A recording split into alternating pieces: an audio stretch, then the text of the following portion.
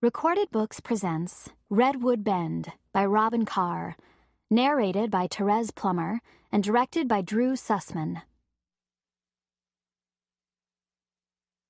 Chapter 1. Katie Malone quit her job and packed up her little Vermont house. The past few years had been tough, and the past few months, having been separated from her brother Connor, her only family, had been awful.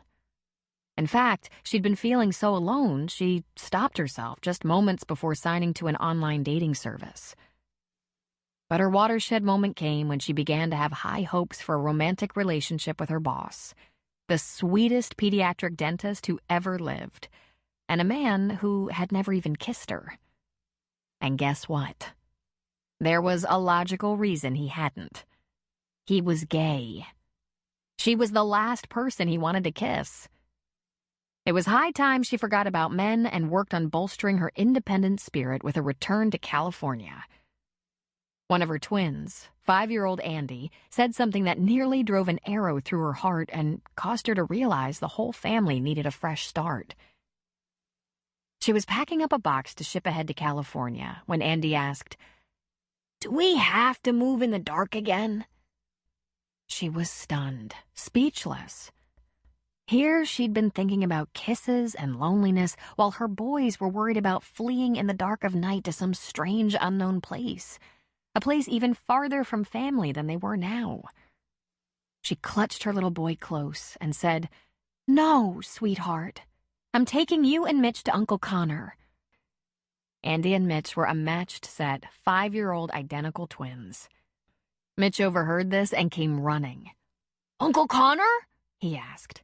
"Yes," she said, suddenly clear on what she had in front of her. She had to get her family together, make sure her boys felt safe and secure. Right after a little side trip. How does Disney World sound? They started jumping for joy, screaming, "Yeah!" and "Cool!" And then the celebration dissolved to the floor and into a wrestling match, like usual.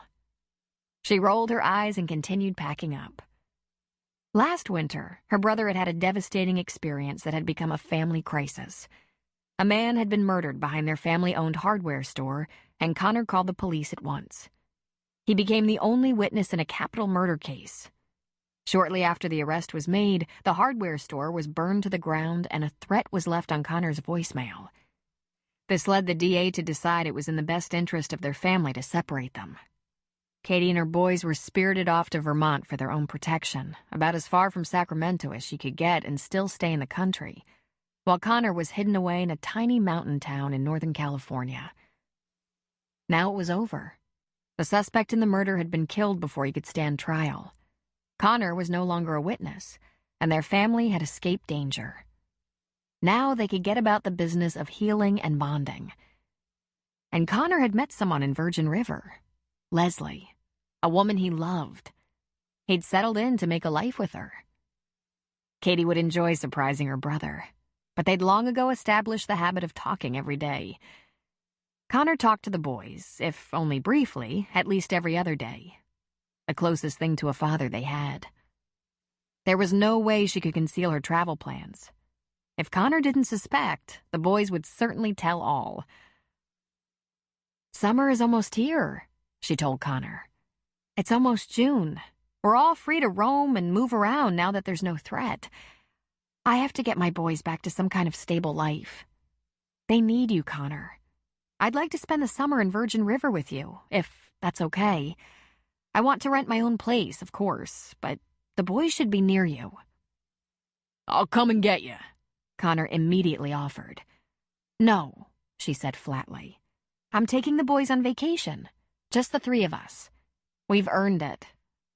We're going to Disney World for a few days. I'll have the car shipped from there.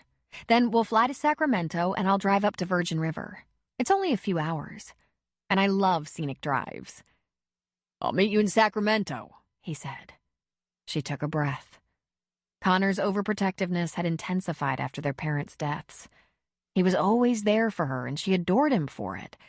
But he verged on bossy, and sometimes she had to take a firm hand with him. "No, I'm not a child. I'm 32 and very competent. And I want to spend some time with my kids. They've been on shaky ground since the move, and we need some fun time together." "I only want to help," he said. "And I love you for it.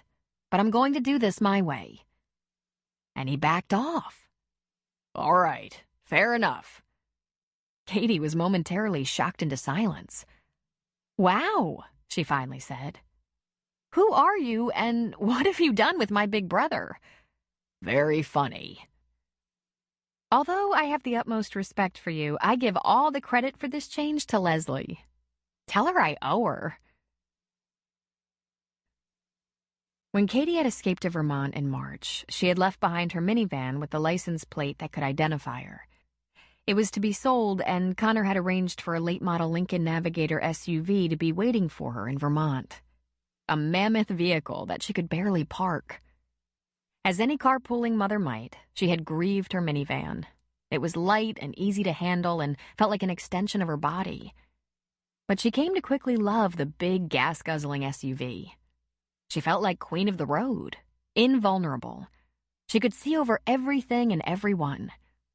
She looked forward to some time on the road for reflection, to consider her options.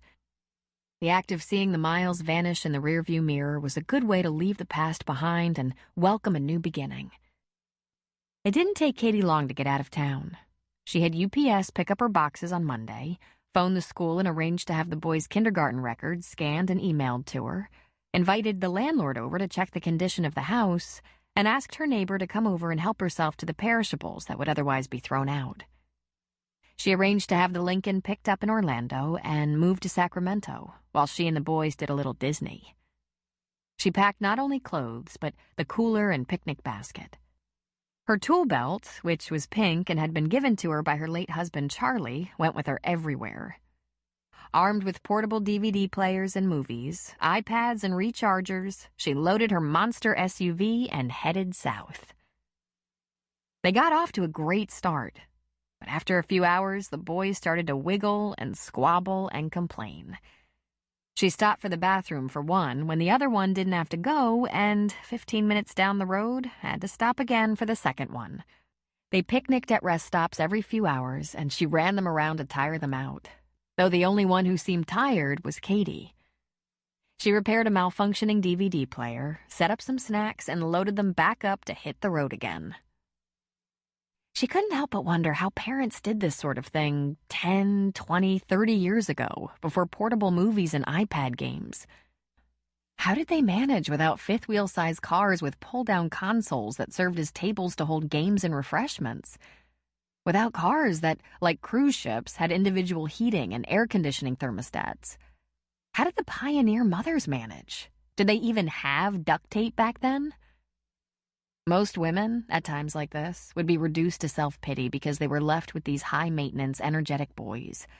But Katie just wasn't that kind of woman. She hated self-pity. She did, however, wish Charlie could see them, experience them. Katie met and married Charlie when she was 26.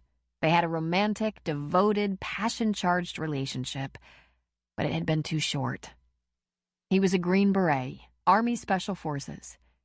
When she was pregnant with the boys, he deployed to Afghanistan, where he was killed before they were born. How she wished he knew them now. When they weren't in trouble, they were so funny.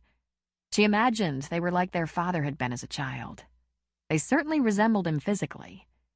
They were large for their ages, rambunctious, competitive, bright, a little short-tempered, and possessive. They both had a strong sentimental streak. They still needed maternal cuddling regularly, and they loved all animals, even the tiniest ones. They tried to cover up their tears during Disney movies like Bambi. If one of them got scared, the other propped him up and reassured, and vice versa. When they were forced together, like in the back seat of the car, they wanted space. When they were forced apart, they wanted to be together. She wondered if they'd ever take individual showers. And just as she'd always griped at Charlie for never closing the bathroom door, she still longed for a little solitary bathroom time. The boys had been in her bubble, no matter what she was doing, since they could crawl. She could barely have a bath without company in the past 5 years. So her life wasn't always easy. Was theirs? They didn't seem to realize they didn't have the average family life. They had a mom and no dad, but they had Uncle Connor. She showed them pictures of their dad and told them all the time how excited he'd been to see them. But then he'd gone to the angels. He was a hero who'd gone to the angels. So Disney World was a good idea. They'd all earned it. Mickey didn't wear the boys down quite enough. 3 days and nights at Disney World seemed to energize them. They squirmed the whole way to Sacramento on the plane, and because they'd been confined, they ran around the hotel room like a couple of nutballs. They set off for Virgin River right after breakfast. But as for the scenic drive to Virgin River, it was dark, gloomy, and rainy. She was completely disappointed. She wanted to take in the beauty Connor had described, the mountains, redwoods, sheer cliffs, and lush valleys. Ever the optimist, she hoped the gray skies would help the boys nod off. But not right away, apparently. India's Avatar! It's my turn to have Avatar! Christ almighty, why didn't I buy 2 of those? She mumbled. Someone wants soap in her mouth, Mitch the enforcer muttered from the back seat. It was hard to imagine what she'd be up against if Charlie were still with them. He had no patience and the filthiest language. Marines blushed when he opened his mouth. For that matter, Katie wanted to shout into the back seat, I took you to goddamn Disney World. Share the goddamn movie. If I have to stop this car to deal with your bickering, it will be a very long time before we get to Uncle Connor's house. And then it will be straight to timeout. They made a noble effort, but it involved a great deal of grunting, shoving, and squirming. As soon as she got off Highway 5 and headed for the narrow, winding road that skirted Clear Lake, the driving became more challenging. Sometimes it was harrowing. She passed what appeared to be a small dockhouse or shed that had broken apart in the lake, right off the road. But as she slowed, she saw that it was an RV that had slipped off the road and crashed into the water. She slowed but couldn't stop. There was no place to pull over, and behind her were the sirens of first responders. Once they got to Humboldt County, she turned off the freeway right at the coastal town of Fortuna and headed east on Highway 36, up into the mountains. This was a good 2-lane highway, and as she rose into the mountains, the views took her breath away. Huge trees on the mountainsides reached into the clouds. Lush farms, ranches, and vineyards spread through the valleys below. She couldn't indulge in the views. There were no guardrails, nor were there wide shoulders. And before she'd gone very far up the mountain, she found herself buried in the forest on a winding road that broke left, then right, then up, then down. The trees were so large, blocking what little light there was, and her headlights in the rain were a minor help. Then it happened. She felt a bump, then heard a pop. The big car swerved, then listed to the left and went ka-thump, ka-thump, ka-thump. She pulled over as far as possible, but was on a very short straightaway between 2 curves, so still stuck out into the road a bit. Here's where having the supersized SUV wasn't so convenient. Stay in the car, in your seats, she told the boys, and she cautiously exited the car, watching for traffic coming around the curves in either direction.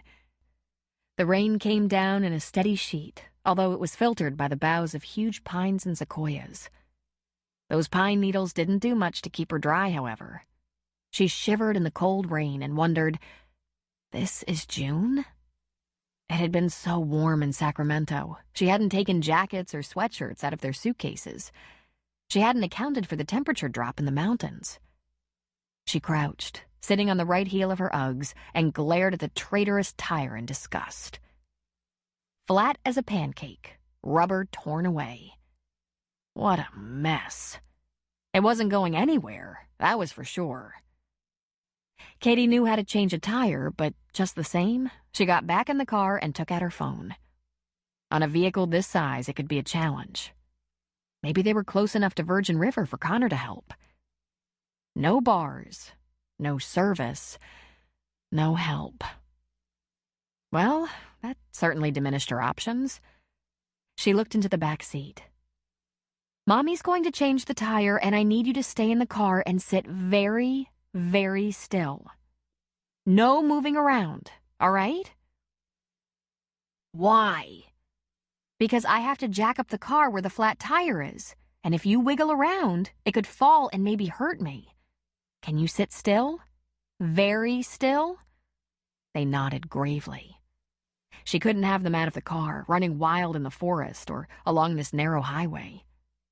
She shut off the SUV and went to the rear, lifting the hatch. She had to pull out a couple of suitcases and move the picnic basket to open the wheel well cover and floorboard.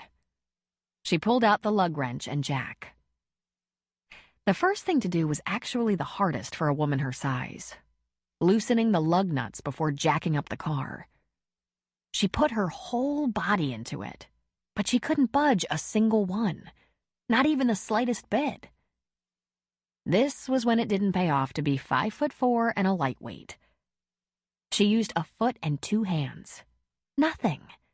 She stood up, pulled a rubber tie out of the pocket of her jeans, and wound her long hair into a ponytail. She wiped her hands down her jeans and gave it another try, grunting with the effort. Still nothing. She was going to have to wait for someone to... She heard a rumble that grew closer. And because today wasn't turning out to be one of her luckier days, it couldn't be some old rancher. Nope, it had to be a motorcycle gang. "Crap," she said. "Well, beggars can't be choosers." And she waved them down. 4 of them pulled up right behind the SUV. The one in front got off his bike and removed his helmet as he approached her, while the others stayed balanced on their rumbling bikes. Woo! Wasn't he a big, scary-looking dude? Huge and leather-clad with lots of hair, both facial and a long ponytail. He also jingled a little while he walked. There were chains around his boot heels, hanging from his belt and adorning his jacket. With his helmet cradled in the crook of his arm, he looked down at her. "What you got?" "Flat," she said, and shivered. "I can handle it if you'll just help me with the lugs. I'm in good shape, but I'm no match for the air compressor torque that tightened them down." He cocked his head and lifted one brow, probably surprised that a woman would know about the torque. He went over to the tire and squatted. "Dang," he said. "Doesn't get much flatter than that. I hope you have a spare." "In the undercarriage. Really, I can..." He stood up and cut her off. "Let's just get her done. That way the lugs on the spare will be as tight as these." "Thanks, but I hate to hold you up. If you'll just..." He completely ignored her, walking back to his bike and stowing his helmet. He pulled a few flat road warning triangles out of his side pocket and handed a couple to riders. "Stu, take these warning markers up the road to that curve. Lang, go back down to that last curve and put these out. Dylan, you can help change the tire. Let's do it." And then he was walking back to where she stood, still holding the lug wrench. Now, Connor was a big man, and this guy was yet bigger. As she stood dripping in the rain, she felt fully half his size. As 2 bikers rode away with their road markers, the 4th, Dylan, propped up his bike, removed his helmet, and came toward them. And her eyes almost popped out of her head. Warning! Major Hottie. His black hair was a little on the long side, his face about a couple of days unshaven, his body long and lean with a tear in each knee of his jeans. He walked with a slight swagger, pulling off his gloves, which matched his tan leather jacket, and stuffing them in the back pockets of his jeans. Though they were so tight there couldn't be much room for anything. She lifted her eyes back to his face. He should be on a billboard. "Let's make this easy," Number 1 was saying to Dylan. "How about you lighten the load a little bit?" And then he applied the lug wrench and, with a simple, light jerk, spun the first lug nut. Then a second, then a third. Piece of cake. For him. Dylan approached her, and she noticed his amazing blue eyes. He completely ignored her and began to pull things out of the back of the SUV. First, a large, heavy suitcase, a smaller one, then the cooler. Meanwhile, the SUV was lifting, apparently already on the jack. Dylan paused, cooler in his hands, looking down at her. She followed his gaze down. Swell. Her white t-shirt was soaked, plastered to her skin. Her pretty little lace bra was now transparent. Her nipples were tan bullets pointed right at him. He looked up and frowned. He put down the cooler, stripped off his leather jacket, and draped it around her shoulders, pulling it closed. Nice, she thought. Wet t-shirt display on the deserted road for a biker gang. Thank you, she mumbled. And she backed away so he could empty the back and get the tire from the undercarriage. Must have hit a pothole or something, the first biker was saying. That tire is done for. She hugged the jacket around herself, and his scent rose. His very pleasant musk, combined with rain and forest. It was toasty inside, dripping on the outside. Okay, maybe they weren't Hell's Angels. Just a bunch of nutballs out for a ride in the rain? While Dylan took the spare around the SUV to his buddy, Katie got into the suitcase on top and pulled out a dark cowl-neck sweatshirt. She put the leather jacket in the back of the car and pulled the sweatshirt over her wet t-shirt. She looked down. Better.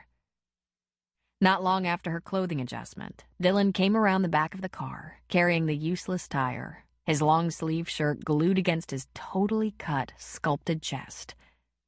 His shoulders and biceps bulged with the strain of carrying the heavy tire.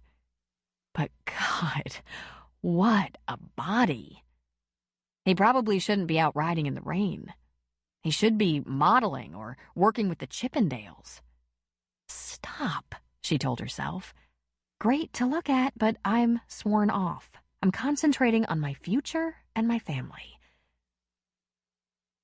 After he stowed the tire, she picked up the jacket and held it toward him. Here you go, she said. Thanks. My pleasure. Hard to believe it's June. I was just thinking that. And then he did the most unexpected thing. He put the jacket down in the back of the SUV and stripped off his soaked shirt. He put the jacket on over skin. Her mouth fell open slightly. Her eyes riveted to his body until he snapped the jacket closed. Then she slowly looked up, and he smiled and winked. He walked back to his bike, shoved the wet shirt in a side pocket, and returned to the back of the SUV just as it was lowering onto a new tire. Dylan began to reload the SUV, and for a second, she was just mesmerized. But then she shook herself and began to help, every once in a while meeting his eyes. Oh, God.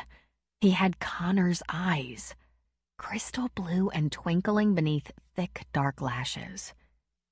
She also had blue eyes, but they were merely ordinary blue eyes, while Connor's and Dylan's were more periwinkle and almost startling in their depth. Paul Newman eyes, her mother used to say. And this guy had them too. Her parents must have had a love child they left on the church steps or something. No, wait. She knew him. The eyes, the name. It had been a long time ago, but she'd seen him before. Not in person, but on TV. On magazine covers. But then, oh, surely it wasn't. Yes, the Hollywood bad boy. What had become of him since way back then? You can get back in if you want to, Dylan said. Turn the heat up. I hope you don't have far to go. I'm almost there, she said. Dylan put the cooler in, then the heaviest suitcase. He took a handkerchief out of his back pocket, wiped down his rain-slicked face, and then began to wipe off his dirty hands. You have a couple of stowaways, he said, glancing into the car. She peeked into the SUV. A couple of identical sets of brown eyes peered over the back seat. My boys, she said. You don't look old enough to have boys. I'm at least 50 now, she said. Ever been on a road trip with 5-year-old twins? Can't say that I have. of course he hadn't, because he was some gorgeous godlike hunk who was as free as a bird and out either terrorizing or rescuing maidens in the forest. Wow. "You're all set, miss," the big biker said as he came around the SUV, pulling on his leather gloves. Geez, he had chains on those too. Thanks for your help. The lugs get me every time. "I never leave a lady in distress by the side of the road. My mother would kill me, and that's nothing to what my wife would say." You have a wife? She asked, and before she could stop herself, she added, and a mother? Dylan burst out with a short laugh. He clapped a hand on the big guy's back and said, "There's a lot more to Walt than meets the eye. Miss... I didn't get a name." She put out an icy hand. Katie Malone. "I'm Dylan," he said, taking the hand. How in the world he had managed warm hands after changing a tire in the freezing rain, she would long wonder. "And of course, this is Walt, roadside Good Samaritan." Then he addressed Walt. "I'll ride back and get Lang. We'll scoop up Stu on the way up the road." "You should be just fine, Katie," Walt said. "Jump in. Tell the little guys to buckle up, crank up the heater, and watch the road." Right. Yes. Listen, can I pay you for your trouble? I'm sure it would have cost me at least $100 to have that tire changed. "Don't be absurd," he said, startling her with his choice of words. It just didn't seem like the vocabulary that would fit a big, scary biker dude. "You'd do the same for me if you could. Just be sure to replace that tire right away, so you always have a spare." You always go out for a ride in the rain? She asked. "We were on the road already. But there are better days for it, that's for sure. If it had been coming down much harder, we'd have had to hole up under a tree or something. Don't want to slide off a mountain. Take care." Then he turned and tromped back to his hog with the high handlebars. Chapter 2. When Katie pulled up in front of the house in Virgin River, she saw her brother pacing back and forth on the front porch. He had told her that if she arrived before 5, the front door would be unlocked. Yet, there he was. She barely had the SUV in park before the boys were out and tearing toward their uncle. He scooped them up, one in each arm, and just that sight alone caused all the tension she'd been feeling to float out of her, leaving her almost weak. Connor, like a great faithful oak, always strong and steady. She went up to the porch. "Why are you here?" she asked him. "I wasn't really concentrating at work, so I came home to wait for you." "Oh, Connor," she said softly, her voice quivering a little bit. He frowned. "What's the matter, Katie?" She opened her mouth to speak, but only shivered. Finally, she croaked out, "I got caught in the rain." "Let's get you inside. I'll get the bags. We can talk after the boys are occupied." An hour later, with Katie fresh out of a hot, soothing shower, and the boys crashed on the living room sectional in front of a movie, Connor poured her a cup of coffee. "Feel better?" he asked. Tons. I had a flat. That's how I got caught in the rain. Which, by the way, is freezing in the forest. A motorcycle gang stopped and changed it for me. "Gang?" "Motorcycle group?" she tried. "Not the Hells Angels, Connor. Just a bunch of bikers out riding in the rain." Which begs the question... never mind. I could have changed it, but I can never conquer those lugs. They were very nice men, apparently unable to listen to a weather report. Connor sat opposite her at the small kitchen table. "What was it, Katie? You were talking about staying in Vermont. I didn't like that idea, and I like this one lots better, but it was a sudden change of heart." Yeah, because I'm unstable, that's what. I had myself convinced I should find myself a guy like Keith, my old boss, even though the most passionate thing he said to me was, "Great sea bass, Katie. You could open a restaurant." She shook her head. That move to Vermont, it wasn't all bad. I made a few friends, the boys had fun at school, the neighbors were great. But I just didn't want to be alone anymore, and I started thinking, I have to find a good man who could be a good father. And look what I almost did. What did you almost do? She took a sip of coffee. Keith's an exceptional man, and I bet there's no better father alive. He's gifted with kids. And right when my frustration level was about to peak because he still hadn't made a move, his sister Liz broke it to me. Keith is gay. It makes him nervous to think how his conservative community would treat a gay pediatric dentist, so he keeps it quiet. I saw myself getting desperate enough for companionship that I almost talked myself into a relationship with a man who had no physical attraction to me. None. Nada. Zip. Connor sat back in his chair. I thought he was a little on the gentle side, but I didn't see gay. Not that I'm any expert. Me either. But to show you how off I was, I miss Liz more than Keith. And then she let that sentence trail off and glanced into her cup. Then? He pushed. Then, when I started sorting and packing, Andy asked if we had to move in the dark again. And I knew. I have some work to do. On myself. On my family. The boys, they're so resilient that it's easy to miss the fact that they've been in a rocky place and they need stability. Connor let go a low, resentful growl. My fault, he muttered. That goddamn trial. I'm ignoring that comment. You weren't in charge and neither was I. We did well with what we had to manage. But Connor, I have to make a change. Charlie was completely devoted to me. He was the most committed man I've ever known. To me, to the Army, to his boys in Special Forces. And he wanted me in every sense of the word, and let me know it. I still miss that, Connor. I miss him enough that I almost made a mistake that would not only affect me, but the boys. I have to find a better way. You do great, Katie, he said, giving her hand a squeeze. Thanks, but I have to do great on my own. It's okay for the boys to depend on you, but I have to grow some independence. I want you for a brother, not the man I continually lean on.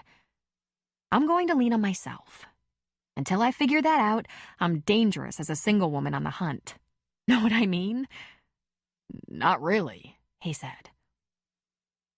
I know what you mean, a woman said. Katie jumped in surprise, sloshing her coffee a little bit. There was a woman standing in the kitchen archway, a purse slung over her shoulder and some brown takeout bags in her hands. Hi, I'm Leslie, she said, smiling. She put the bags on the table. I didn't hear you come in, honey, Connor said, standing up to give her a kiss. There's a car parked out front, a movie playing to a couple of sleeping little boys in the living room, so I was extra quiet. She gave Katie a quick squeeze. I know what you mean. I was in that exact place a year ago. The open road, or up in the air, rain or shine, were two of Dylan Childress's favorite places to think. In fact, that was how he met Walt years ago. Walt had come through Payne, Montana, where Dylan and Lang operated their own small fixed-base operation and charter air service. They rode together for a day, Dylan introducing Walt to some of his favorite mountain trails and off-road routes with the best views. Dylan took Walt up in the Bonanza, a 6-seater airplane for a different perspective on the views, and Walt had loved that. And Walt, who'd gone back to Sacramento to open a bunch of Harley franchises, had kept in touch, eager to return the favor someday. The time had come. Living in Montana, there were only a few months of the year Dylan, Lang, and the head of their maintenance operation, Stu, could enjoy their motorcycles. They took very few vacations or days off. So once a year in summer, they treated themselves to a road trip. The Harleys were cheap to operate, and they usually camped. Dylan had begun to worry this might be the last time the three of them might indulge their annual road trip, because the business was struggling. So he got in touch with Walt and asked for some of his best California routes. Walt insisted on setting up a ride and joining them. After arriving at the cabins Walt had reserved for them, all the riders wanted to do was warm up, dry off, and have a stout meal. The first order of business was to check in, which amounted to meeting their landlord, shaking his hand and deciding who was staying with whom. There was a little grumbling about who would take the pull-out sofa beds because, God knew, men couldn't share a mattress. As far as Dylan was concerned, Luke Reardon's cabins by the river were a custom fit, and he was more than happy with the sofa. And not a little relieved that he wasn't camping on the wet forest floor. When Dylan and one of his other pilots took a charter flight out of Payne or picked up passengers in Butte, Helena, or some other city, they were frequently put up in nice hotels or lodges. A little luxury was granted the pilots since the kind of customers who could hire a jet could well afford it. But Dylan was a simple guy who preferred to relax in a more rustic setting. And this was definitely it. The four men used 2 cabins. Dylan doubled up with Walt, which left Lang to listen to Stu grumble about not having had a good date lately. Walt, being about the size of Goliath, got the bed. Walt had found the Reardon cabins operated by Luke, an ex-Army Black Hawk pilot who owned his own Harley and had lots of tips about local, scenic, challenging rides. There were several things about this venue that Dylan looked forward to. Maybe a little fishing in that river that ran by the cabin compound to see how it compared to some Montana rivers. The local bar and grill with the atmosphere and food Walt raved about, the challenge of the mountain roads around here, the remote location, and, hopefully, some time with Luke, talking flying. Dylan would love to log a few hours in a Black Hawk. When the men told Luke they were going to dry off, clean up, and get back on the bikes to head for Virgin River for dinner, Luke said, "In this weather? Walt, take my truck. We're staying home tonight." "That's awfully neighborly, Luke," Walt said. "I'll treat her real nice." "I know you will. The last time you were here, you tweaked the engine for me, and it's been purring like a kitten ever since. I appreciate it." It took about 30 minutes to unload their packs into rooms, shower, and pile in the truck headed for town. Enough bikes for one day. Walt took the wheel and talked the whole way about the cook who didn't provide a menu. Cooked what he felt like, catered to the locals and visiting sportsmen, and was real proud of his stuff. "I'm thinking on a wet day like today, a soup or stew, and it'll be something special." Dylan and Lang had flown moneyed hunters to primo lodges all over the U.S. and Canada, but neither of them was prepared for Jack's. It was simple but classy, well-constructed and beautifully maintained. The interior was all dark, glossy wood. The animal trophies advertised for local wildlife, and the ambiance was upscale in its own unaffected way. Even though there were a dozen empty tables in the place, the 4 of them sat up at the bar, and the bartender immediately stretched out a hand to Walt. "Hey, I've been wondering when you'd be back. This your crew?" "My boys," Walt said. He indicated each one. "Dylan, Lang, Stu. We just got in about an hour ago, maybe less. Say hello, and tell me what's doing in the kitchen." "I'm Jack," he said with a chuckle, introducing himself to each one. "And to the man with the appetite, you won't be disappointed. It might sound like just another day in Virgin River, but you'll be happy in the end. It's rainy, so it's soup, but you gotta trust Preacher. It's thick and creamy bean with ham soup, full of the best ham and onion and secret stuff. He likes to sprinkle a little cheddar on top, makes it stringy and rich. And he made the bread today. He's keeping it warm. He bakes when it rains, as predictable as my grandmother. And the pie of the day is apple from preserves he's had hanging around. For you tenderfoots who don't eat apple pie, there's a chocolate cake that will knock you out. Now, anyone want a beer or drink?" "Bean soup?" Stu said under his breath. "Didn't you hear the man? You gotta trust Preacher," Dylan said. Then he laughed. "My grandmother practically raised me on bean soup. Not the kind we're getting here. She could barely open a can. All she could do was scramble eggs, make toast, warm up soup, and..." He laughed and shook his head. "She used to fry hot dogs, but she always bought all beef, so I'd have protein. You had a very strange childhood. You have no idea," he said. When Dylan said his grandmother practically raised him on that soup, he wasn't talking about his early childhood, but much later, when she brought him to Montana to take over parenting him. She must have had nerves of steel to do that. He was a screwed-up, spoiled, arrogant, defiant 15-year-old boy. Not just a challenging teenager, but a star. How she pulled him through to normalcy was one of the great mysteries of the universe.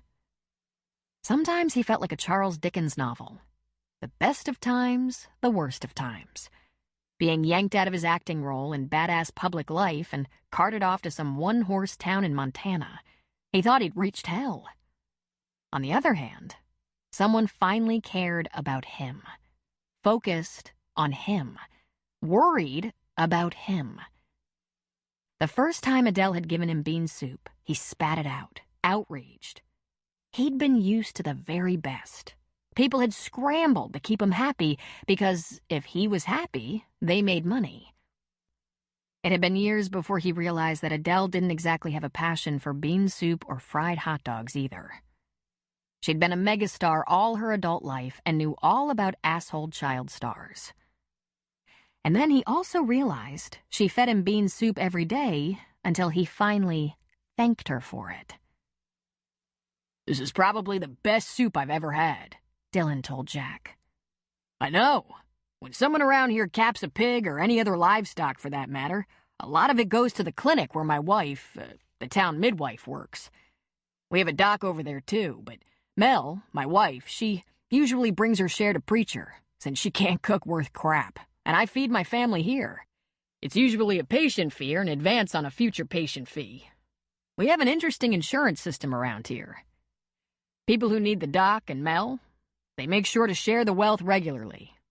So, Preacher, the second he sees something come into the bar, he starts thinking about how he can stretch it, what he can do with it.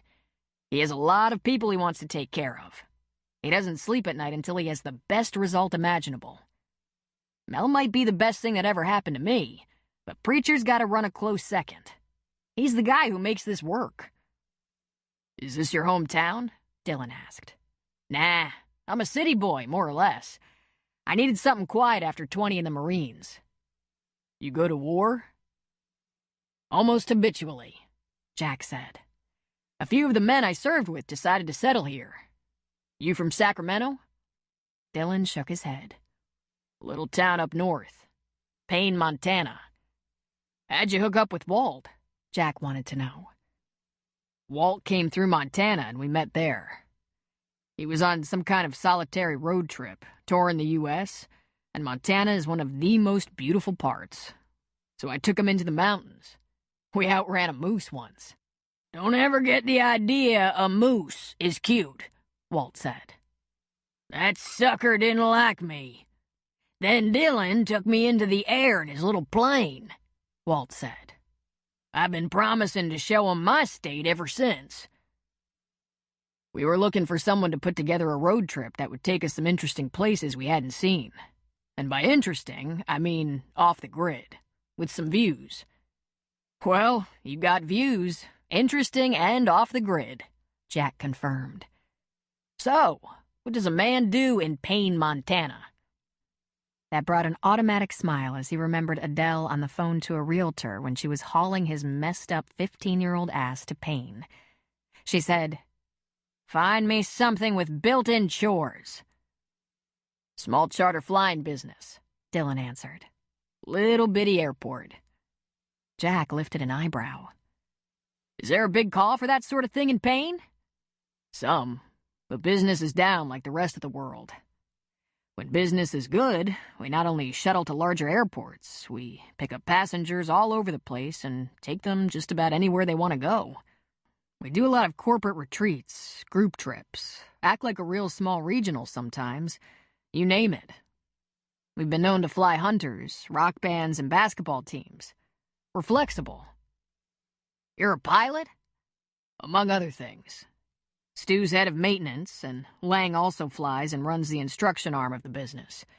We give flying lessons, instrument instruction, etc.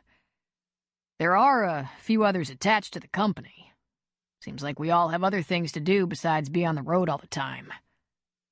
"Sounds like it could be fun," Jack said. "If it makes a living." "We live in Payne, Montana, man," Dylan said. "Population 1,500. If we can pay for fuel for the planes, hay for the horses, and oil for the furnaces in our houses, we don't need that much of a living. How do the wives feel about that? Lang is the only married one, and not only does his wife stay involved in the company, she tries to double up his schedule, keep him out of town more. 5 kids, and she isn't interested in 6. Lang leaned forward on the bar and grinned. What can I say? It just doesn't take much to keep me happy. Dylan gave a chuckle. Not many people knew how much Dylan envied Lang's ability to do that. To make a happy home and have normal, civilized kids with a good, solid woman at his side. But, having come from a crazy, mismatched Hollywood family, he had long ago accepted that his genetic makeup probably prevented that possibility. Adele was the only sane and stable one. Takes even less to make me happy, Dylan said. I'd think a single guy like yourself would be inclined towards some bigger town where there are more possibilities, Jack said. I get around, but I'll always live in pain. Alone. Jack gave the bar a wipe. Yeah, I used to say that. Look out. Tougher men than you have eaten those words. Like you, Jack? Dylan asked. You eat those words? Boy, howdy, as my wife would say. Katie realized very quickly that coming to Virgin River was one of her better ideas. It took a day, and that was all. Here she thought she'd been giving up, running home to Connor, but she found so much more. When she met her future sister-in-law, Leslie, she had found true family. Connor and Leslie weren't officially engaged, but the chemistry between them was obvious, and they both admitted they'd been talking about marriage. Since both of them came from divorce experiences, they were taking it slow and easy. While it continued to rain all through the evening, Katie and Leslie sat up late in the living room, wrapped in their robes, talking about anything and everything. The boys took the second bedroom, and Katie would take the couch. Connor talks about how he missed so much time with the boys because he was working all the time. He wants to change that, Leslie said. We're hoping you're not in a big hurry. It's been such a stressful spring for everyone. You both deserve a break. My idea exactly, Katie agreed. I may have to get settled somewhere other than this little town for work and school for the boys, but I'm not going far. The boys need you and Connor in their lives. And I'll stick around. But I don't intend to live off you and Connor. Just take it slow. Connor wants to teach the boys to fish, take them camping, goof around with them. Just enjoy them for a change. And what does he think I'm going to do while he goofs around? Katie asked. Anything you want. We have a new school, and before it opens for business in the fall, there's a summer program. It's real flexible, like a day camp. You don't have to commit to taking the boys every day, but it would give them playmates and give you a little freedom, something you haven't had much of since they were born. I wouldn't know what to do with myself. Well, wait till you see the darling little cabin Connor found for you. You'll think you're on vacation. Act like it. The next morning dawned bright and clear, the morning air crisp. She and Connor loaded up the luggage she'd pulled out the night before, and she followed him out of town, down a long tree-lined road, then turned onto a drive at a mailbox. And there, sitting in the clearing with the sunlight streaking through the tree branches, sat the most adorable little A-frame cabin with a wide porch. There were hanging pots full of red geraniums and white Adirondack chairs on the porch. She slowly got out of the SUV and approached it in wonder. There were flowering shrubs all around, lush ferns, a variety of tall pines, even a few sequoias. The boys were instantly out of the car, racing around the little cabin, while Katie stood, transfixed. The A-frame seemed to be contained in a spotlight of sunshine. It looked like an enchanted cabin. Boys, Connor shouted. Do not go in the woods. Stay near the house. They're not going to listen, are they? Connor, she said on a breath. How did you find this place? It's Jack's. He owns the bar in town. Now listen, see these shrubs that surround the place? Lilac and hydrangea and a bunch of stuff. But you also have blackberries, which you can pick and eat when they're ripe, according to Jack. But remember that bear also happened to like them. Her eyes widened. Boys, come here right now. We'll go over the bear rules, Connor said. You'll also have deer from time to time, and you want to learn those rules too, because if you have bucks in rut, you really don't want to be involved. Does and fawns, not a big worry. They'll probably just run off if you happen upon them. But a mating buck might take the interference personally, if you get my drift. What man wouldn't? She muttered. How long do you give the boys before they're lost in the woods? You're going to have to stay on top of that. Listen, if you don't feel comfortable out here... So far, I love it. Can we check out the inside? It's not locked. Help yourself. According to Jack, this place has quite a history. His wife lived here before they got married and moved into a larger house. Their first child was born here. Then others lived here, the most recent being the town doctor. We just finished his house and got him moved. We barely put up fresh paint in here. She stopped and turned to look up at her brother before she reached the porch. Connor, I love it. I love Leslie. I think I'm going to love the town. But you do understand, I have to find the boys something permanent with the right schools, sports, all that. I know. But can you just get your bearings? Take at least a few weeks to get to know the area? She could do that. After Disney World and a long coast-to-coast move, she was more than ready to take a break. She had to get her life in order, get the boys set up, find a job that she really saw herself staying in for a long time. The boys would be starting first grade in the fall. She'd love to be nested by then. Here? Nearby? The inside of the cabin was as perfect for her as the outside had been. 2 bedrooms, separated by a bath downstairs. A loft upstairs, and the rest of the downstairs space was a living room kitchen. Just the right size for a single mom and 2 little boys. There seems to be one important item missing, she said to her brother. Where's the TV? I guess it went with the doc to his new house. But Jack said you have satellite out here, so we'll fix you up. We'll make a run to a bigger town on the weekend. Get a TV. It's either that or take them off Xbox and Wii cold turkey. And I might not be up to that. What did we have as kids? Connor asked. Did we have all this electronic stuff? Atari and Nintendo, she told him. And immediately following that, I think we went to work in the store. By the way, is there a hardware store around here? On the coast, Fortuna and Eureka. And that has inspired some thought. Oh? I've been thinking this place could use one.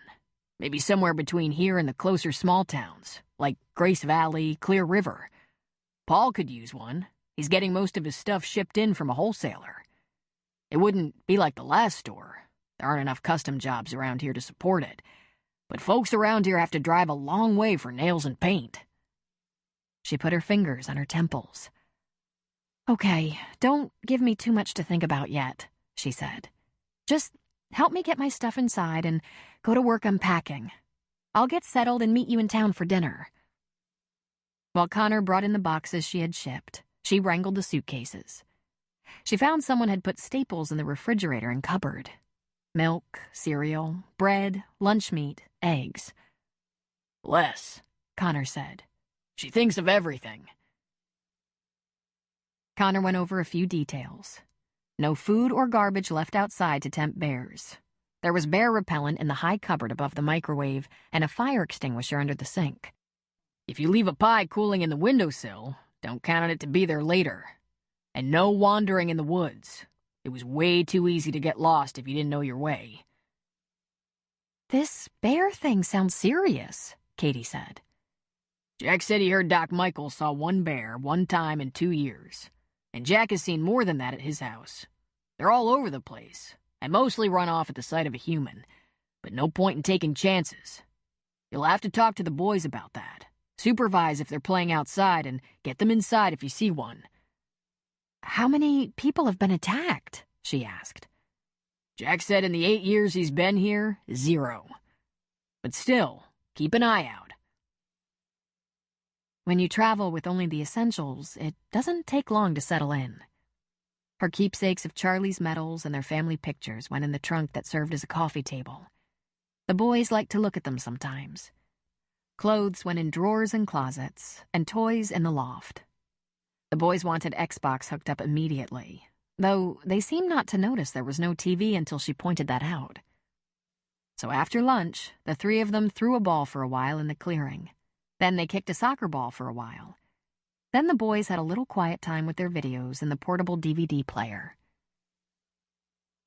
And Katie had her own respite on the porch. It was miraculous, being surrounded by nothing but nature. The sounds of the forest, a variety of birds rustling, the occasional caw or quack, lulled her and she let her eyes close. No growling, she observed. Burlington had been so much quieter than Sacramento, but this was almost the wilderness. Having been raised in a city, Katie had no idea why the pristine and barely populated parts of the country held such appeal for her. She really hoped to take the boys to visit all those national wonders when they got a little older. Yellowstone, the Grand Canyon, Yosemite, Big Sur. Katie and Connor's parents had taken them to Yosemite when they were young, and she never wanted to leave. Connor had looked up the face of El Capitan at the climbers and nearly passed out. He could barely stand on a ladder. Heights made him so woozy. But Katie wouldn't mind learning rock climbing. The idea of scaling El Capitan had thrilled her. She had looked up that sheer rock at the climbers who spent the night in sleeping bags suspended from stakes pounded into the flat face of the rock and had envied them. Even though she was a small girl, she was the athlete in the family and had planned a life of running a girls' gym in a school. That's what she'd studied. She had a degree in phys ed. Nothing could make her happier than going to work every day in a pair of shorts and sneakers with a whistle around her neck. But she hadn't done any of these things. Instead, she'd married both parents, finished college, helped run the store, married a Green Beret, and had twin boys. Kind of a full plate. By 4 o'clock, not only was her little cabin in the woods in perfect order, her boys were in good moods because they'd had some downtime. She'd had some quiet herself and was giving serious thought to never buying a TV. Freshly showered and ready for dinner, she loaded the boys into the SUV and headed for her brother's. Leslie wasn't home from work yet, so Connor jumped in Katie's car and they drove the 2 blocks to Jack's. When she pulled up beside a neat little row of motorcycles, she said, "Well, look at that, Connor. You're going to meet our motorcycle gang." Chapter 3. It was a whole new scene at the bar now that Preacher knew Walt and his gang were in town. Walt planned on having every evening meal with Preacher, and Preacher was clearly showing off. The cook was in the bar as opposed to the kitchen, which wasn't typical. "Tonight, my best of show. Stuffed trout. Trout's fresh. At least what you're getting is fresh. Me and Jack stood in the river this morning, reeling it in. Rice and cornbread stuffing, squash, onion and pepper side from Jilly Farms. You probably don't know about Jilly Farms. She grows organic heirloom fruits and vegetables, and her sister, a chef, cans a lot and makes up special sauces and bisques, which I'm willing to take off her hands. The flavor of these vegetables is beyond good." "Bring it on," Walt said, causing his pals to laugh. "Can't wait to hear about tomorrow night. What are the chances you'll have some of that seafood bouillabaisse again while I'm in town?" "Oh, sorry, man. Not unless lobster tail and scallops go on special at Costco. Otherwise, it's just too high dollar for this camp." "I'll get it," Walt said, with a fist on the bar. "How much do you need?" Preacher looked startled. "If you're serious, it takes a lot to make it right. A case of each, fresh, not frozen. And ask how long it's been on ice. Sniff it. I want you to smell the meat, not bottom of a boat or shipping crates. Can you do that?" "I can do that," Walt said. "This is an exceptional nose. I'll make these old boys a map for their ride and head to Costco. If they don't have what I need..." If they don't have it fresh, go to the fish markets in Eureka. The closer to the marina, the better. Done, Walt said. You boys won't mind too much, will you? You'll get payback when you eat. We're good, Dylan said with a laugh. How was today? Jack asked. You had sun. Awesome. There's some back roads along the cliffs right on the ocean. Good ride. There are 1 million logging trucks out there. They take up the whole road and then blast their horn at us. That's just a friendly hello. Don't you boys have loggers in Montana? Our friends are mostly ranchers or loggers, Lang said. Cutting back on the logging a little these days, and we were growing dude ranches like clover for a while there. But when money gets tight, girly stuff like that tends to be in a decline. Though, there are still quite a few. Easy, Dylan said. I think I'm a dude with a ranch. You ranch, Dylan? Jack asked. Depends on your perspective. I have chickens, some goats, a bull, 6 cows, 2 horses, and a hand who's been watching that property for years. He was old 20 years ago, so now he's ancient. I don't exactly, he was about to say, earn money, but he was cut off when the door to the bar opened and a man, woman, and set of 5-year-old twins came in. He watched as she took them in, all smiles. Then she took the hand of the man she was with and led him to the bar, to Walt first. Connor, this is Walt, and he changed my tire the other day. Whoa, boy, Dylan thought. This little girl cleaned up nice. She had the look of a drowned chihuahua when he met her. But here she was, all fluffed and buffed and sexy as hell. He grinned stupidly. Walt turned on his stool and grasped the man's hand. Well, good to see you again. We met the last time I passed through. Yes, the miss here had herself an impressive flat. She was determined she was going to change it if she could just get past the lugs. Connor laughed and shook his hand. Katie can change a tire, but the lugs always give her trouble. To tell the truth, they give me trouble. And Connor, she said, moving to stand beside Dylan. This is Dylan. He also helped. I didn't meet the others. Connor shook his hand, thanked him, and then Dylan introduced Lang and Stu. While Connor stood having conversation about the rides with Walt and the boys, Katie didn't move away. Of course, he was at one end of their foursome while Walt was at the other, but still, she was right there beside him. The husband? He asked rather quietly. No, she returned just as quietly, acting secretive, but she was mocking him. The brother, Uncle Connor. Ah, he said. He took a drink of his beer. Divorced? He asked. She leaned toward him. No, widowed. That clearly surprised him.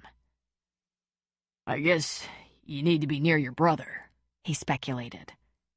Well, the boys do, she said.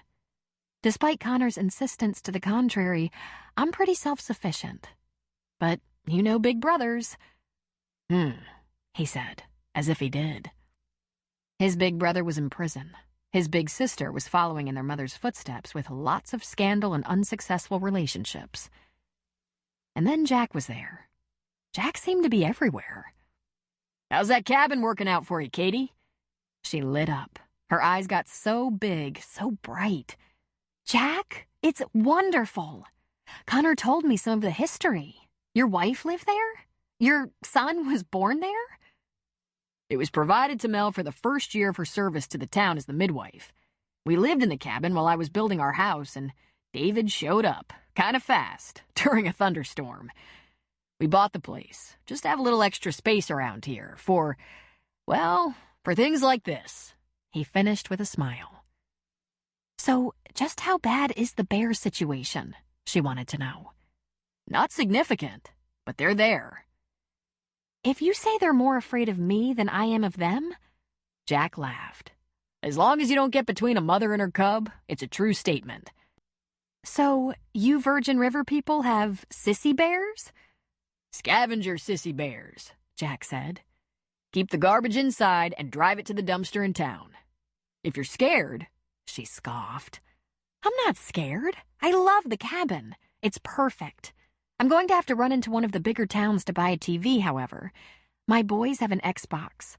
But I love the loft. A perfect place for it. It's fantastic to put them up there with their noise. They won't make it without TV? Dylan asked. And he was remembering when Adele refused to have a TV in the house. But of course, her reasons were different. Dylan had been addicted to TV, to the news, celebrity gossip, sitcoms, and series he'd been competing with. She was trying to get him off all his drugs. They might, she said with a laugh. But will I? I need a whip and a chair for those two. He glanced at the boys, already staking at a table, sitting on opposite sides and throwing packets of sugar at each other. Gee, they look so well behaved. She just laughed and said, Nice running into you, Dylan.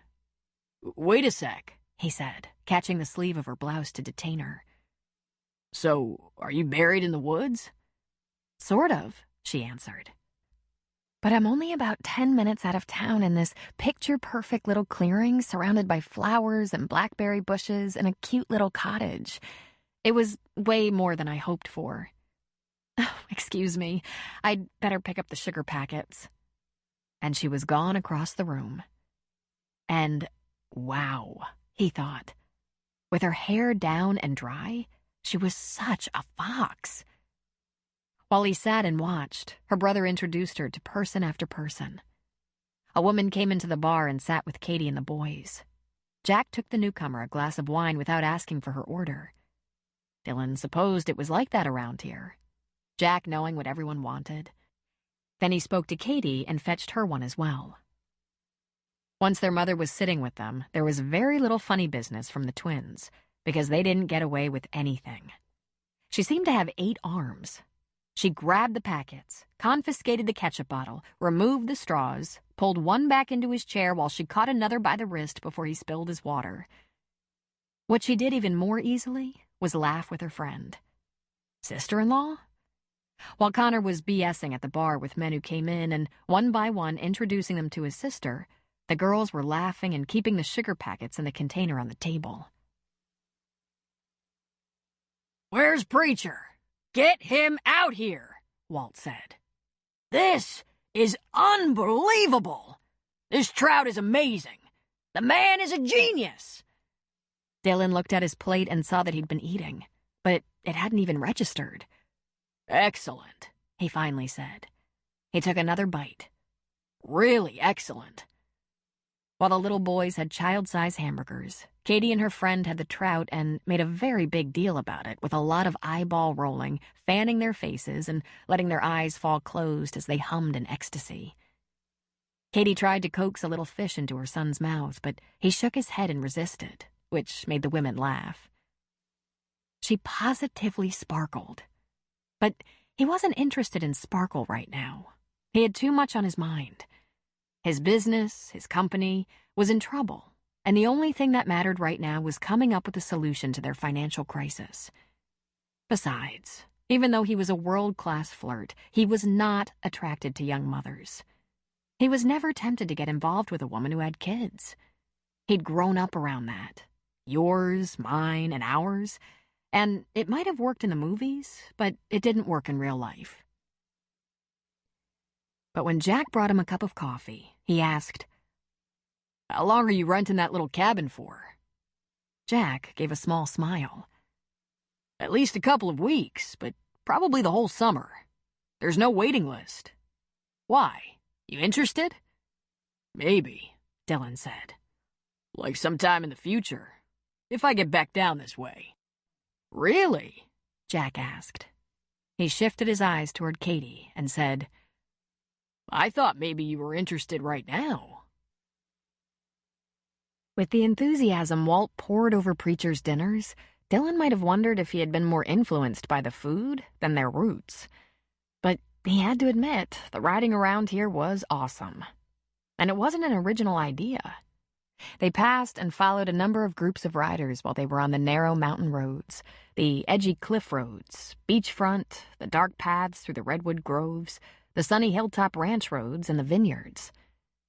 They stopped along the road to help bikers who had problems. Walt handed out a lot of business cards.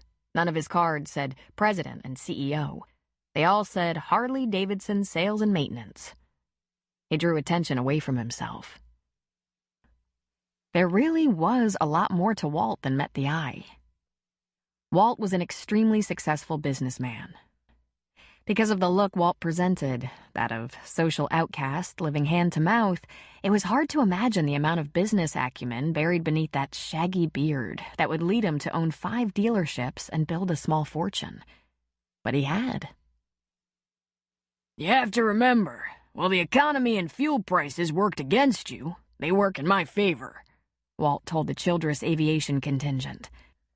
Motorcycles, fuel efficient, and sold in a moderate climate where there are very few days of the year they can't be ridden.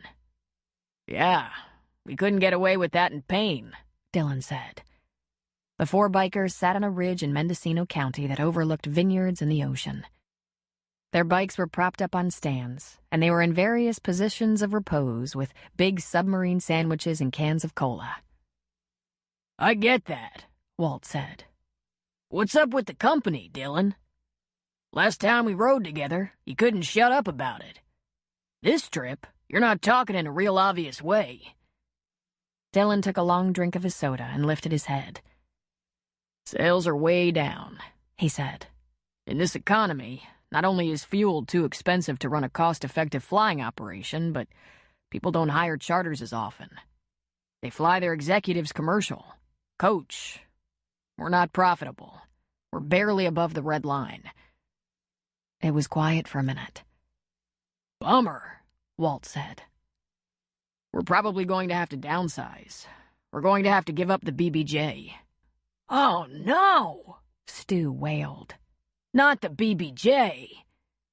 That made Dillon smile. As a mechanic, Stu so loved that BBJ. What's a BBJ? Walt asked.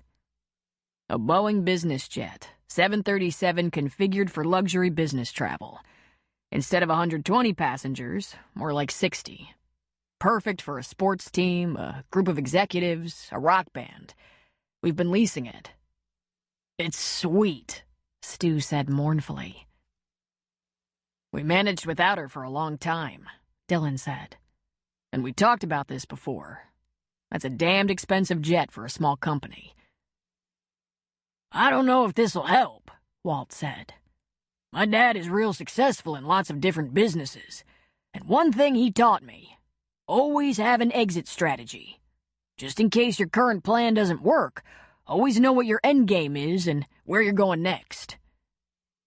What's your exit strategy? Dillon asked. That's part B of the plan, Walt said. My plan probably won't work for anyone but me, but I never put all my eggs in one basket. I invested outside my franchises as well as in them, so I'd have a little nest egg in a worst-case scenario. The idea of being a president and CEO doesn't mean anything to me. The only thing I've ever cared about are the people and the bikes. So, with a little nest egg as a cushion, I can be real happy as a wrench. It's what I'm best at anyway. Walt took a long pull on his soda. You just have to be clear about what drives you. I like to fly. I like living in Payne. I don't know what else there is. I'm a different animal, Dillon. As long as I have my little house, my bike, my parents in good health, my brothers on my nerves, and Cassie in my bed, I have just about everything I need. I can always find work. It wouldn't be high-dollar work, but it would be honest work. His cell phone twittered, and he pulled it out of his vest pocket. Speak of the devil, he said, grinning like a 4th grader. Hey, baby. Then he walked away from his group to have a private conversation. And after all that bearing of souls, all Stu had to say was, God, I'd hate to lose that BBJ. She's sweet. The afternoon ride was not only beautiful, but silent. That part was typical, as bikers didn't have conversations when they wound noisily around the mountain curves and broke single file for logging trucks. They ended their day as they had the 3 days before, at Jack's. Has Preacher got the bouillabaisse going? Walt wanted to know, because he'd been to the marina and delivered the seafood components. I think you'll be satisfied, Jack said. I've been helping, and I'm satisfied. And how do you help? Dylan asked. Every so often I wander back there, scoop out a little, and let him know how he's doing. They all laughed. Jack served up a couple of beers, a cup of coffee for Walt, and a cola for Lang. By now, given the end of their 4th day in town, when people stopped by the bar, they wanted to know what the bikers had seen that day. And the men were more than happy to describe their ride, the views, the little towns they rode through, the other riders they ran into and sometimes rode with for a while. They raved about the stew, had some coffee and dessert, and eventually said their goodbyes because they were heading out in the morning. There was a lot of handshaking all around. Preacher came out of the kitchen where he and Walt grasped fists and pulled each other shoulder to shoulder like brothers. You come back, Preacher said. Absolutely, Walt promised. And you know how to reach me if you ever feel like a trip to the valley. I have some places I'd love to take you for dinner. And then they retired to the cabins. When they got there, they found Luke was just stirring up a fire in a shallow pit in front of his porch, and it was natural to wander down that way. Luke's wife Shelby sat in a chair on the porch, and their handyman Art was beside her. Luke welcomed them all to join them, and before long Walt had himself a chair by the fire, while Lang, Stu, and Dylan stood around with Luke. They talked about nothing in particular. Weather, fishing, the long ride back to Montana. Little by little, they broke up. Shelby went inside. Art retired to his cabin. Walt decided to turn in. And finally, Luke indicated a bucket of sand. I'm calling it a day, boys. When you're done with the fire, bury it.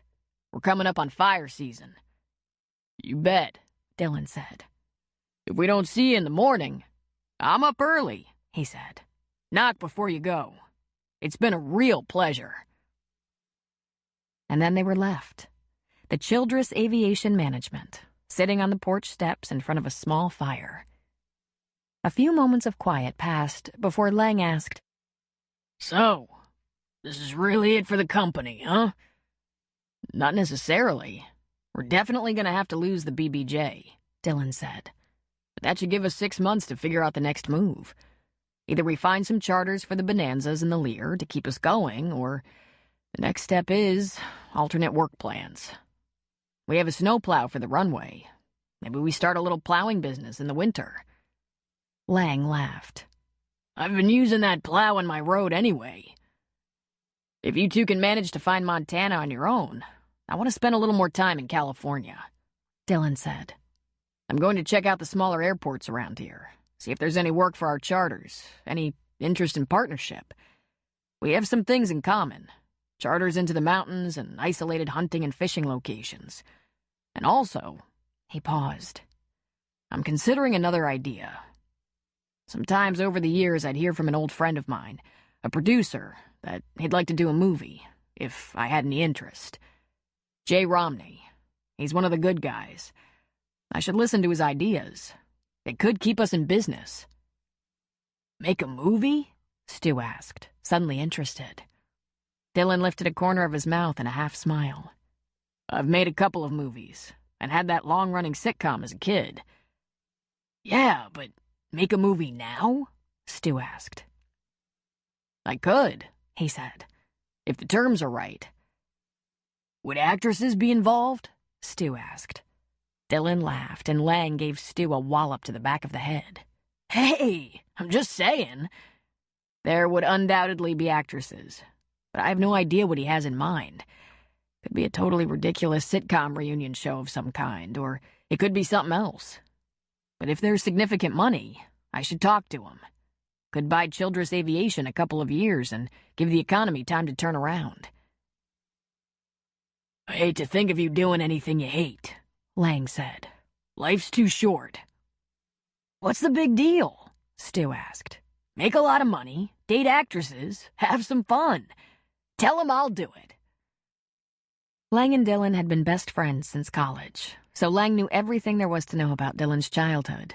But Stu didn't. My experience as a child actor wasn't good, he said. I thought it was at the time because I was spoiled and could have anything I wanted as long as I did the job I was paid to do, because a lot of other jobs depended on it. But I was an ass. Every kid on that set was an ass, and we were pure trouble. I'm sure people hated to deal with us.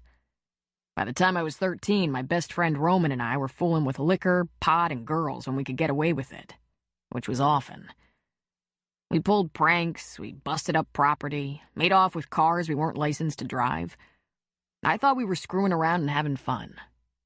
We were cocky, immune to failure. I didn't really get that Robyn was in over his head. He died of an overdose at the age of 16.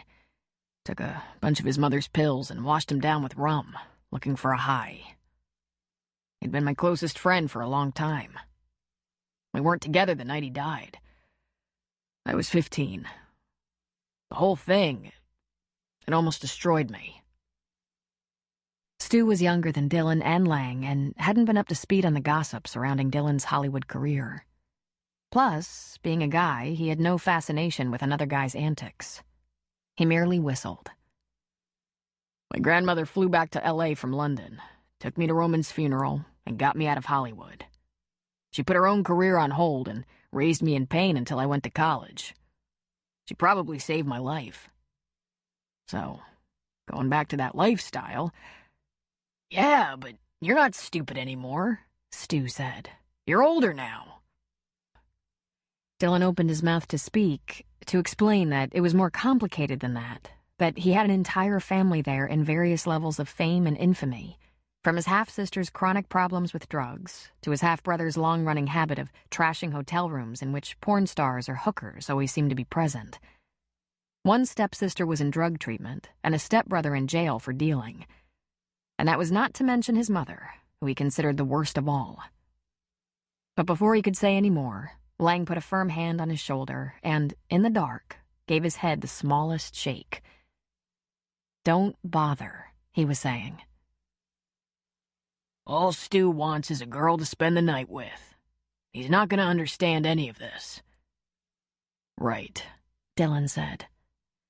So I'll get in touch with Jay and find out if this is just a lot of talk or there's real interest with a contract and money attached. And if it's a way to keep us afloat a couple of years, I'll consider it. Stu grinned hugely and stood up. Call if you need backup on that movie, or at some Hollywood parties. You'll be the first, Dylan said dryly, and Stu ambled off to his cabin. It was quiet around the fire for a minute before Lang said, "You probably should have told him you're not keeping the BBJ, even if you get an Oscar." Dylan laughed.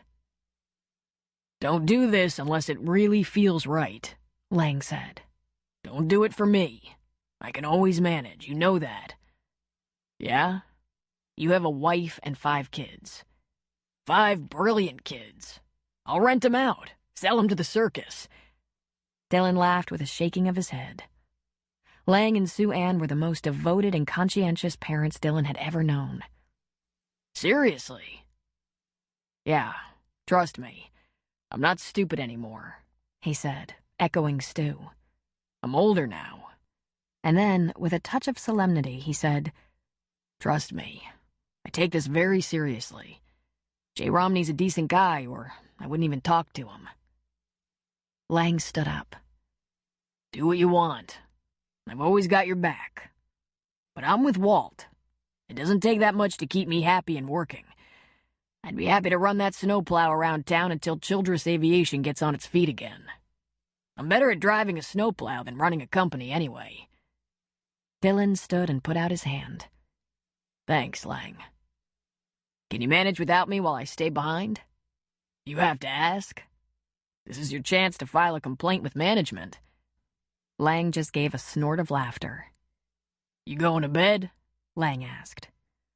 I might sit here a while. Kill the fire, Lang reminded him. See you in the morning. I expect a good send-off.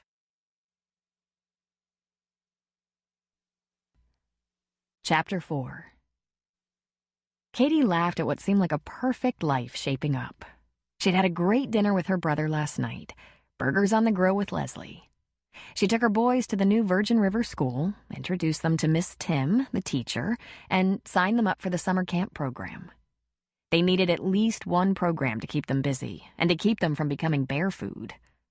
She couldn't watch them every second. Then she went back to her enchanted cabin in the woods and installed the newly purchased TV in the loft, hooking it up to the satellite dish. Then she changed her oil. How sexy, she thought. Well, after a major trip, that was a good idea. And these were the kinds of things it was always hard to find time for. When she'd finished and used a cone to pour the oil into an empty plastic milk container for discarding, she relaxed on her porch with a soda. She drank it out of the can and put her feet up on the porch rail. A small shaft of sunlight on the porch warmed her bare legs. It was nice to finally be in shorts again. Summer in the mountains would be so much more comfortable than the hot, steamy summers of Sacramento had been. The hood of the SUV was still up, the jug of oil sitting next to the oil-coated pan on the ground, and she thought, I am seriously demented because I consider this a flawless life. Time for everything. No rush. Someone else watching the boys for a while. Isolated in the woods, surrounded by the beauty of nature. In fact, if it hadn't been marred by the growl of an engine, she would think she was in the Garden of Eden. And then he drove his motorcycle right into her yard. She didn't move a muscle, but took a drink of her cola as he, hidden behind the dark visor of his helmet, revved his engine a couple of times. Then he shut down and got off the bike, dragging off the helmet. She gave herself a lot of credit for not sharply inhaling at the shock of his good looks. He swaggered toward her, peeling off his gloves. He had that swagger thing down. It was probably due to the constriction of the tight jeans around his hips. She took another slow slug of the soda. Lost? She finally asked. Just checking out the back roads, he answered. Car trouble? Nope. Everything's fine. You usually park with the hood up like that? I just changed the oil, she informed him. Lots of miles on that car in the last few months. I just moved here from Vermont. He grinned at her and touched his cheek, indicating the oil on hers. You might have got a little on you there. Yeah? She asked, returning the grin. I'll clean up later. I thought you left. I heard the gang pulled out of town. The boys left, he said, slapping his gloves into the palm of his hand and looking around her clearing. I'm hanging out for a couple of days, taking a closer look at this place. Interesting area. Don't you have a job? She asked, unable to keep the sarcasm from her voice. Right now, this is my job, he answered. Don't you have a job? She gave him that one, laughing. Besides mothering 5-year-old boys? Not yet, she said, finally taking her feet off the rail and standing up. She tugged on her shorts. They'd been riding up. Want a Coke? Why not? He shrugged. Can okay? I wouldn't have it any other way. She disappeared into the cabin and was back in seconds with a cold can. She handed it to him, and he studied it briefly. Diet, he finally said. Well, if I sat on a vibrating machine all day, I probably wouldn't have to watch my weight either. By the way, who pays you to do that? I might be interested in that job. He came up on the porch and casually took the second chair, propping his feet up on the rail as hers had been. He wore leather pointy-toed cowboy boots. She wore old beat-up tennis shoes with a little oil on them. I probably wasn't clear. The bike was recreation while I was riding with my friends, but it's now transportation. I'm here on business. He popped the top on the can and took a drink. He made a face. She returned to her seat, put her feet back on the rail. What kind of business? Well, my friends and I have a small air charter operation in Montana. Very small. A little airport in the middle of a bunch of national parks. great hunting grounds and dude ranches that aren't doing such great business right now. People are a little too hard up for fancy vacations. So I'm checking out the area, fixed base operations, to see if there's any opportunity around here. She sat up a little. Really? You fly? He gave a nod. I fly. Our airport is a long way from the big airport, so sometimes people need a puddle jumper. Or a charter to a lodge or something. Genuinely interested, she turned and faced him. Fun, she said, smiling. I'd love to do that. Fly planes? Or jump out of them. Fun. Why don't you? He asked. Because it never occurred to Dylan that you didn't pursue any old thing that came to mind. She laughed indulgently. Oh, gosh, a little busy, I guess.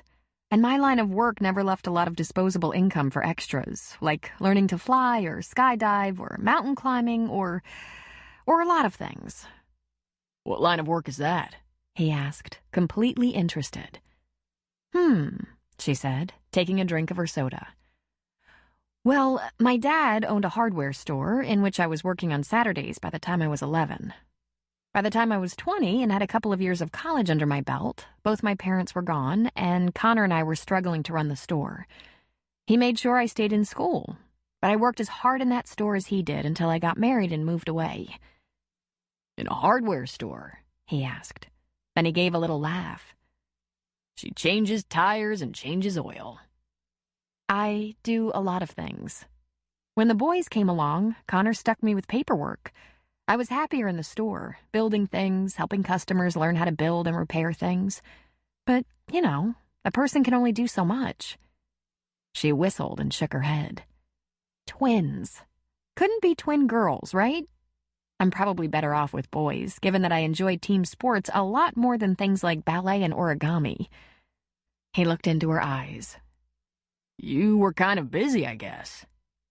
I lost Charlie right before they were born, she said. If not for Connor, I don't know what I would have done.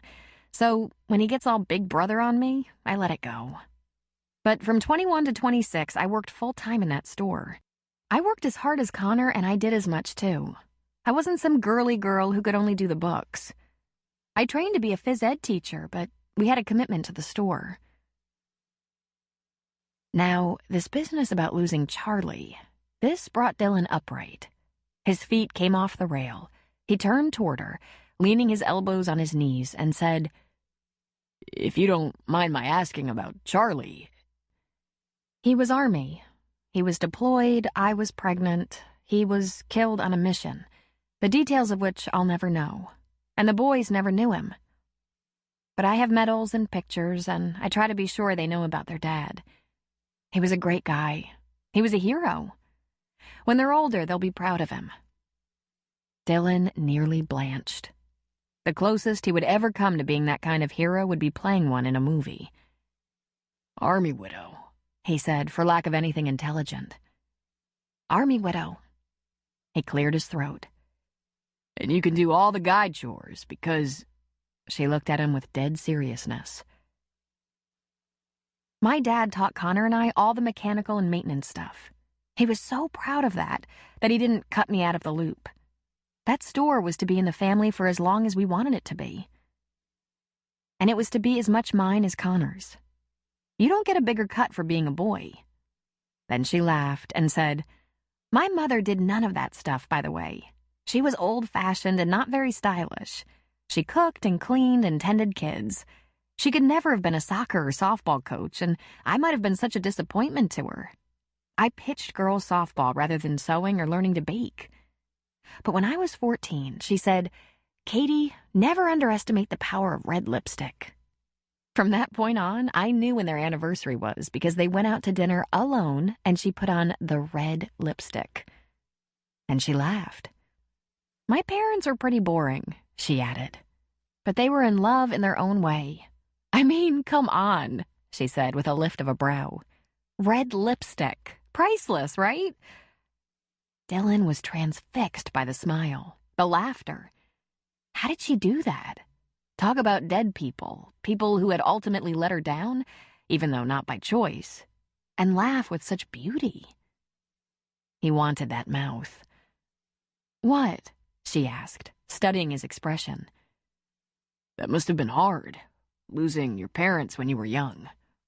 She sat forward and her expression became serious. "Everyone I lost young," she said. He was quiet for a minute and then said, We have that in common. She relaxed back in her chair, waiting. My dad died in a car crash when I was 12. My best friend when I was 15. Wow, I'm sorry. I should have known there was something that linked us. We kind of connected the first time we looked at each other. Suddenly, his grin was enormous, and his eyes twinkled, and she remembered the wet t-shirt display when his eyes dipped to her chest, which was such an ordinary chest. "You're a dog," she said. I am a dog, He admitted, smiling. So, your husband was lost 5 years ago or so, yet you didn't get married again? It wouldn't have taken my mom that long. She shrugged and studied her cola can. Uh-oh, He said. I smell a broken heart. She looked up suddenly. Me? Oh, God, no. A slightly disappointed heart, maybe. I haven't even dated much since Charlie died. I was just starting to get interested again when I guess I just lost that old knack for knowing what to look for in a guy. Besides, I'm happy with my life, my family. Dylan was quiet for a second. My grandmother said I made my dad more perfect every day after he was gone. Did you? She shook her head. I don't do that. I remember every one of his faults, even though I loved him like mad. But the last guy I was optimistic about was talking about marriage and family, and he never even kissed me. She briefly considered the details of that experience and decided not to share too much. That should have tipped me off, right? Think maybe he forgot? That's when I decided to count my blessings. I'll stick with the men I have in my life and call it a day. When he looked a little confused, she added, The boys and Uncle Connor. Dylan cocked his head. Is that right? Dated you and didn't kiss you? What did he date you for? Well, I'm a very good cook, even though that never interested me as a girl. And I can keep small appliances running. Wow, He said facetiously. Every man's dream. She smiled at him and asked, Are you married? No, He said on a laugh. No, I am not the marrying kind. Trust me. Oh? And why is that? Very simple. I come from a family that has a very bad track record. But your father died, she said. Oh, my parents have both been divorced and remarried by then. More than once. Oh, gee, that's too bad. My brother Connor and I have each had one marriage on the record. He's divorced, but we don't have commitment issues, just the opposite. And Charlie was a soldier and his commitment was his life. His commitment to me was... She stopped and slanted a look at Dylan. This is surreal, she said. Sitting here talking to a perfect stranger about love and marriage and commitment issues. You haven't even told me your last name. Childress, he said, watching her for a reaction. There wasn't one. He drained his cola and tapped the empty can. Where should I pitch this? Just leave it, she said. I'll take it inside. He put the can down beside his chair and stood. Thanks for the soda, Katie Malone. I'd better get back to work. She laughed at him. By all means. And if that job has any openings... Katie stayed in her chair, feet propped, watching him don gloves and helmet, mount, wrangle that big bike off the stand, rev the engine, and turn out of the clearing. She had to smile to herself as she heard him rumble away, the engine noise diminishing as his distance grew. How had he managed to stumble on her little hideaway? Then she heard another motorcycle coming down the road, getting closer and closer, until... He turned back into the clearing and drove his bike right up to the porch. Then he turned off the motor and used his long legs on either side of the bike to prop it up on the stand. He slowly dismounted, removing his helmet and gloves, leaving them on the bike seat. "So, back for another soda? More conversation?" she asked. He had an odd look on his face as he approached her, smiling a little as he took those 2 steps up to the porch. It was the strange look that brought her to her feet. He slipped his arm around her waist so stealthily she never saw it coming. Then he didn't so much draw her against him as snapped her against him with that one arm, which put their faces close enough to feel each other's warm breath. And his, she noted, was a little rapid. She felt his pounding heart against her breast. His eyes were close enough so that the startling blue appeared in mere glittering slits, buried beneath the thick lashes. Her eyes were wide, on the other hand. Her mouth open, startled. "I just wanted to be clear," he said in a hoarse whisper. "I wouldn't have forgotten." And then he crashed down on her mouth. Katie was startled somewhere between pain and a pleasure so remarkable she wasn't sure how to respond. There was a taste in him that verged on desperate, something that felt so much more welcome than nice but dull. Her inner voice said, "This will probably be the only kiss you ever get from him." And with that thought, her hands slid slowly up his arms to his shoulders so hard and inviting. But it was the mouth that sent her reeling. His soft lips, his tongue, tentative and cautious before becoming demanding. She joined the tongue play, trying to remember when she'd participated in a kiss like this, and failing. And thank God it wasn't quick. No, this guy wasn't a tease. He was the real deal.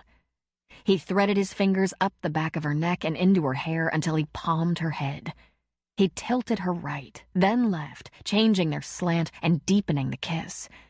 And she found her own fingers on the back of his neck, in his long hair, pulling him closer, bringing him harder against her. If his mouth wasn't intoxicating enough, that long, hard body against hers was certainly brain-numbing. Her senses became so sharp while her thinking was dull, and all she wanted was to do this for a long, long time. She was tasting him, hearing his raspy and rapid breathing, inhaling that musk that contained some unidentifiable component she wasn't familiar with. Was that motor oil? Nature? Pheromones? Lust? He pulled away from her lips, continuing to hold her close. "Well, that opened your eyes, Katie Malone?" "It usually does," she said weakly. "I thought I heard you complain about being forgotten in the kiss department," he said. "I felt a little sorry for you. Wanted to be sure that was taken care of." "Oh, I get it. I'm supposed to thank you now," she said. He just chuckled and released her, jumping off the porch and heading for his bike, which was only 2 feet away. "You're kind of an arrogant ass, aren't you?" she asked. "Depends on who you ask," he said with a devilish grin, mounting the bike and getting the hell out of there. Fast. In fact, he popped a wheelie. Show-off stud. When he was riding down the drive, she collapsed into the chair. "Well, if you ask me," she muttered to herself. And then she thought, "I just Frenched a movie star." Dylan rode hard and in some discomfort as he realized, well, that was stupid. He'd acted on some lame instinct, and now the only thing to do was get the hell out of her range as quickly as possible. He should never have tasted her. Of course, he'd been attracted to women before, many times, but he always calculated his moves and he never messed with young mothers. When Dylan felt a spark of interest in a female, he thought it through very carefully before he approached, touched, tempted, became tempted. One of the first things he considered was the window of opportunity, because he wasn't interested in the long term. There had to be an understanding, and it had to be consensual. He restricted himself from Payne, Montana residents, much to the disappointment of some. He hadn't dated a girl from Payne since the high school prom. Small towns could be harsh toward men who played the field with their women. And the closest he'd come to setting foot back in Hollywood was picking up a touring rock band in the BBJ. He blamed Katie Malone's boobs, large, luminous eyes, and easy laughter. The boobs weren't extraordinary. In fact, they were kind of small. But they certainly spoke to him. Unforgettable when you got right down to it. What was really strange was Dylan saw pretty breasts everywhere, but his hands didn't usually ache to touch. And how about the laugh? So natural and filled with fun. Then there was the fact that he hadn't really impressed her that much. That turned him on.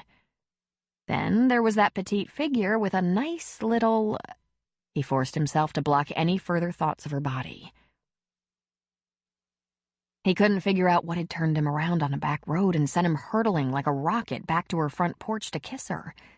He didn't understand why she responded to the kiss. Hadn't she more or less said she was done with all that? Concentrating on her family? And he was turned on beyond his own comprehension. He'd been turned on 100 times, but not like this. He felt as if he'd better get a lot of miles between him and Katie Malone or face dire consequences. And he had no one to talk to about this. So he rode hard for the rest of the day, stopping off to visit a couple of small airports as he went. That was one thing Hollywood would have to recommend it. Girls. There were plenty of the kind who would put their careers ahead of any relationship. But they still liked to have a man around from time to time. Brief, impersonal, non-risky hookups. The thought left him feeling just as empty inside as ever. He remembered when Lang found Sue Ann, a Prescott, Arizona girl. They'd been in college there, and Lang, being a good-looking guy, was a great one to go running with. He always attracted women. But then he met this girl, this pretty but not flashy girl who was full of confidence and just wouldn't be played. And good old Lang took a dive. He glazed over, saw no one but Sue Ann, and his days of running with Dylan were over. And Dylan was grateful that hadn't happened to him, because he was convinced he wasn't good for the long haul. Not that he wanted it to be that way. It just was. Dylan stopped off in a small town near the coast where there was a little fixed base operation. He went inside, introduced himself to the airport manager, and asked if they had a charter operation or any aviation instruction. The story seemed to be the same everywhere. People were chartering less often. This particular airport was sending people interested in pilot instruction to other airports. Dylan learned there had once been a couple of instructors there as well as a charter pilot who operated a 6-seater and had done a respectable business, until fuel prices soared and he moved on to other work. Now that airport offered storage, maintenance, and fueling for a few private plane owners and the occasional inbound flight. He had a lot more looking around to do, but that was enough for one day. Since he was in a good area, he took the opportunity to phone Jay Romney. He was a little surprised to find that Jay took his call even though his assistant warned Dylan that Jay was in the middle of a meeting. Dylan, he boomed. If you're calling me, I'm optimistic. How can I help you? You can tell me if you have any acting work that I qualify for. What? You're coming back? Not exactly, but I'd consider taking a leave from my business in Montana for the right project. And let me save you some time. No silly TV reunions or game shows or commercials. Can you tell me what you are looking for? Jay asked. Because there are a lot of projects under option. I can't, he said, inwardly shrugging. A movie. Something that resembles what I've done in the past, even though it's been over 20 years. And above all, I want a good experience. Dylan still had a lot of family in Hollywood, and Dylan was all too aware Jay wouldn't have interrupted a meeting for any of them. Maybe you have something you're interested in that will make a break from aviation seem worthwhile, Dylan told Jay. And why the break? Jay asked. The charter business is down, given the economy, he said honestly. A little movie pocket change can help me make a living and suck up some of the boredom of waiting for things to turn around. That is, if you have anything. I'm not looking for a favor. I'm only looking for honest work. Jay Romney laughed.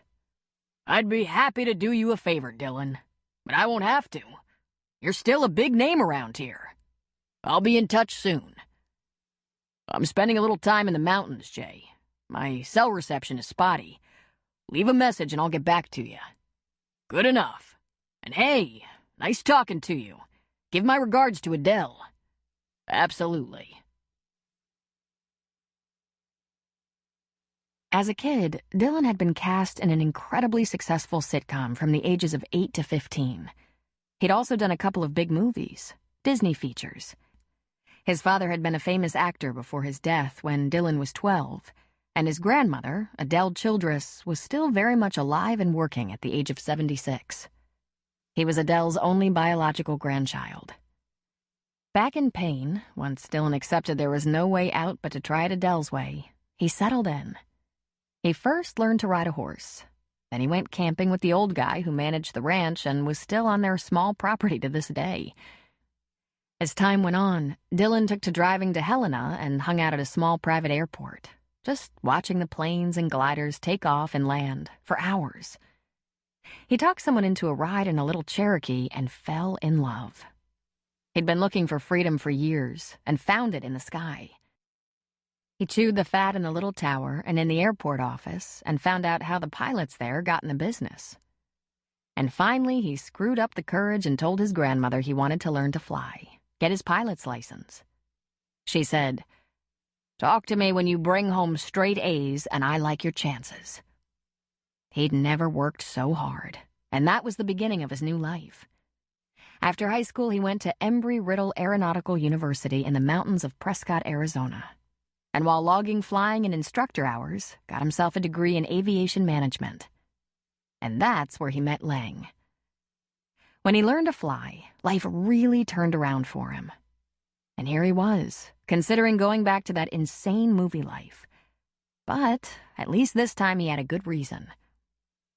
There were more airports to visit, and Jay would need at least a few days to come up with an idea that might put Dylan to work.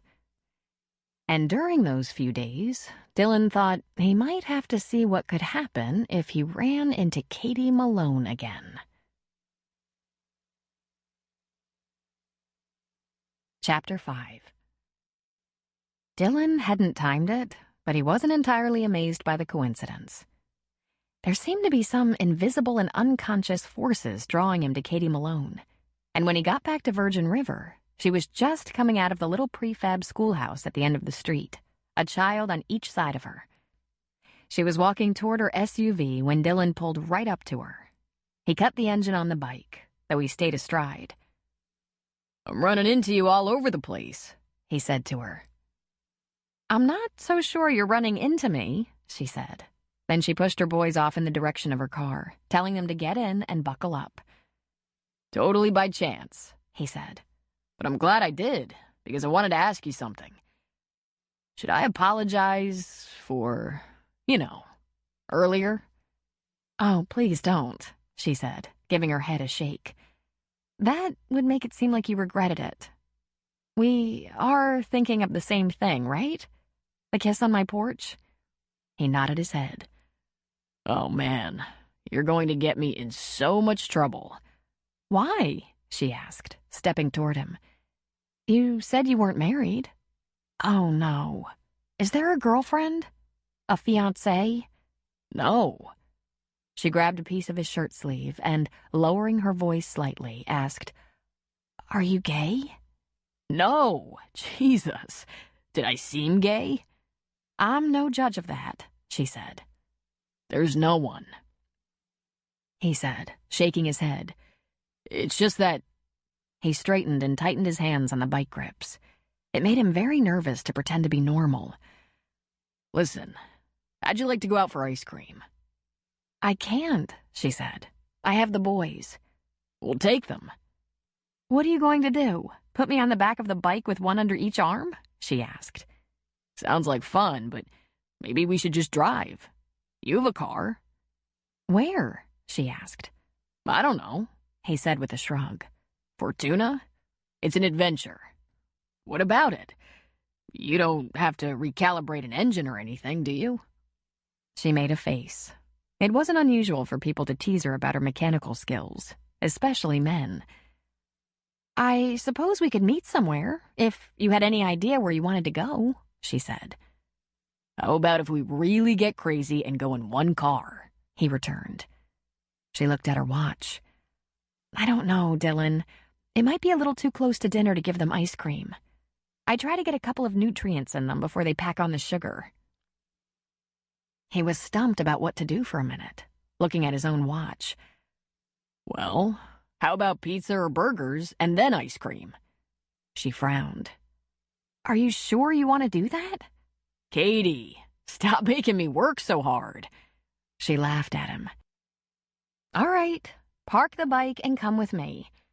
"I'll drive," he said, running his bike up alongside the school, turning it off and following her. And didn't she get right in the driver's side? He held the door for her and tried again, saying, "Come on, I'll drive." "No, thank you," she sweetly answered. And in a whisper, she added, "My car." He gritted his teeth into a smile and said, "I'm a pilot. Let me drive." "No. Boys, this is Dylan. Do you remember Dylan? I don't think you met him, but he helped change the flat tire. Dylan, jump in the car." She smiled again. "Go ahead." With a grrr under his breath, Dylan walked around the front of the car and got in the passenger side. Katie twisted around and peered into the back seat. "This is Andy," she said, pointing left. "And that's Mitch, behind you. Dylan suggested we go out for burgers or something, and if you eat a nice dinner, there will be dessert." Dylan looked between the boys and Katie a couple of times. Without being asked, she said, "You'll figure it out." Dylan could not tell them apart. "There's not even a stray freckle," he said. "Seriously." "It's subtle," she said, putting the big SUV in drive. Then she looked over at Dylan and said, "Seatbelt." He did as he was told.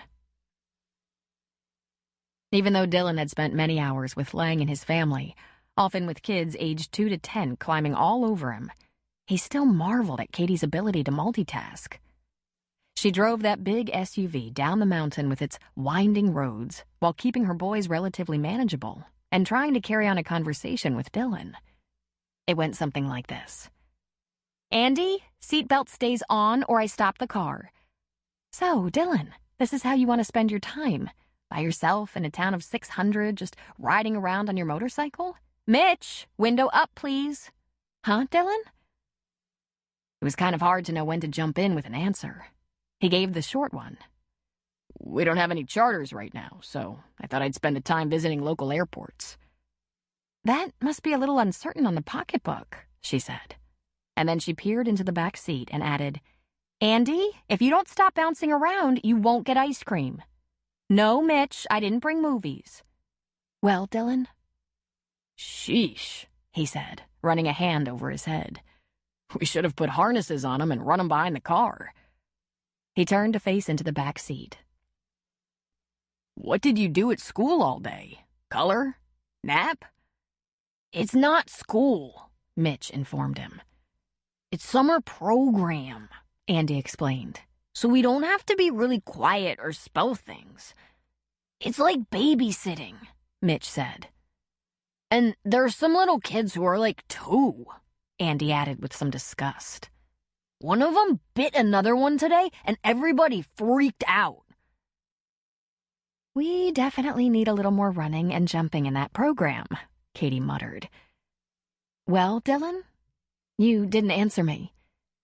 He looked at her and, shaking his head, said, "I don't remember the question." And she shot him a grin just as she reached one hand over the seat to snatch a plastic gun that made a very annoying racket out of Andy's hand while she was maneuvering a curve in the road. "We're not having that right now," she said, bringing the weapon to the front seat and cradling it in her lap. Dylan closed his eyes. When they got to Fortuna, she was leaning over the steering wheel to look around as she drove, and finally, she said, "Aha! McDonald's. You'll thank me later." Dylan had no idea what she meant. They wandered in like a family of 4, except that Katie took the lead and did the ordering for the three of them, getting her opened wallet in her hand. She looked over her shoulder and said, "Dylan, what would you like?" He wasn't having it. He nudged her aside with a hip, closed his hand over her open wallet to prevent her from pulling out her money, placed his order, and paid the bill. "Thank you," she said. "You didn't have to do that." I invited you, he reminded her. "Yeah, but I get the impression you had no idea what you were getting yourself into." It was pretty close to what he expected, but he didn't share that. He'd had the McDonald's experience a number of times, but they were his best friend's kids, never the kids of some woman who had him doing crazy things. When their food came, Katie sat on one side of the booth, sandwiched between her boys, while Dylan sat on the other side alone. While Dylan worked on his Big Mac and fries, he watched with admiration as Katie managed her boys. When Andy laid out and aimed a ketchup packet toward Mitch, raising his fist high to bring it slamming down to fire on his brother, she caught his arm in midair while she was telling Mitch he had to eat at least half of his McNuggets to get dessert. When Mitch pulled a fistful of straws out of his pocket and began firing the paper covers into the air like rockets, she confiscated them while disarming Andy of more concealed ketchup packets. And she did these things. She kept them from blowing bubbles in their drinks, made sure they were eating, and explained to Dylan how the town put together and assembled the schoolhouse. Men taking time off from work and volunteering their services. And then, I have to pee. Me too. "Okay," Katie said. "Let's go." Oh, I don't want to go in the girls. Please, I don't want to go in the girls either. "In public places, you cannot use restrooms without an adult you know with you," Katie said calmly. "It's a rule and it's for safety." So no one gets us, Andy blurted, far too loudly. "Well, if they'd had dinner with you, they wouldn't want you. But still—" "I'll go," Dylan said. He shrugged. "I need the restroom anyway, and I used to hate going in the girls." "Sucks, huh?" Mitch asked. "Anything special I should know?" he asked as he was sliding out of the booth. "Like, should I watch for cherry bombs in toilets?" "Just watch for water sports," she said. "Of all kinds." "Gotcha," he said. "Come on." But they weren't coming with him. They were way ahead of him, running through McDonald's to the men's room, slamming into said facility so that he had to pick it up a notch to keep up with them. When he got into the bathroom, they were standing there, waiting. He just stared at them for a second. "I thought we had to pee," he said. "Let's do it." And he held open a stall door because these guys were big for 5-year-olds, but not quite tall enough for the urinals. "Seats up, please." And, being twins, they gathered around the same bowl together rather than taking separate stalls. He just shook his head and laughed. Andy looked over his shoulder at Dylan. "You gonna watch?" "Excuse me," Dylan said. He made his way to the urinal and prepared. In just seconds, the toilet in the stall flushed, and there were 2 little boys, one on each side of him, which went a long way to creating an embarrassed bladder. He lifted a brow and peered at them. "Are you gonna watch?" And they nodded. Dylan leaned a hand against the wall and kept his groan inside. He sought composure. Finally, he peered at the one he thought was Andy. "Could I have a little space, please?" Though he'd only spoken to one, they stepped back as they both got the message. Then, turning as one, they bolted out of the lavatory. "Hey!" And there he was, stuck with his dick in his hand, doing absolutely nothing. "Crap," he muttered, zipping up. When he got back to their booth, there was only Katie. "Everything go all right?" she asked. "Curious little buggers, aren't they?" "Oh, no," she said, color rising to her cheeks on a laugh. "No biggie," Dylan said. "Aren't you hungry?" he asked, indicating her half of a Big Mac. She said, lifting it and taking a small bite. After she chewed and swallowed, she said, "My meal usually waits until they're done with theirs. I was a little busy." "Where are they? Were they taken into custody?" playground. She leaned to the left to look past Dylan. My secret weapon. I can keep an eye on them from here. I try to choose restaurants for their distraction devices. They're like litter mates. They listen to each other more than me sometimes. A place to burn off some energy works to my advantage. She popped a French fry. Are you a little uncomfortable around kids, Dylan? Me? Not at all. I like kids. And yet you'll never marry? He tilted his head, looking at her, and made a snap decision. No reason they shouldn't have cards on the table. He had kissed her after all, even if it was a completely impetuous and probably foolish move. That he'd never, ever done this with a woman before didn't cross his mind. He followed another one of those instincts that were beginning to take over his life. Well, I come from a broken home, he said. A very broken one. Many failed marriages among my immediate and extended family. She lifted a curious brow and took a small bite of her burger. My mother has been married 4 times. My father was married 3 times before his death, which was premature. That gives me lots of half-brothers and sisters and step-brothers and sisters, many of whom have been married a couple of times or more. It probably has us all screwed up, but the thing that really works on me is what it does to kids. It can make kids feel so bad about themselves. I totally understand there are times it just can't be avoided, and the separated parents have to work really hard to be sure their kids get through the rough patch of divorce. But my parents weren't real concerned about the kids. They were always worried about who they'd end up with next. And we always wondered, too. There's just no reason to put kids through that. She leaned left to check the boys on the play stuff, then leaned back and tilted her head at him, listening. He took that to mean he should continue. I was my mother's 3rd child by her 3rd husband. My dad's first and only child by his 2nd wife. Do the math. By the time I came along, my folks had 5 marriages between them. If they can't hold a marriage together, make relationships work, I can't figure out why they kept having kids. But they did. Or maybe they could have concentrated on parenting the ones they already had before moving on. Be sure they're not completely traumatized. Makes sense to me, because it wasn't just new stepmothers and stepfathers, but also quite a few potential stepmothers and stepfathers who lived with us, then disappeared.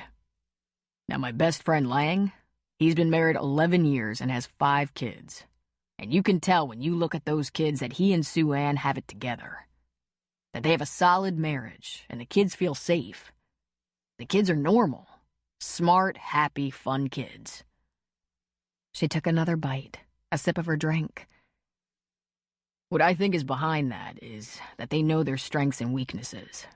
And if I come from a family with relationship and commitment problems, long-term problems, and if I know how much it can potentially upset the kids, I shouldn't walk that path. I'm crazy about kids, but this might be some DNA thing in our family. Maybe we just can't help it. Maybe it's a curse, like eons ago some childress pissed off a witch. Who knows why? My buddy Lang reminded me that I told him a long time ago when we were in college that most of the people in my family were so self-centered and short-sighted that when they get a little hungry, they buy a restaurant. She took another sip. He chuckled. It's only in the marriage and family arena where I think I might have the curse. I have good work and business relationships. Lang has been my best friend for over 15 years. But the kind of background I have, it just doesn't seem worth the risk to attempt the marriage and family thing. So, you should understand, Katie. That's why I never date women with children.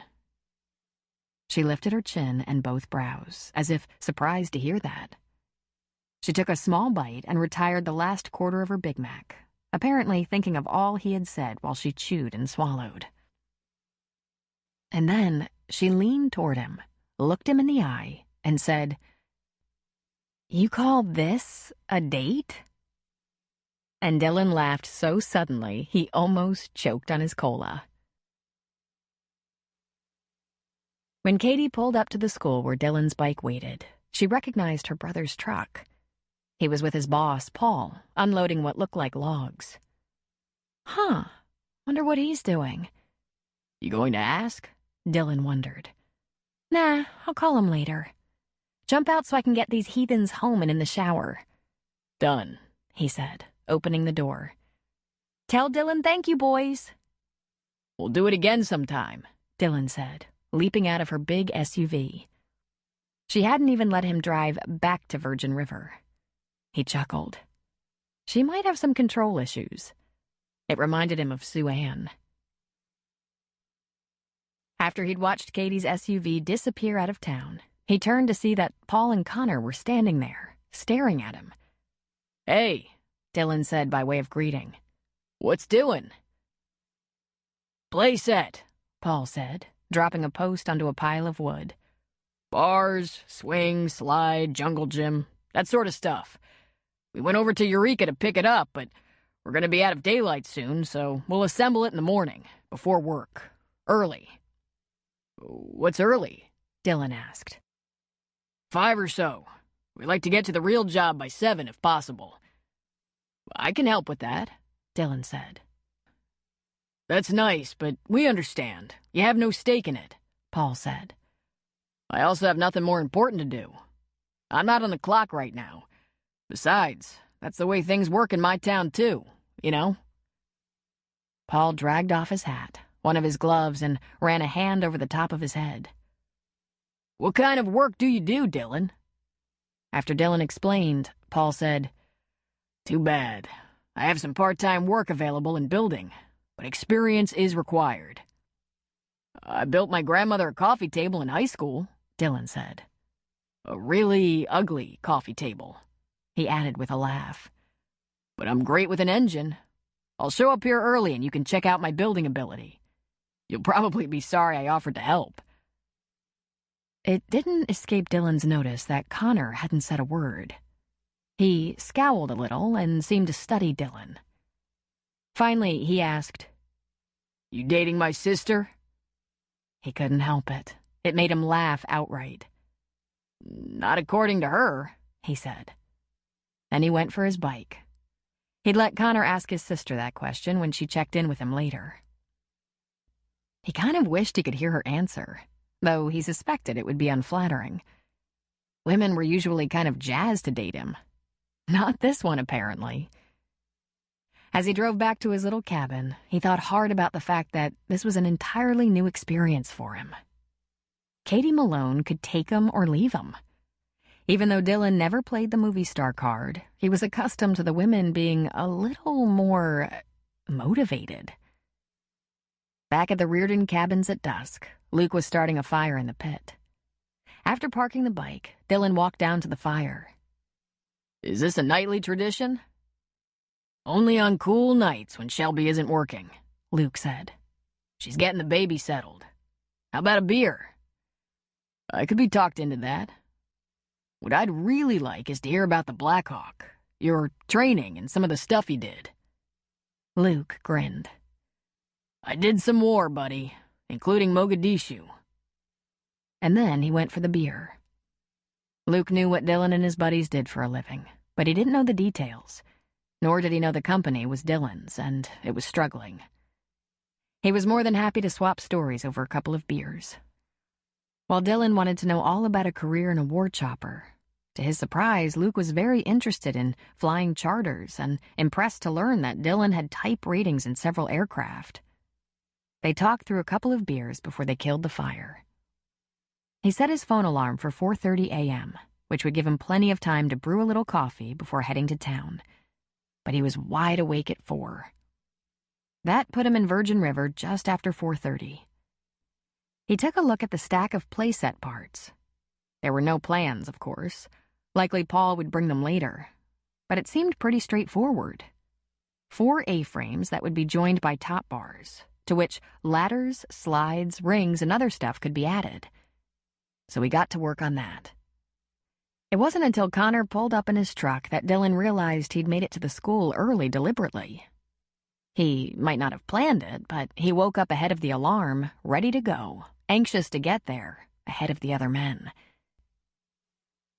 He stood from the crouch where he was piecing together the A-frames to greet Connor, who was wearing the same grumpy face. Good morning, Dylan tried. Connor merely nodded. I didn't have any plans, but I think it's pretty obvious how this fits together, so I got started. Connor just went to the tool chest in his truck bed and pulled out a smaller, more portable tool chest and carried it to where Dylan had been working. I said good morning, Dylan repeated. Connor glowered at him. And I said... He dropped his chin in a nod. Something from his childhood came back, and he said, I hope your face doesn't freeze that way. When that made Connor's expression slightly more fierce, Dylan couldn't help but laugh. Come on, man. Relax. I took them to McDonald's, and I'm only going to be around a couple more days. Why are you around? Connor asked. I'm checking out the area and waiting for a call from LA about a possible job. After that, I'm headed home. Of all the people I've met around here, you're the only one who's been unfriendly.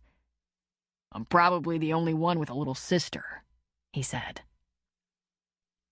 Connor pulled out a battery-operated screwdriver, the baby version of a torque. Tighten up those screws with this, he said, handing it to Dylan. You mean I got this right? He asked, accepting the screwdriver. Not exactly brain surgery, Connor said. You know, I'd be a lot nicer to you if you were trying to learn to fly. You teach flying? Connor asked. I'm a flight instructor, yeah. Among other things, aviation. It's what I do.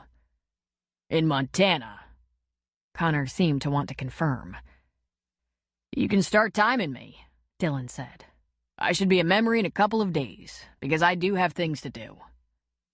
Okay. Sorry, Connor said, but he didn't look all that sorry. I'm Katie's only family, and I worry about her sometimes. Well, from what I saw, she can take care of herself. And then he turned and proceeded to tighten the screws. It was only moments before some others showed up. Jack had a big thermos of coffee and a box of donuts in the back of his truck. Hey, he said, all grins as he stuck out his hand to Dylan. Paul was right behind him. And then, to his surprise, Luke followed. They all stood around the back of Jack's truck with coffee and donuts for about 15 minutes, and it was confirmed. The only grump in the crowd turned out to be Connor, who kept looking at him suspiciously, as if he was going to kidnap Katie. Dylan tried to imagine what Connor was so worried about. That Dylan would hurt Katie? Oh, he hoped not. If he just spent a couple more days here, that shouldn't happen. Not unless Katie was one of those weepy, wimpy, clingy girls who got all in after a trip to McDonald's. The Katie he'd experienced was not that girl. If he got a few more kisses out of her before he left, that shouldn't do any harm, and he wouldn't complain. The men nearly finished the work on the jungle gym and swing set by 7:30. It was time for Paul and Connor to head for work. Jack had to get back to the bar to serve breakfast. Dylan volunteered to hang all the equipment, swings, rings, etc., and rope off the playset so that it wouldn't be used this first day. They had anchored it in quick-drying cement around the posts, and while it would probably hold just fine if a bunch of little ankle-biters started wiggling it, it was guaranteed to hold if they gave it another 24 hours. His good deed paid off. Right around 9 a.m., Katie showed up with the twins. She seemed completely surprised to see him there, and while the boys rushed into the building, she went to Dylan. "What are you doing here?" He indicated the playset. I offered to help with that, and they took me up on it. "That's pretty nice of you," she said. "For a guy who's just passing through."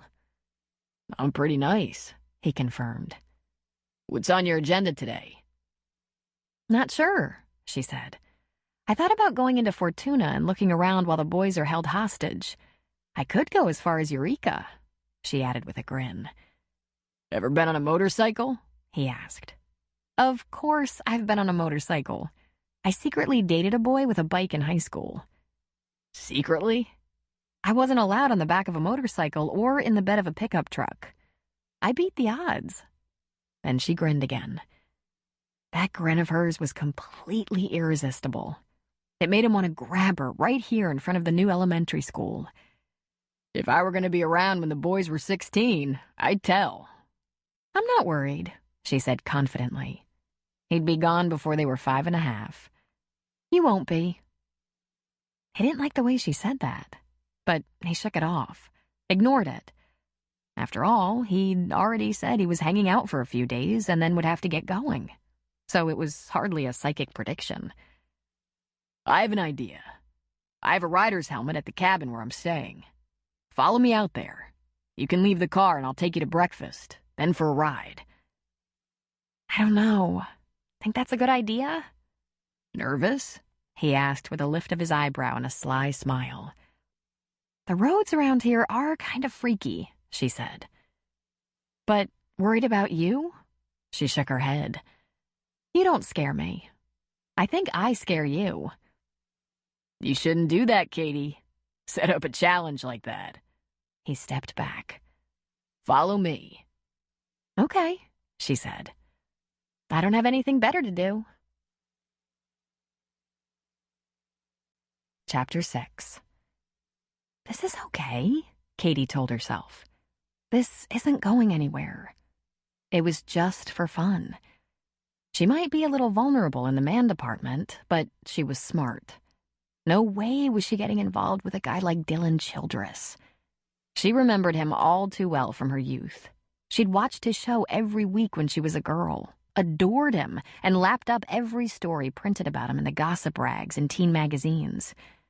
He had a bad, bad reputation, which had thrilled her when she was about 12. He'd seemed very exciting and dangerous back then. But she was a grown woman now, a mother, a widow for God's sake. Fantasies like Dylan Childress were fun brain candy, but not her weakness. Still, she could take one lick of this ice cream cone without selling her soul. They took off away from the Reardon cabins on his bike and headed down the mountain to Fortuna, where he parked in front of a little cafe between a tattoo parlor and a liquor store. While they ate omelets, he asked her a lot of questions about herself, her brother, her life before Virgin River. Clever, she thought, directing the conversation away from himself the way he did. She told him everything, but not the long version. Her life the past year had become very interesting. She explained about Connor's ordeal as a witness, how they'd gone into protective custody, separately. That accounted for him coming to Virgin River and Katie going to the other side of the U.S. to Vermont. And now they were ready to start over, as a family. In Virgin River? He asked. Well, that's an accident. Connor came here to lay low, and he met Leslie. They fell in love. We've agreed, Connor and I, that we don't want to live in Sacramento again after what went on. Sacramento is a very good place, but our recent experience is a bit too jarring. It's time for a change. And now that I've experienced a couple of smaller communities, Burlington and Virgin River, I think it might be a good idea to raise the boys in a different kind of place. And they should be close to Uncle Connor. Connor's been like a father to them since they were born. They need that kind of consistency. It's the least I can do for them. That sounds like you aren't completely sold on Virgin River, he suggested. Not quite yet, she answered with a shrug of one shoulder. But that's because I haven't looked around too much yet. No matter what, I'll make sure the boys are close to Connor so they can spend time together. Why wouldn't I do that for them? They need stability. They need family. Most of all, they need a strong masculine influence. Well then, Dylan said, wiping off his mouth and putting down his napkin. Why don't we look around? See if there's anything around here you like. And they jumped on the bike, heading south first. She hung on around his waist and thought, it's so funny that he thinks he's anonymous. Maybe to her brother, or to Jack Sheridan he would be, but to a girl who was in love with him from 8 to 12 years old? Ha! Could he really be oblivious to the number of 8-year-old girls who'd loved him with their entire hearts? And grieved for him when he dropped out of sight? Well, at least until Jason Priestley and the Backstreet Boys came along. Of course, when she was 8, 9, 10 years old, she believed that Dylan lived in that family she watched on TV every week. If not specifically that family, then one very much like it. The show was called Rough Housing, and it was a comedy about a dad who went to work every morning with a lunch pail, a mom who cooked and cleaned and tore her hair out because she had 3 sons who were constantly in some crisis that could be completely resolved in 30 minutes. They were that classic middle America family who stayed in love and positive and devoted and wise despite their struggle with the bills, the work pressures, the challenge of family life. Dylan played the handsome middle child and was clearly the most popular of all. His additional movies that had nothing to do with roughhousing were also successful, and his popularity soared. The other boys in the series didn't score big movies. Over time, as she got a little older and threw him over for other teenage stars, she recognized that he wasn't a good boy, that all the gossip must be true. He came from a world she didn't understand, a Hollywood family that bore no resemblance to hers. She wasn't going to tell him she knew. Or maybe she would when they said goodbye in a couple of days, if they actually said goodbye, just to see the look on his face. But was he used to this? She wondered. Women who'd had girlhood crushes on him gasping with awe and star worship when they recognized him? Because Katie had been that way at 12, but not now. Hell, at 13 she might have thrown her panties at him, but now she had some class. Or stubbornness. Or just plain old experience. But there was no denying his sex appeal. Within 10 miles of their twisty-turny travels, she was leaning with him and the bike and loved the tight curves, scary tilting and high speed. He took them through a small Victorian town, around a road that seemed to go into the hills but popped out on top of a small mountain high above the ocean, and she squealed with delight. The descent was exciting, exhilarating. Then along the ocean front, through a couple of towns that hardly qualified as towns. He braked for crossing deer, slowed to pass what appeared to be a bull ranch, through a dark, dense, overpowering redwood grove, into a vineyard. She was pretty sure they were trespassing in the vineyard, but she didn't care. In fact, that made it more thrilling. She had no idea how long they'd been riding when he took them along a winding road that went up into the trees. It felt like the spiral ascent inside a parking garage, and her ears popped. When they finally broke through, they were on top of the world, and in front of her, the ocean spread out again. This was where he stopped the bike, turned it off, and raised it onto the stand using his long, strong legs. She got off and removed her helmet, and he did the same. Then he flopped down on the soft grass, flat on his back. He moaned. "Are we quitting?" she asked. He lifted his head. "We're taking a break." "Why?" "We've been riding for 2 hours. It's time for a break." She sat down beside him, circling her raised knees with her arms. "Do you tire easily, Dylan?" "I was driving," he said. "You were riding." "Can I drive?" "No." He raised up, bracing on his elbows. "Did you talk to your brother last night?" "I did." "Did he ask you if we were dating?" "He did." "What did you say?" She reclined on her side, holding her head up by bracing on one elbow. "I could have just said no, but I said he should mind his own goddamn business. I have to keep an eye on Connor.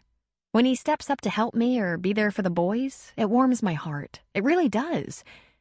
Getting in my personal life, that annoys me." "Has he been doing that for a long time?" Dylan asked. She made a face. "When I was 6, he walked me to school. I wanted my mother to walk me, and he could have raced off with his friends. But the truth is, Connor took me on at an early age. Which is sweet, don't get me wrong, and I love him. But I want to pick my own boyfriends." Dylan grinned. "Am I your boyfriend?" "Oh, please," she laughed at him. "A kiss just to show off and a trip to McDonald's and a promise to be gone in a couple of days? I can do way better than you." He sat up. "Wait a minute. I took you to breakfast and on a fantastic bike ride." "That's on the cusp," she said. "Close, but no cigar." "Jesus," he said, running a hand over his head. You're tough. What's a date to you anyway? It's not like there are fancy places to go dancing around here. She was shaking her head. I can't remember when I last danced anyway. What is it you're looking for? Wanna cut me in on the secret? She shrugged. I'll know it when I see it. He stared at her for a moment. He liked that smile. He liked that she was an uppity, self-confident little witch. One corner of his mouth lifted. Then he slid his hand around the back of her neck and deftly lowered her to the ground. He hovered over her and concentrated on those large eyes for a second before he leaned into her plump, delicious mouth. He teased, a little kiss, a little nibble, a lick, waiting for her to let him know she was interested in more. And it didn't take long either. She slipped her hands around his neck and pulled his lips down to hers, lowering her lids and opening her mouth for him immediately. She made a low sound in her throat, and he groaned. Their tongues tangled together. He threaded his fingers into her wild hair. He was drowning in her and let his lips slip from hers to her neck with a whispered exclamation, "God, you taste good." And he kissed her neck, her collarbone, her jaw, her ear, then went back to her mouth for more, licking her open and devouring her. He hadn't planned this part, but it came to him that he needed her, and he was glad it had. Of the 100 or so women he'd kissed, this one was somehow different. As he moved over her mouth, he thought of her as belonging to him. This kind of thought had never happened before. He'd always focused on, this is for now. He didn't want to let her go. And she didn't want him to. That was obvious. As he fell onto his side, pulling her against him, she embraced him and stroked his back, his neck, his arms, holding him close. He kissed her for a minute, 2 minutes, 3 minutes. He broke from her mouth, but didn't let her go. "Whoa," he whispered. He went back for more. It had to happen. He was aroused and wanted a lot more from her, but resisted the temptation. He did consider how sweet it could be, in the soft grass, under the warm sun.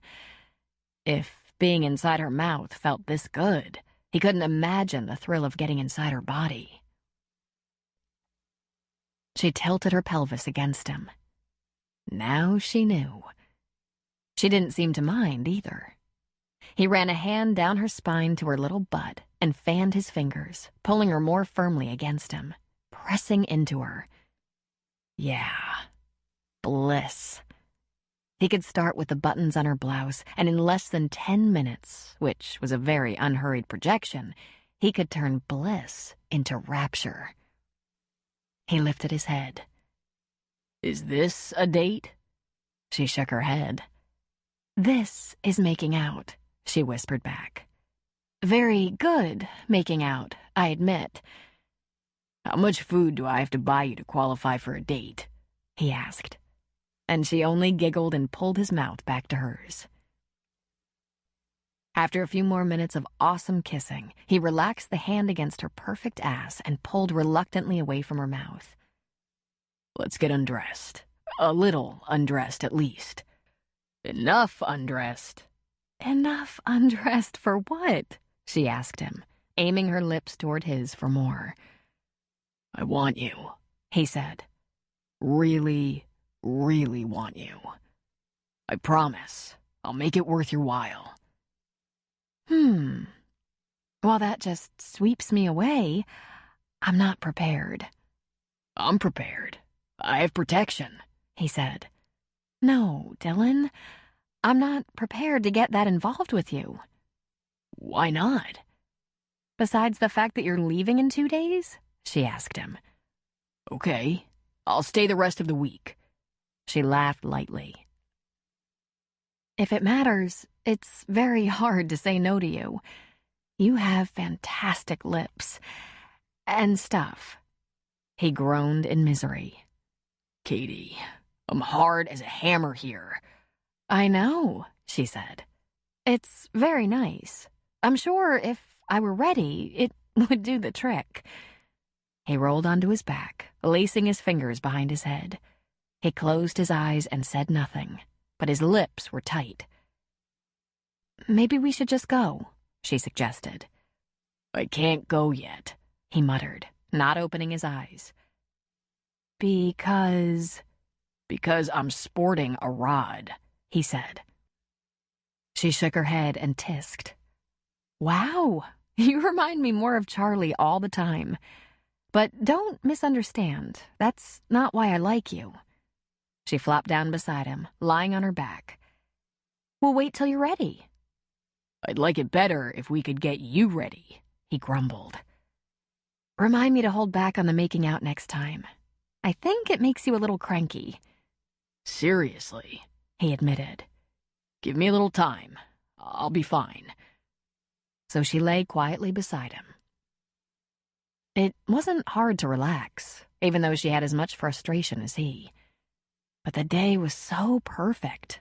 The sun was warm, the grass soft beneath her, the cooling breeze just right. It was a perfect time to think about a few things. Like, was she among the first to tell the once famous Dylan Childress no?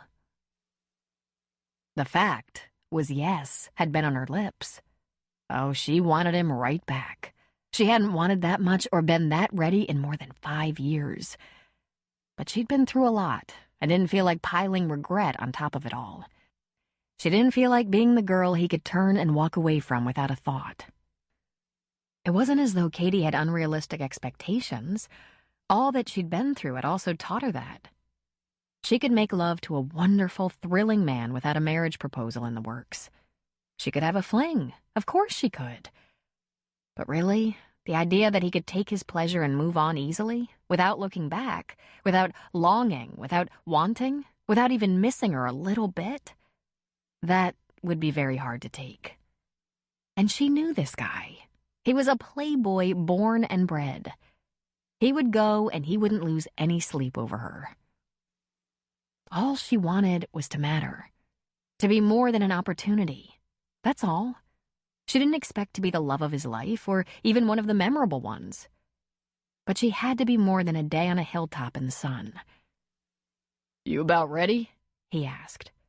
She opened her eyes and saw that he was sitting up, looking down at her. "Are you?" she asked. "Ready when you are." "Are you feeling all right?" she asked. "Much better. I needed a little meditation, so to speak." He leaned over and put a little kiss on her forehead. "We should go north now. There's a lot to see." She sat up. "Are you going to be grumpy?" "No, of course not. Look, I know you understand this. A guy needs a little time to relax the parts, as we say. I didn't mean to pressure you. I won't walk us into that trap again." "Of course not," she said. But she didn't quite believe him. He seemed more the type to try that again, because he was leaving soon, and if she was right about him, he was in for a few surprises.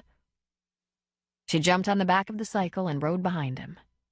They stopped in Ferndale for an outstanding burger in an old hotel restaurant, laughed about the difference between a meal out with the boys and alone, then rode another 3 hours before heading back to Virgin River. Katie had kids to pick up. When they got to the cabin so she could pick up her SUV, he slipped an arm around her waist and treated her to a delicious kiss. Not a 10-minute kiss, but a very tempting one. And he said, "Thanks for going with me. It was a good day. See you around." Listen, before you leave the area, would you—" She stopped and chewed on her lip for a second. "If you have time, you might swing by and say goodbye." "You bet," he said. "But instead of saying goodbye, I think I'll pick you up at your place day after tomorrow at about 11. Take you for a ride. Maybe lunch. If you have nothing better to do." "I'm free," she said. "Good. See you then." And he gave her a pop on the fanny. Dylan took Katie out on the bike 3 times in a week. A couple of hours of riding, 30 minutes or so of kissing, a little something to eat. "Have I dated you yet?" he asked. You're definitely getting closer. I have to work tomorrow and the next day, he said. I have a couple of meetings, airport stuff, but I'll be in touch. And then he seriously considered moving on. He'd been in Virgin River over 2 weeks. 4 days later, 4 days away from Katie, after having spent considerable time visiting small airports all over Humboldt, Trinity, and Mendocino counties, Dylan found himself back on that memorable hilltop, looking out over the ocean. The hilltop where he'd seduced Katie, a memory so delicious he just couldn't shake it. His bike was propped up, and he leaned back, legs extended over the handlebars. He had good cell reception, so he called Lang. "What's shakin'?" he asked. Same old, same old. Mostly just what we expected," Lang said. "But there have been a couple of developments. We lost 2 crew members. One of the BBJ cabin crew, and a pilot. Both moved on to more secure jobs, which is a gift. They probably saw the handwriting on the wall. It's not a secret business is down. Frankly, I'm relieved we won't have to let them go when we give up the BBJ. And we picked up a charter. But I had to bid so low, it's not a moneymaker." Dylan whistled. "What's next?" "I'm working on the paperwork to let go of the BBJ. The second I tell the leasing company we can't make the payments, they're going to be in here to pick her up. I just hope they don't try to hold us to the full term of the lease. Try to make us pay something for the months we're defaulting on. If that happens, we might have to file for bankruptcy protection. And before you panic at the thought, it's not the end of the world if that happens." "Can we hang tough through summer?" Dylan asked. "I think so. Then we'll have to downsize some more. If crew keeps moving out on their own, it might not be necessary to let them go." Terminate employees. They didn't have that many, but it hit Dylan in the gut. He was a conscientious employer, and every single one mattered to him. "I've talked to Jay, the producer. He has some ideas, but nothing concrete yet. He's optimistic. I think something will come together." "And you're still hanging out in Virgin River?" Lang asked. "Same cabin at the Reardons. I think I've dropped in on 10 small airports in the area. This won't surprise you. Everyone is experiencing the same problems we are. At least I have an option. I hope. Okay, listen. I can't say what I'd do if someone wanted to give me a shit pot full of money just to stand in front of a camera and look pretty. But you don't have to do it for us. You should only do it for you. Because we might have to make some painful adjustments around here. But we can keep coffee in the pot with a skeleton crew for a long time. A long time, Dylan. Just on our instrument instruction, aircraft storage and maintenance, occasional flight instruction, and the odd charter." Dylan ground his teeth. "Might be a little more to it than looking pretty." Yeah. "What have you been doing since Stu and I left?" "Nothing much." "But what?" Dylan didn't answer. "Had someone on the back of your bike, did you?" Lang asked, laughter in his voice. Dylan sighed. "I think I'll probably head out tomorrow. I'll let you know if I'm coming back to Payne or going straight to L.A. "Stay a while, Dee," he said. "Stay until that doubt is gone from your voice. She's got a couple of kids, man. You're great with kids," Lang said. "And even though you've been whistling that old 'I'm a bad relationship risk' tune for years, I've never seen any evidence of it. You haven't tripped over the right girl to lock down with, maybe, but your relationships are solid. In fact, if I die, you have permission to marry Sue Ann." He laughed in spite of himself. "She wouldn't have me. There's nothing for you to hurry back here for, Dee. You've carried this company on your shoulders for a long time, and it's all about to change. Time to chill. Think about the future. I'll check in when I'm on the road," he said. "Thanks for holding down the fort." "Hey, no problem, buddy. My fort and all my little Indians are here." His fort and all his little Indians. Fortunately, Lang knew exactly how lucky he was, so there was no recrimination there. Envy, yes. Since Dylan was a little kid and had that pretend television family, he'd longed for those kinds of ties. And ever since he was a teenager, he'd known it wasn't likely to ever happen that way. But he wanted to be in only one place, right beside Katie, in her arms. Fearing how much he wanted that, he avoided her. The hardest thing right now was knowing he had promised to say goodbye.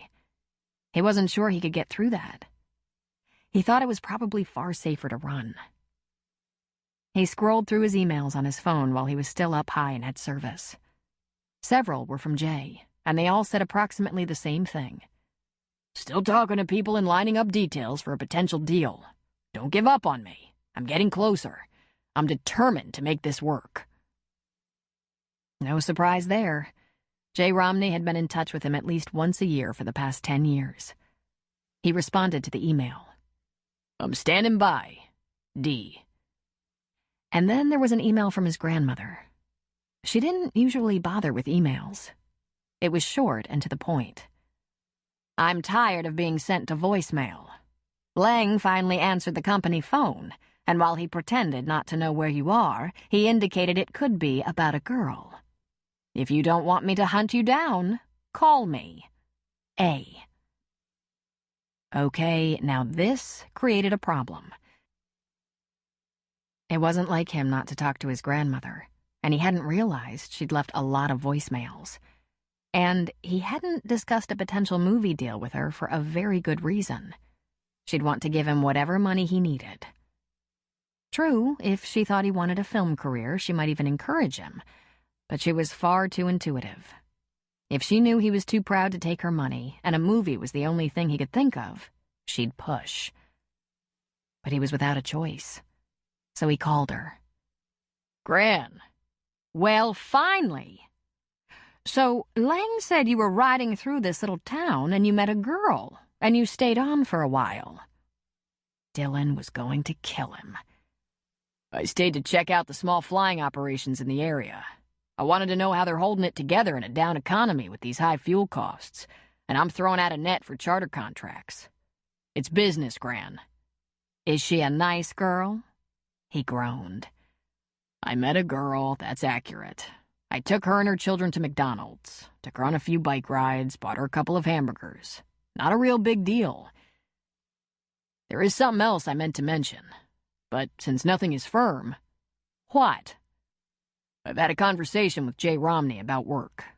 If it's the right project and the right terms... Now that stuns me, she said. There was silence, which was very strange for Adele. I guess you've thought it through. Jay's been in touch, now and then over the years, always throwing out the invitation. And now, while business is down and Lang can handle things, it's not a bad way to earn a little money. The good news is, I think you can trust Jay, Adele said. But you haven't shown an interest in acting since you started flying. I'm motivated, he said. Business being what it is and all. Listen, remember what we've always talked about. Change can be good. What feels like a disaster can be your new opportunity. That's how you got into flying in the first place. Crisis pushed you. Stay positive. There's a light at the end of the tunnel. It's probably the train, he muttered. She laughed at him. Sometimes you're older than I am. Call me tomorrow. I want to talk to you, and if you don't call me, I'll send out a search party. Or I'll just fly to Montana and camp out until you get there. I'll call, he said, somewhat surprised that the offer of an easy way out hadn't come. Incidentally, I'm fine, she said curtly. He moaned. He could be such a self-absorbed asshole. I'm sorry, Gran. I've had so much in my mind. Are you really fine? Never better, Dylan. Talk to you tomorrow. She disconnected. He sat on top of that hill for a long time, staring out at the ocean. It was a while before he accepted the only conclusion he could have come to. He wasn't going to be able to sleep at night unless he saw her one more time. He had to keep his word and say a proper goodbye to Katie. And if he was going to do that, he was going to make it memorable. Chapter 7. Connor had taken the boys to the river to try a little fishing on Sunday, leaving Katie to sit on the front porch with Leslie and a couple of glasses of iced tea. "You can talk about it if you want to," Leslie said. "Oh, it was just a little crush," she said. "I'll get over it." "You're so quiet," Leslie said. "It must have been more than a little crush. At least a medium-sized crush." Katie shrugged. "I first laid eyes on him just over 2 weeks ago, so no more than medium, for sure," she said. But she didn't sound convincing even to herself. "It's all a fantasy, Leslie. There wasn't anything real about it. But you want to know what bothers me? It's so silly. I asked him to say goodbye before leaving the area. He said he would, but I guess he didn't. Damn. I wish I'd been paying attention when we were all in the bar. I can't figure out which one he was." One corner of Katie's mouth lifted. "He was the cute, dark-haired one with the outstanding butt." "I'm having an even harder time now," Leslie said. "Since Connor came into my life, I haven't noticed any other outstanding butts. Tell me the first thing that happened to make you think you had a little crush." "The second I saw him, I couldn't breathe for a minute, like a full minute. Then when I saw him at Jack's, it made me feel all tickly inside. But it was just one of those things. Seeing a cute, sexy guy and thinking, wow. I didn't expect to ever see him again. But his friends all left. He stayed behind. He found the cabin, and we talked. We went on a few bike rides. More talking. He kissed me. But boy, he stayed, he found you, he kissed you? Uh-huh. It kind of started when he happened to be in town one day when I picked up the boys from summer program, and he took us to McDonald's for dinner. Nothing much happened, except the boys were a little wilder than usual. And, well, her voice trailed off. And, well, that's when he kissed you? No, not in front of the boys. One day, when I dropped the boys off at summer program, he took me out on his bike. All day. He bought breakfast and lunch, drove us all over the place on some of the craziest roads. God, was that fun. I hadn't been on a motorcycle in a long time. We did that again and again. I hadn't held on to a cute, dangerous guy for several hours in such a long time. Charlie might have been my last cute, dangerous guy. No kidding? Leslie asked. In over 5 years? Pathetic, huh? I've been out on some dates, but no bells. We don't know that it's all over already. He might find your little cabin again. That's probably not a great idea, Katie said. See, he's 35, has never married, likes to play the field, has no intention of ever settling down. Likes kids fine, but doesn't want any. And, okay, the bottom line here is, he's ready, Freddie, and I am not a one-night stand. So I hope he's gone. I do. Because I don't know if I can say no to him again. Leslie sat up straighter. Again? Did you leave out some parts here?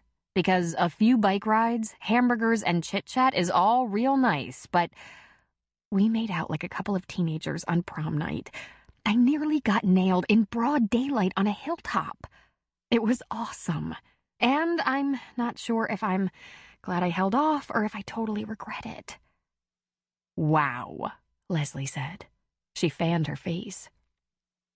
That's what you left out. And that was it? He said goodbye and went back to wherever he came from and you'll never see him again? Sort of. But you know what? I had some fun. I have to remember that.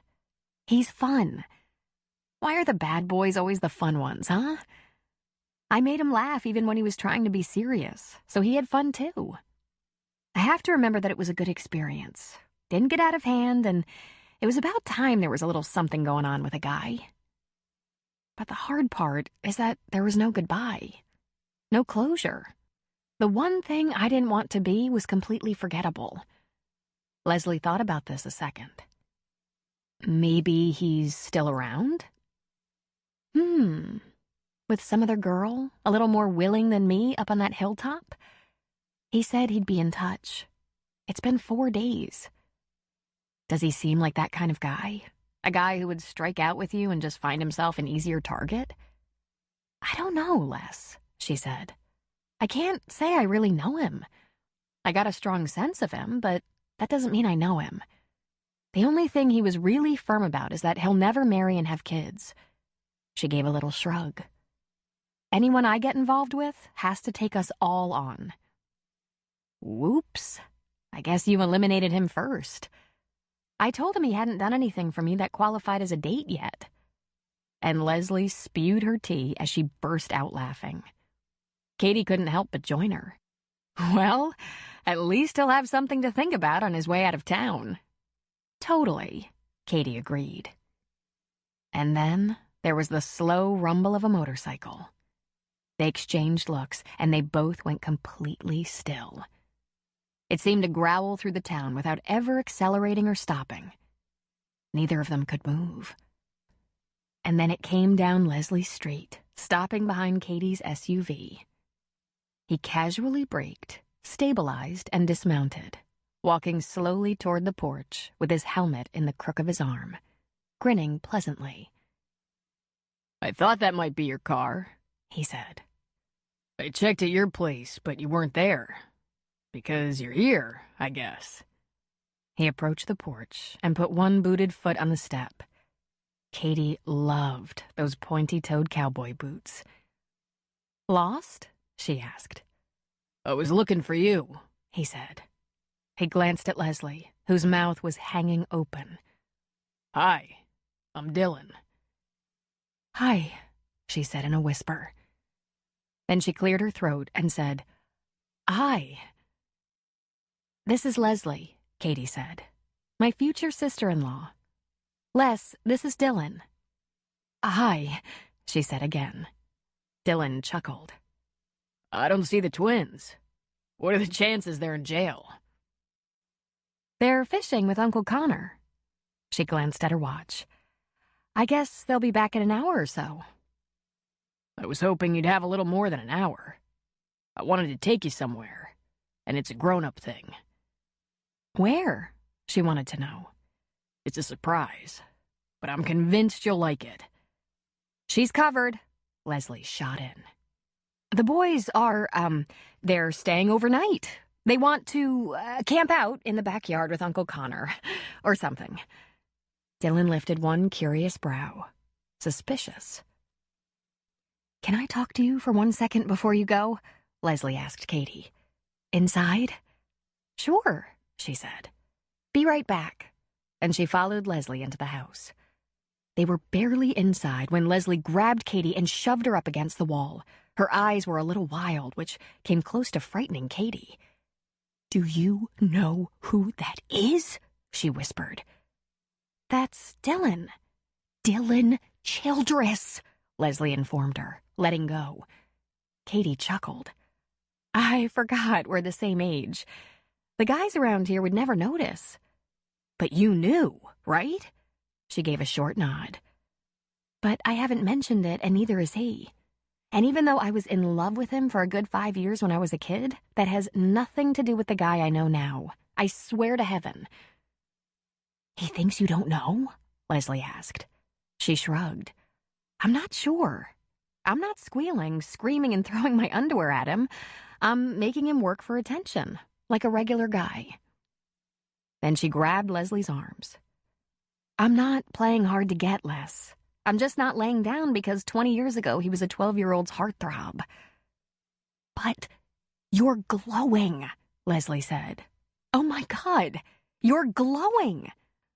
Pa, she said. I can't imagine why. Of all the Hollywood boys during our adolescence, didn't he have almost the worst reputation? He acts like a regular guy, but I honestly have no way of knowing if he's overcome all that naughtiness. Oh, I hope not. I hope so, Leslie said. You look pretty happy. I might be pleased that he came looking for me, but I'm not going to be fooled by a little showmanship. I'm a little warm, however. She fanned her face. Besides, he's just going to say goodbye, which is admirable when you think about it. He could have just left, and it's not like I could chase him down and reprimand him. Then she swallowed and said, I should have a drink of water. I'll keep the boys overnight. We'll grill hot dogs, watch a movie. I'll bring them home on my way to work in the morning. You can get them into fresh clothes for summer program. And after work, I'll be wanting every detail. Every single detail. I don't do that to you, do I? Totally different, Leslie said. Connor is your brother, and Dylan was my secret boyfriend for years. Katie laughed at her. Half the female population in this age group probably felt the same way. Can we go out there now? Find out what he has in mind? Leslie ran her hands over her hips to dry her palms. By all means. Try to look calm. I think you're the one who should take a few deep breaths. Dylan was waiting, his foot still on the porch step. So, Katie said. She lifted one brow. I want to show you something very cool. Want me to follow you? I want to take the bike. You like the bike, and it's a lot easier. But you have to change into jeans. You know, bike rules. He looked her over with a smile. She was wearing a pretty lightweight summer dress. That's sexy as hell, but it could end up over your head on the freeway, and you could cause accidents. We need jeans. Want to go change, and I'll follow you? Okay, she said with a laugh. Then she turned to Leslie and asked, Are you absolutely sure? Of course. Connor will be thrilled. I'm not so sure about that, Katie thought. When they arrived at the cabin, Katie parked and gave him a wave as she went inside.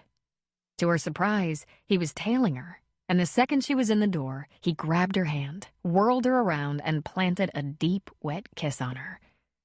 His voice was hoarse when he broke from the kiss and spoke. I wish I'd thought this through better, he said. A dress. I never thought you'd be in a dress. I bet I could get under that dress without as much fight out of you.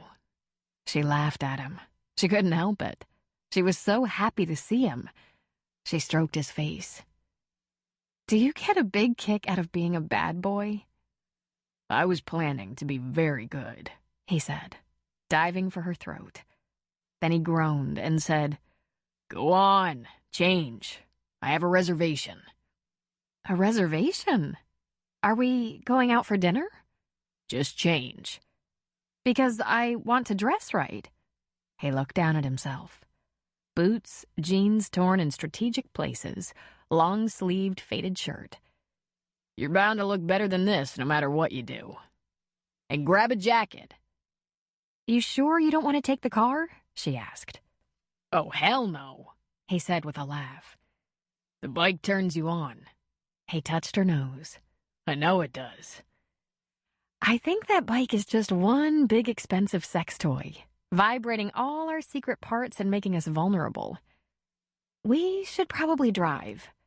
Jeans, he said. Jacket. She sighed. If you insist. When she got to her bedroom, she smiled, very glad he insisted on the bike. And although she was a little afraid he might notice that she went to some trouble, she dabbed on a little makeup, some gloss, some blush, some mascara. And while it was completely futile, she ran a brush through her hair. Then, remembering the havoc a bike can wreak on hair, she filled a purse with brush, comb, gloss, and hair clips. Ready, she said. Let's do it, he said, holding the door. Katie hopped on behind him, and they took off down the mountain toward the freeway north to Arcata. Every time they passed a road that led to the beach or up into the mountains, she wondered if that was where he was taking her. Yet it all made sense when he finally pulled into a small, isolated private airport. Her eyes grew large. We're here, he said, while she just sat there. Come on, Katie. Is your plane here? She asked. He shook his head. I rented a little Cherokee, 2-seater. I'm gonna take you up. Ever been in a small plane? She shook her head. Never, she said in a whisper. You said you'd love to learn to fly. I thought you should start with a ride. Oh, Dylan, she sighed. Tears sparked in her eyes. You were listening, she said softly. Oh, God, her heart was going to be broken.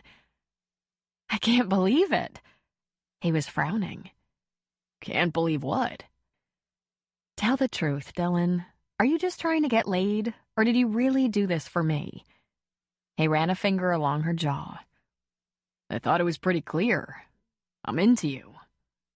But I did this because I want to show off, and I thought it would be fun for you. Want to go up? I so want to go up. Can I take my purse? He laughed at her. Yeah, of course. And your jacket.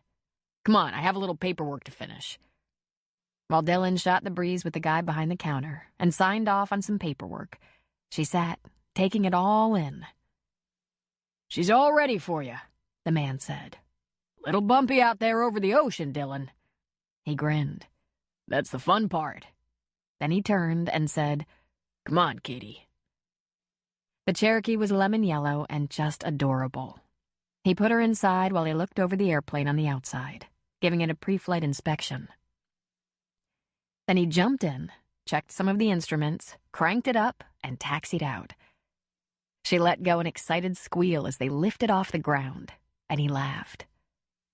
Katie certainly wasn't the first girl he'd taken up for a ride in a small plane, but this ride felt like the first time. Her eyes shone and her grin was infectious. When he turned up the coastline, she was all but hanging out the window looking at the shoreline, the fishing boats, the rocky coast. He took her inland over the trees and told her to look for marijuana patches or deer. How would I know a marijuana patch? Bright, bright green. Greener than any green you've ever seen. Deer? Self-explanatory. Want to have some fun? What kind of fun? She asked, suspiciously. Want to see the map float? Oh, that grin. Yes, she said. It was just like the bike.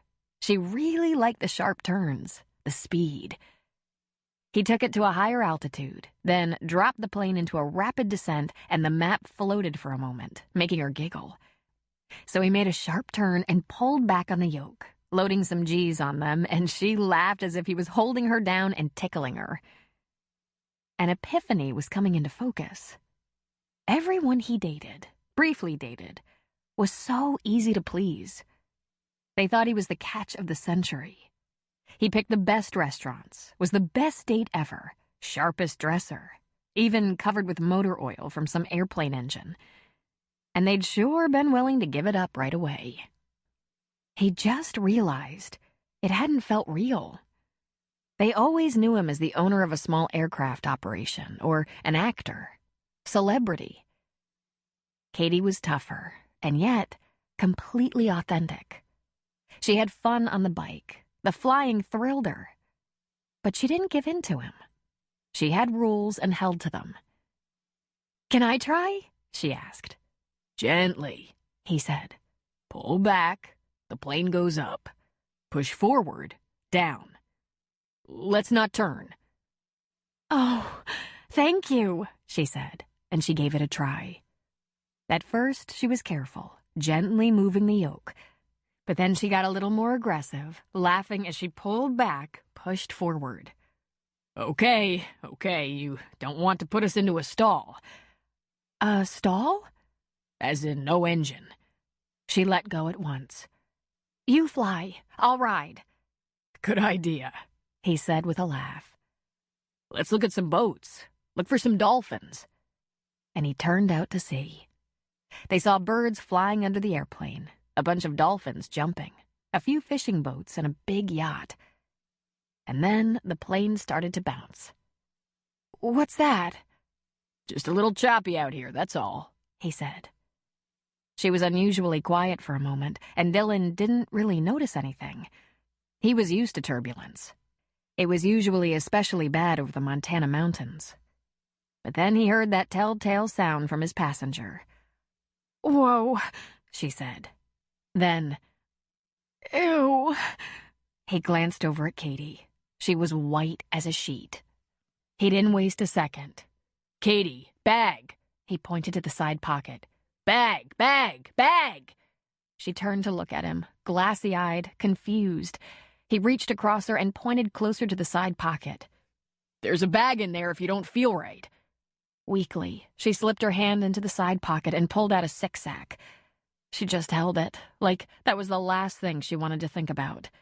And Dylan turned back toward the airport. He didn't make it far before she was holding the bag up to her face, retching. "Atta girl," he said approvingly. "You'll be fine when we're on the ground. 10 minutes, tops." And she retched again. Poor kid, he thought. She liked speed and tight turns, but apparently her inner ear wasn't crazy about turbulence. Now that he considered it, that probably was a little more than she'd have been used to. Certainly not the first candidate for Dramamine. "Ew," she said again. "Oh, God." Then she reached into her purse with a trembling hand for a tissue. While she wiped her mouth, he was on final approach. He landed smoothly, taxied in, and checked his passenger frequently, noting that her color was slowly coming back. He parked the little plane, jumped out, and went around to her side to help her. She held on to that sack protectively, embarrassed. Her head was down, her hair falling in a canopy, hiding her face. "It'll be okay, babe," he said gently. "Happens sometimes, even to big, tough guys." Finally, she looked up at him, her eyes watering, her face pale. "Now that," she said, "was a date." After a little time in the restroom, splashing her face, braiding her hair, and generally putting herself back together, Katie made a miraculous recovery. When she walked outside, she found Dylan leaning against his bike. "You look a lot better," he said with a smile. "It seems to have left me as fast as it arrived. Whew, that was perfectly awful. I'm so sorry. Probably not what you were expecting, huh?" "It happens," he said. "Jump on." And away they went. He took a side trip through Arcata and stopped first at a drugstore. He left her on the bike and promised to return quickly. When he came back, he handed her a small bag. Inside was a toothbrush, paste, mouthwash, disposable wipes, and antiseptic hand wash. "I couldn't think of another thing you might need," he said. "I'm taking you to a restaurant. We'll get you some tea and something mild, like mac and cheese." "You act like a man who has had a lot of experience with this," she said. "You're my first," he said. "Not the first passenger or student to get sick, but the first time a girl I was trying to impress. Well, I wanted it to be memorable." "It was," she said. "A lot like morning sickness. 1 minute you're going to die, then it's over and you feel like you could eat a side of beef." "Tea and noodles," he said. "And if it was morning sickness, it had nothing to do with me." "Oh, stop complaining." He looked over his shoulder at her. "At least you pronounced it a date." Dylan took her to a quaint bar. They had to walk up a flight of stairs to the second floor, and given it was still afternoon, they were among just a few diners. The view was of the marshy headlands. The birds were flying low over the tall grasses, the Pacific shining beyond. It was beautiful and so serene. "It looks so harmless out there, doesn't it?" Katie said. "Some of us know it can really pack a punch." "What got you into flying?" "My grandmother moved us to Montana, where I had no friends or connections, and, long story short, out of boredom, I was hanging out at the nearest small airport. I started driving my little truck out there and did my homework while watching planes take off and land. Pretty soon I got the courage to wander into the building and ask them how much a ride would cost, and they said, 'Ride in what?' I wanted to go up in their Lear, but I could afford 30 minutes in a little Cherokee." He gave a shrug. "I fell in love." "I guess you didn't get sick." He shook his head. "Never. I love to do loops and spins and all kinds of crazy stuff. I think I could rock as a test pilot. I was about 16 when I told my grandmother I wanted to take lessons, get my pilot license, and she said she'd be on board with that if I brought home straight A's. And did my chores, a lot of which were really crappy chores. Pun intended. She bought a place on a lot of land with a barn, a couple of horses, a chicken coop, a couple of cows. Most of my chores involved a shovel and a lot of shit. By the time I was 17, I had my license and was instrument qualified. And then I went to Embry-Riddle and majored in aviation. And started a company? She asked. Does that seem ambitious? He asked her. It wasn't. We couldn't get hired by the major airlines. Not enough hours in the cockpit and no hours in a heavy jet. We couldn't even get on at the smaller regionals. Lots of training in all things aviation, but without the hours. We? My friend Lang and I. He was with me when we rode through Virgin River. We went to college together, and he came back to Montana with me. We started real small and grew, but now... He shook his head. Now? The economy is kicking our ass. Oh, no, she said. What will you do? We'll make changes. Probably drastic changes. One of the things I'm supposed to be doing while I'm taking this break in the action is having meetings with airport managers, picking their brains about survival skills. And, if possible, picking up charter work. Meanwhile, Lang is running things, beginning to downsize the operation, scheduling and probably operating any charters that come our way. We have to think out of the box now. Might be time to consider other work options. He shook his head. I'm not sure. I have other ways of earning money, but... Other ways? She asked. We have a snowplow, he said with a grin. To keep the runway clear. Maybe we can start plowing roads and driveways in Payne. There are flying jobs all over the place. Not always convenient ones, but they're out there. Contract labor all over the world. That would be hard on Lang. He's married and has 5 kids, and usually international jobs take you away for a month or more at a time, at least. He's pretty committed to Montana. Sees it as a good place to bring up the kids. Last year, one of our pilots left for Nigeria. It was a 1-year contract, and it was good money. But it was a long way from home. And we like that little airport. We built it. She leaned her chin on her hand. This must be very tough for you. It's a challenge, that's for sure. Pretty soon we're gonna have to let people go. I hate to do that. They're all good, loyal people. In most cases, my neighbors. She smiled at him. There's a lot more to you than meets the eye, she said. He also leaned his chin on his hand. And what meets the eye, Katie Malone? Hoodlum, she said. Biker bum. Ne'er-do-well. Notorious flirt. Opportunist. Hey, I'm only an opportunist in the best possible way. The kind who will start a company that puts a few people to work. Her expression softened and grew serious. I do know how it is to have your own company and to have it mean the world. I had a hardware store with my brother, remember? It was doing well when some jackass burned it down and sent us into hiding. Connor talks about maybe rebuilding. Maybe around Virgin River.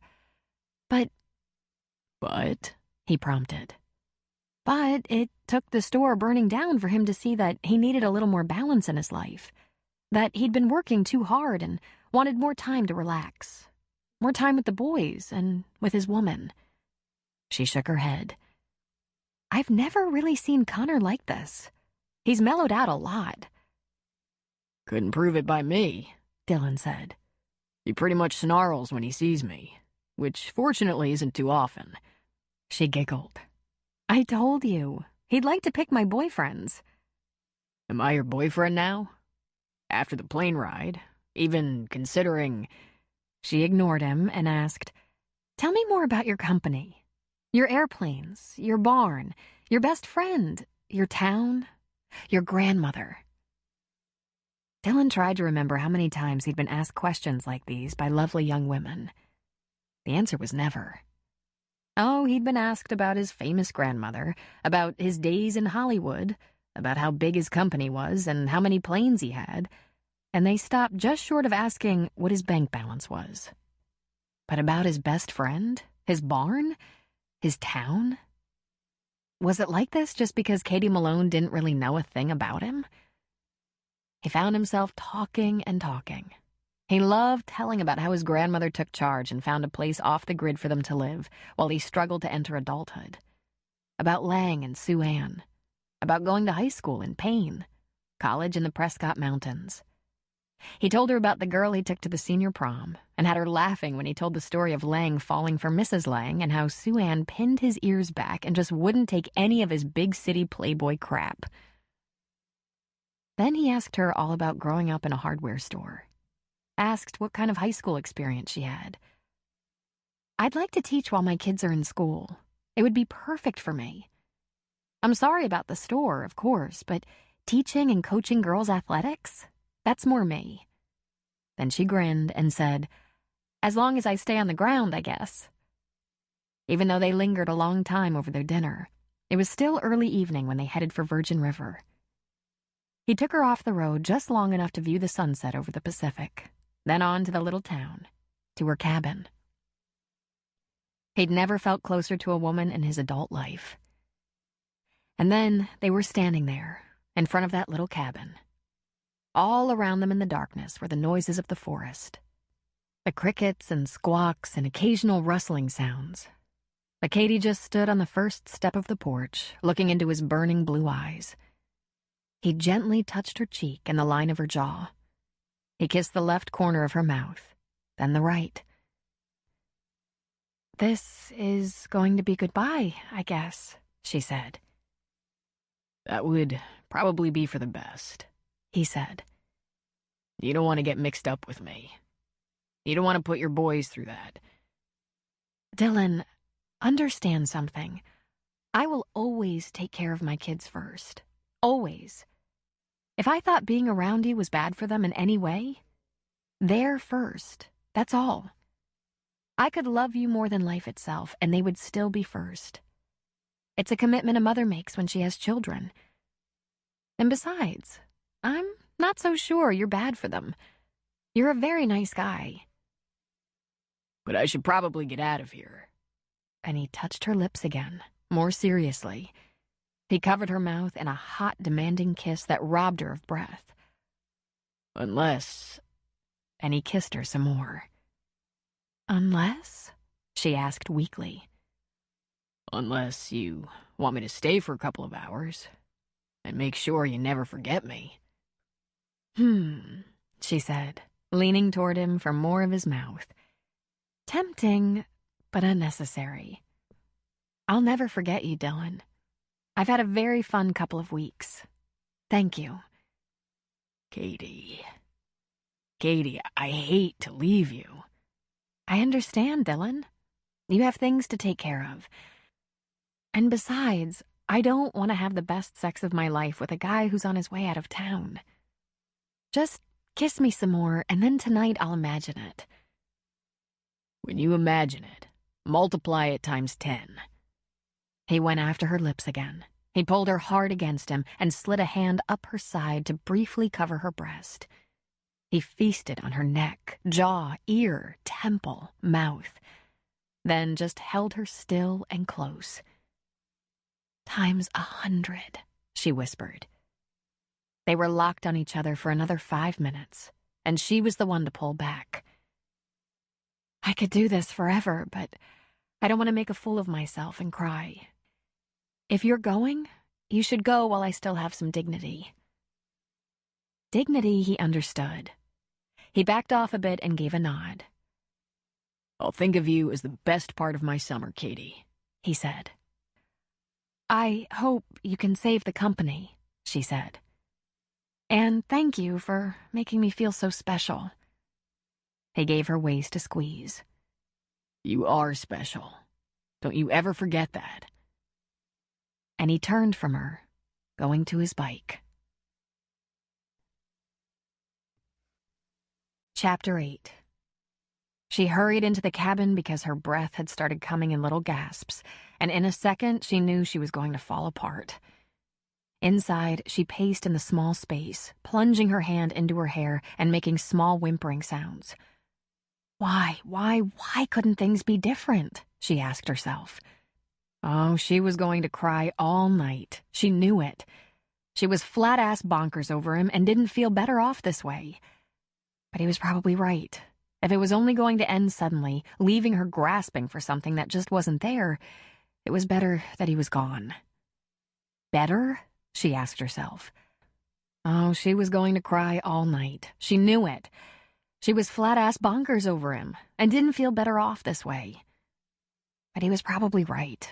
If it was only going to end suddenly, leaving her grasping for something that just wasn't there, it was better that he was gone. Better? She asked herself. Wouldn't it be easier to adjust to his leaving after a couple of drop-dead orgasms than never knowing? Why was she always so careful? What did she have to lose, really? Screw it, she thought. She might have sent him off, but she knew where that little Reardon cabin was and could still have her unforgettable couple of hours. After all, the boys were tucked in at Uncle Connor's house, and Leslie, so optimistic, would never let them come home before morning. She grabbed her purse and shot out the door. And there he was, sitting on the motorcycle. She skidded to a stop on the porch. Before you leave? Yeah, he said, sitting up straighter. I've been thinking about a couple of hours. Yeah? She shook her head. Don't go yet, Dylan. His leg came over the bike and he vaulted off, eating up the space between them in 3 long strides, leaping up the porch steps and pulling her into his arms, covering her mouth in a searing kiss that demanded every emotion she had. His hands were all over her, running up and down her back and pulling her against him, up her sides and covering her breasts, tangled in her hair, pulling her face onto his. He was murmuring her name, and she was clutching him close so he wouldn't fly away. Dylan walked her backward into the cabin and kicked the door closed when they were inside. But they didn't get far. Standing there, just inside the door, he pulled her shirt over her head, pulled his over his head, and he began kissing her breasts through the lace of her skimpy bra. Before she could see what happened, that undergarment was gone, and he was attending to her erect nipples. A lick, a kiss, a suck. It brought the deepest of sounds from her, her fingers in his hair. He began kissing his way down her belly, while his fingers deftly worked the button on her jeans, and kissed his way below her waist just as he slid them over her hips and down, down, down. With the jeans went the tiniest thong. He fell to one knee before her and pulled off her right shoe, then the right leg of her jeans, and his lips were teasing her lower belly, upper thigh, his fingers moving deeper. With his hands on her hips, he drew her toward him. As she cried out, he lifted that bare leg and pulled it over his shoulder, and all of a sudden he had his mouth on her softest parts. "Dylan," she cried out, knotting her hands in his hair. He devoured her hungrily, like a starving man, licking the deepest part of her. A minute inside the door, and she was exploding. "God," he cried, going in for more. "Sweet heaven." Her knees gave out with pleasure, so electrifying she could no longer stand. But he caught her and gently lowered her to the floor. His fingers replaced his mouth, and he found her lips with his. "You are the best thing I've ever..." He kissed her deeply. "Katie, I'm not sure I'll be able to get enough." And while he murmured against her lips, he freed her from the left shoe and the rest of her jeans. His belt came open and disappeared, and she reached down to open his jeans. And she had him in her hand. He groaned in beautiful agony. He instinctively moved toward her, probing gently, wanting all of her. He was slipping inside, and he wasn't going to last long. He was so right. The sensation of being inside her was the most intoxicating thing he'd ever felt. He went into a trance at once. "Please," she whispered. "Dylan, please find that condom so we can..." "Condom," he said. "On it." And he sat back just long enough to get rid of the rest of his clothing and get that protection from his back pocket. And then he went still for a second. He lowered himself over her gently, touching her lips. "I know this is going too fast, baby, but we'll take our time a little later. I know I sound like a madman, but I need to be inside you." She nodded, her eyes glassy and wide. I need that too. I'll go easy. Don't go easy. He gave it his best effort, moving into her slowly, but she grabbed his butt and pulled him into her, and he lost his mind. His hips began to move, hers moved in concert, and they were slamming against each other in a magnificent rhythm that took about 10 strokes to make her freeze and hold him, cry out his name, and squeeze down on him with all her internal muscles. Holy! He couldn't speak any further. All that escaped him was a powerful groan as he held himself for a moment, then pumped his hips and joined her. He pinched his eyes closed and held her hips. As the pleasure slowly let him breathe again, he kissed her everywhere. Her eyelids, her lips, her cheeks, her neck, her breasts. And he held her, stroking her hair, her neck, touching her beautiful face. Are you okay, honey? He whispered. She said, giving a little nod, her eyes closed. Possible rug burns.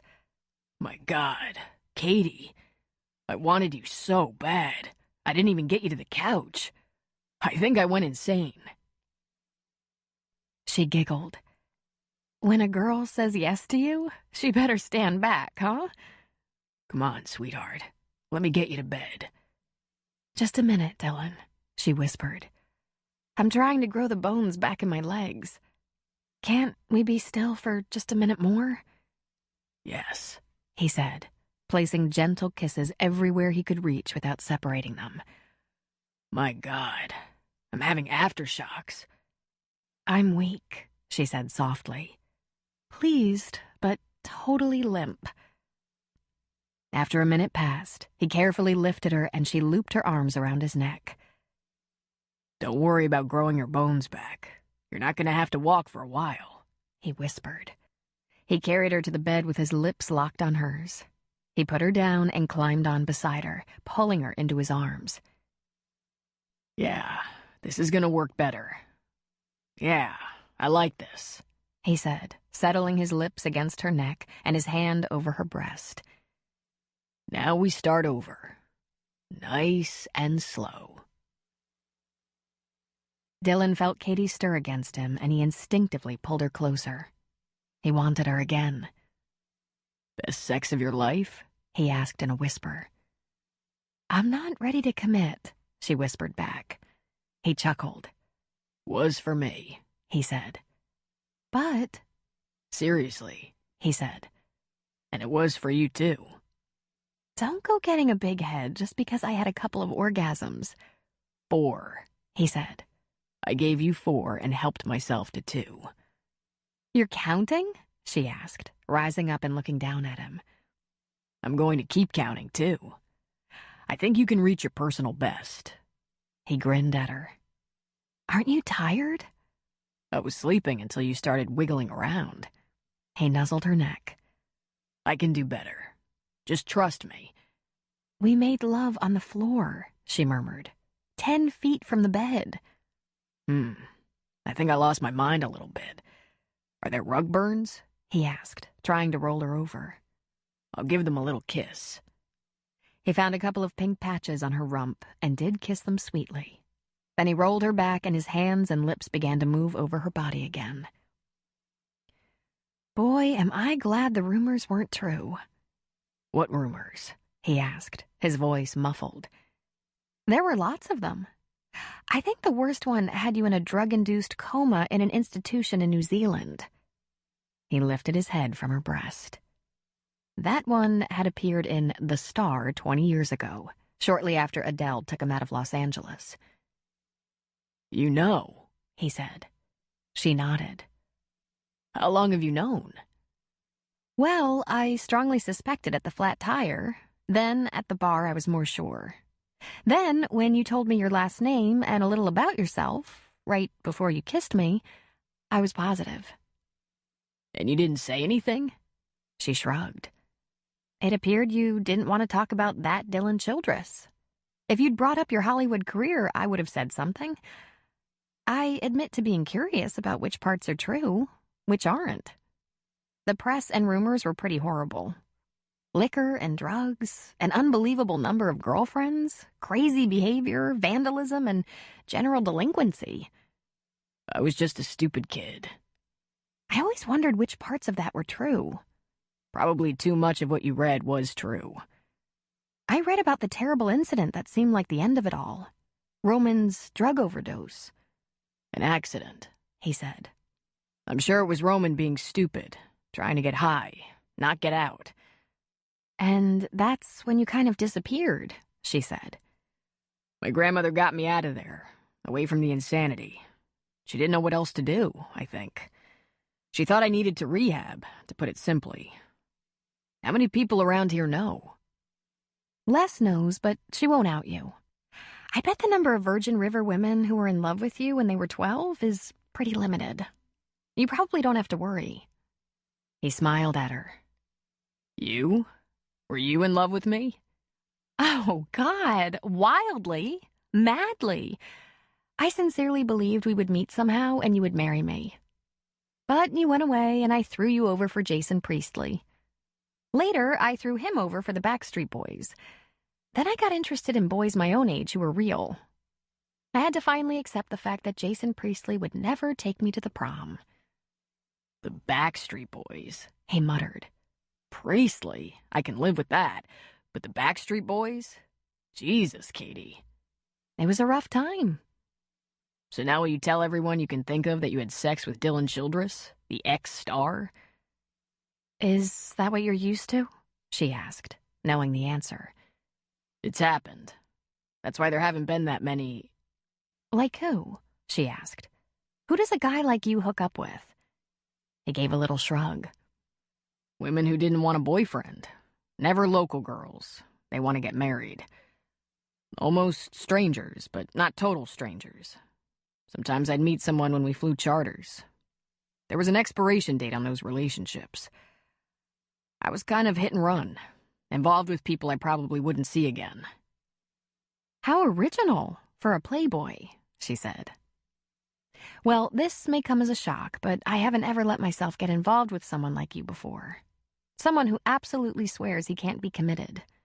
In fact, I don't think I can build much self-esteem by bragging that I nailed an actor, especially one who promises to ditch me as quickly as possible. That really undermines my self-image, which I'd rather bolster. She thought for a second. I might get some interesting press out of the fact that I threw up in your plane. I think, since I'm awake, I'll have a quick shower. That way, if you're still here when I'm done, I'll be all fresh and sweet and you can resume counting. She lifted an eyebrow and slid away from him, stalking across the bedroom stark naked, head held high. Damn, he thought. Look at her. She gave her long hair a toss and gathered it on top of her head before entering the bathroom. And he was hard again. She was way under his skin. He rolled onto his back and stared up at the ceiling. Well, there was an upside, he thought.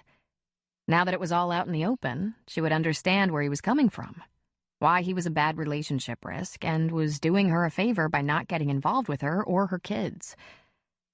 She would know all the names in his family periphery, all those Hollywood losers who couldn't stay out of trouble or make a normal family life work. And obviously she'd heard all the rumors about how much trouble he'd been in, how unreliable he was. If you're still here when I'm done, he could spend a little time with her, as long as it didn't get too serious. As long as he explained, with consideration for her feelings, why he'd have to move on.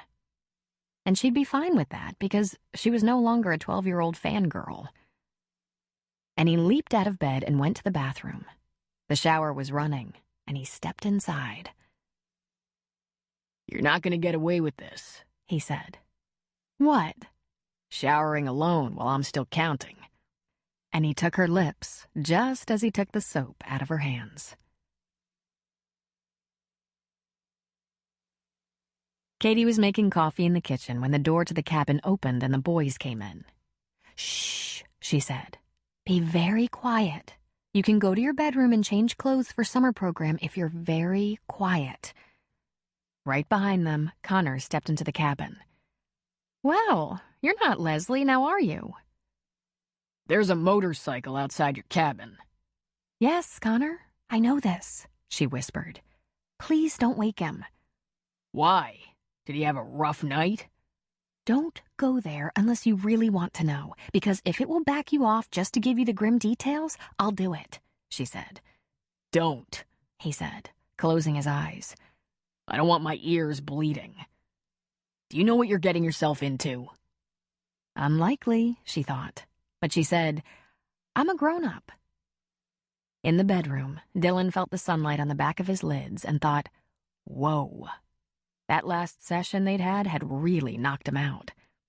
God, she was going to kill him. She was that good. He slept like the dead. And in the distance, he heard soft talking. Phone call to a girlfriend? He smiled to himself. Guys always got the bad rap for locker room talk when, really, the girls were worse. They couldn't wait to get their friends on the phone and describe every detail. He felt eyes on him. He opened one blue eye and met with 4 brown ones. Did you have a sleepover too, Dylan? One asked. Did you forget about your pajamas too? Because we had to sleep in our unders because we forgot about them. Did you have to sleep in your unders? He lifted his head. Katie, he yelled. She darted into the bedroom, and when she saw her sons, she put her hands on her hips. Is this where you keep your school clothes? She asked. Go change right now. Mom, did Dylan have to sleep in his unders? Did he forget his pajamas? Her lips twitched as she struggled to keep from laughing. Well, for heaven's sake, will you look at that? He must have. I wouldn't have noticed since I'm more polite than you. I gave him privacy and slept in the other room, since he's a guest. She shuttled them out of the room. Get changed now, you don't want to be late. Then she looked at Dylan and covered her laughing mouth with a hand. Not funny, he said grumpily. Funny, she insisted. You can have the cabin to yourself. Get up, go back to sleep, whatever. I'll be gone about a half hour. Coffee's on. I'll bring back breakfast from Jack's. Then I have to go, he said. Of course, she said with a smile. I understand completely. My God, he thought. Did she take nothing seriously? Here they'd romp the night away in complete carnal pleasure, and at first light he's caught naked in her bed by her children. They'd be in therapy until they were 20. But, of course, they hadn't seen anything. He was covered. Katie claimed to have slept in the other room, and the clothes he'd left on the living room floor the evening before were neatly folded on top of the chest of drawers, his boots standing politely on the floor. Even the dresser drawer where she kept all the extra condoms was closed. No wrappers on the nightside table. Katie had tidied up and taken a shower. The ends of her hair were still damp, and she wore jeans and a sweatshirt. But they knew he'd been there. Was that a bad thing? He took a shower, and while the spray ran over him, he closed his eyes and remembered the last shower here, in the middle of the night, with Katie. And with the help of a little soap and shower gel, he had her up to 7, while he lingered around 4 because she couldn't keep her soapy hands off him, and he didn't have a condom in the shower, and he lost his mind, and damn, she really was going to kill him. And he was going to die with a smile on his face. But how did she do that? Show him the sex goddess when they were alone, and that primly amused young mother in the light of day. She was like 2 completely separate women in one skin. He was going to have to get out of here before it became any more obvious he couldn't be without her in his life. Over breakfast, they would talk. He would thank her for being the best sex of his life, tell her truthfully that he'd never forget their date, and then he'd head for LA or Montana. When she walked in with a brown paper bag, she was smiling. Preacher's omelets are so huge, we can split one. Okay, he said weakly. What's the matter? Nothing. Everything. You have a very strange look on your face. Crap, he said.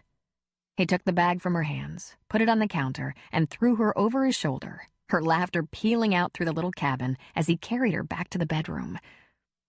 Once there, he pulled off her clothes, put his hands and lips on every inch of her body, and took her to 8 and 9. "My God," she said, breathless and glistening. "This has to stop, at least long enough for nourishment." He laughed at her and said, "That omelet's cold anyway. It'll keep 10 more minutes. I have to ask you something." "Shoot." "How screwed up are your kids gonna be about finding me in your bed?" "They didn't even mention it, Dylan. I suspect they thought nothing of it." "But we're not married or anything." Neither are Connor and Leslie, where they spent the night last night. Although they are an established couple who live together. But the boys are very curious. If they'd had questions, they would have asked. It was a first for them, however. First? You're my first sleepover since they were born. They never even witnessed their own dad in my bed." "Oh," he said. "You got your guys out the door before the boys were up?" She laughed softly. "You're my first since Charlie. I was open to the idea, but never met anyone who qualified. I hope that's not too much pressure." He leaned toward her until his forehead was resting against hers. 9, he said. "I was faking 7 and 8, she said. He smiled at her. "Good fake. Your whole body shook. So, can you talk about him? Can you explain about your marriage? Even though He ran a hand down her naked body. "Of course. I'm not cheating on him. What would you like to know?" How was marriage? Romantic?" She laughed. "Sometimes, but not always. See, Charlie was a soldier, and not just any soldier, but special forces. Highly disciplined, expertly trained, and dangerous in many settings. To say he was rough around the edges would be an understatement. He was a man with a very special commitment. It took remarkable strength and conviction for him to do his work, and it took a unique kind of commitment to be married to him. For example, one night at a bar, a young soldier saw pregnant me and said something off color. I think it was, "Holy fuck, mama." And Charlie slapped him around, almost knocked him out without leaving a mark. Green Beret. He knew how to do scary things like that. But with me, he was so gentle, so wonderful. He was upset that the man used that language in front of me. Yet just a few hours later, he yelled, "Katie, where's the fucking towel?" She shook her head and laughed. His language, the worst. I'm afraid if Charlie was still alive, my boys might be saying things like, "I can't fucking tie my shoe." But there was never any question about how he felt about me. "Do you think you'd still be married today if he was alive?" She took a moment to think. Some groups like Green Berets, Rangers, SEALs, that sort of thing, they do have trouble in marriages. They were gone a lot, had a lot of combat issues. Some of them had trouble with that line between rough and gentle with their families. Not Charlie, though. I never doubted how much he valued me, loved me. I think I felt more respect from Charlie than I had before in my life. And I always felt safe with him. Yes, I'd like to think we'd have lasted. Forever. "He sounds perfect." That made her laugh. I'm well aware of his flaws, believe me. He could be a slob, unless he was standing inspection, and then he was meticulous. Pressed and shiny and buttoned down, while I'd have to follow him around and pick up his towel and underwear. He could get silent on me, deep and quiet and hard to draw out. Who knew if he was thinking about some dark combat experience or his breakfast cereal? If I cried, he had no idea what to do. He wasn't a natural at handling a woman's emotions. Sometimes he laughed at the most inappropriate times, and he was one of those alpha idiots who always had to ask if I had my period when I got upset with him. He could get jealous and possessive, but he completely forgot my birthday. And no one had ever made me feel more cherished on a daily basis than Charlie. He was full of flaws, and I'd marry him all over again. I trusted him with my life. That's hard to find. It was Dylan's turn to be quiet. He'd never heard a testimony like that before, not even from Lang, who nearly worshipped Sue Ann. "Do you still miss him sometimes?" Dylan asked. And she decided on honesty. Actually, she decided over 5 years ago she would never lie about something like that. Yes, whenever I look at his boys. But missing him isn't the same as longing for him. As long as I can do right by our sons. That's my job, Dylan. She gave his arm a stroke. Don't worry about screwing them up by being around them, Dylan. I'm always going to protect my boys. Losing him must have been horrendous. She gave a rueful laugh. 8 months pregnant with twins? Alone and afraid with a widow's benefit that would barely allow us to live in our car? Horrendous would describe it. Did you ever regret any of it? She smiled with such patience and understanding it almost broke his heart. It made me grateful for every second. He looked into her eyes for a long time. He ran a hand over her hair. Then he said, "Let's warm up the omelet." Over breakfast, he told her about Jay and the possibility of a movie deal. That would mean living and working in Hollywood again, wouldn't it? She asked. "For probably 6 months, more or less," he said. And that's what you want to do, I guess, she asked. "I think I'm pretty lucky to have the opportunity. I've visited about a dozen small airports and charter companies around here, and I haven't run into any owners or managers that can get their companies out of trouble by signing on for a movie deal." Wow, that's a life I can only imagine. It must be crazy. "A lot of work, really," he said. "I'd rather not need to, but it is what it is." I think all those little girls who are now young mothers will be so happy to see your face again, she said. When they were finished with breakfast and standing on her porch, she said, "It's been wonderful, Dylan. Thank you for everything. And be safe." He smirked slightly. "I'm gonna hang around a couple of days," he said. "But you're going to have to put out." And she burst out laughing. Chapter 9. "We have a slight issue," Luke Reardon told Dylan a few days later. "I have reservations on all these cabins, summer people, but I have a solution, if it's not too rough for you. I parked my 5th wheel trailer on the RV slab behind the cabins and hooked her up. Water, sewer, and electric. It's yours as long as you want it." "I'm just thinking about a couple more days," Dylan said. "Right," Luke said with a crafty grin.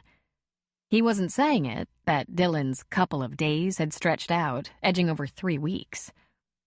"Like I said, as long as you want it, it's for special cases like this, when we have one more than we planned on. And I'll give it to you cheaper than the cabin. But don't worry, it's comfortable. Your legs will hang off the bed, but you get used to that. You'll have everything you need, except the washer and dryer, but you're welcome to borrow ours any time. And the shower is smaller. If you drop the soap, you're in trouble. You'll have to step out to pick it up." Dylan laughed. But what really tickled his good humor was the fact that he'd been getting most of his showers at a little cabin in the woods the past week. Any other woman would have extracted some kind of statement from him, some sort of lame commitment or expression of affection.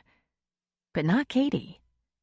He'd been in Virgin River for almost a month, the first 4 days of it having been with his boys on a ride. And it wasn't easy dating a woman with kids. She called the shots. She saw him during the day while the boys were at their summer program, and if she saw him evenings or on weekends, they were busy doing things with the family. He'd been to an animated kids movie, the kind where you get a red Slurpee spilled right in your lap, popcorn down your shirt and gum in your hair, not to mention the headache that follows. They had dinner at her cabin, dinner at McDonald's, and burgers on the grill at her brother's house. He'd played catch, did a little fishing without catching, and had learned video games. All this so he could get laid when the kids weren't home. He'd never, not even as a teenager, traded so much of his soul for the affection of a woman. Katie's brother had stopped scowling so much and was working on getting to know him. "What will you do if the charter business goes under?" Connor asked. "There's more to a fixed-base operation than charters, but that was the big moneymaker. and that's the part of the business that's suffering the most. We still have aircraft storage, maintenance, instruction, etc. My partner is managing all that while I hang out here, trying to decide how much you like my sister?" he asked. "Aw, it's not really like that, Connor. There's no question about how much I like your sister. It's just that we're good friends. And don't worry about Katie or the boys. We're very responsible. Nothing inappropriate going on there. When we're all under the same roof. It's all good and proper." "So she says." "I have a potential job in Los Angeles. I'm waiting to hear more about that. Then I'll have to go down there. I'd rather live and work in Montana, but through no fault of anyone's, that might be out of reach at the moment." He laughed lightly. "Lang, my partner, is expecting a slow exodus of our employees from the company. Pilots, instructors, maintenance, until we're down to just a few. So I should think about getting a paycheck. But I hate the city." "I can relate," he said. "But you always lived in the city, worked in the city," Dylan said. "And was mad as hell at the circumstances that moved me to this little town. Till I got to know this little town. Over the course of a couple of months, I realized I didn't just want a different location, I wanted a different kind of life. A slower, simpler, more balanced kind of life. So how do you know you won't enjoy flying out of Los Angeles? Maybe it'll work out." Of course, Connor assumed it was a flying job. The only thing Dylan had told him about himself was that he was a pilot and instructor.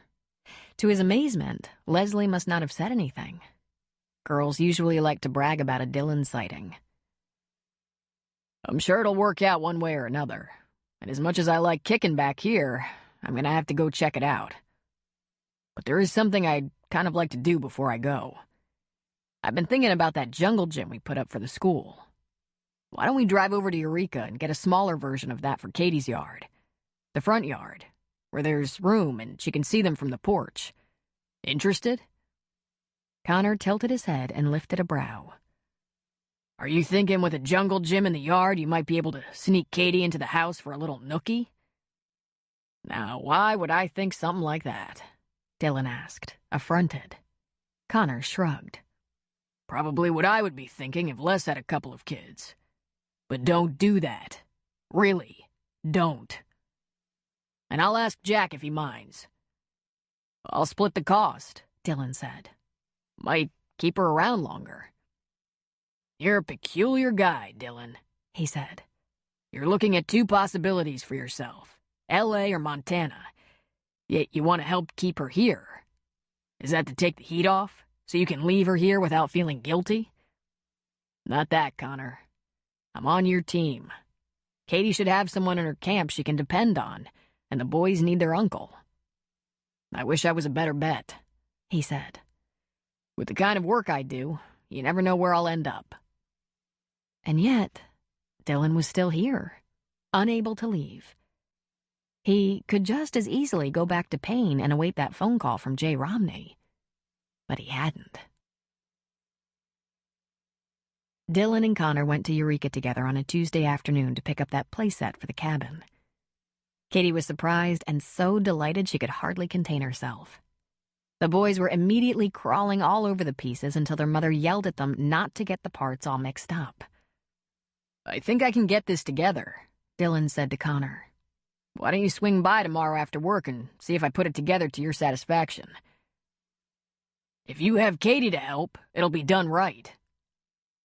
"You sound like you trained her yourself." "Nope," Connor said.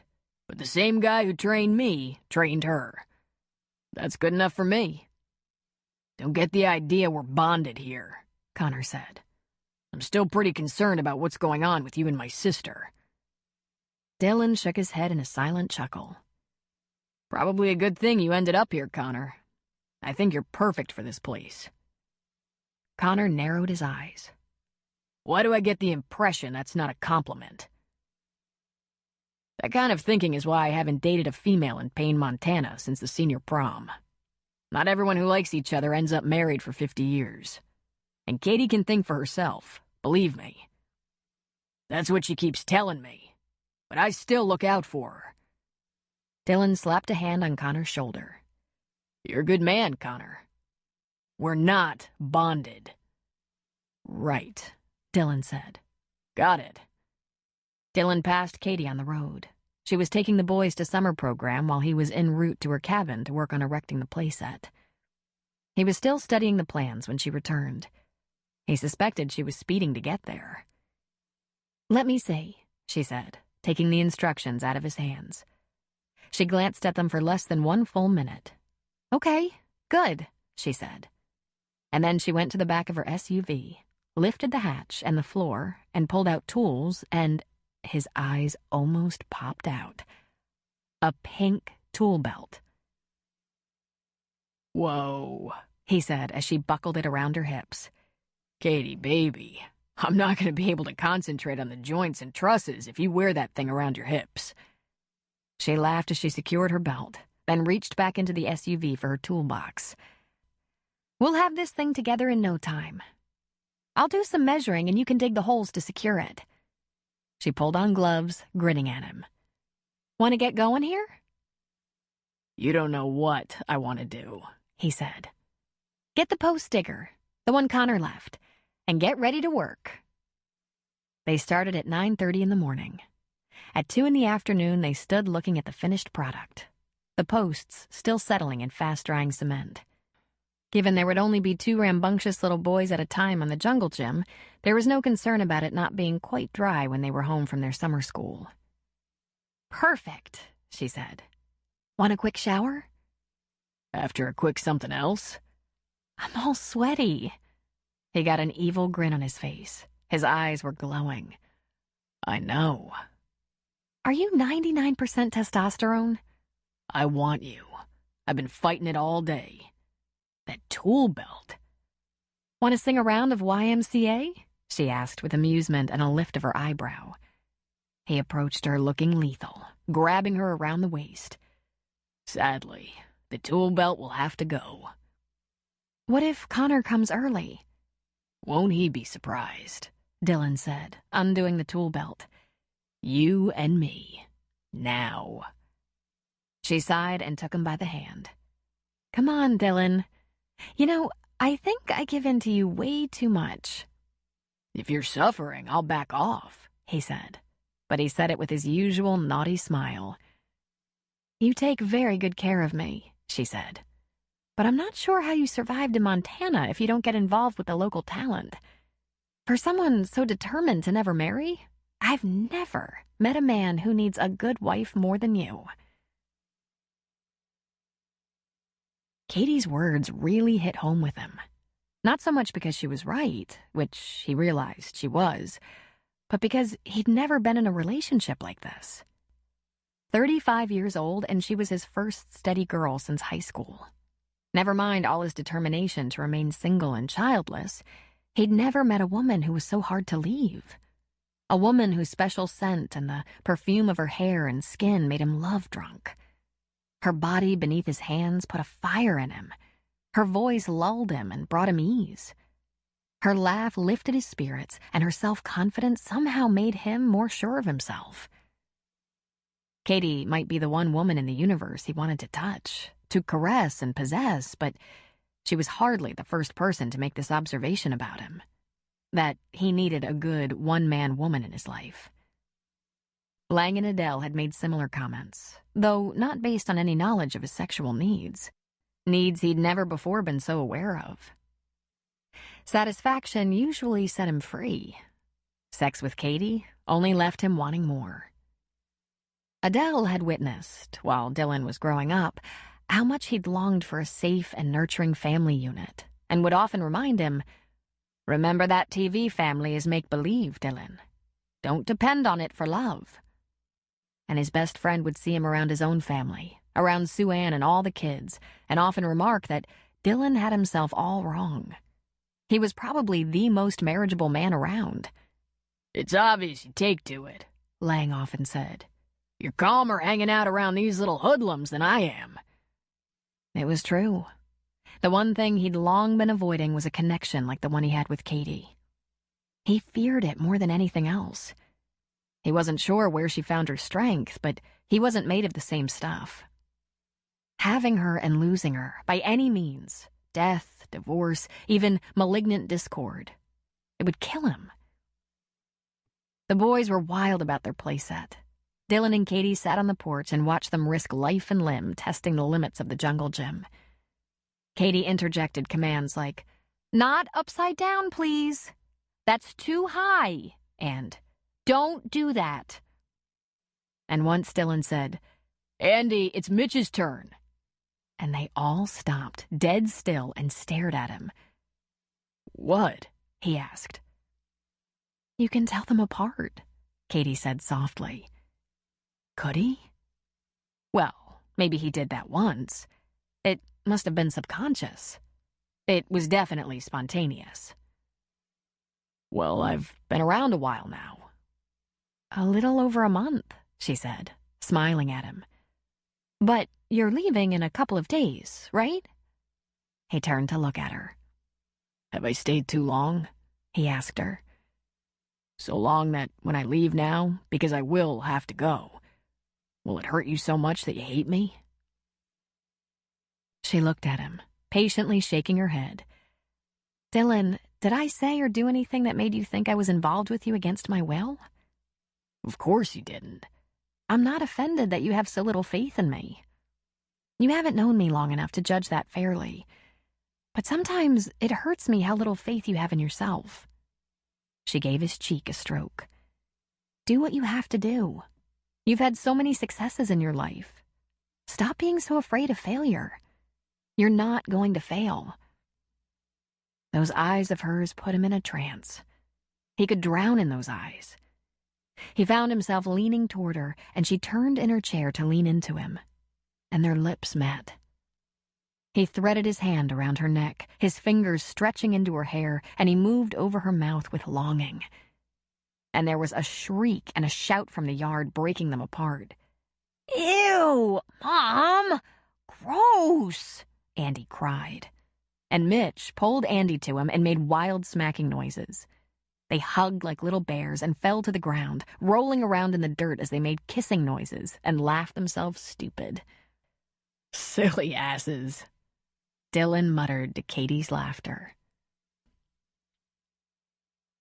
Almost daily, Dylan rode to the top of that hill where his view was sensational and his iPhone reception was excellent. It was a Thursday afternoon.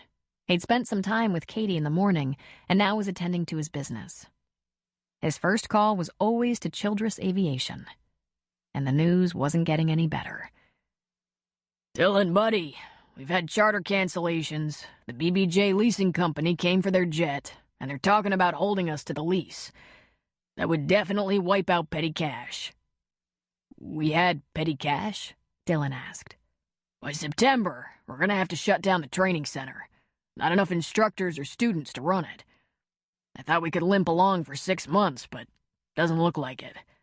By fall, we'll be down to just the fixed base operation. Storage, maintenance, fueling, and landing facilities. I'm sorry, buddy. We'll be joining the ranks of many other small airports in this country, gasping for breath. I'll be on the road in a couple of hours," he said when he could find his voice. "There's no hurry, man. There's nothing you can do here. Come home when you feel like it.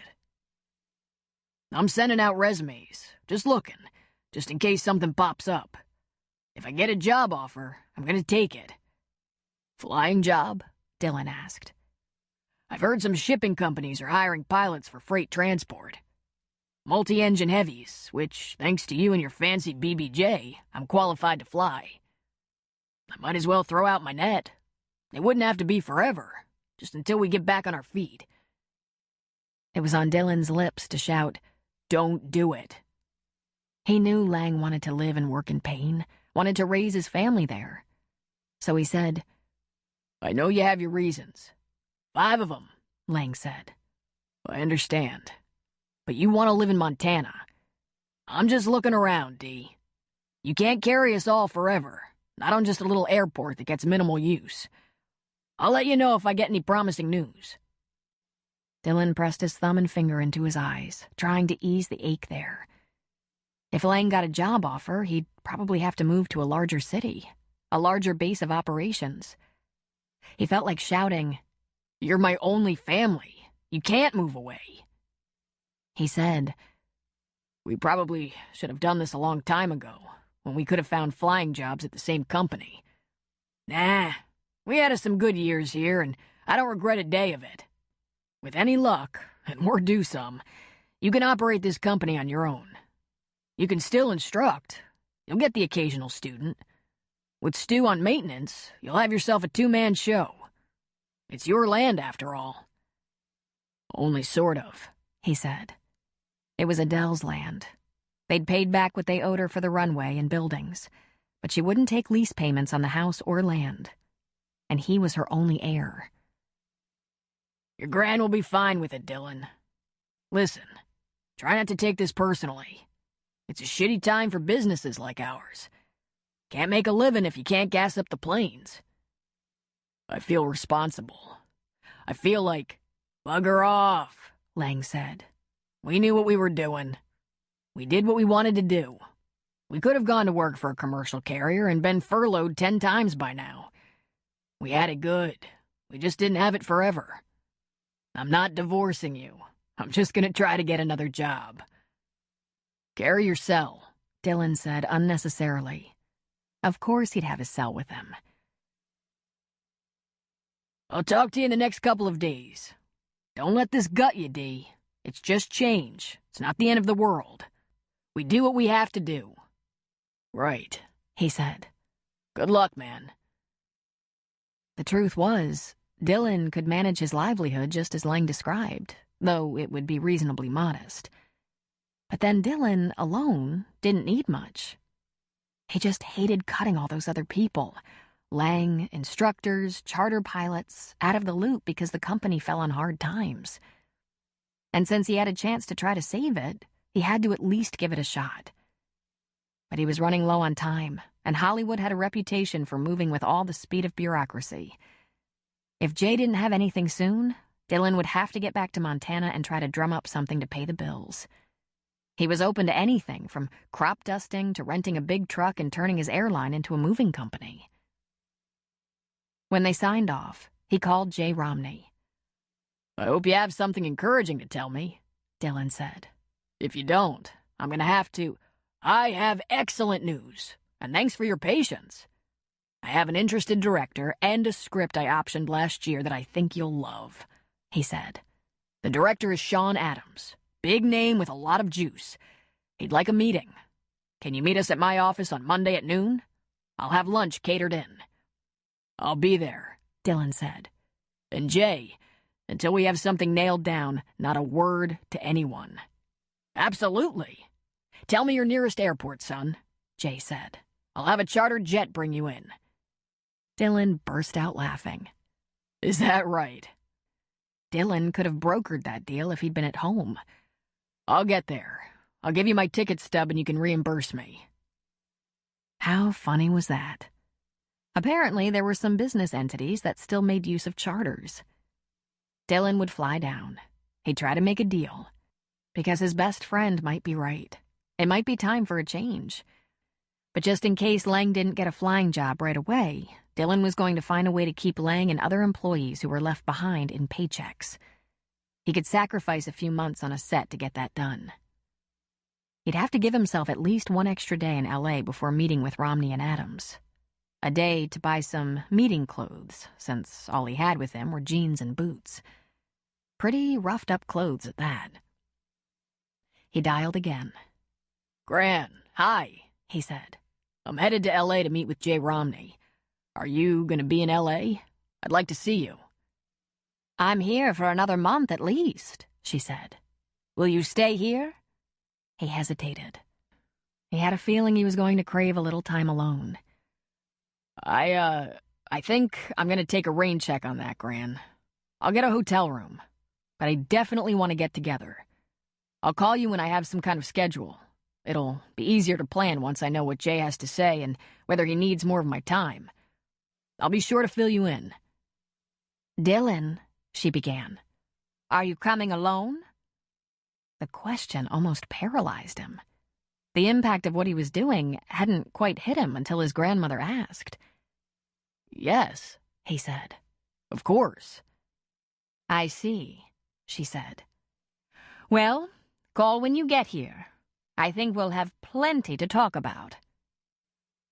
For now, he had plenty to think about. He really was leaving this time, and once he left, he couldn't imagine being able to come back. He had a home in another place and no work in this little mountain town.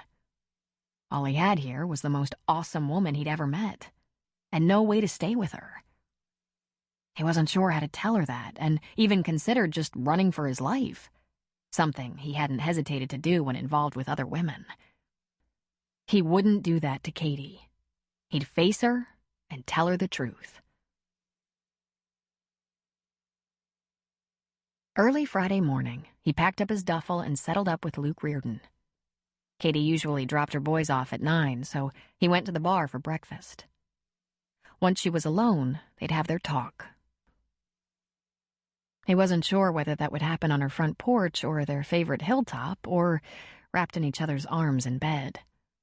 But it was happening this morning. Kind of moody, Jack observed, refilling his coffee cup. You?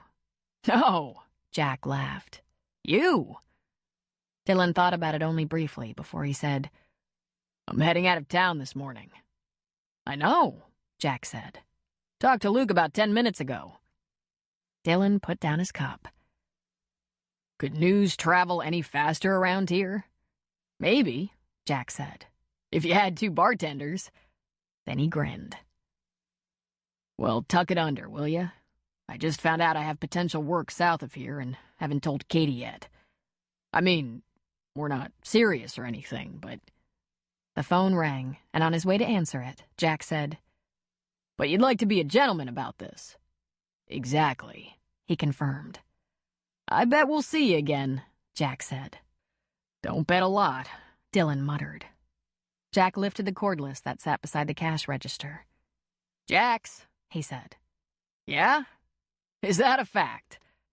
Oh yeah, trust me, she's close. We'll stay inside, I'll come right out. He hung up and looked at Dylan. Katie says she's got 3 bear cubs playing on the new jungle gym, and she can't get the boys to the car. Dylan shot to his feet. She can't see the mother, but I guarantee you she's nearby. Real nearby. And Dylan shot for the door. Whoa, whoa, whoa! What are you thinking, man? We'll go in the truck. You don't want to be riding out there to chat with Mama Bear on a motorcycle. Let me grab my rifle and tell Preacher to mind the store. And then he turned and walked through the kitchen, leaving Dylan to follow. Dylan just stood there for a moment. Then he shot outside and got on his Harley, but he rode it around to the back of the bar and caught Jack just as he was getting into his truck. I'll follow you. I can outrun a Mama Bear on this if I have to. Your funeral, Jack said.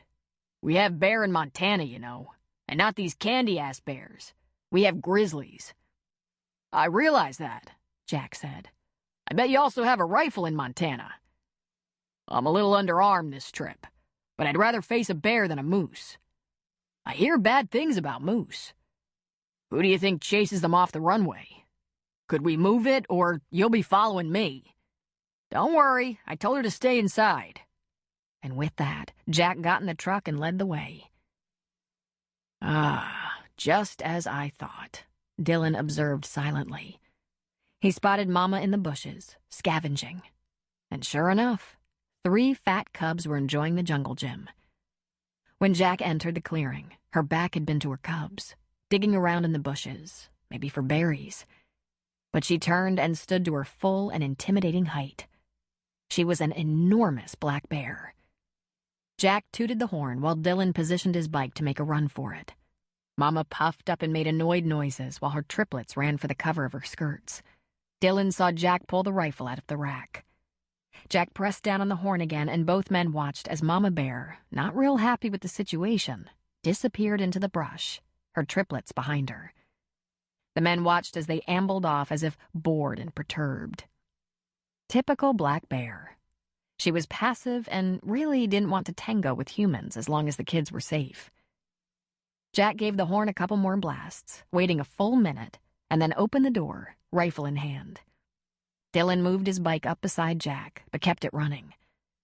She could be 2 feet on the other side of the big blackberry bushes, but I kind of doubt it.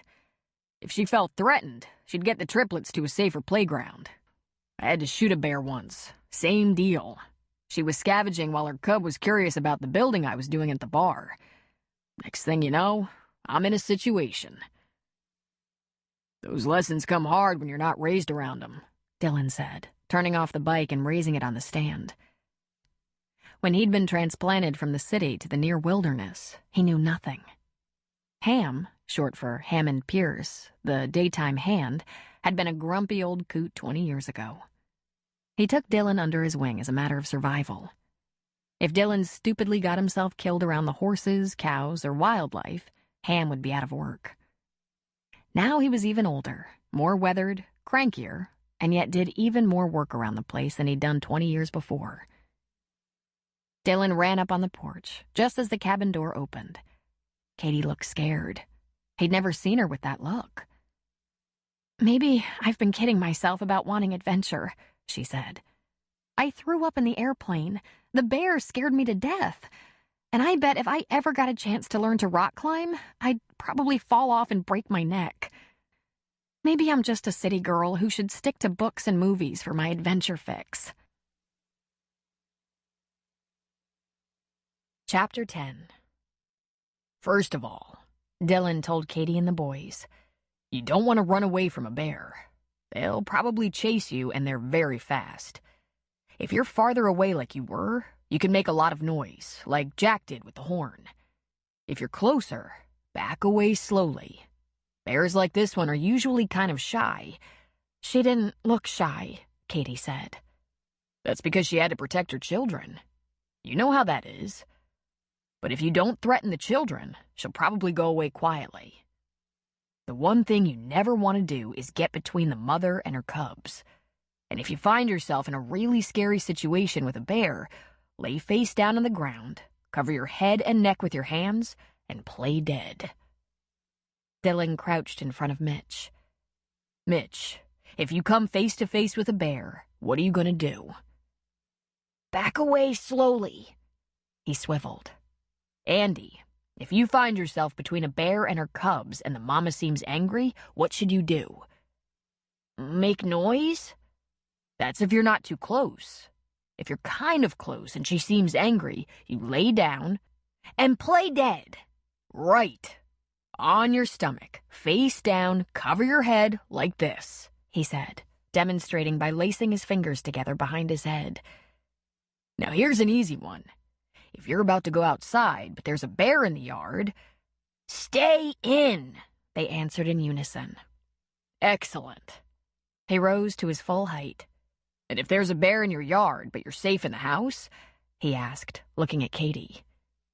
Noise? That could work. Not like screaming, like maybe banging a spoon on a tin pan. Something to alert the bear there's a person around so they just leave. And you have that mace, in case you get right down to it. They don't actually like that too much, Jack said. I've heard of bears getting very angry about that. But if it's your only option... Katie, since you've had this bear family in the yard, can you remember to go over bear safety rules with the boys often? Dylan asked. You'll probably never see them again, but rules for safety. Every day isn't too often. She got a very queer look on her face before she said, "Of course." She blinked a couple of times. "Ready to get to summer school, guys?" Let me drop them off, Jack offered. I'm headed back to town anyway. I'll make sure they get checked in. Miss Tim is a bear about that. Then he laughed at his own joke. "Thanks, Jack. Get your backpacks, guys," she said. In less than 2 minutes, the twins were in the truck and Jack was backing out of the clearing. Dylan and Katie were still standing on the porch. When the truck was out of sight, she faced him. "So, you're leaving?" How would you know that? He asked. "Your duffel is on the back of the bike and you have a confused look on your face, like you don't know the way out." He shook his head. I can take that duffel off the bike and put you there for one more ride. Anywhere you'd like to go. "Tell me what you came here to tell me," she said. He gently grasped her upper arms to pull her closer. He kneaded her arms and looked into her eyes. Here's what's happening, Katie. I talked to Lang. A couple of our employees have left the company, hopefully for greener pastures because they know we're in trouble. Our big plane is gone. Lang is going to send out his resume. He has a family to think about.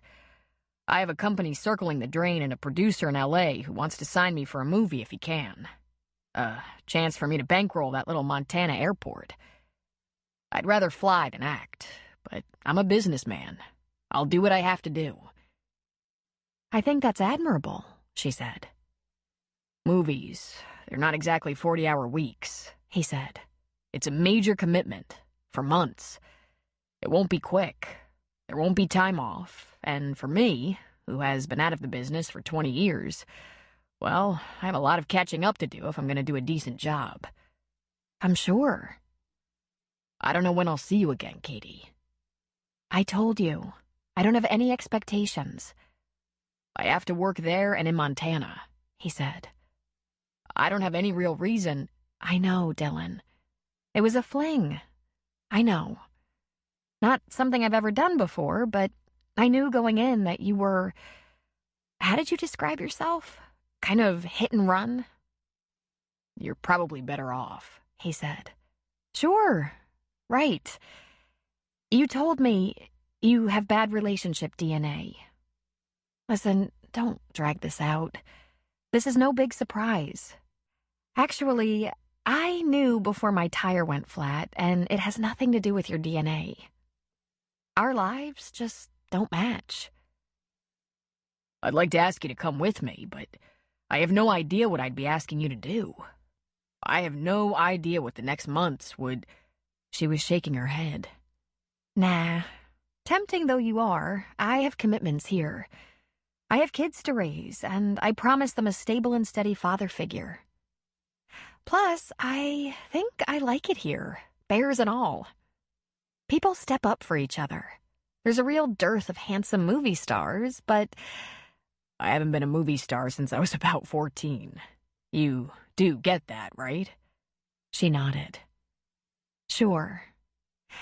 But listen, my life has finally leveled out after a rocky year, and I'm not in a position to take risks. Not with my boys. They're so good, so resilient. I sometimes take them for granted. But now and then, one of them will say something that reminds me they're only little boys. They're tender and they need security. Just a few weeks ago, Mitch asked if I thought his dad would like him. Her eyes misted. My first commitment is to them. I'm not for taking chances. Do you get that, Dylan? He gave a slow, solemn nod. You don't have any regrets about us, do you? She shook her head and tried a smile, though it was tremulous. You're the best 4-week boyfriend I've ever had. The only one. He swallowed hard. Will you tell them goodbye? Will you tell them I couldn't wait to see them again and I said goodbye? Sure. I could wait, but... If it's all the same to you, I can't do this all day. So I might have regressed to my childhood and had a little crush. He leaned toward her and touched her lips gently. Little? He asked softly. Come on, think about this, Katie said. You don't really want a lot of blubbering and sniveling and someone clinging to your ankles as you try to get away.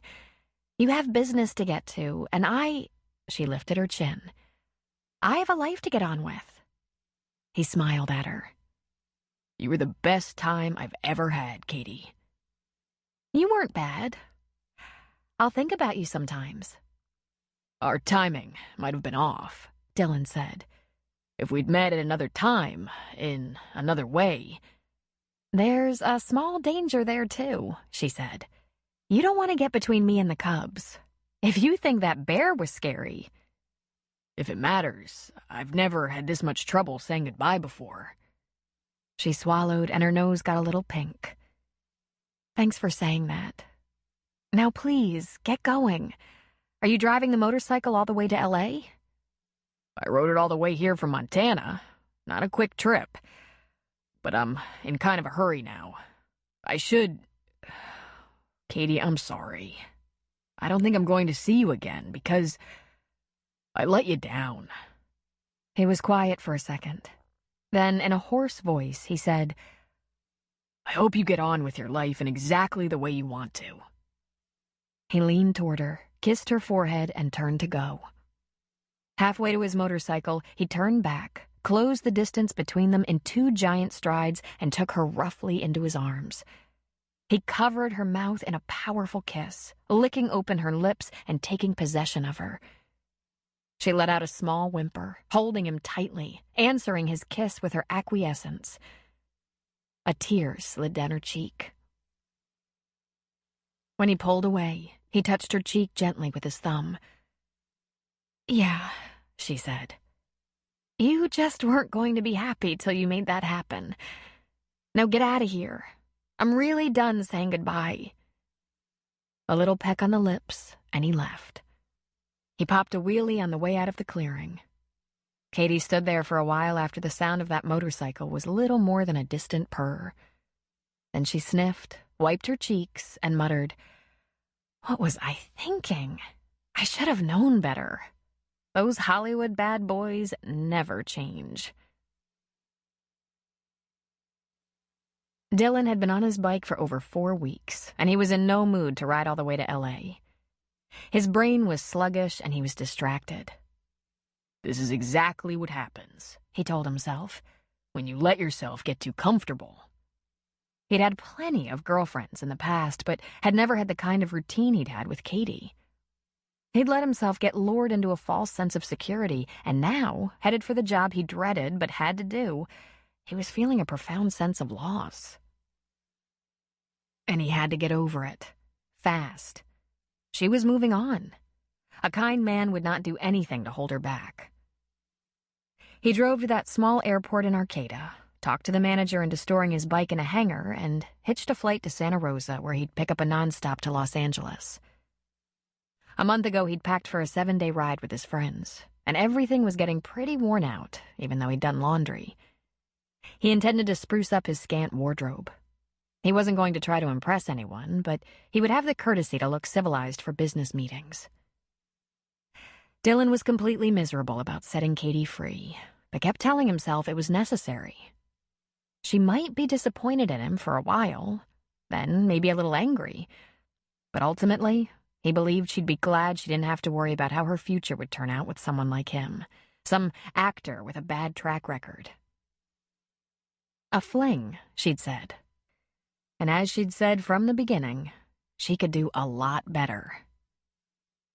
There was one significant problem. He'd never met a woman like her before, and probably never would again. Better? He wouldn't. Not a chance. Okay, so I want Katie, he muttered. So what? He asked himself. He'd get over it. He'd gotten over other things he wanted but couldn't have. The minute he got on the ground in Santa Rosa and turned on his phone, it came alive. There were voicemails and missed calls. He checked the call log while he waited for his flight to L.A. to depart. His mother? His mother? And his half-brother Bryce? His stepsister Blaine? There must have been 20 calls, and he'd never given anyone this phone number. Lang, knowing his family history, would never have shared his cell number. He'd had a few calls from family members over the years, either at Childress Aviation or the Montana house, but they always wanted something from him, not looking for ways to reach out in friendship or, God forbid, affection.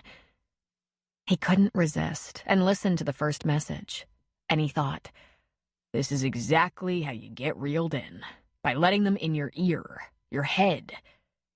Even though he hated his mother, he loved her and had always wanted her to act like a mother. Dylan, darling, I heard you're going to be in town to talk about a movie, and I have to talk to you first, because, well, the business hasn't been real nice to me in the past few years, and I'd like to... He clicked off. He didn't even want to know what Charisse would like. A part? A job?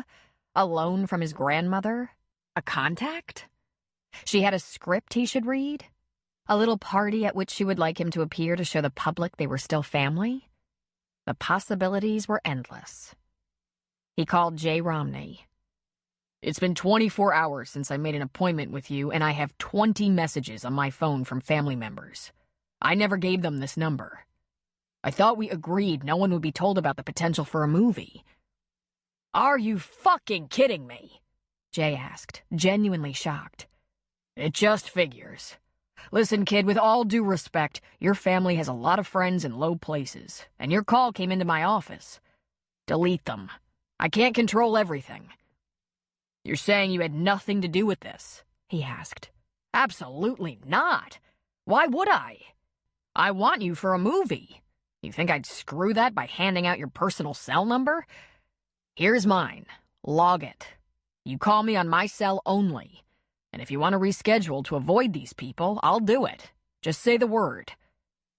He keyed in the cell number, and then, after a moment of silence, he asked, No one's dying, are they? Because I didn't listen to the messages. No one's dying that I know of. But in your family, I listened to my mother's voicemail. She said she heard I'd be in town about a movie, and the business hasn't been kind to her the last few years. And that's about where I deleted, he said. You're a sweet kid, Dylan, but you can cut 'em loose. You're on your own here. I'm not dealing with anyone but you. If any of them are involved in this, I'm not dealing with anyone but you, Dylan. That's it. On my word. His word was probably worth a cup of coffee and little more. But of all the people he'd worked with in Hollywood, Jay was probably the most honest and trustworthy.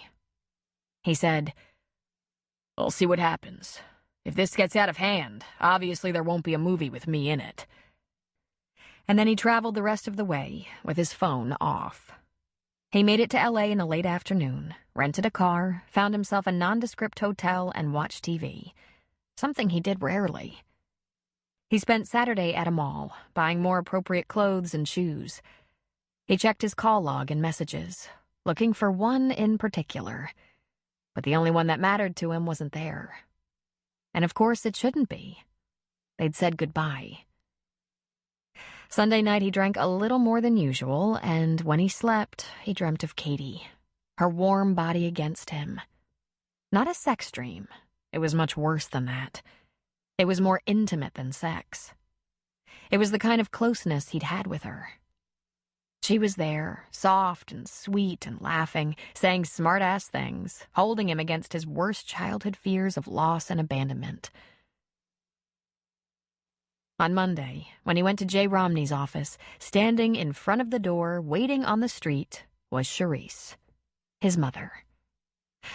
"Dylan," she said, a bit breathless. "Sweetheart." Why does anything ever surprise me? He muttered. Charisse straightened herself. She would be 63 by now, older than his father would be had he lived. But she didn't look a day over 40, though her skin was a little tight across her face. She was too thin, but that would not be too thin for Charisse's tastes. She worked hard at thin. "Is that all you have to say to your mother after all these years?" She hadn't called him once in 20 years to ask how he was getting along. Never just to talk. She always had an agenda that revolved around him helping her out in some way. For reasons he would never be able to explain, he had achieved the kind of enduring popularity and success his extended family found enviable. And it was that for which they reached out to him. The rare times they had. "Pretty much," he said. "I didn't listen to all the messages." She stiffened as if affronted. "I only said I'd like to see you while you're in town." "There were calls from Bryce and Blaine," he said. "Why are you circling the wagons? What is it you think I can do for you?" "Can we have a late lunch? Talk things over?" "How did you find out I'd be here?" he asked. "How did you get my number?" "I can't actually remember. Can we just have a meal? A drink? Dessert later on?" He laughed. "You don't eat dessert, Charisse."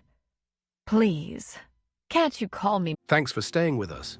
Before we continue, take a minute to enjoy some peaceful music. This audiobook is our gift to you. No cost, no ads. Let's keep the good vibes going.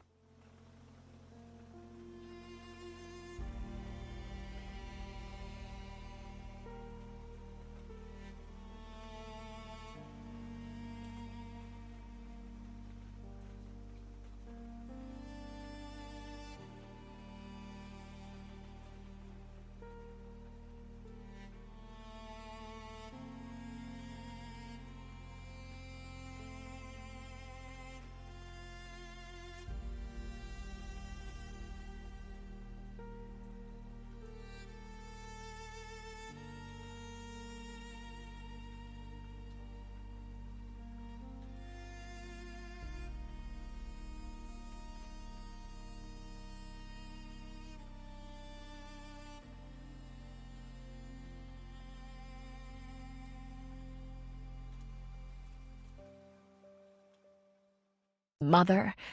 No, I can't. That train left the station a long time ago, he said. She straightened her spine. Are you staying at your grandmother's house? She asked. He briefly wondered what that had to do with anything.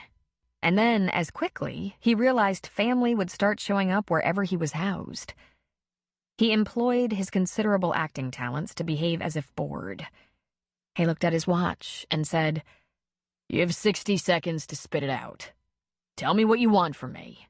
Otherwise, there's no conversation between us. I'm here on business. I want a job in your film. Well, he said, smiling. There's a big surprise. And jobs for Blaine and Bryce as well? I'm not in the business of finding them work. We're not in touch. I just want something to do, quite honestly, and if I could do it with my son... He took a step toward her. You're not in touch with them, yet they also had my cell number? I can't explain that. I have nothing to do with that. He whistled. Amazing, he said. Sorry, Charisse, but we're not going to work together. It would be a very bad mix. Have a nice day. And he stepped past her into the office building. But his heart squeezed. That was his mother, and she was still not above using him. No wonder he was so fucked up. When he stepped into Jay's office, Sean Adams was already there and rose to shake his hand. The first thing Dylan said to Jay was, Your office is now off limits. Charisse Fontaine met me at the front door looking for work in a movie I haven't even agreed to do. I think we'd better move this meeting to a more secure location, or you might have every one of my extended family in the lobby. You have a leak. Well, shit, Jay said. Come with me. I hope there's a back door, Dylan said. Katie had been cautious about how much time Dylan spent around her cabin while the boys were home, so they didn't start to think of him as a member of the family. If he was around for dinner or the evening, she shuffled him out the door by the time she was getting the boys ready for bed. But it didn't take Andy and Mitch any time at all to notice Dylan was missing.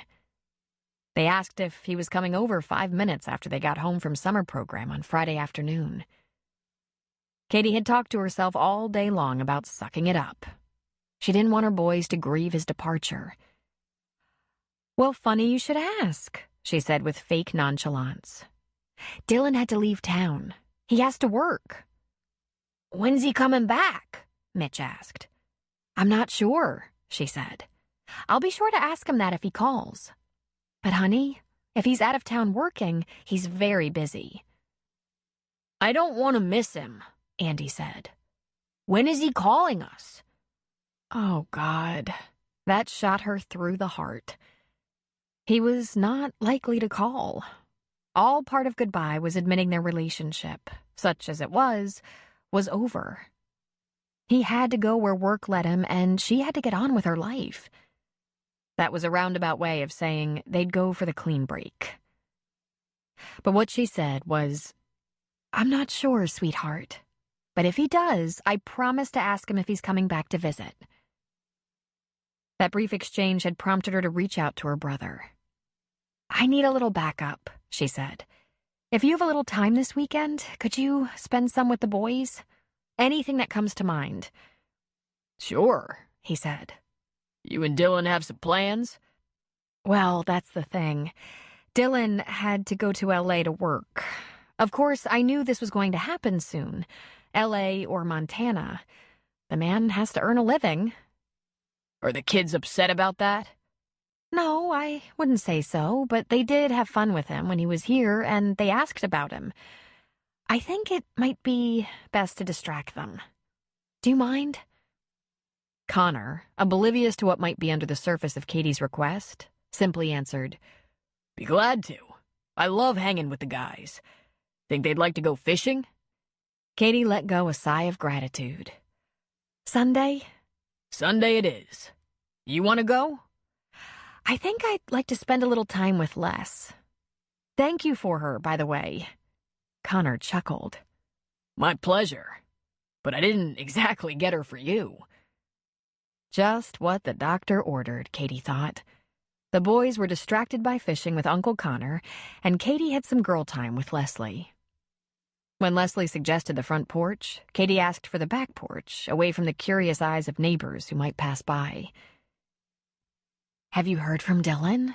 Leslie asked right away. Katie shook her head. "I'm sure that's my doing. I suggested he had to do his thing and I should get on with my life." "Les, I don't fit into his life and he doesn't really fit into mine." "Are you sure about that?" Leslie asked. "From the first second I saw him, I knew we came from opposite worlds. He might be living in Montana and running a small airport, but he's a movie star. All he had to do was pick up the phone and bam, Hollywood wants him back." Leslie was shaking her head. "He doesn't seem like that kind of guy, but he is. That's the fact. He's never going to be a regular guy who does ordinary work. He's always going to be that guy that everyone wants, the guy with one foot out the door, and surrounded by a lot of irresistible women, I'm sure." Leslie straightened and leaned toward Katie. "Your feelings are hurt," she said. "I don't blame you. But I think you're dreaming up roadblocks instead of bridges. He told me he didn't know when he'd see me again, and that I was the best time he'd ever had." "Well, that was dumb of him. I think he missed his cue to say he loved you." "Because that's not in the script, Les. I don't usually do this, but call him, Katie. Call him and ask him how he is. Tell him you miss him." "I can't," she said. "Why not?" "Because right now my heart hurts. If I call him and he doesn't answer or return the call, my heart will be in tiny pieces." She shook her head. "I'm so naive. I didn't think after just a few weeks I'd be in this kind of shape." Then with glistening eyes, she said, "Please don't tell Connor. Dylan didn't do anything wrong. It's not his fault I let myself fall in love. He told me he was only staying a little while, waiting to hear about a potential job in LA. I knew that from the start. Honestly, I sent him away. He's not the kind of man to put down roots. He had roots in Montana. I'm just saying, maybe he didn't really want to be sent away." "If he didn't, I'll hear from him," Katie said. "But I haven't yet. Not even a call to say he arrived safely." Katie didn't like how much she thought about her time with Dylan, but she was determined to move forward. On Wednesday, after summer program, she took the boys to McDonald's. She told herself it was just a treat for them, not a walk into the past for her. But when they wanted to go to the bathroom and she said she'd take them, Andy said, "If Dylan was here, we could go in the boys." And she almost burst into tears. Man, she'd really been living in a fantasy land. She'd briefly thought both their lives were about to change based on a chance meeting. What a little girl she'd been. One thing she could hold close to her heart. He'd been very good to her. Generous, tender, funny, and considerate. He didn't act like the kind of guy who was using someone for sex. Not that she'd had any experience with that. And when she could stop feeling sorry for herself long enough to be honest with herself, she had to admit he never misled her. Never. She was determined to be a grown-up about this. It was brief. It was awesome. It was over. And after that trip to McDonald's, the boys stopped asking when he would call or come back. The following weekend brought the 4th of July and a town picnic, an event she hoped would take her mind off Dylan. She met even more neighbors, got to know quite a few of the young mothers who took their kids to the summer program, and relaxed in the shade of a big tree while her kids ran around with their new friends. But she couldn't help wondering how Dylan was spending the holiday. A couple of days later, she drove to the grocery store while the boys were in school. She loaded up on basics: milk, cereal, bread, and eggs. Standing in the magazine aisle, she glanced at the gossip rags. And there, looking back at her, was Dylan Childress. Those bedroom eyes and sexy smile grasping at her. On one paper, there was a headline that read, "Guess who's back in town?" The next had a picture of him laughing, holding a drink, his arm about the shoulders of an older man described as his producer. Apparently, there would be a movie after all. And the third front-page picture was Dylan pressing his lips into the neck of a beautiful blonde, an actress who'd briefly played his girlfriend in the old sitcom Roughhousing, when they were both about 14. The caption was, "Old Flames Reunited?" Well, he'd moved on. She'd been having trouble up to that very moment, but the sight of those pictures provided a terrific kick in the ass. She left her grocery cart standing, abandoned in the aisle, and bought all 3 papers. So, he managed to slip back into his former lifestyle with ease. He'd gone to Hollywood to make a movie, to party, to hook up. No wonder he hadn't called. He'd been quite busy. Chapter 11. After reading a script and having a few meetings with Jay and Sean about potential co-stars, Dylan put the contract negotiations in the capable hands of his grandmother's current agent, Lee Drake. From this point on, his conversations with Jay or Sean wouldn't involve details of the terms of the contract. They did have conversations about the script, about rewrites and wholesale changes to the story, other actors being considered. Although the agents were still talking, Dylan was aware of a ridiculous amount of money for his role as a badass biker dude who ends up being the good guy. "That's my favorite part," he told Adele. "I've been trying to end up the good guy for a long time now." "I don't think you see yourself clearly," she replied. "Not in terms of the script, but in life." It should not have surprised him that he continued to show missed calls on his phone log from Charisse, Bryce, and Blaine after a week of ignoring them. He was nearly to the point of returning at least one of those calls, if only to make the point that he wasn't taking their calls.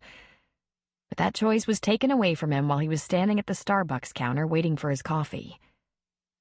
"Dylan?" Even though it had been many years, he recognized his stepsister's voice. He turned and said, "Hello, Blaine. What a coincidence, running into you here." She shook her head and her pretty blonde hair swished over her shoulders. "It's not a coincidence. I've been looking for you." He figured as much. She must have followed him. But from where? He hadn't been going to Jay's office since that first day. They'd met in restaurants, lobbies, Jay's or Sean's homes, various venues not advertised or even recorded in appointment books or on Blackberries. "Do you have a minute?" she asked. She was a beautiful woman, and he remembered when he was just a boy that he'd had a terrific crush on her. She was his 3rd stepfather's daughter and spent lots of time at his home. Thank God she'd never given him the time of day. He'd been far too young to know how complicated she was. Now, at about 40, she was still stunning, difficult to comprehend given the problems she'd had since her teens. Prescription drug issues, some alcohol abuse, a few stints in rehab. He'd lost track of her marriages, or maybe he'd ignored them. "Let's get this over with. Can I buy you coffee?" he offered. "Skinny latte," she answered. When he handed her the latte, she tilted her head and said, "Patio?" "After you." She led the way outside, and sitting on the far side of the patio at a table, under the protection of an umbrella, was Bryce. Of course. Bryce, only 32, wasn't holding up nearly as well. He looked bloated and bleary-eyed, and Dylan was having trouble even remembering what his issues were. And in a flash of pity, he recalled that Bryce had been only 12 when Adele took Dylan away. Blaine had been 20 and had already had many acting jobs, including a brief guest appearance on Dylan's sitcom. But ages aside, these two and a few others from his family had been left to the dysfunction of Charisse and her ex-husbands, not to mention the instability of their peer group. They probably had no idea what a functional family looked like. Dylan had a moment of feeling like the most emotionally stable member of the family, and that was a first. He usually felt impossibly screwed up. Bryce stood from the table and, with hands in his pockets, gave a solemn nod, eyes at half-mast. And Dylan remembered. Depression was his half-brother's shtick. Medication might account for his dazed appearance. "Sit down, Bryce. Take a load off," he said, gesturing with his cup. "All right, you two. What's this about?" "We heard you were back for a movie," Blaine said. "Good luck with that. We have an idea." "First of all, how'd you know I was here? And how'd you get my number?" "Someone saw your name and number on an appointment book and copied it. It happens all the time. You know that." He shook his head in wry amusement. "I've been away a long time. Why don't we cut to the chase here? Save us all some time. What are you looking for?" "Like I said, an idea," she repeated. Bryce merely nodded. "A reality show. A reunion of the Childress family. We could bring the family together, the ones who are available, and get some of our relationship issues resolved. Big Brother meets Kate plus 8. Brothers and sisters reuniting." It took great effort to keep his mouth from dropping open. "Get out of here," he said, astonished. "Mom would produce." Dylan leaned toward Blaine. "First of all, Charisse isn't your mom. Second, I'm the only Childress besides Adele. And third, if you think I'd even consider trying to resolve our relationship issues at all, much less on camera, your last link to reality has slipped." He leaned back. "Besides, I already ran into Charisse. She wanted me to get her a part in a movie, which, by the way, hasn't been signed yet." Bryce and Blaine exchanged surprised looks. "You saw her?" Blaine asked. "I did. I told her the same thing I'm telling you. This isn't gonna happen. If, by some miracle, you manage to convince anyone on this movie to put either of you on the roster, that would be my cue to move on. And no, I would never air our dirty laundry in public. God, what a thought." "Dylan, she didn't say she'd talk to you," Blaine said. "She said you're not in touch," Dylan pointed out. "It was her idea," Bryce said. Dylan looked at Bryce. "Oh, you do speak?" he asked. And Bryce nodded. "Mom came up with this. I didn't like it too much, but—" "It would be therapeutic," Blaine said. "Honesty and accountability and amends. It could help people. We could get a really good therapist on the show." Dylan was surprised he didn't run screaming from Starbucks. He was almost sympathetic. Obviously, Charisse was going to try to stack the deck by getting herself a part in Dylan's film first, then push for the reality show. What a circus! "Listen, you two. Don't let people capitalize on your problems like this. Work on your own stuff, in private. Get healthy and strong. Get on solid ground. Have that therapist make a house call or two. You don't have to show the world how vulnerable you are." "Will you think about it?" Blaine asked. He stood slowly. "Sorry, but no. I wouldn't even consider it. In fact, in the 20 years I've been away, I've probably gotten too private to even do a movie. But—" He just gave his head a little shake. "I have my reasons that have nothing to do with anyone in the family. So let's retire the whole idea. Please, don't ask me again." He locked eyes first with Blaine and then Bryce. "Seriously, give it up. I hope you both do well. I really do. But we're not going to work together. Not ever."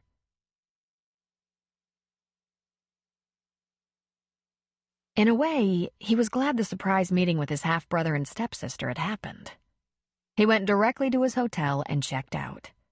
He'd move in with Adele. She had more than enough room, and the gated neighborhood had excellent security. When he phoned her to tell her he was coming, she was elated. He would explain why later.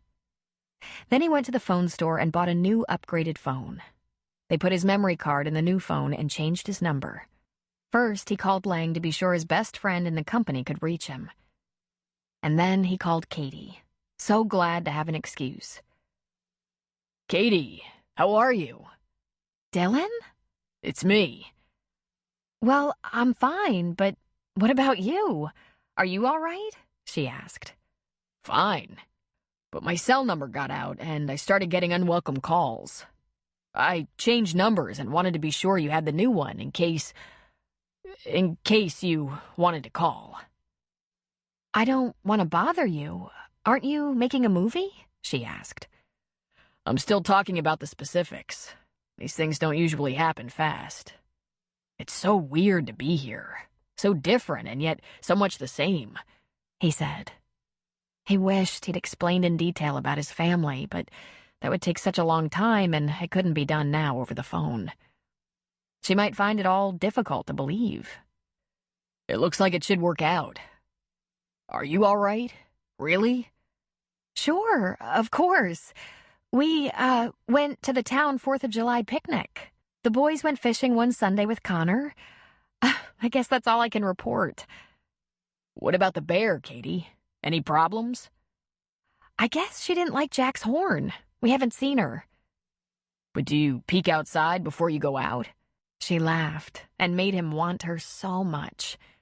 You bet I do. And the boys? Are they having fun? She hesitated before she answered. If there's one thing they know, it's how to have fun. He wanted to ask her if she missed him.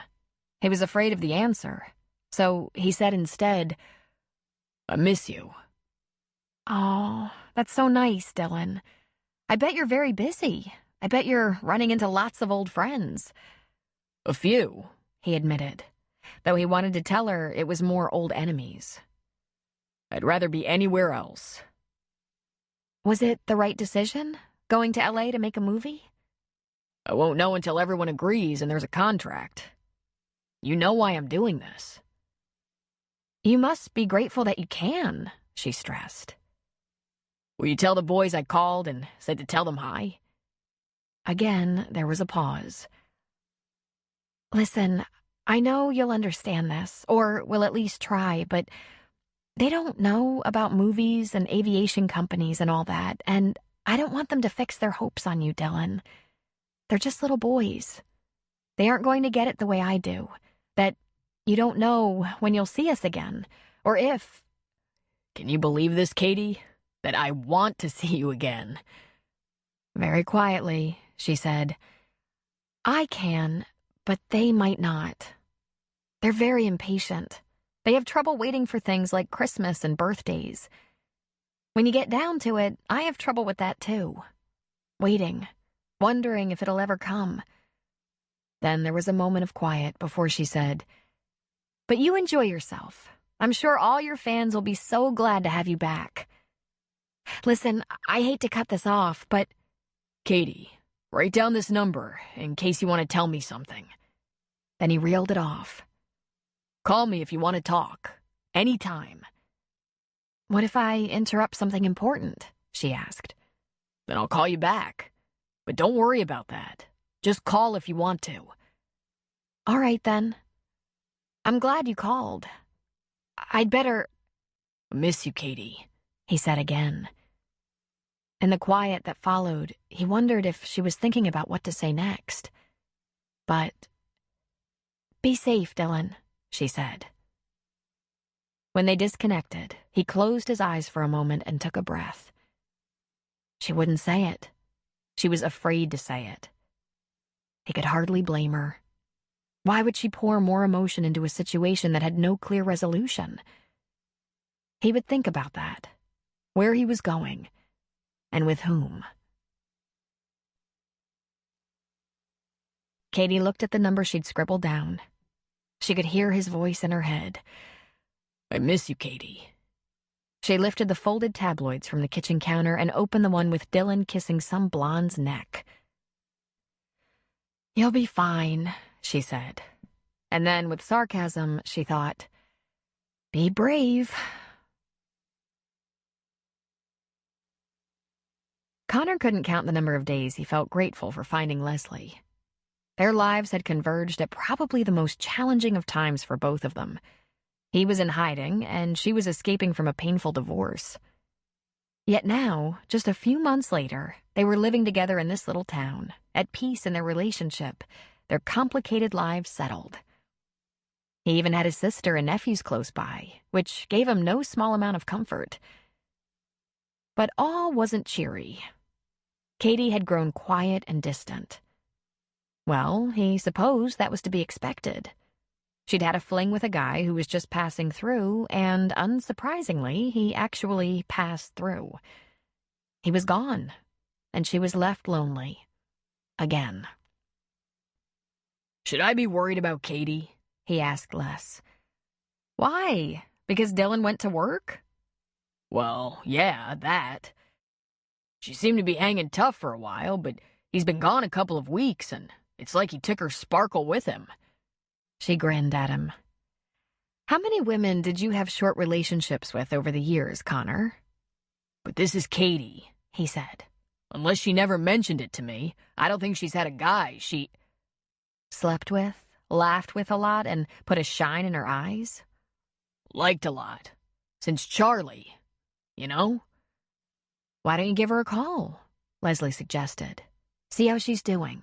Ask her if she wants to come over for ice cream. Or maybe we could bring the ice cream to her. So he did that. He called her.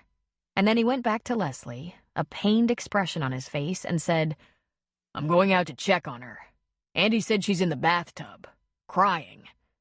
In the tub, crying. Leslie shot to her feet. Wait, just wait. Grab the ice cream. We'll both go.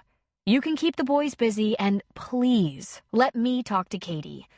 I don't think this is a job for a big brother. Why not? He asked indignantly. I could hunt down the son of a bitch and beat the shit out of him. She stared at him coolly, her hands on her hips. There you go. Reason number 1. Connor, not usually inclined to take orders from people, played it Leslie's way. He grabbed the ice cream from the freezer and then drove a little too fast to his sister's cabin. When they walked in and he went right to the kitchen to spoon up giant bowls for his nephews and himself, he was stopped short. Les, he said, pointing to some newspapers on the kitchen counter. Isn't this him? This is him. Leslie glanced at the papers. Oh, man, this might be a little more complicated than I thought. I'll explain after I talk to Katie. You and the boys go up to the loft and stay busy for a while. Play video games and chow down. Then she went to the bathroom. She knocked before she said, I'm coming in. And in she went. Katie was mostly concealed by bubbles. Her hair was piled on her head, her body submerged, her eyes red and swollen. And when she saw Leslie, a new flood of tears escaped. She tried to catch them with the washcloth. Leslie sat on the closed toilet lid. Though she wanted to cry with her, she forced herself to be cool. Both of them blubbering away wouldn't help now. What happened, Katie? Nothing, she said. Nothing at all. And yet, he left, as he said he had to do. He has to earn money somehow. He said he didn't know when he'd see me again, that movies are a lot of work. I can't compete with Hollywood. Why would I try? Are we crying over that? Hollywood? Or a picture in a tabloid of him kissing some woman's neck? Katie asked with a hiccup of emotion. He called. He misses me, he says. By the picture I saw in one of those icky gossip papers, he doesn't miss me that much. She took a breath and gave her face a little scrub with the cloth. Les, we didn't have any kind of agreement that after me there would never be another woman. He admits he's that way. He wasn't callous about it. In fact, he was almost self-effacing. He called himself a bad bet. He said I'd be better off. Are you? Leslie asked. I will be. I'm draining it out right now. The emotion, the disappointment. Katie. He might have left out a few details, but he never lied to me. There were things he didn't tell me, but then there were a couple of things I didn't tell him. In fact, one major thing. Leslie reached toward the tub and captured one escaping curl of Katie's hair and tucked it behind her ear. What, honey? What didn't you tell him? Oh, she said, a fresh crop of tears rolling soundlessly down her cheeks. That even though I didn't want to and didn't plan to, I fell a little bit in love with him. I knew better. I knew it wasn't going to last because he didn't want it to. Sweetheart, if my heart hurts right now, whose fault is that? Not his. I could find ways to blame him. No, she said. It's not his fault. I made the classic female mistake. When I realized how good we were together, I thought his agenda would change. I thought being with me would change him. And I wasn't kidding myself about how good we were. I was just kidding myself about the agenda. There are so many things a man can do to ease the pain and disappointment. Like promise to call? Katie asked with an empty laugh. Well, he did, and he was sweet, but it didn't help. Or maybe he should swear he'll be back when he won't? Like, give hope where there is clearly none? He's right about one thing. Once I get beyond this, I'll be better off. Because I need a lot more in a man than someone who has no faith in his own ability to stick around. Loser, she added, wiping a tear away. Why are you in the tub? Leslie asked. The boys. They're all rough and tumble and bad unless I cry. Something I almost never do. It really bothers them if they see me cry. They're such typical little men. They want to make it better. Leslie laughed. I've given Connor a couple of test cries, usually associated with ovulation. And you're right, men can't just listen in comfort. They need it resolved in 5 minutes. You're getting kind of pruny. Do you have a lot more crying to do? I might, yeah. But maybe not for right now. Katie, has there been anyone since Charlie? I mean, besides that dentist back in Vermont? No, she said, shaking her head and unplugging the tub drain with her toe. She reached for the towel and Leslie passed it. I was considering the dentist because there wasn't much chance he was going to make me cry like this. You have to have a real emotional investment in a man to cry your heart out when he dumps you or deploys. The dentist did make me cry for Charlie, though. The blandness of my relationship with the dentist made me long for the commitment and passion Charlie always had for me. I mean, Charlie definitely had his character flaws, but there's just no substitute for knowing your man belongs to you completely. Oh, God, I miss that passion Charlie had for me. She stood up and wrapped the towel around herself. Be careful what you pray for. Well, Leslie said, standing up and reaching for the robe on the door hook. You'll forget Dylan in no time, she said hopefully. Sure, Katie said doubtfully. Of course. Leslie held the terry robe for Katie, and for a moment, in wordless communication, they shared the same thought. It didn't matter if it was 2 weeks or 2 years. If the chemistry was powerful, if the heart shattered, healing was going to take time.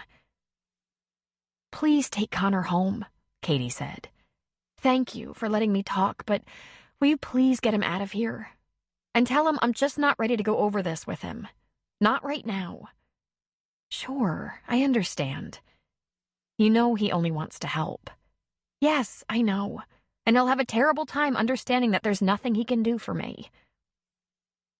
Sure, absolutely. Then Leslie gave her a hug. I'll talk to you tomorrow. Please call me if you need me sooner. Of course I will. They talked softly for just a minute more, then Leslie left Katie alone.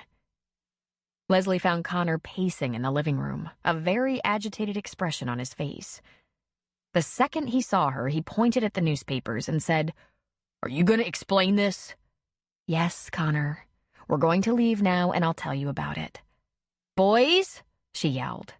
2 little heads popped over the loft rail. We're going home now. Be nice to Mommy and stay out of her hair. She crying some more? Andy asked, his little eyebrows scrunched in concern.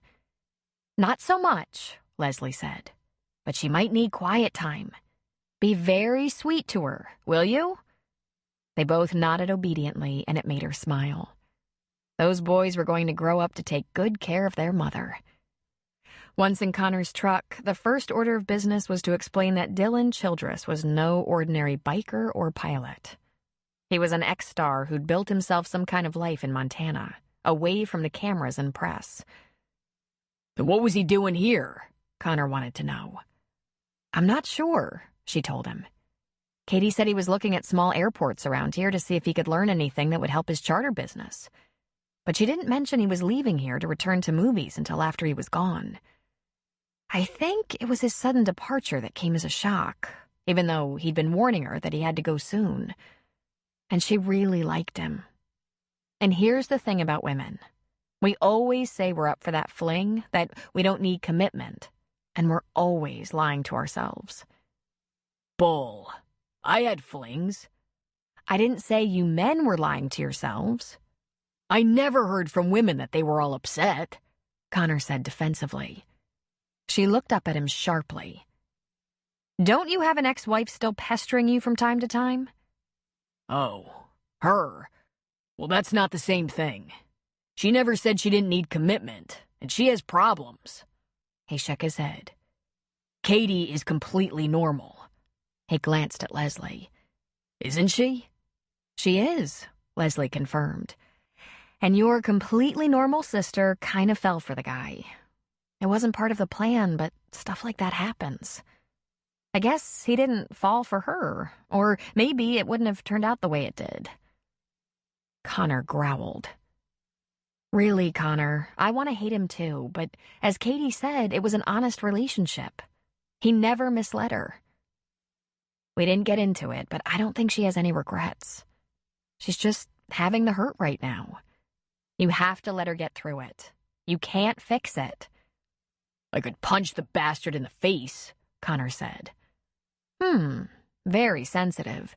But somehow, I don't think that's going to make Katie feel a lot better. He gave a deep sigh. All I wanted for my sister was happiness. She's had such rotten luck, you know?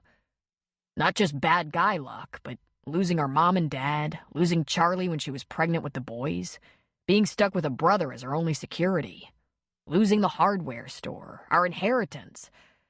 I just wanted her to have a real life. A good, stable, happy life, you know? I know, Connor. I know.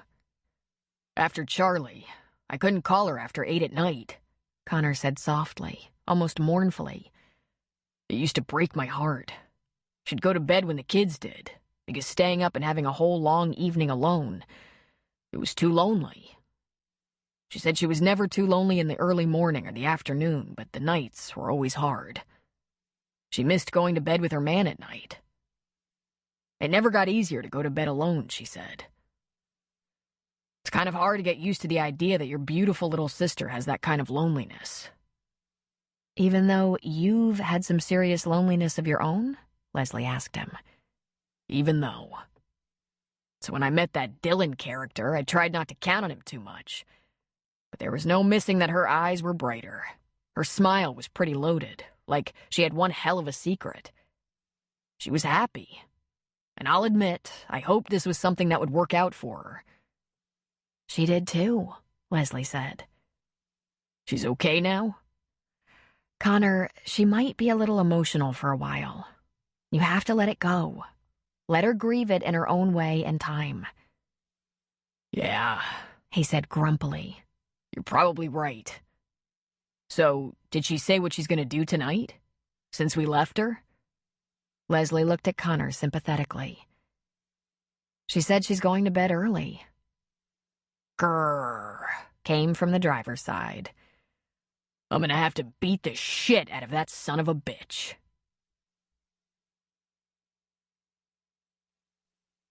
Chapter 12. The phone didn't ring again for Katie, not that she expected it to. She did have this wild and uncontrollable wish that Dylan would call her every day or several times a day. To have him say he'd been a fool to leave her as he had, to promise to be back to see her because he couldn't stay away. She wouldn't even consider it, of course. She would say, "Fool me once, shame on you. Fool me twice." That she wanted to see him, that went without saying. But she wouldn't take that chance again. It couldn't possibly make the whole thing hurt less. She had a few shameless problems over the following week. She couldn't stop herself from going to the grocery store in Fortuna and lingering in the magazine aisle and at the checkout, looking for a familiar face. He was still an item, it appeared, though there didn't seem to be any more kissing on the front pages. It was hard not to buy those papers, bring him home with her, but she resisted valiantly. Still, she kept the one she had, tucked away in the trunk that held other keepsakes. She had read and reread the articles, however. It was so like 20 years ago when her teen magazine was shredded from use. One story said that Dylan had been living on his famous grandmother's Montana estate. Wow, you'd think he could afford jeans without holes in the knees, right? She cried some, but not malignantly. She knew her twinkle was gone. In fact, she just didn't feel quite right. The whole ordeal had robbed her of appetite and unsettled her eating and sleeping patterns. No big surprise there. That's why the term divorce diet had been invented. Katie really didn't have weight to spare, however. If Dylan made her gaunt and thin, in addition to everything else he'd done, she was really going to be pissed off. She tried to push herself to spend a little more time with people, even if they did want to know what was wrong. Jack Sheridan always asked if she was feeling any better, which implied he knew all the reasons she wasn't feeling that great. She forced a smile and said, "Much, thanks." She sat with Leslie and her young neighbor Nora on Leslie's front porch and talked about everything from bad haircuts to having children. And she found she could open up to Nora. Though young, she seemed so worldly. She had 2 little girls, 9 months and 2 years, and wasn't only a single mom, but a never-married single mom who'd escaped a brutal relationship. Even though Katie had lost her husband to a war, she was not oblivious to the challenges Nora had faced. And it was Nora who said, "Reverend Kincaid really helped me get on my feet after I'd been dumped here without a dime to my name. Now I have 2 part-time jobs and can take my kids to both of them if I have to. I work at the clinic with Mel Sheridan and at the school with Becca Tim, the teacher, and some other mothers. But the most important thing is how practical and non-judgmental Reverend Kincaid has been. I was very reluctant to go talk to a preacher after all the horrid things I'd done to get myself into my own mess." Even with that glowing endorsement, Katie didn't feel inclined to seek counseling from the church. She was a little concerned about how the good minister might react to the fact that one of the things she grieved was the best sex of her life. "I see him with his wife," Leslie said. "I have a feeling he'd be sympathetic. He looks at her like a starving man looks at a rib roast." Katie giggled. "You look like you could use a little milkshake or something," Leslie suggested. "Has this whole thing caused you to lose weight?"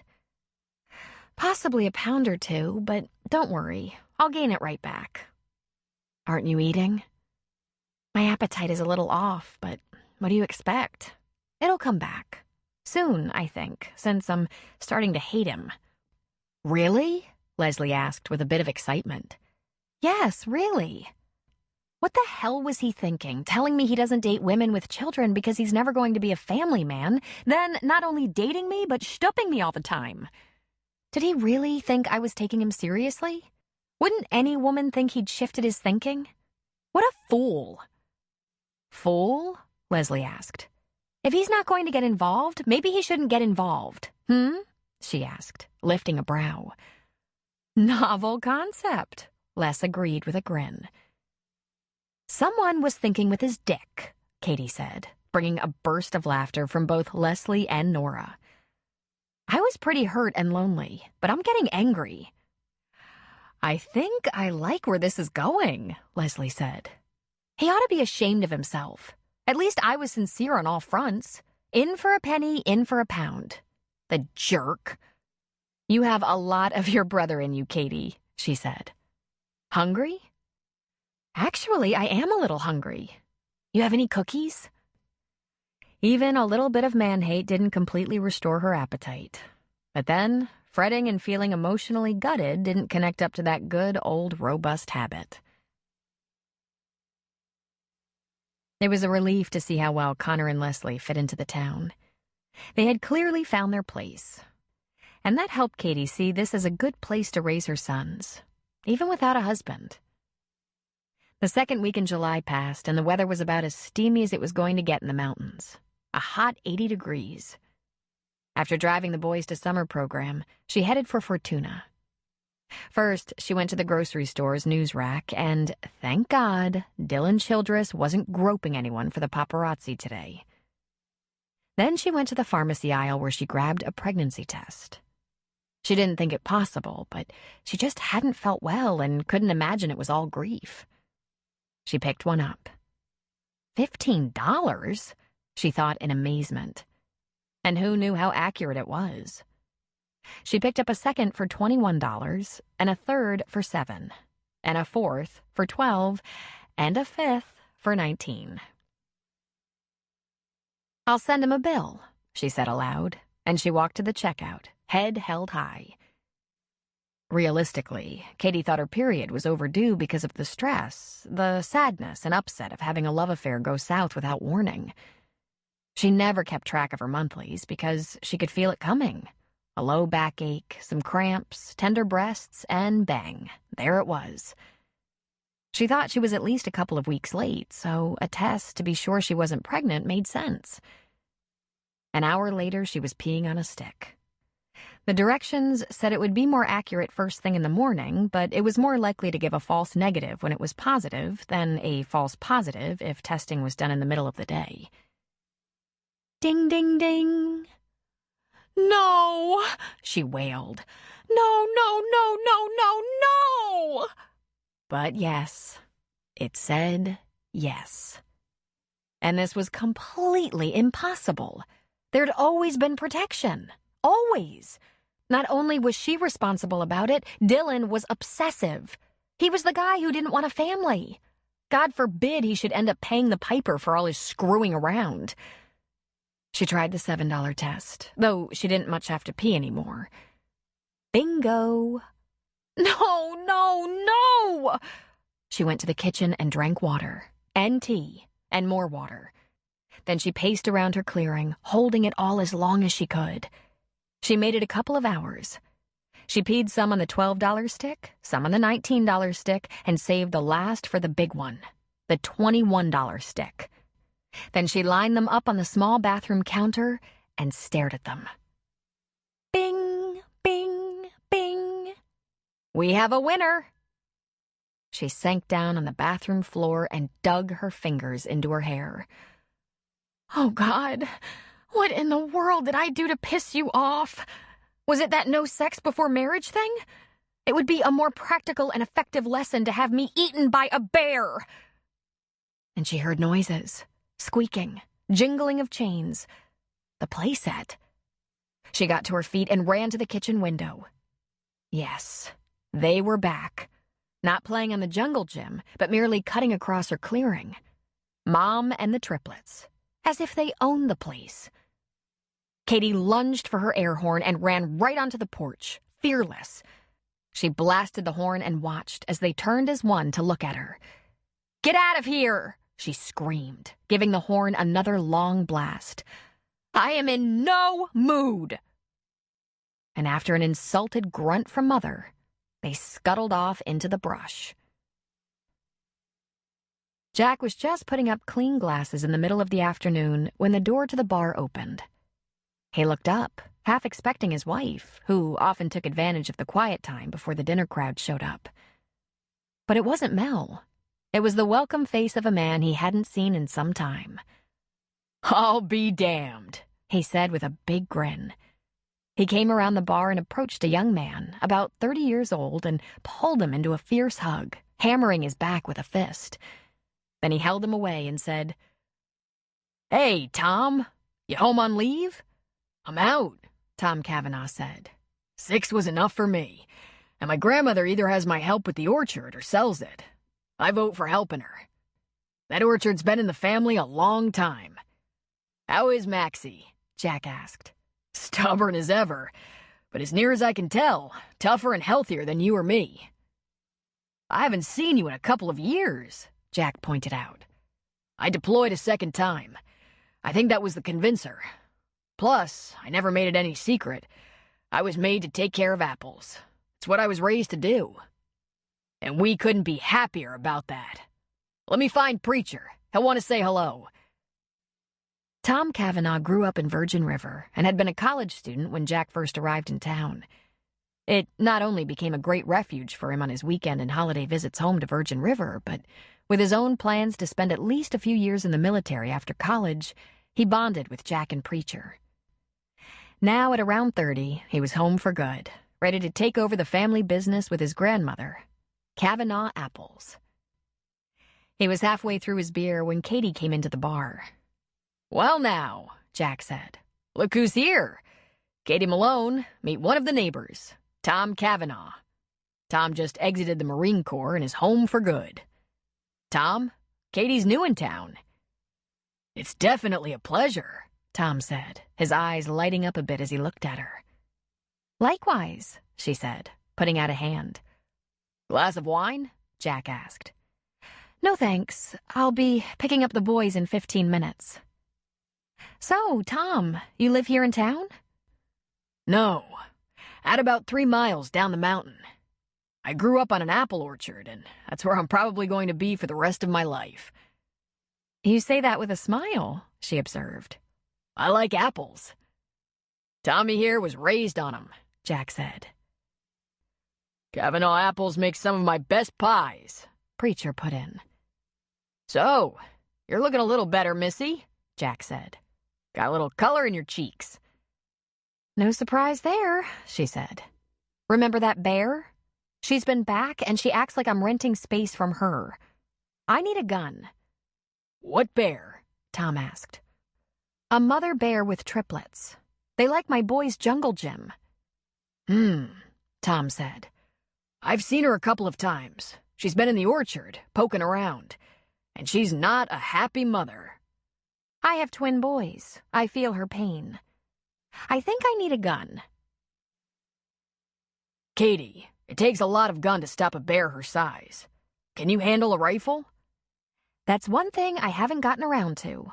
But I've got a permit for a handgun. Not that I have a handgun. Not to be redundant, but twin boys. I did buy myself a really awful air horn. She hated that. But she took her kids out of my yard. After, she made a noise that sounded as near to a growl as it could be. I don't think we're friends." "I'll call Fish and Game," Tom said. "That little lady might have to be dealt with. Maybe relocated if she's going to be trouble. I'd hate for her to get shot." "On the other hand, I'd hate to be eaten," Katie said. Tom Cavanaugh grinned handsomely. "Maybe your husband will show you how to handle a rifle. I knew a girl in the Marines as little as you, and she's a crack shot. It's not always about size." Oh, man, Katie thought. That was pretty obvious.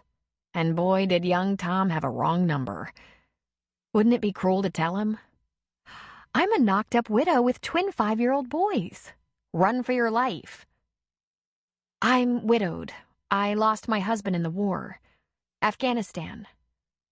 "I'm sorry for your loss," he said immediately, dropping his head. "If there's any way I can help out—" "That's very nice, but my older brother is right here in town. He's not off work yet today, but if I need him in a hurry, I can find him. And there's Jack." "There's always Jack," Tom said. "But if there's ever anything your brother or Jack can't help out with—" "Thank you," she said. "Thank you for calling the game warden, or whoever you're calling. And nice to meet you. I'd better go grab those boys."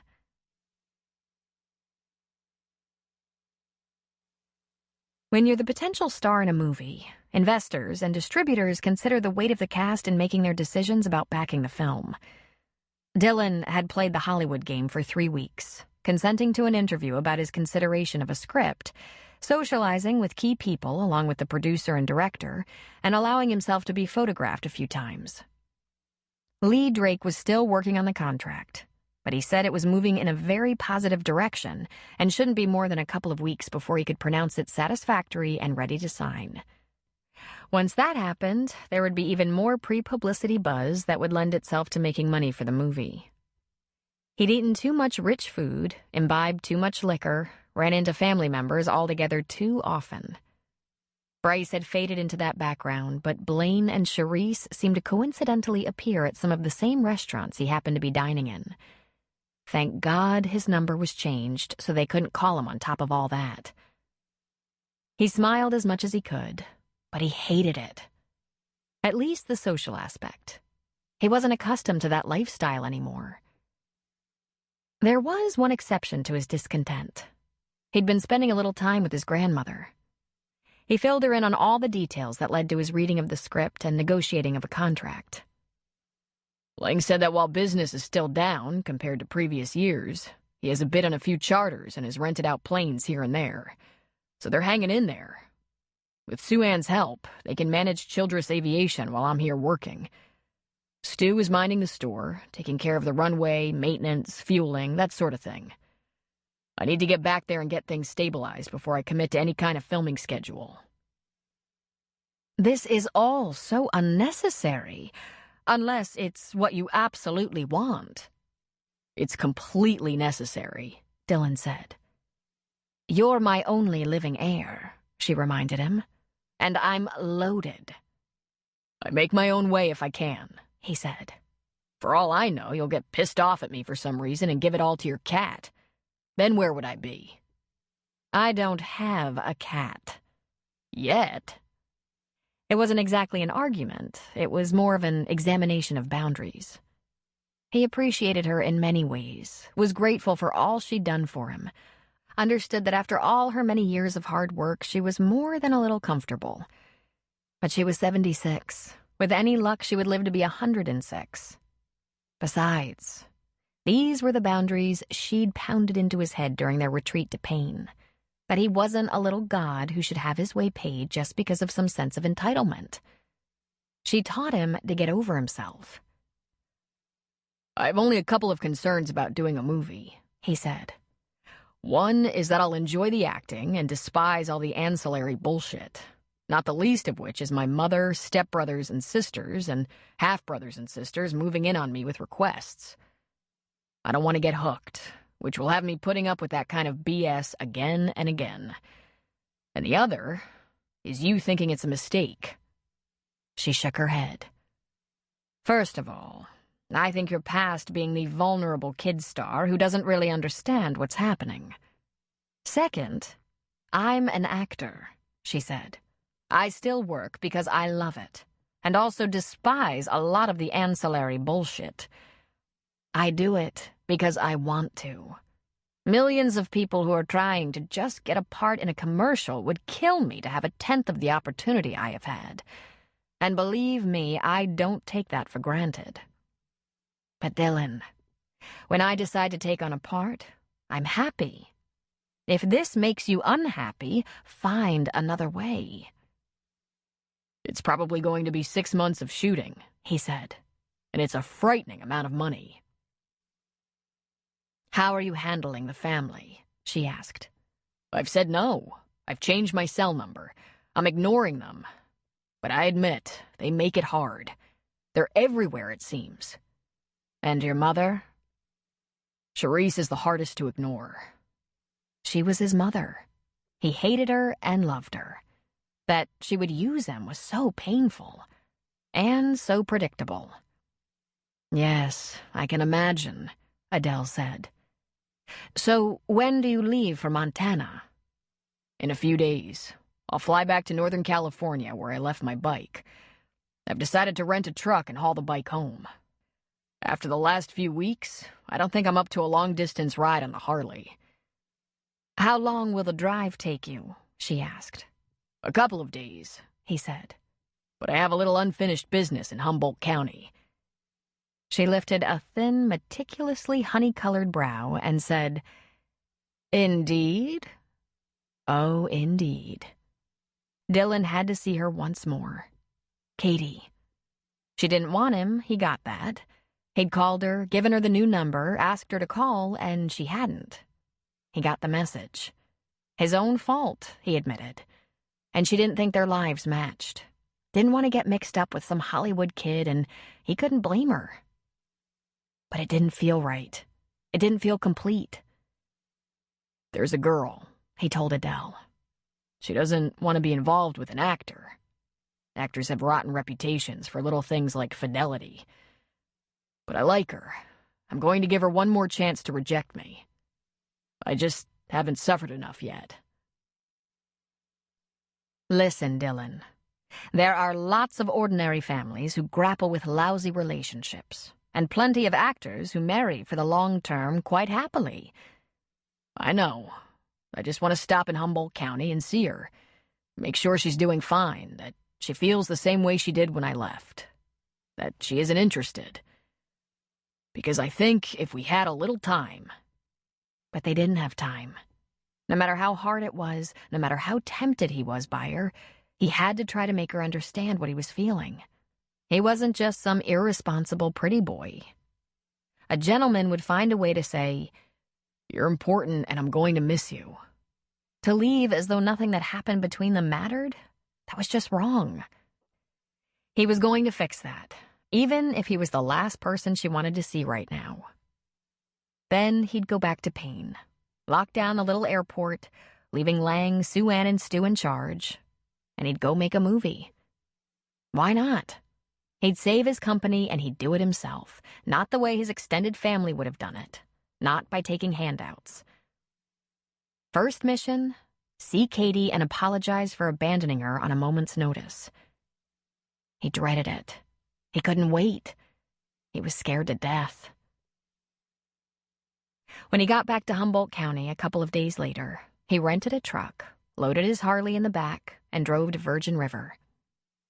He stopped off at Jack's for a beer and a meal, killing time and bolstering his courage before facing her. He was afraid if she cried, he'd never be able to leave, to do what he had to do. If she was furious with his unannounced appearance, it might take him a lifetime to convince her he wasn't a low-life loser to treat her as he had, and he'd never be able to leave her. If she threw her arms around him, yeah, he'd never be able to leave her. He had a second beer and barely touched his dinner.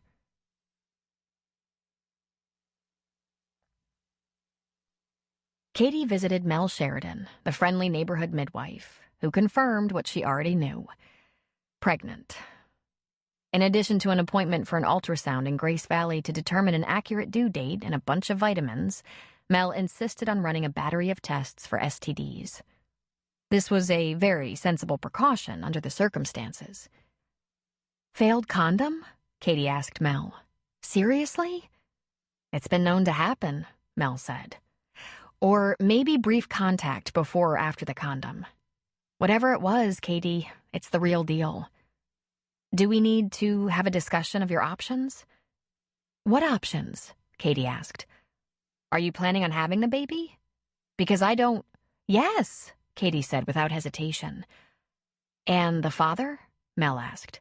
"Long gone," Katie said. "I'm sorry. I take that to mean he doesn't know?" Katie shook her head. "Do you want him to know?" "What's the difference?" she asked with a shrug. "There's the issue of financial support," Mel said. "The only time I don't recommend pursuing that is in case of abuse or neglect or—" "Katie, you didn't make this baby alone, and you don't have to shoulder all the responsibility alone. And there's the fact that he deserves to know, unless telling him endangers you or the child." She took a deep breath. Dylan was passionate about not wanting children, but he was a good man. But what kind of father would a man like that make? Probably just an absent one. She was better off on her own. "I'll be fine," she said. "I appreciate your help." Then she bit her lower lip. But he was wonderful with her boys. "If there's anything I can do, I don't think there's anything more right now." Because she was going to tell her brother and Leslie. It was early, yes, and maybe it being early, Connor would stop twitching by the time she began to show. A couple of days later, Katie asked Leslie and Connor if they could come out to the cabin after work for a beer. They sat on the porch and kept an eye on the monkeys on the swing set. Katie had tea while Leslie and Connor had cold beer. "It really is beautiful out here," Leslie said. "So peaceful." "I'm going to need something that's not in the woods, I think," Katie said. "I was afraid you might be nervous out here," Connor said. "You can't see your neighbors. The boys are attracted to the forest and could get lost. You had a bear wandering around here." Do it just like a Band-Aid, Katie thought. Rip it off. Get it over with. "I'm pregnant." They both just looked at her in stunned disbelief. "Talk about a conversation stopper," she said. "Total accident. Obviously my protection failed, but it is what it is. So my timeline for finding a job, a house in a regular neighborhood with neighbors near whatever school we decide on, just got a lot shorter. Of course, I'd like it to be close to you guys, but I understand there just might not be anything available in your neighborhood. Who do you think is the best person to talk to about that? About available housing?" They both just stared at her for a moment. Finally, it was Connor who said, "Pregnant." "Yep. Of course, not very, it's early. I don't have an official due date because I'm so bad about keeping track of things, but there's only been one." She cleared her throat. "It's early. That explains not feeling very well for the past couple of weeks. That and a battered heart. But there was no point in waiting to tell you. Hopefully by the time I start feeling better, you'll stop reeling from the news and maybe the boys and I can find a more suitable place to live before the start of school. Before I get, enormous. Because I'm going to have to hunker down and nest. I think I'll be due around March 1st next year. But that's just a guess. And if there's a God, it's only one." Connor leaned toward her, elbows on his knees. "Katie." "There's not a whole lot more to say, Connor. As you know, it was 100% consensual, even though it wasn't planned. And yes, I'm on my own. I know it's asking a lot, that I've already asked too much of you, but I hope you'll be supportive. I'll take care of myself, I promise. I just want your emotional support. That's all." Leslie put her hand on Connor's forearm. "Of course, we'll do everything we can, Katie. Anything you need." "He doesn't know?" Connor asked. "There's no point, Connor. This was just a stop for Dylan, and he's moved on. Dylan was not cut out to be a family man." "Fine," Connor said with his teeth locked together in the back of his mouth. "That's fine. But you have to tell him. He can write a check. You shouldn't have to carry the whole load." "Let's not go there yet," she said. "It might not seem so practical when he demands joint custody or something. I'd like some time to think about all the possible repercussions. And if it's not too much to ask, can we keep this between us for now?" "Are you all right, Katie?" Leslie asked. "Oh, besides that tired all the time thing and getting a little green around the gills sometimes, I'm the picture of health. I'll admit I'm a little upside down emotionally, but that'll pass. And geez, Connor, at least he didn't die, huh?" Connor's fierce expression didn't ease for a long time. But just the same, Katie forced the conversation to houses, taking delivery of stored household goods from her old house in Sacramento. Possible jobs Katie might be able to handle while pregnant. Connor was still kicking around the idea of a hardware store, smaller than the one they owned in Sacramento. But if he did open one nearby, that would solve a lot of problems. As Connor and Leslie were leaving, Connor pulled Katie into his arms and held her close. "You never have to ask me to stand by you. No matter what happens in our lives, we always stand by each other." "Thank you," she whispered. "I love you." When they left, Katie pulled the boys inside and fixed them grilled cheese sandwiches, which they wolfed down in what seemed like seconds.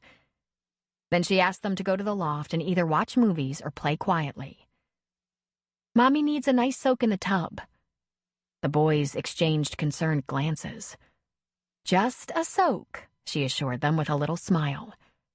"And do not go outside." Chapter 13. On the way back to town, Leslie spent a great deal of time trying to talk Connor down. "I know you feel very protective of Katie, but she's a grown woman who made adult choices and is now living up to them very admirably. She obviously wants to have this baby. Try to be happy for her." She look happy to you? He nearly growled. He needs to be accountable. "I think she'd be happier if things had gone a little differently, like if she'd had more time to develop a lasting relationship with Dylan. But Connor, things don't always go the way we want." Huh. He grunted. What kind of a man walks out on a pregnant woman? "Maybe the kind who has no idea she's pregnant," Leslie said. "I want you to do a little memory check. We made love before we established our future together. It could have happened to us." I wouldn't have walked away like he did. She laughed softly. "Actually, you admitted later that had been your original plan.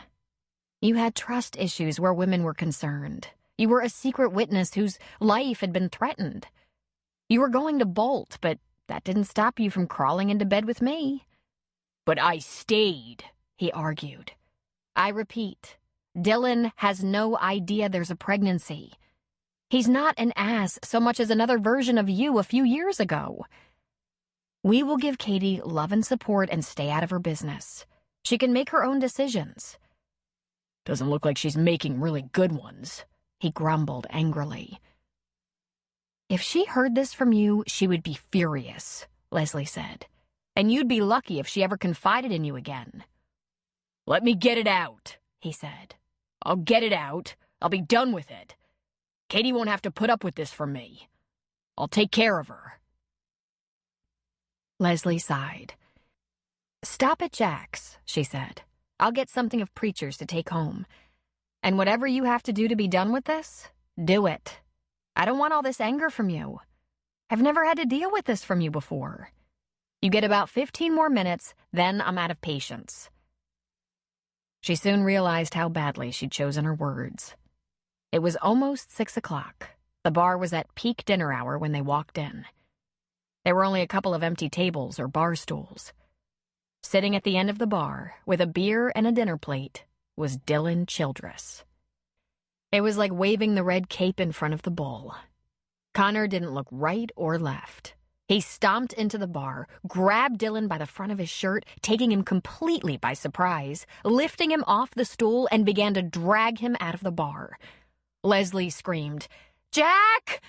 Dylan hooked his boot behind Connor's knee, and they both went down, toppling a table as they crashed to the floor. Just like a scene from the Old West, people rose and pushed back tables and chairs to stay out of the way of a good old-fashioned bar fight. And the fists flew, both men making significant, loud, crunching contact. They each got off 2 or 3 on the other before Jack, Paul Haggerty, Connor's boss, and, fortuitously, Mike Valenzuela, the town cop, pulled them apart and got them outside. Dan Brady and Preacher came from the kitchen for backup. Most of the people who'd been in the bar were more than happy to leave their dinners to get cold while they headed for the porch, enjoying the show. And quite the show it was, complete with Preacher in what could have appeared to be a bloody apron, except it was tomato sauce. What the fuck? Dylan yelled through a split lip, spitting blood onto the street. You are the fuck, Connor returned nasally, his nose having taken on a weird shape and now bleeding onto his shirt. You don't treat my sister like the gum on your shoe. No, I don't. Am I here? I'm here. Why do you think I'm here? She's a good woman. I care about her. A little late, cowboy, Connor shot back. Let go of me, he said over his shoulder to Paul and Dan Brady. Let me kill him. I'll wipe up after. You just try, asshole, Dylan roared. That fucker's crazy. Lock him up, will ya? Jack and Preacher held on to Dylan. Mike V stood between the opposing teams. "We don't exactly have a lockup around here," he said. "I could call the sheriff, however, but I'd have to give 'em both of you." "I don't like their chances for family holidays," Jack said to Preacher. "Do you?" "Did I do anything?" Dylan asked hotly. "I was having a beer and a meal. And screwing my sister," Connor shouted. "Connor!" Leslie shouted from the porch. "Shut up!" "You heard her," Connor yelled at Dylan, failing to take his beloved's advice. "I'm back here to try to make amends," Dylan yelled back. "You're a little late, pretty boy. You son of a—" And with that, Dylan threw himself against the strong arms that held him. A piercing whistle shot through the air and everyone stopped yelling and moving. Right at the base of the porch stood Mel Sheridan and her partner, Doc Michaels. Jack lifted his eyebrows, wondering if that whistle had come out of his wife. "Two choices, gentlemen," Mike Valenzuela said. "You can walk away quietly, get patched up, and go home, or I can cuff you and call the sheriff's deputy." Dylan immediately stopped struggling. "I'm not the problem," he pointed out. "Want to get your lip fixed?" Jack asked. "Pretty boy probably needs a plastic surgeon," Connor said. "I'm about done trying," Mike V said. "All right," Connor said. "All right." "Take Connor to the clinic," Jack said. "His nose needs to be—" He cleared his throat. "Adjusted. This one can go to Preacher's quarters with Mel." Then to Dylan, he said, "If you even bump into my wife, you'll have me to deal with. And trust me." "Why would I bother your wife, man?" Dylan asked. "That was just self-defense what happened. I just need a little ice. I'll settle up for my dinner and get out of here." Mel walked over to Dylan and looked at his face. The bleeding lip, a small cut over his eye, and rapidly spreading inflammation on the right side of his face. "I can probably fix those cuts with some tape," she said, turning his head left and right.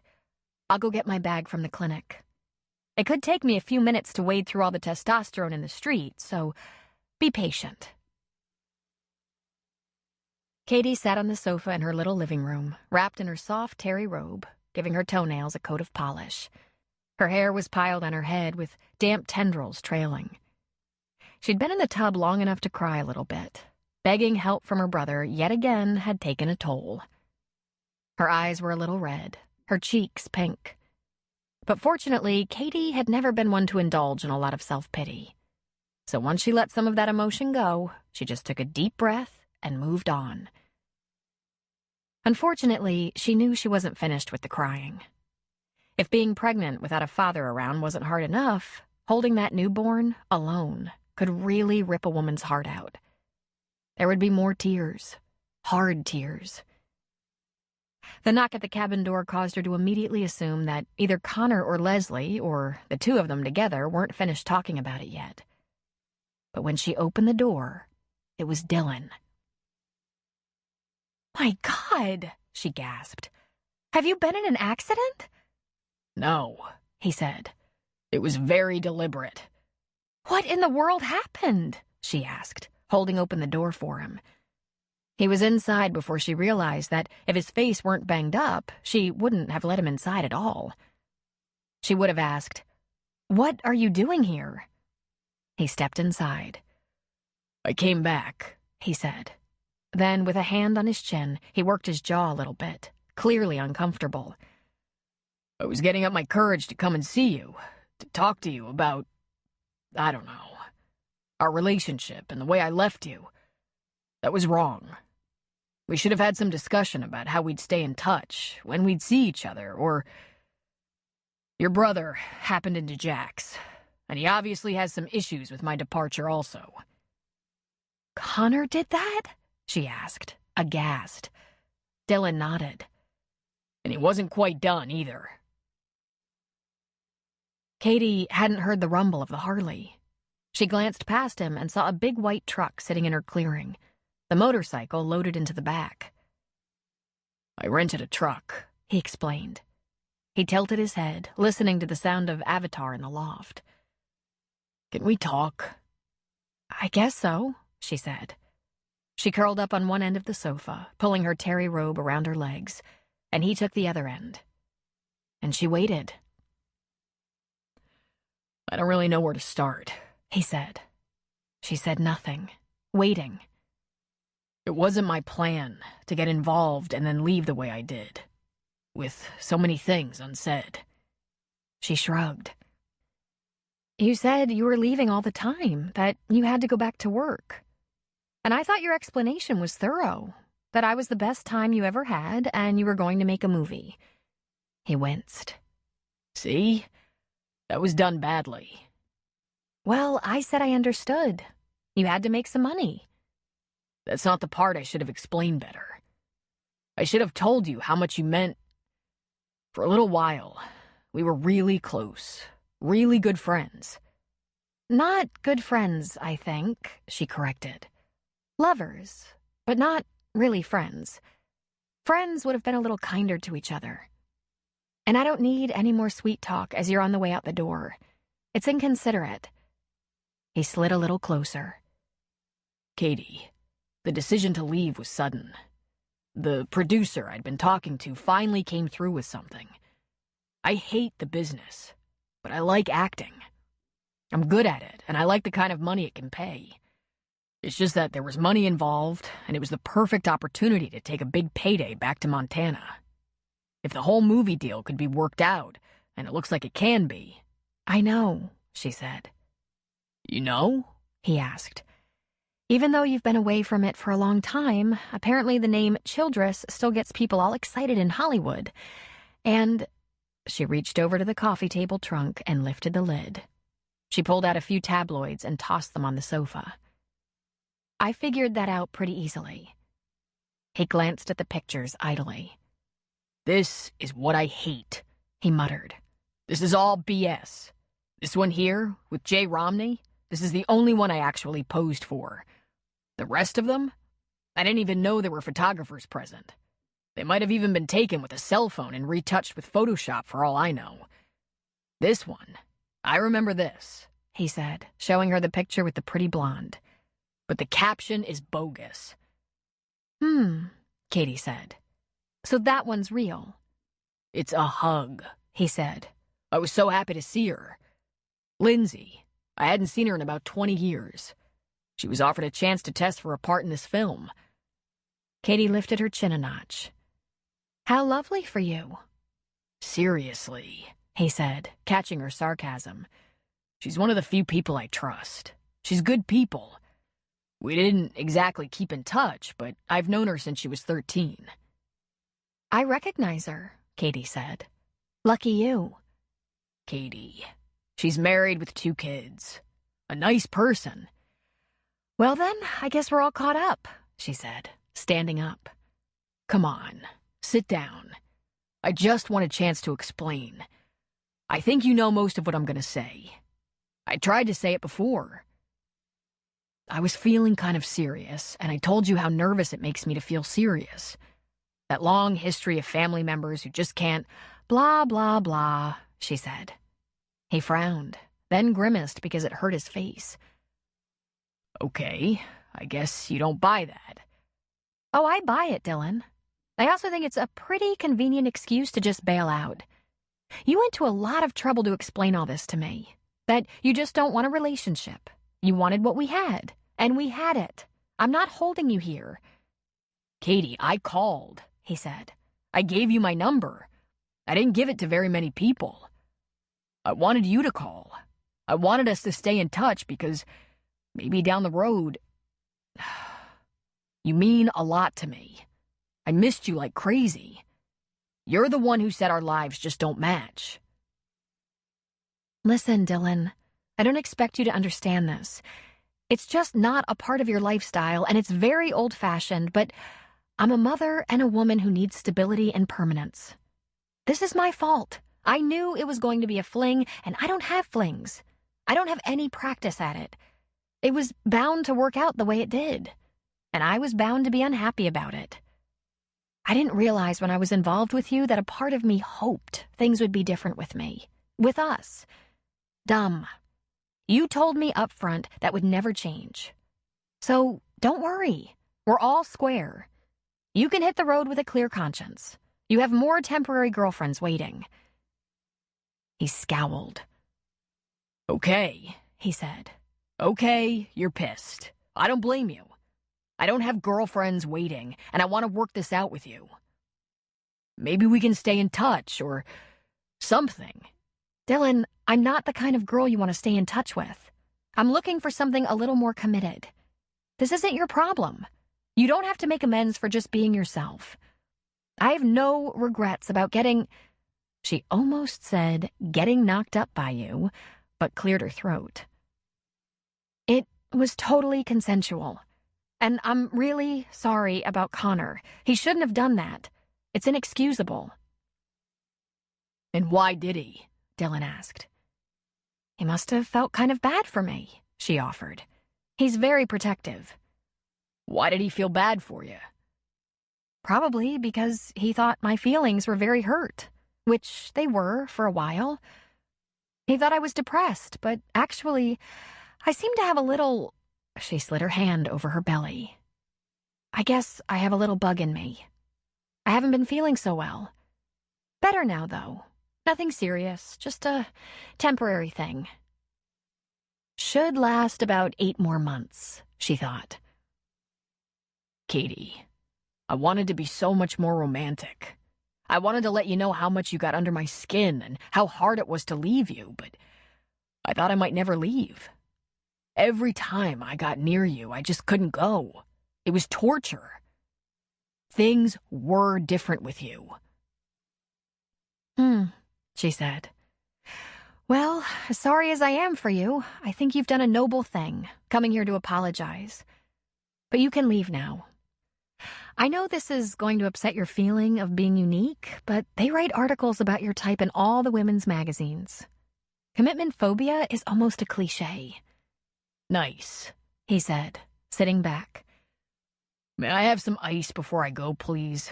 For my face? She sighed. I suppose, but then you have to go before the boys see you. They're zoned out to the movie in the loft, maybe even asleep already. She got up.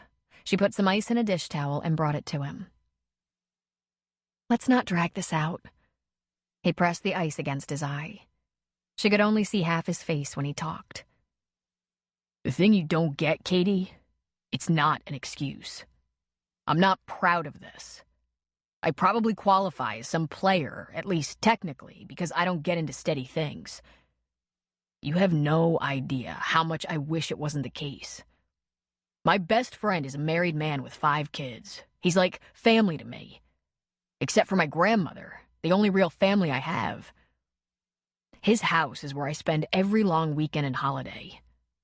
I would trade a kidney for his life, even though he's always strapped for cash, usually tired, in constant demand at home, lives in perpetual chaos, but he's always got a smile on his face. I'd give anything for that life. She wasn't sure if she was being played right now, or if he was sincere. She took a chance. Do you expect me to feel sorry for you? It wouldn't hurt. And you might give me a chance to, I don't know, check this out. This thing we have. I want to. I've never met a woman so hard to leave. He took a breath. Okay, that's too obvious. What do you want? A second chance? Oh? For how many days or weeks this time? He got clumsily to his feet, holding the ice over his eye. Okay, I deserve that. I won't jam you up anymore. Would it be all right if I stayed in touch for a while? Called? Maybe visited you sometime? He wobbled a little. She stood as well. Where are you going? I thought it seemed pretty obvious you're all done talking here. I don't know that you're okay, she said. You're a little unsteady. He pulled the ice pack off his eye. It's just my balance with the ice over one eye. And the fact that your brother tried to beat my brains out. So, where are you going? Not sure, He said with a shrug. I passed by Reardon's and they're full up. Even that funky little trailer he let me have for a week is in use. She just stared at him for a minute. I don't think you should drive. I'll be okay, He said, handing her the ice pack. She groaned in resignation, handing it back. You can have the couch. I'm going to get my children in bed before they see you. If you sneak into my room tonight, you'd better be coming to get me because the house is on fire, or you're going to live to regret it. Are we clear? He looked down. Can I take off my boots? Or should I be ready to run? You take off anything else, you better run, she said. And she turned away from him, going upstairs. She hustled the boys into their room before they noticed him. And then the door to her bedroom closed. Dylan felt the sunlight. Then he felt the eyes. He opened one of his own to 4 brown ones. You know, you guys are sometimes a little creepy, the way you do that. Did you have a sleepover again? Andy asked. And forgot your pajamas? Mitch added. I had a sleepover, He said. I was feeling a little wobbly, and your mother thought maybe I shouldn't drive. She said you had an accident, Andy shared. That's right, Dylan said. Ran right into a big, stupid fist. Boys, go to the table, Katie said. Your waffles are ready. When they left and she looked at Dylan, she made a face. He was more swollen, and the skin around his eye was definitely black and blue. The color is setting in, she informed him. Then she picked up 4 empty beer bottles from the top of the trunk. Go ahead and help yourself to a beer. She carried them into the kitchen. He followed. I'll be glad to replace them. I had a little trouble sleeping. Did you have trouble sleeping? Sleeping seems to be one of my gifts lately, she said. I slept like a dead person. Would you like an egg or something before you leave? Coffee would be nice, he said. When she turned away for him to grab a cup, he eyed her backside. She was wearing some thin summer knit sweatpants that fit loosely around her hips and a short shirt, leaving her midriff exposed. He remembered her as tiny, but today she was looking thin. When she turned toward him with a cup of coffee, he asked, Have you lost weight, Katie? I told you I had a little bug. I'm not completely over it, but almost. Katie, he asked, stepping closer. Did I do that to you? Probably, she said. Egg? Let me take you out to a big breakfast, he said. Boy, guilt really works on you, doesn't it? I'm going to have a little cereal, not feeling like a big breakfast. You've gotten too thin, he said. Makes me want to feed you and hold you. Wow, that's real talent, she said. You know how to make a woman feel unattractive and desired in the same sentence. Do you want an egg or are you on your way out? He tilted his head. Have you always been this cranky? Could you be a little nicer, please?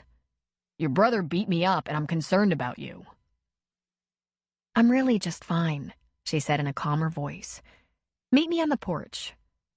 She grabbed her glass of juice and headed out the door. She sat in one of the chairs, and when he sat down beside her, she winced again, just looking at him. What are the chances Connor looks as bad as you? I think he won, Dylan said. Lord, men. She cleared her throat. Listen, Dylan, I apologize if I've been less than friendly. But just how many times do you think I want to go through withdrawal? Because seriously, I'm not interested in a close, casual friendship with benefits. It's not who I am. I'm not comfortable with that kind of relationship. Did Charlie ask you to marry him after the first week? No, she said. After the first week, he said he couldn't live without me. It was after the second week he begged me to marry him. But that has nothing to do with us, with now. Now I'm a mother first, and I'm feeling a little protective. I'm not a good mother if I'm worrying about how some man feels about me. He felt a smile come to his lips. That's very reasonable. Thank you. No regrets, but I'm not getting involved with you. Again. I understand. But you don't hate me? I don't hate you. I'll never hate you. After all, I loved you for 3 years when I was a girl. And that was before I even slept with you. He smiled wider. What if I wanted to be friends? Without benefits? Big talk, she said. We have history. We'd probably end up in the sack, and I'd just get hurt again. He took a thoughtful sip of his coffee. Katie, I'd never deliberately do anything to hurt you. You know what? I believe you. But I'd end up hurt just the same, and you'd be fine. Off meeting up with old movie star girlfriends, etc., while I sit here alone in the woods wondering what happened. And the boys? What about the boys? He asked. Well, brace yourself, she said. They like you. They were so excited to see you sleeping on the couch, it was almost impossible to keep them from waking you up. It's probably not so good for you to come in and out of their lives. Kind of sounds like I really screwed this up. This? She asked. She shook her head. We were attracted to each other, but there's nothing we can do about the fact that we're not headed in the same direction. Except maybe make a clean break so we can move on. You have to go. She touched his hand. It's okay, Dylan. Let's just part friends. No hard feelings. I don't necessarily want to. There was a bit of rustling, and a small bear cub rolled out of the bushes, followed by a second. Katie jumped to her feet. Dylan, in the house, hurry up! She was ahead of him, heading for the kitchen. She went to the small cupboard above the microwave and grabbed the air horn and the bear repellent, a fancy hairspray-sized can of mace. She is seriously getting on my nerves. And then she was out on the porch again. Hey, she yelled. Get out of here! And she blasted the horn a few times, some short, annoying pops. Dylan stepped out on the porch, wide-eyed. Holy shit, Katie! Get inside! Mama stepped into the clearing and puffed up, making her groaning, almost growling noises. That could have meant, you'll be my breakfast soon, or come with me, kids. Katie aimed the mace and the horn just in case, but she blew the horn again. The bear stood on her hind legs and her cubs ran behind her. She dropped back to all fours and disappeared into the shrubs. And a moment later, Katie saw the 4 of them hightailing it up the path and into the forest. And Katie yelled, I've got cubs too, bitch! He grabbed her arm. Katie, good Christ, you shouldn't antagonize her like that. Just get out of the way. She's really got some attitude, that one. A guy I met at Jack's, some guy with an orchard, says she's been bothering them and he was going to call someone, like the game warden or something. Then she turned her big blue eyes up to his. But I think maybe I'll find something a little more urban. Know what I mean? He ran a hand through his hair and shook his head. The boys peeked out the door to see if there were bears. Go inside, please, Dylan said. Get ready for school. When they were gone, he turned to Katie. All right, listen to me. I'm not leaving right away. I'm going to take the boys to school and drop them off. Then I'm going to run a few errands, make a couple of phone calls, and come back here. You stay in the house and do not confront that bear again. I don't want you hanging around here, she said. I'm not going to sleep with you. Oh, absolutely not, he said. But we are going to examine the potential for a relationship. You and me. It might not be easy, but Hollywood waits, she said. Yeah, well, I probably won't be able to work and hang out here all the time, but I also probably won't be out of town any more often than a soldier. Right now, I think you need me. So I'll take the boys to town and I'll be back. She put her hands on her hips. Don't you understand, no? No, he said.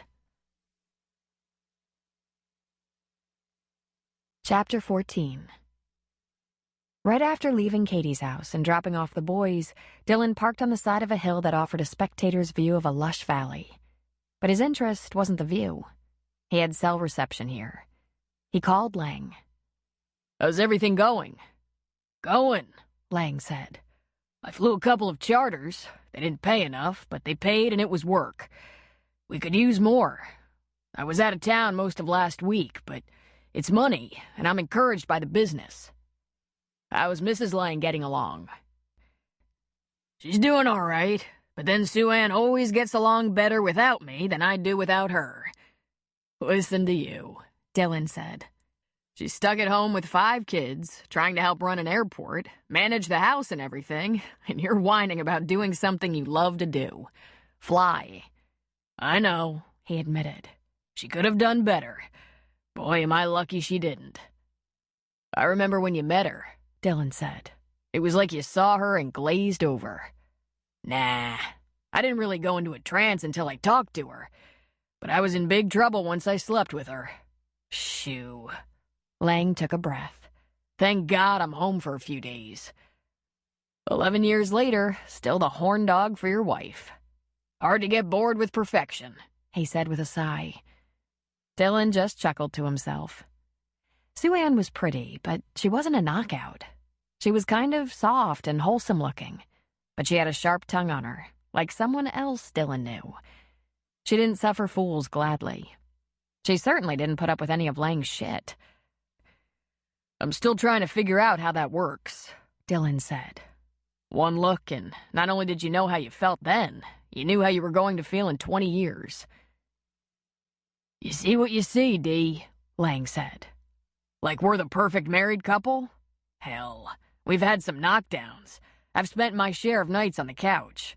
In fact, it's making up that really gets us into trouble. That's usually when we slip up and get pregnant. Didn't you promise her a vasectomy? Yeah, when little D is 2. And guess what? He had a birthday just after I got back from our ride. As soon as I can put together some days off, I'm gonna get that done. We can't afford another one. And there are so many kids, I never get any time alone with my wife. Man, Dylan said. No one's ever cutting on me. Lang laughed heartily at that. We'll talk after you have 5 kids. Like that'll ever happen. It's a pretty simple formula, Dylan. Once I found a woman I loved, I stopped worrying about whether I'd ever find a woman I loved. I ask Sue Ann what I want, and she's only too happy to tell me. And then, my friend, she rewards me. It's a beautiful thing. The reward he was talking about flashed in Dylan's mind, but the players certainly were not Lang and Mrs. Lang. It was Dylan and Katie, of course. The first image happened to be on the floor. His mouth watered. Then the bed, then the shower, then the bed. He cleared his throat. Sounds like you know what you're doing, even if I think you have the perfect life. And everyone knows I'm impossible to please. I don't think that, Lang said. I've told you what I think 100 times, but you don't listen. Tell me one more time. Lang drew an impatient breath. When I found my woman, I focused on her. You'll never find your woman because you're focused on your silly demons. Demons you barely remember from your childhood anyway. Demons that have nearly died of old age, by the way. Speaking of those demons, how's the movie business these days? And the family. Dylan was speechless. Had Lang said that before? Was he always living inside his own head, worrying about how certain things would make him feel, not thinking about how other people might feel? But no, that wasn't right, because he felt very bad about the way he made Katie feel and came back to apologize. Came back to apologize because he hadn't been sleeping and he wanted a clear conscience. And while he'd been gone, Katie had grown thin. Oh, God, he thought. I was trying not to, but I found her. I can't stand it. It's so scary. But I found her. My woman. Dylan, Lang said. How's the sick and twisted family? They're everywhere you look in Hollywood. All angling for a break, an endorsement, a part in a movie. I exchanged a few unpleasant words with my mother and a couple of sibs, but otherwise I haven't talked to the rest of them. I'm sure that makes me the bad guy. Nah, Lang said. You're the all-done guy. Very reasonable behavior. It's perfectly all right to stay away from vampires. Silly demons? Dylan heard himself ask. I've known you for over 15 years, Lang said. Those characteristics you've complained about your family having, that narcissism, envy, cruelty, lack of accountability, if you showed those traits, we wouldn't be friends. Then he laughed and added, Sue Ann wouldn't let me. Dylan laughed with him. One question, he said. What makes you think I'm obsessed with my demons? Why don't you assume I avoid attachments to save women the bad luck of getting hooked up with me and my demons? You ever ask anyone if they're willing to take a chance on you? Because I asked Sue Ann. I told her I wasn't good enough for her, that I probably wouldn't amount to much, but I had a good temperament and was trainable. She thought about it and decided I was worth the risk. Would you have gone away quietly if she'd said she thought it in her best interests to keep looking? Dylan asked. Nah, I probably would have asked at least 3 times. I let her domesticate me. Now she's stuck with me. Again, Dylan laughed. The air hung in the line. Dead air. Dylan, Lang finally said, suspicion dripping from the name. Where are you? He didn't answer at once. Virgin River. Ah. I wanted to apologize for being such an ass. For leaving suddenly, for making her feel dumped, for hurting her feelings like that. Ah, how's that working out for you? About like you'd expect, he said. Katie's real pissed, and her brother beat me up. But I rented a truck. Think you can manage Childress Aviation without me for a while longer? Katie was never one to follow orders. She didn't stay at home, locked in the cabin, as Dylan commanded. She thought she'd drive into town, visit with Mel Sheridan, and ask if they could delay that ultrasound appointment for a few more days. Surely Dylan would be gone again soon. When she drove into town, she noticed a truck parked at Jack's with a logo on the side. Kavanaugh Apples. Perfect, she thought. So she parked there and went to the bar. There he was, Tom Kavanaugh, having a cup of coffee with Jack and Preacher. I saw your truck, Tom, she said. I'm so glad I ran into you. Katie, he said, smiling so handsomely. I wondered, have you called the game warden about that bear? I'm sorry, Katie. I'll do it today, I promise. She was back this morning and she's very pissy. I mean, come on, I have kids too, and I can hold it together better than she can. She looked at Jack. I wonder if maybe we need to get rid of the blackberries.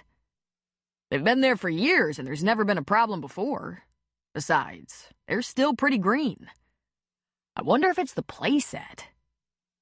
Where is this place? Tom asked. It's my place, Jack said. Mel lived in it when she first got here, and we bought it. It's ended up a rental cabin. Not far out of town, but kind of hard to see. Off the grid. Show me? Tom asked Katie. Maybe I can figure out what's drawing her, even though I'm not sure what's attracting her to my place. Probably green apples and a broken fence. Between the green apples and berries, it might be a bellyache that's making her so cranky. Sure, I'll show you, she said. But finish your coffee by all means. I'm done. I'll follow you. He stuck out his hand to Jack, then Preacher. Later, he said. When they arrived at the cabin, Tom parked behind Katie. He got out, pushed his hat back on his head, and whistled. I can see why you'd hate to give this up. What an awesome little cabin. It is, she agreed. But I just can't let the boys play with bear cubs. He laughed. No doubt. Where do you see her most often? Around those bushes, Katie said, pointing. And she was crossing the clearing, headed that way, she indicated. And when I ran her off this morning, she and the cubs headed up that way. You ran her off? He asked. I have a horn now, and some mace that I hope to never use. I don't want the breeze blowing it into my eyes. I can't wrestle a bear if I'm half blind. You're something, he said, laughing. It might just be her path, the route she likes to take to where she's going. She might take off in another direction when the cubs mature. or when she falls in love next time. In fact, if you walked straight down that hill for about 1.5 miles, you'd hit the orchard, and on the other side of the orchard, the river. Or, here's a thought. She might have changed her route to the river to avoid predators, because it's hard to keep track of 3 cubs. I can't even imagine. You could always get a dog. The dog would scare her away? No, he said, but she might eat the dog before she eats you. Funny, she said, but she did laugh. Would you like some coffee on the porch? I happen to have some in the pot. That would be perfect, he said. After we met the other day, I thought of a couple of things I wanted to tell you and ask you. Oh? Well, let me get that coffee. Come inside if you like. He was right on her heels, and while she was fixing the coffee and warming some water in the microwave for tea, he was looking around. This is awesome, he said. It's perfect for me. With the boys' toys, TV, and video games up in the loft, I can keep the living space picked up without them undoing my housekeeping one step behind me. A couple of kids can really wreak havoc on a house. The microwave dinged, and she pulled out her hot water. What did you want to ask me? He held the door to the porch open for her. I wanted to tell you, I'm just back from Afghanistan myself. My deployment was my last assignment in the Marines, and time to get out. And I wanted to ask you... He waited for her to sit. When did you lose your husband? Right before the twins were born, so I doubt there's any chance you knew him. I was in Iraq 3 years ago, he said. So you've been widowed for a while. 5 years plus, she said. Charlie was in the Army. Again, I'm sorry, Katie. On my way home to Virgin River, I stopped off to visit a buddy's widow. We've lost some real good men. How's your friend's widow doing? He shook his head. She's having some real hard times right now, but she has family around. I think I might head back there to check on her after we harvest the apples. That touched her. What a nice man, she thought. But then, some of Charlie's buddies had visited her. I guess it's not too soon for you to think about dating, he said. She knew it was coming. She'd sensed it from their first meeting. Well, it's not, but it's an awkward moment. I'm kind of... She stopped to think of how she should put this exactly. I guess the only way to describe it is interested in someone. He grinned at her. I guess the best thing for me to do is hang around till you lose interest. And then, with the most miserable timing, Dylan pulled into the clearing, parking beside Katie's SUV. He had his motorcycle propped up and strapped into the bed of the truck. The place was starting to look like a parking lot. Dylan didn't seem to be intimidated by the presence of another man. He jumped out of the truck and sauntered toward the porch, his boots hitting the ground pretty hard, his thumbs in his pockets. He was smiling, but it looked pretty contorted given his bruised face. Howdy, he said, sticking out his hand toward Tom. I'm Dylan. Tom stood uneasily. Tom, he said. Tom Cavanaugh. What happened, man? This? He asked, pointing to his face. Katie roughed me up. I did not. Accident, Dylan said with a laugh. Always wear a helmet, man. Katie, I brought you a 6-pack and some other stuff. And he turned and went back to his truck. He proceeded to take grocery bags into the house. That him? Tom asked. The one you're interested in? Katie scowled. No, she said. Dylan is just a friend, passing through town. He'll be leaving soon. Dylan stuck his head out of the door and said, Actually, I thought I might stay a couple of days, if that's not a problem. Really great to meet you, Tom. And then he disappeared into the cabin again. Katie looked at Tom. Ever have one of those annoying visitors? The kind who just don't get it when they're not actually invited? Tom laughed. Maxie, my grandmother, has a million friends. She never had a visitor she wanted to leave. Maybe she'd like to have Dylan, she offered. Tom laughed and stood up. I'll call the game warden, Katie. Listen, don't become the bear's adversary. Stay out of her way. New mothers can be unpredictable. Dylan heard the talk on the porch. Is he the one you're interested in? No, just a friend passing through town. He chuckled soundlessly. He was still putting food in the refrigerator when he heard Tom's truck start up and back out of the clearing. And then Katie was there. "Oh, you're funny," she said. "I guess if I'd wanted you to stick around before, I should have just told you to leave." Are you throwing out the dating net, Katie? He asked. "That's none of your business." You should tell me so I can manage to be, unobtrusive when young Tom comes calling. How about absent? Absent would be so much more convenient than unobtrusive. His expression became serious. Look, I don't blame you for not wanting to move in with your brother. I personally think he has a short fuse and a very crabby disposition. But I don't think you should be all alone out here. I'm cooking tonight, my special pizza. The boys will love it. I'll take the couch. She put her hands on her hips. "I don't think so." Then I'll sleep in the truck, or on the porch. I have a sleeping bag. "Why are you doing this?" Being responsible, helping out. "I'm not your responsibility," Katie said. "And you're confusing me. You're in, you're out, you're back, you're leaving." I missed you, he said. And I shouldn't have left the way I did. But I had to leave. And we're not done talking. Don't you have to get back to work? Don't you have an airline and airport to run? A movie to make? The paper says you're living on a big estate in Montana. You won't be happy on a couch or a porch. He scrunched up his eyebrows. Estate? Your grandmother's estate. Estate? He said again. She sighed deeply. Airline? You own the airport it operates out of? Your rich and famous grandmother's estate? Am I speaking a foreign language here? She asked. He was careful with his answer. He wasn't smiling.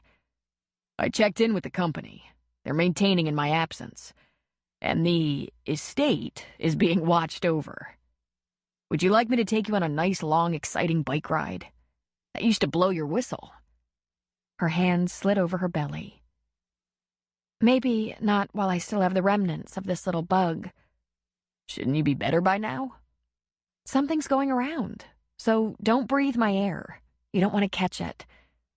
I'm not worried about that. I'd be willing to take my chances for a whiff of your air.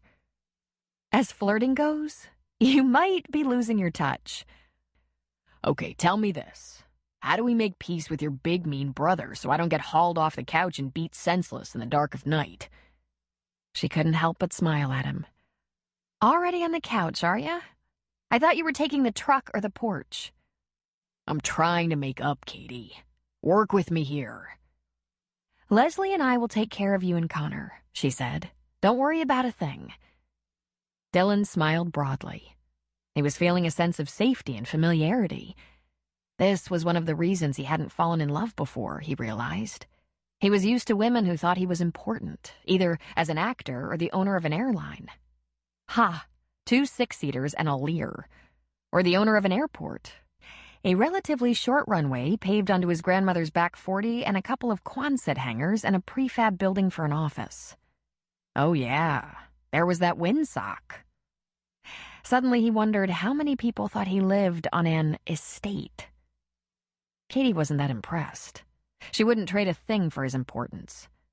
The 2 women Dylan admired most were his grandmother and his best friend's wife. And Adele and Sue Ann didn't need a man to define them, bring their value into focus. He was ready to add Katie to that group. But when I explain that he has to be nice to you, what should I say you're doing here, exactly? I told you. I'm trying to make amends for acting like an ass after having a very romantic fling with you. A fling that shouldn't be finished anytime soon. I don't know how that'll go over, she said. You don't have to tell him about the fling unless you want to. Know what I really wish, Katie? He said. I wish we could start over. I wish I could unsay a bunch of stuff and say some new things. Her hand slid over her stomach again, and she said, Too late, I'm afraid. I didn't trust you too much before, and I trust you a little less now. He had work to do here, he realized. Serious work, regaining her trust. Can I see those articles again?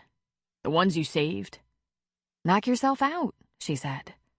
I'll call Leslie at work. We can decide what to do with you two imbeciles. So while she headed for the phone, he headed for the trunk, and he listened to what she was saying. Well, he was on his way out here to apologize for being a jerk when Connor went after him, so now I've got this banged-up guy on my couch, trying to make amends. Couch, he muttered under his breath with a smile. Do you think that's a good idea, getting them together? No, of course not. Just the bare, And let's not push on that. That's up to me. And tell Connor he'd better remember that. Yes, I told him he's forgiven, but I don't think I want to get mixed up with him again. But it's still inexcusable for Connor to be beating him up like that. You should see his face. Oh, really? She asked, then laughed. Dylan turned and looked toward the kitchen. Apparently, you did some damage too, she told Dylan. Broke his nose. Self-defense, Dylan reminded her. Okay, we'll do that later, she said into the phone. But you talk to him first. I don't want a repeat of this insanity, and I definitely don't want that happening in front of the boys. Dylan was multitasking. He read the articles and captions while he listened to Katie. There was a reason why he never looked at the tabloids. It was all such a bunch of crap. There was speculation about whether he'd be getting together romantically with Lindsay, his old co-star. Now, that didn't hurt him in any way, but what about her? She had a good marriage to a great guy and a couple of little kids. This kind of reporting was irresponsible and could create problems where there were none. There were plenty of seedy stories out there without victimizing her. Katie and Leslie had moved on to the Bear, the summer program the boys were in, and Tom, the guy who was going to call fishing game. They started laughing about something to do with Connor's nose. Dylan read that he'd been living on his grandmother's Montana estate and a snort escaped him. It was a 4-bedroom, 2-bath, 35-year-old ranch-style house. It was perfectly nice. He'd had the kitchen remodeled about 10 years ago and replaced some carpeting. There were some real nice hardwood floors, and he'd landscaped the backyard a few years ago, adding a big patio and grill he could use about 3 months of the year. But estate? It was around 2,400 square feet of house, and except for the yard surrounding the house, it was raw land in the valley that was pain. There was a barn, a shed, a corral, a pasture. And there was Ham, doing his chores, letting himself into Dylan's house to make a sandwich when he got hungry. And damn, he wanted her there. Suddenly, that's what he wanted, to take Katie home with him. Katie was talking about someone who lived on Leslie's street, the girls, she called them. Apparently, Katie had settled in and had girlfriends. Dylan poked through the trunk. He lifted out a photo album and flipped through some pages. Baby pictures of the twins, from the first day to about 3 months, but the man in the pictures wasn't their dad. It was their uncle. The next album he recognized as a wedding album, and that got him a little wound up. Being a fairly typical man, he'd usually only look at wedding pictures if torture were the alternative. But he wanted to see Katie all dressed up, and he wanted to see the guy who caught her. Yeah, he said, smiling quietly. She was spectacular. She wore a strapless dress that fit her snugly to her hips and then did some billowing. No veil, just a lot of baby's breath in her hair. She was so natural that way that he was surprised to see shoes on her feet. And there was Charlie, tall and strong. And goddamn him, he was good-looking enough to be a movie star himself. Decked out in his uniform, covered with medals and ribbons, every photo of him gazing at Katie with absolute love and longing and the promise of making her cry out in pleasure every night. And suddenly, she was sitting beside him. Our wedding, she said. It's a wonder the guy can stand up under all that brass, Dylan said. He was highly decorated. He took way too many chances, I'm sure of that. He got the Medal of Honor posthumously for acts of bravery and heroism that cost him his life, but saved others. We weren't married long, but I felt like I knew Charlie very well. He wouldn't have thought twice. Did you know that only a few living soldiers have been awarded the Medal of Honor? I saw one interviewed on TV. And you should see how modest and humble he is. I must admit, that's about the only time Charlie was modest and humble, when the Army wanted to give him a medal. Otherwise, he was kind of full of himself. Really? You know guys, she said. She turned the page. We had 6 months together before he deployed, so he got to know the boys a little bit. But 2 months later, he was killed. Got to know the boys? Dylan asked. She put her hand on her tummy. In here. While they were in here, moving around, going crazy. We named them before he left. And the nicest thing, the president made sure there were 2 medals of honor, 1 for each of the boys, and 3 flags, 1 for me, 1 for each of them. And all this time, Dylan had been pissing and moaning about a half-whacked family and the rigors of fame? Charlie Malone. Hard act to follow. Dylan picked up the tabloids that sat beside him on the sofa. Katie, throw these in the trash. Why? First of all, it's all BS. Second, this crap shouldn't sit on top of Charlie's medals. It's sacrilege. It must be really annoying, seeing that kind of stuff printed. It would be if I ever bothered to look. I used to. When I was a kid, it really bothered me. So, what did you and Leslie decide is going to happen to us? Connor and I. Well, you're going to face the music. After I pick up the boys this afternoon, we're going to their house. The 2 of you will apologize, take an oath to stay out of each other's business, and shake hands. Ah. Just shake hands and talk about baseball or something. I honestly don't care if you hate each other till the end of time. You're going to act like adults around Leslie and I. Or else. Can I just remind you that I didn't attack him? Uh-huh, so I hear. And you also had to be held back so you wouldn't retaliate. It's officially over, Dylan, or you will be banished. But you said I could have the couch. You can't banish me. She lifted one light brown brow. Try me. The phone rang and she got up to answer it. Dylan could only hear her side of the conversation, but he realized 2 things immediately. It was that Tom fellow, and whatever he had to say did not make her happy. What? Oh, no. Tom, that isn't a good thing.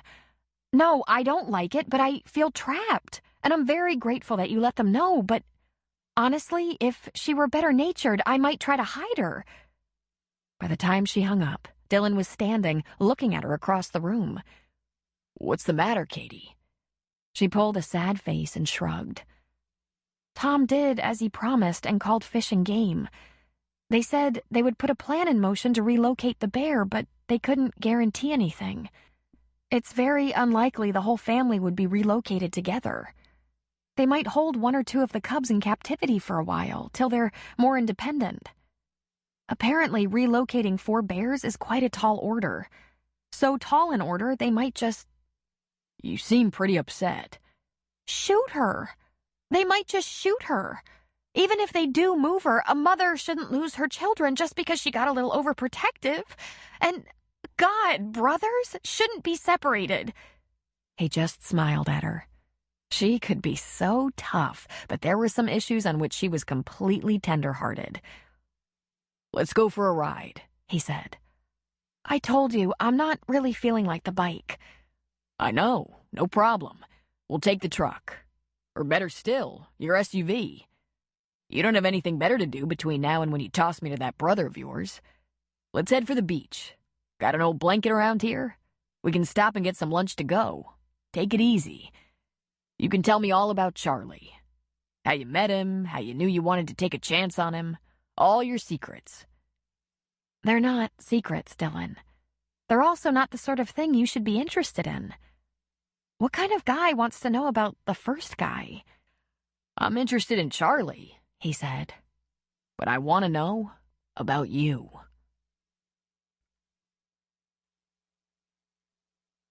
Chapter 15. Over a couple of deli sandwiches, bags of chips, and unsweetened tea, Dylan learned that Katie met Charlie through a girlfriend. She had a date with some soldier set up by a cousin of hers or something, and she didn't want to go alone. So before she even asked me if I'd go, she asked her date to bring a friend for her girlfriend. I was pretty annoyed with her, but I went. She never saw her soldier again after that night, but I married mine. You must have been a lot easier back then, Dylan teased. He made me laugh, she said, amused. Then he made me love him. Connor had a fit because I was ready to run away with Charlie after a week. I agreed to wait a few months, and Charlie won over Connor. Just out of curiosity, how'd he do that? Well, he didn't break his nose, for one thing. It did take a while, but Charlie worked hard at courting me. He flew from Texas to Sacramento every chance he got. Not easy to do on a soldier's salary. Connor thought he'd lose interest, find a more convenient girlfriend, but Charlie kept coming back. He just wouldn't give up. He told Connor he'd never quit because he loved me. Dylan reached for her, smoothing back her hair on one side. I came back, he reminded her. I didn't expect that, she said. But that doesn't mean I trust you. I know you don't. I'll be honest with you. I didn't know I'd come back either. And here's a flash for you, Katie Malone. I'm not giving up either. She sighed and laid down on the blanket on her back. I think you might, Dylan. I'm pretty sure I'm not going to fit into your plans. I'm flexible when you get down to it, he said, leaning over her, hoping he could wrap up this conversation with some meaningful kissing. Not about everything, she said. She touched the tender black and blue cheek under his eye. Listen, I didn't plan this, but I guess since you're here asking for another chance, you should have the facts. There's a reason why Connor went a little crazy on you. It's not just because you left and I was sad. It's because just minutes before he ran into you at Jack's, I had told him... She lost her nerve and bit her lower lip. What, Katie? Well, the one thing you had long ago made up your mind never to do. Have a family, she said. I've given that some thought, he said. If the girl I want comes with a couple of kids, I'll have to rethink that. He shrugged. I guess the real danger to you probably lies in my screwed-up DNA. I'd really like to overcome that. I just don't know if I can. Right, she said. She turned on her side and balanced her head on her hand, her elbow braced on the ground. As it turns out, we're going to find out just how screwed up your DNA is. Take a deep breath. I'm pregnant. He didn't move. He couldn't breathe. His eyes got a little wide as he looked at her. You aren't going to throw up, are you? She asked him. He still didn't move. He leaned away from her and she sat up. I'm very careful, he said. That shouldn't have happened. Yeah, I'm careful too. We had some bad luck, I guess. Failed protection? I think we got a little too, close before the protection got involved. My fault, he muttered. I lost my mind. I lost control. I couldn't think, and I'm sorry. You're probably right about how it happened. I can promise you I didn't stick pins in condoms. I wasn't interested in having this kind of surprise. I already have plenty on my plate. Were you going to tell me? He asked, and his voice sounded very hoarse. Absolutely. But when I was ready, and not because I need anything from you. You've been very clear how you feel about this sort of thing. Like you don't realize I'll have some DNA in this child as well. And mine is excellent, by the way. So once I realized what had happened, I decided I could handle this just fine. But I'm an honest person, and you deserve to know. How you respond is up to you. He looked out at the ocean. He circled his raised knees with his arms and put his forehead down on his knees. He groaned. He took a moment, then he straightened, looked at her, and said, And how are you going to respond? He asked. She actually laughed. Well, funny you should ask. I'm going to be a little nauseated in the mornings, be very tired in the afternoons and early evenings, grow enormous, and then deliver. Then I'm rather committed full-time for about 20 years. Do I have this right? You told your brother already, but not me? He asked. She took a breath. First of all, you weren't here and he was. I had a phone number, but this wasn't the kind of thing I wanted to tell you on the phone, at least until I was sure that was the only option. I would have gotten in touch eventually, you can be sure of that. But for the time being, all I was sure of was that you were partying in Hollywood, kissing blonde necks and stuff. I told you, he said. A good friend, a hug. That was not a real kiss. So I had to ask for my brother's emotional support. I'll get a job, pay my own freight, take care of my children, and... Is there any discussion about whether... Her expression became fierce as she stopped him by holding up a hand.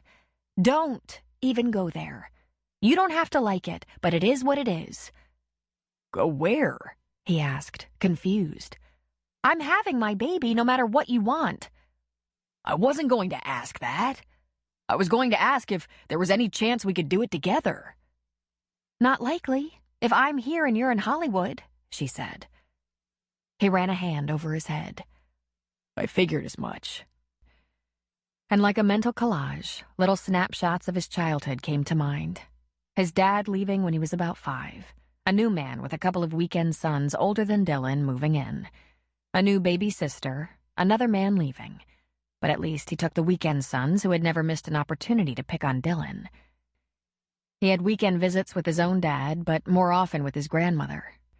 His mother going away to make a movie, coming home 6 months later with a different man, this time with a stepdaughter older than Dylan and a new baby brother for his mother. That gave him 5 half-sibs and just as many steps. Katie laid down on her back again, her fingers laced over her abdomen. He looked down at that sweet face and knew it wouldn't be that way with her. It still scared him to death, but he wasn't afraid of her. But she had his baby in her, and it was the idea that a single mother was better for that baby than an unhappy family life that scared him. He couldn't let his child have the kind of childhood he had. He just wasn't entirely sure how to guarantee that. He leaned over her and put a small kiss on her lips, and she opened her eyes. You don't need a job, Katie. Your job is being a mother, and you're an excellent one. I'll take care of the other details. She almost smiled, but not quite. Does this mean you're actually happy? Are you, Katie? Happy about it?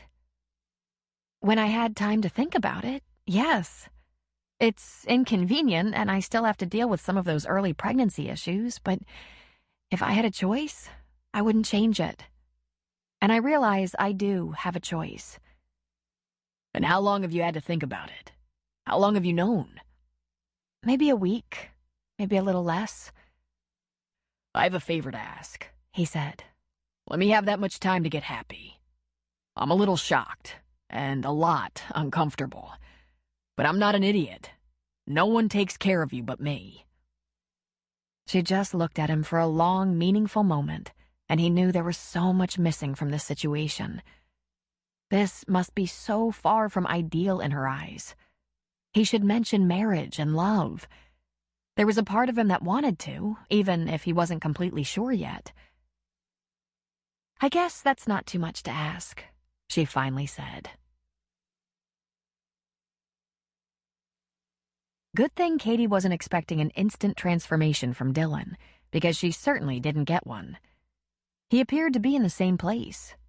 The idea of fathering a child must be terrifying to him. She remembered Charlie. Not long after their honeymoon, he'd had a field training mission with the Army. They'd been married a whole month when he left for 2 weeks. When he returned, he walked into their small apartment, dropped his duffel, and yelled for her. Bellowed for her, which was what he typically did. Katie, baby! Come get all over your man! He could be such a caveman.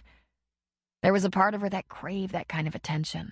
A part of her that wished he could be a little more civilized. She was so in love she ran to him. He smelled to high heaven, of stale perspiration, mud, 2 weeks in the field, God knew what all. She flung herself into his arms, then flung herself out of his arms and ran for the bathroom where she proceeded to hover over the commode, really on the verge. "I know I smell bad, but that's a little melodramatic, don't you think?" he said, standing in the bathroom doorway, unlacing his boots and stripping off his BDU. "Take it easy. I'll get right in the shower." He was down to his fatigue pants, stinky bare feet and broad, delicious tattooed chest when she turned, watering eyes up to him. "Charlie, I'm pregnant." "Oh, baby," he said, falling to his knees to take her into his arms. "Baby." "Charlie," she yelled. "Shower, for God's sake, please." "Yeah," he said, rising and getting rid of what remained of his clothes. "You bet, baby. Then we'll celebrate. Do pregnant women have sex?" he wanted to know as he turned on the shower. He was one of a kind, that was for sure. It took a special woman to be married to Charlie Malone in his lifestyle. And it was going to take a lot of patience to make peace with Dylan Childress and draw him safely into her heart. She wondered if she had the time or the faith. With her eyes closed, she thought about the differences between Charlie and Dylan, and their similarities. Both shockingly handsome, smart, and confident men. At first glance, you'd think they were alike. Beyond those obvious similarities, they were opposites. Charlie was bold, while Dylan was more reserved. Charlie grabbed what he wanted without the slightest hesitation, while there were lots of emotional connections that still terrified Dylan. Charlie had waited a long time to really fall in love, but once he recognized it, he was all in. Dylan had too many childhood ghosts to make that leap of faith. Both men were phenomenal lovers. She could never have resisted either one of them. She must have nodded off in the warm beach sunshine because she felt Dylan curve around her. He was lying on his side, his arm casually crossing over her waist. His breath was warm on her ear and inhaled her scent, exhaling slowly. He nuzzled her softly. "Don't fall asleep, honey," he said. "We have to watch the time. The boys." She smiled and snuggled a little closer. He remembered they had to pick up the twins and stop by her brother's house. Yes, it was going to take a special kind of patience to let him know he'd be safe with her. And she would require a special kind of courage to take a chance on him. Green berets were a piece of cake compared to movie stars. Dylan sensed a sort of peacefulness about Katie as they left the beach and drove back to Virgin River. Or maybe it was just that she wasn't as uptight about this peacemaking confrontation with Connor as he was. He remained quiet while Katie talked about Dylan's mysterious special pizza for dinner, about how to make peace with her bear, about how the sound of the waves had been so relaxing she'd fallen asleep. But then she was so sleepy these days she could fall asleep standing up. "I know I'm not very talkative right now, Katie, but it's not you," he said. "I don't care, Dylan, because my mind is made up about how I'm moving forward. I'm sure when you work out a few things in your head, you'll talk a little more." He turned toward her. "Exactly," he said. When they pulled up to the little prefab schoolhouse, the boys were busy on the playset that Dylan had helped to erect. "Katie, when we get to Connor's house, can you get the boys occupied with something so I can talk to your brother without the boys around?" "If you promise you're not using that as an excuse to get into a fist fight." "Look at my eye. You think I want to sacrifice the other one? I just want to talk to him. But if he gets angry, the boys shouldn't be there. If you want to, I can take you and the guys home and come back by myself for this talk." "No, I'll find them something on TV they can watch. But behave." He didn't reply to that, but he didn't feel that he was the loose cannon. Behaving was his sole intention, and he knew the road to hell was paved with good intentions. He and Katie got to Connor and Leslie's house before they were home from work. "The door will be unlocked," she said. "I'll take the kids in and get them settled in front of the TV with a snack. Connor has a few of their favorite movies and games here. Would you like something to drink? How would you feel about me having a beer from his refrigerator?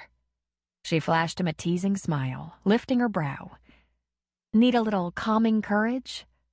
Baby, after what I learned about an hour ago, I should probably have a six-pack. I'll wait out on the front porch. He leaned against the porch rail and waited. This must be what it felt like to be a teenage boy who was meeting a girl's father when he'd gotten her in trouble. Except it was probably the rare father who launched an attack. Even with all the siblings Dylan had, he'd never been close enough to one to feel that kind of protectiveness. In fact, he felt more protective toward Katie after knowing her for half a summer than he ever had toward one of his own family members. He wondered if that little bun in the oven was making the difference. She finally brought him a beer. Sure you don't want to come inside? Nope, he said. He walked down the porch steps. Where are you going? He turned to look at her. I'm not doing this in front of you, Katie. I mean, you might see us, but I'm not having this conversation for your entertainment. Trust me, I don't feel real entertained. If I'm away from the house, you won't be tempted to put in your 2 cents worth. Well, geez, you're a little bossy there, aren't you? Making us a very well-matched set, when you think about it, he said, and he walked back to the street where her SUV was parked. He leaned against it. It was his own damn fault he had this mess to clean up, and he was going to figure it out before it got any worse. When he thought about what Lang would do, it didn't really help his situation much. Lang wouldn't hesitate to try to convince his woman to marry him, provided the woman had been Sue Ann. Finally, the yellow SUV that Leslie drove pulled up to the house and into the drive, all the way forward to the carport. Right behind her was Connor in his great big truck. And Dylan thought, I should have rented a bigger truck. Connor got out of the truck and briefly glared at Dylan. And Dylan had to look at the ground in front of his crossed legs to keep from laughing. Connor had white tape across his rather swollen purple nose. Connor took his lunch tote into the house, but momentarily he was back, striding toward Dylan. Dylan just couldn't help it. He grinned stupidly. You look in the mirror, idiot? Connor asked. So, he said, ignoring the taunt. I've been told to work this out with you. So let's work this out. I learned about 1 hour ago why you lost your temper. Because you weren't here, Connor returned rather loudly. Dylan came off the truck and stood straight, meeting him eye to eye. You want the women involved in this conversation? He asked.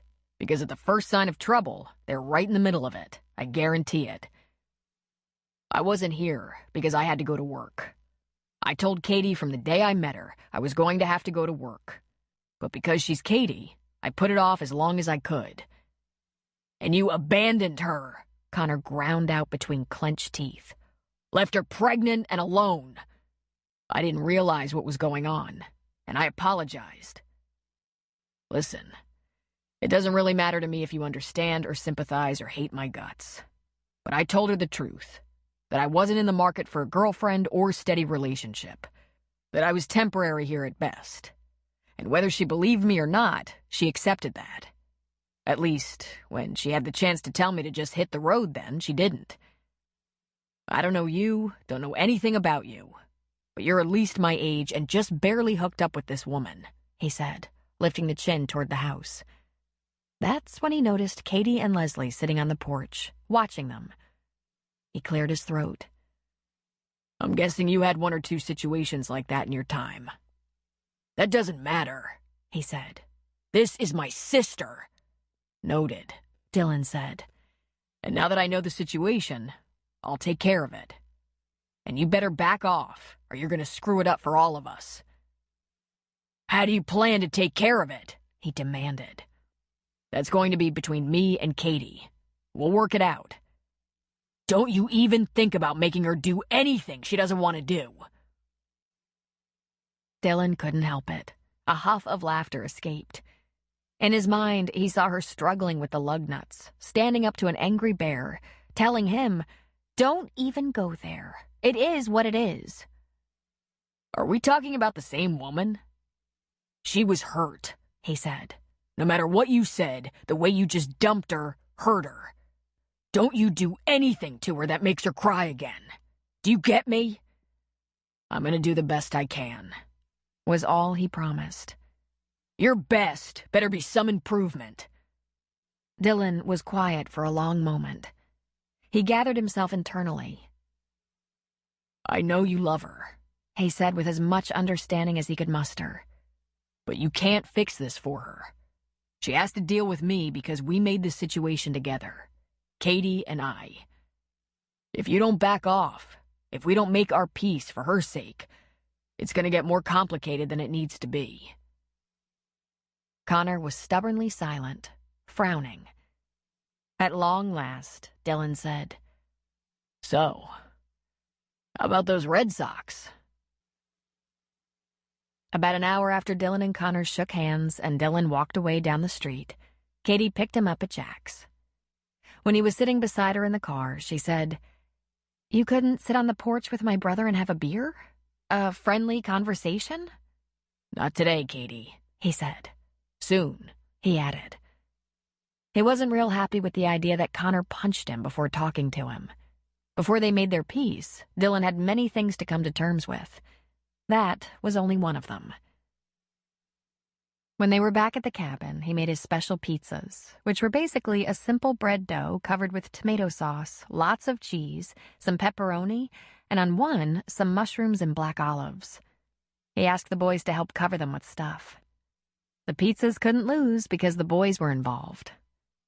After dinner, he took the boys outside and kicked the soccer ball around with them, though he was wearing boots to their tennis shoes. Then he sat on the porch and watched as they climbed all over the jungle gym.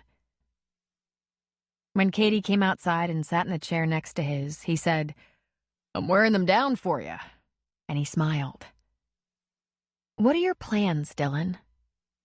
If you don't mind, I'd like your couch for a while. I need some time to figure out how to handle our situation. I want to do the right thing, for many reasons. You do understand that it's not entirely up to you, right? I have no husband and 3 children to think about, so whatever you come up with, I'll definitely listen. But you're not going to decide our lives for us. Can I have the couch? He asked. Or not? You can have the couch and the kitchen. You're a good cook, as it turns out. Right now, Dylan didn't want to be distracted.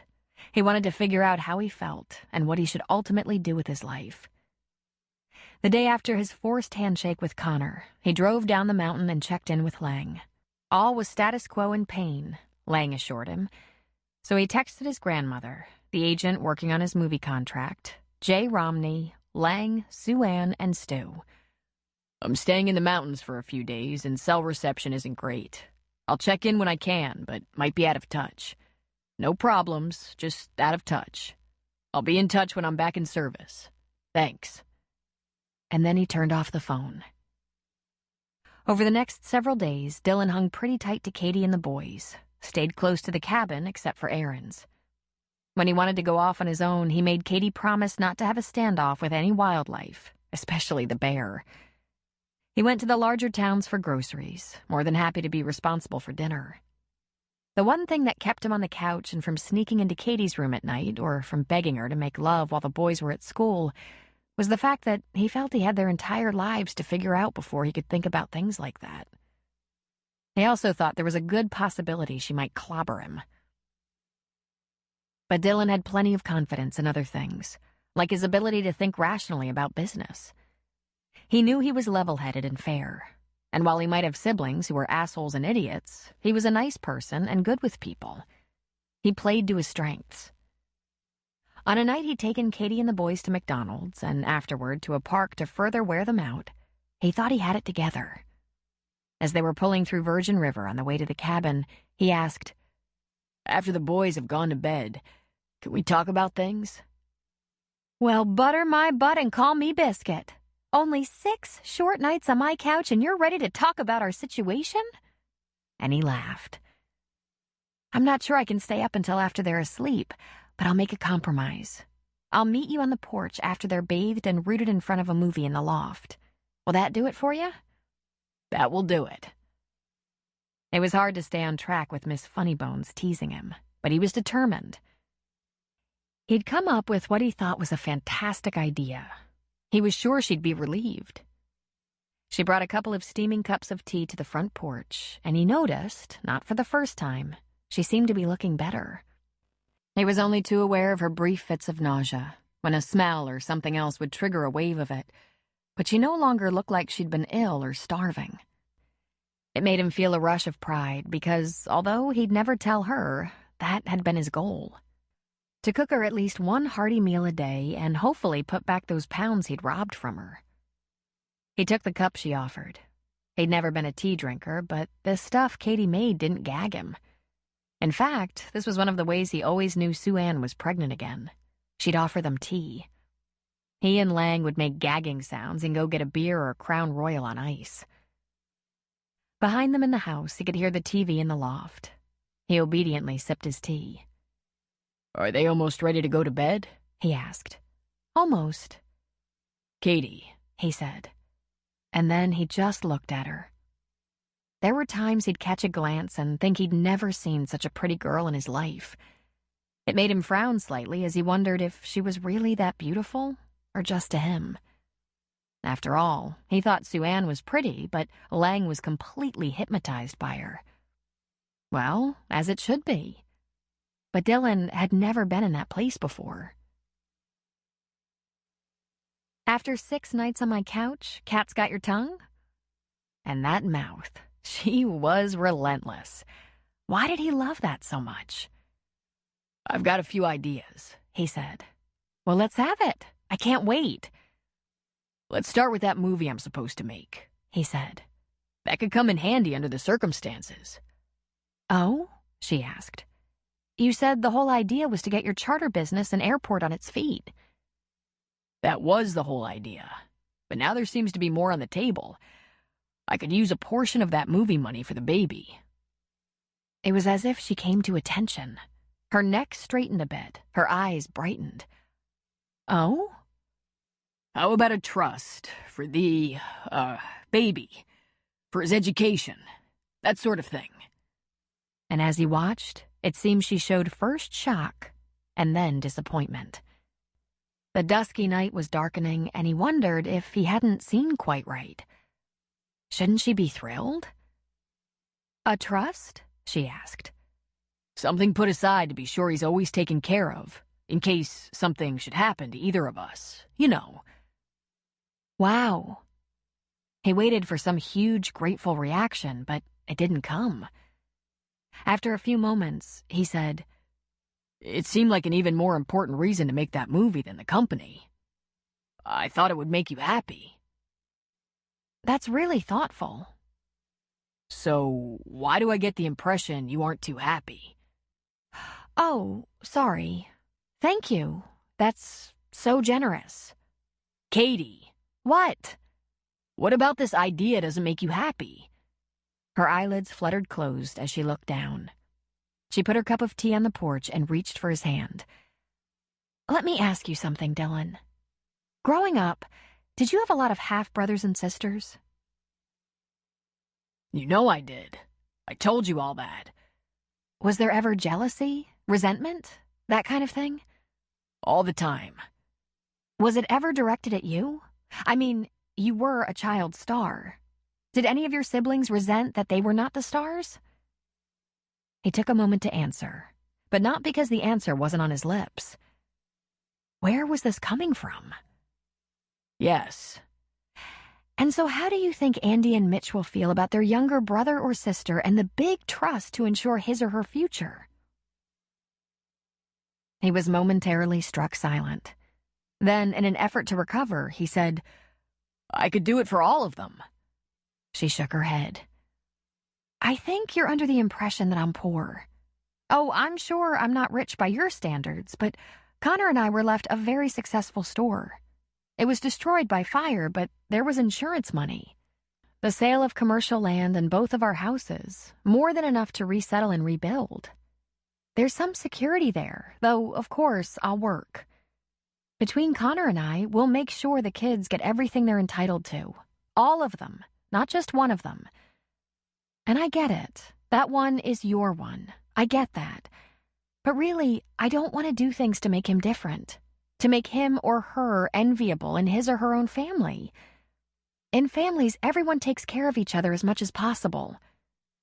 Fine, He said almost angrily. I'll give it to you. You take care of it. Spread it around any way you want to.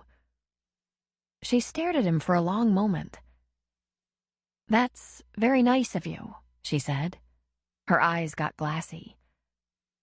I don't know how I can possibly thank you. And then she stood up and went into the house. He sat there, stunned. He had absolutely no idea what he'd done wrong. He noticed that quiet slowly replaced the noise of the TV inside the little cabin. He heard the shuffling of the boys down the stairs as she herded them into bed, and her bedroom door closed. Dylan was devastated. He'd spent days trying to figure out how to make this right, how to reassure her he was in this with her all the way. He was a responsible man, and he adored Katie. He was terrified to tell her that, of course. She might ask him to get married, and then what would he do? He wanted to, but he wasn't quite ready. He thought he might be in a little while, once he worked into the idea. Probably by the time he'd finished that movie and had the airline on track and the trust set up. He'd feel ready. But right now, the whole idea scared him. That didn't mean he didn't feel like it. It just meant he wanted to be ready. She was only about a month, maybe 6 weeks pregnant. There was time. His dad had sent him a $10,000 check on his 10th birthday because he'd promised to take him to Egypt and had gone alone, or more likely with a woman, leaving him behind. $10,000 to a 10-year-old. A kite and a day at the park would have meant so much more. He remembered his grandmother had been furious about that. Dylan asked himself, had he just done that? Could Katie think that money was to make her go away quietly? Because it wasn't. He wanted to take care of her. Them. He wanted to never lose her. Them. I've been thinking about it, he remembered saying. If the girl I want comes with a couple of kids, I can deal with that. He sat down on the sofa and pulled off his boots, his belt, his shirt. He went to her bedroom, tapped softly a couple of times, and entered. She slid over as he sat down on the edge of the bed. He could barely see her face, so he ran a finger along her cheek to the curve of her chin.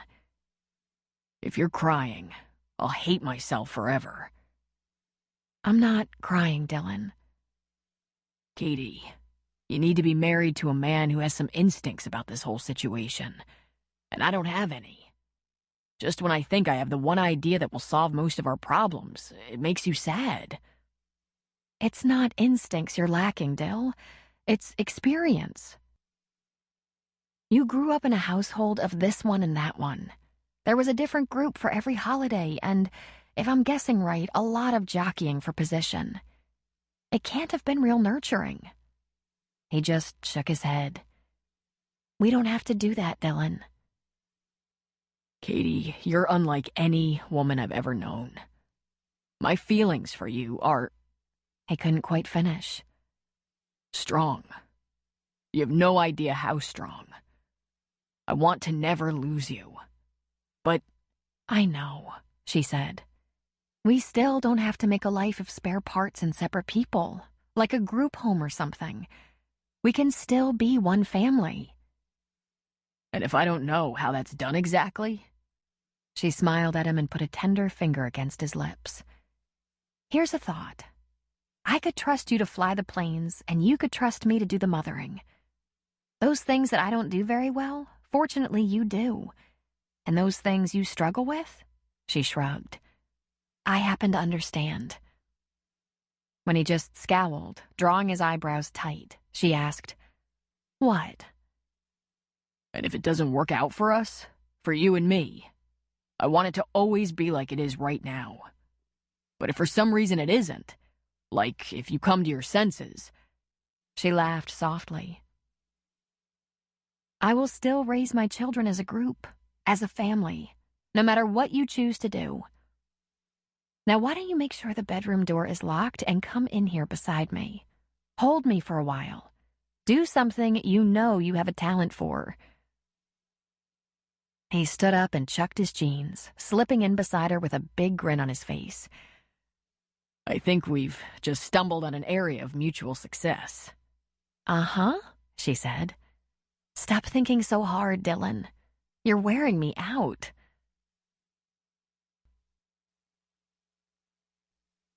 Chapter 16. Luke Reardon enjoyed a late afternoon beer with Jack, something he treated himself to now and then. He occasionally took a break from tending his son in his cabins if his wife was at home. Shelby was a clinic nurse in Eureka and worked 3 10-hour shifts every week, which left Luke to play house husband, including cooking. This was a good thing. Shelby liked to cook. She was miserable at it, but no one had the guts to tell her. You're facing about 3 or 4 days of dinner by Shelby, Jack teased. I might get her in here one of those days, Luke said hopefully. I wish you luck. Are your cabins still booked? Right up through fall.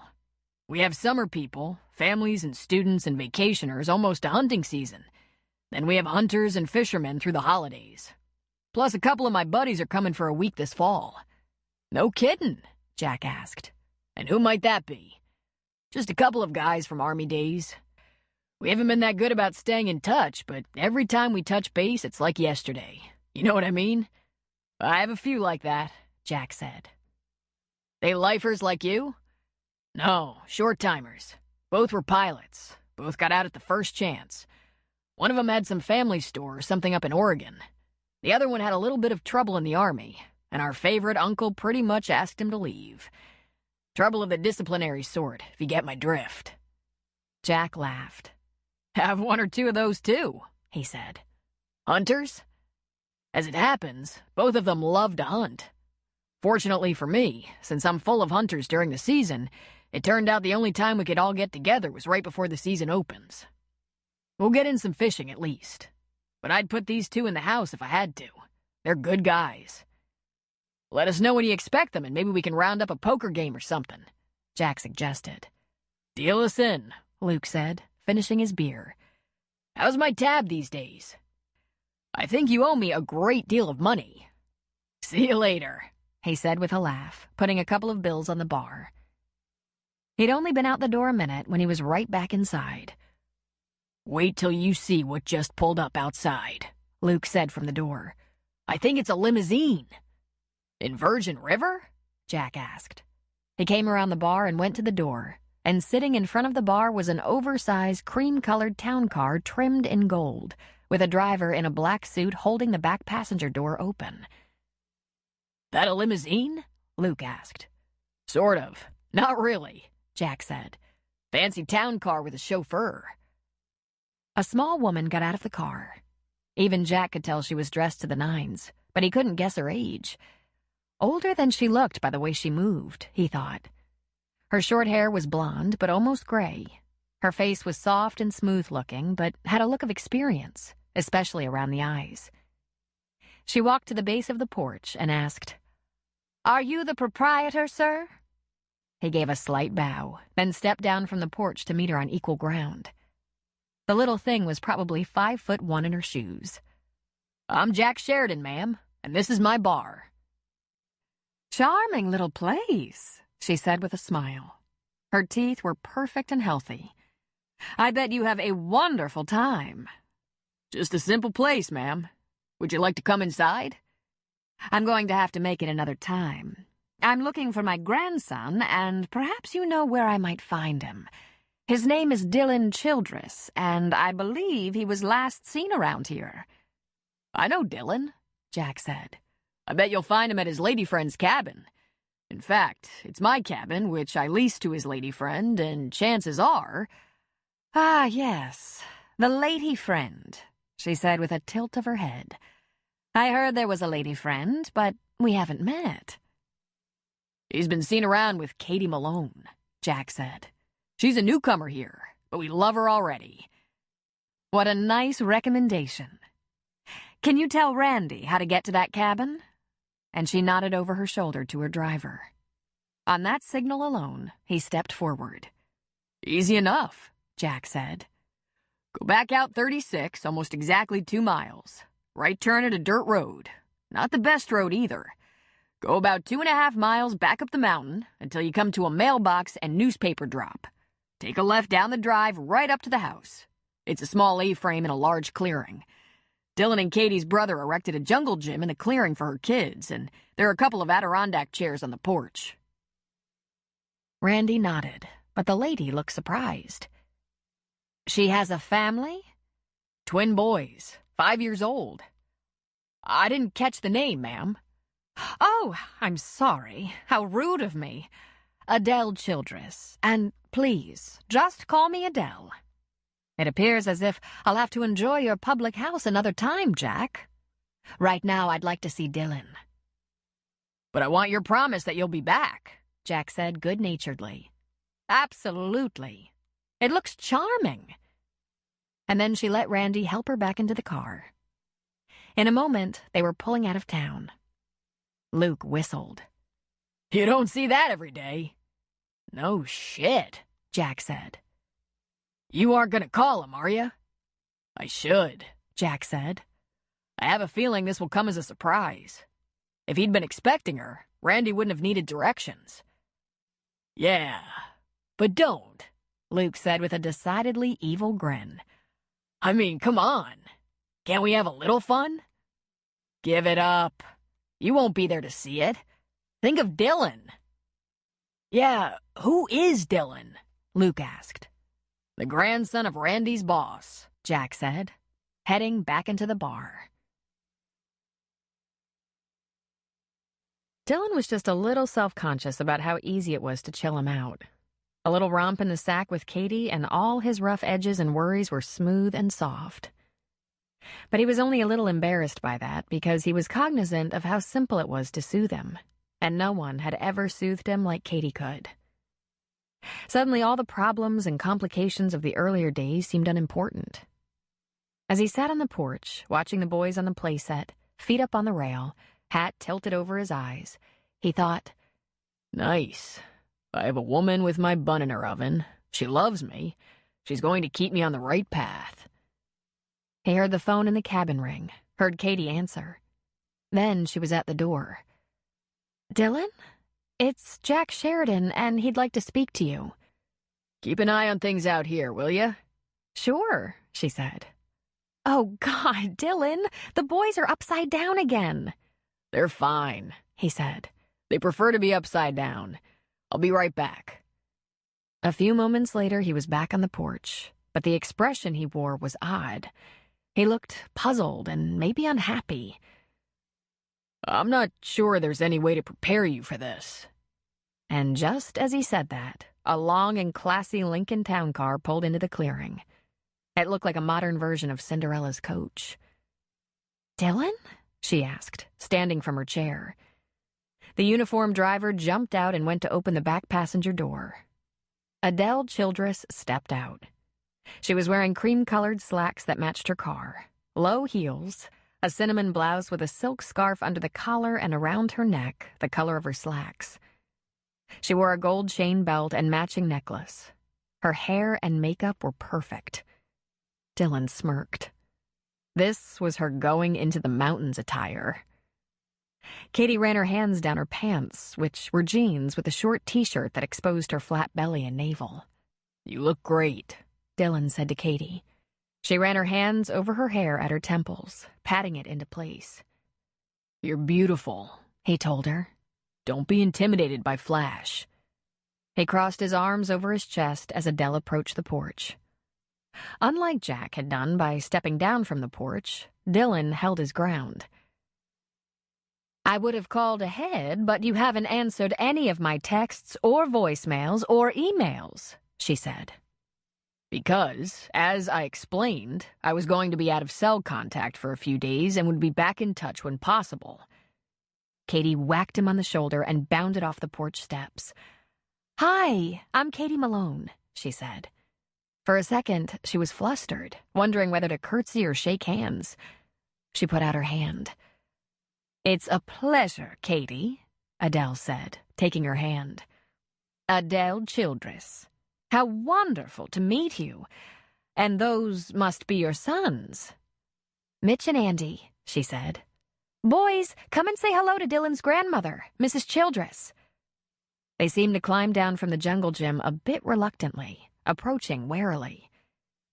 "Are they shy?" Adele asked. "Not in the least," Katie said with a laugh. "Maybe they're afraid they'll get you dirty. And I'm sure they've never seen a car like that. How in the world do you tell them apart?" "It comes with time. Dylan can tell the difference. Would you like a glass of tea on the porch?" "That would be lovely, Katie." She turned to look at her driver. "Randy?" "I'm fine, ma'am," he said, going to the trunk, which produced a cold drink. Katie bent at the waist and focused on her boys. "Say hello, boys." One at a time, they said a very quiet, "Hello." Then they began to back away, making Katie laugh. "Go ahead, you can play. Come up on the porch, Mrs. Childress. I'll get you a cold tea." As Katie went inside and Adele stepped onto the porch, Dylan threw an arm wide, indicating the chair he had just vacated. She sat down and said, "Thank you, dear." "My pleasure," he said. Then he jogged down the porch steps and into the clearing where he grasped the driver's hand in a firm and welcoming handshake. Then he was back to the porch. "Now," he said to his grandmother, "what are you doing here?" He leaned a hip on the porch rail and folded his arms against his chest again. "Wouldn't I welcome as hearty a greeting as the chauffeur received?" she said, indignant. "We both know this wasn't Randy's idea. So, your purpose?" "Just a little recon, Dylan," she said. "You mentioned unfinished business of the female kind, and Lang said he was fairly sure you were here about a woman, and I was out of the loop." "I can't believe you did this," he muttered. "I can't believe you expected less," she replied. "I ask very little of you, just that you stay in touch. There are all kinds of things happening in your life, and I was, well, curious, concerned." "Gran, I'm of age. I'm self-supporting. Some things I like to work out for myself. Was I born yesterday? The only time you don't call me regularly, or at least take my calls, is when something of magnitude is going on and you're afraid you'll tell me more than you want to. That doesn't happen to us often, and I suspect this is the first time it involved a woman." Dylan remained stubbornly silent. "So, this is serious?" He gave a nod, but said no more. "Excellent. She's very pretty. Seems nice." "There's no guest room here, Gran," he said. "I've made arrangements," she said. "It happens I have an old friend in the area. You remember Muriel St. Clair?" He chuckled and just shook his head. "Of course. Muriel lives around here? Why?" "Hell if I know," Adele said. "The town isn't exactly much. It's even smaller than Payne." "I like small towns," he said. "Now there's a surprise I was unprepared for. When I took you to Payne, you saw it as a prison sentence and couldn't wait to get out of there." "Not prison," he said. "Rehab. And you were the first to leave." "Not until I knew I was leaving you in safe hands." "Now, Dylan, what's going on?" "When there's something to tell, you'll be told," he said. He loved and trusted his grandmother, but some things were personal. Confiding in her about business matters was one thing, but with matters of the heart, a man of 35 didn't go to his grandmother for advice. She sat back. She gave him a small smile. "Sometimes I look at you and can't help but see my son in your eyes." Katie came outside with a glass of tea and a napkin. "Here you go, Mrs." She looked into the yard to find the car doors all open on the Lincoln and saw one of her boys behind the wheel. "Boys," she called. "What are you doing?" The driver stood up from the passenger side of the car and looked at her over the open door, smiling. "They're all right, ma'am. They asked permission." They're going to get that car all dirty. Not to worry, ma'am. I keep it clean. Don't worry, Katie, Adele said. Randy's on top of things. He's very protective of the car. Now sit down beside me and tell me all about yourself. Prepare to be grilled, Dylan said, pushing off the rail. Just because she asks you something doesn't mean you have to answer. He went inside the cabin. Testy, Adele said. Why is he so testy? Katie asked. I invaded his space. He sent me a text message saying he'd be out of touch for a while and I would hear from him when he's ready to be back in touch. Well, something like that. I waited as long as I felt like waiting. At first, I was worried something had gone wrong with that movie he was considering. But when I called Lang and he said it was probably about about you, I decided we should meet. And why not? If you're struggling to decide whether Dylan is worth your consideration, you should have a look at his baggage. She took a small sip of her tea. That would be me, Katie. The baggage. Katie laughed. Well, I'm sure he doesn't consider you baggage at all. At the moment, I'm sure he does. Where are you from, Katie? Sacramento. She gave Adele a quick run-through of her history. She knew she was revealing more than she'd been asked, but if she were meeting the girlfriend of one of her boys, she'd want to know these things, and they weren't secrets. While she was talking, Dylan returned to the porch with a beer. The boys and I came here to hopefully settle near my brother. Uncle Connor has always been an involved uncle. I met Dylan on the way into town when he helped me change a flat tire, and we became friends. You haven't known each other all that long, then? Adele asked. Long enough, Gran, he said. Please, Dylan, I wasn't being critical. Adele looked at Katie. And now you're very good friends? Adele? Dylan warned. I hope so, Katie said with a smile. Very good friends, Dylan assured his grandmother. So, Gran, just how long can we expect to enjoy the pleasure of your company? Not long, I'm afraid. A few days, a week, whatever. Dylan groaned. Adele Childress wondered if she should dare even hope that her grandson was finally wising up and settling down with a good woman. Katie Malone was instantly likable. Like Adele, she'd been through some tough times, but managed to somehow hold her family together, work, and maintain a lovely disposition as far as Adele could tell. Adele looked out the car window. Are you sure you know where you're going? She asked. Yes, ma'am, Randy said. It's nothing but country out there, or trees. Yes, ma'am, that's what it is. Are you mocking me? She asked sharply. Yes, ma'am, he said. She grunted. A little while later, he said, Look ahead. That's Miss St. Clair's house. All Adele could see was a 2-story farmhouse with some outbuildings around it. There were a couple of lights in the windows and some flickering candlelight on the front porch. When they pulled up the drive to the front of the house, a couple of people emerged from the darkness, and she recognized Muriel. She was standing beside a man Adele didn't know. He was a very handsome, tall, silver-haired man with a wide chest and strong shoulders. This was Muriel in her country incarnation. Adele and Muriel did not share this trait. Muriel liked roughing it, liked to ride, hunt, garden, and poke around farm sales and buy antiques. She was one of those do-it-yourselfers, while Adele was just the opposite. Anything she could throw money at worked for her. And Muriel was wearing jeans and boots. Adele couldn't remember owning a pair of jeans, even while living in Montana. Randy gave her a hand out of the car. Randy had been her driver for years, since his wife died a long, long time ago. He was nearly 70 himself, but he didn't seem it. He was fit and colored his hair, which was still thick and plentiful. He'd never been one for a lot of outdoor sports, so his skin was taut, but he had a trim beard. In Hollywood, 70 wasn't old unless you wanted it to be. Adele hadn't started playing the matronly or grandmotherly roles until 5 years ago. She had an excellent surgeon and colorist. She was, after all, a bit younger than Carol Burnett.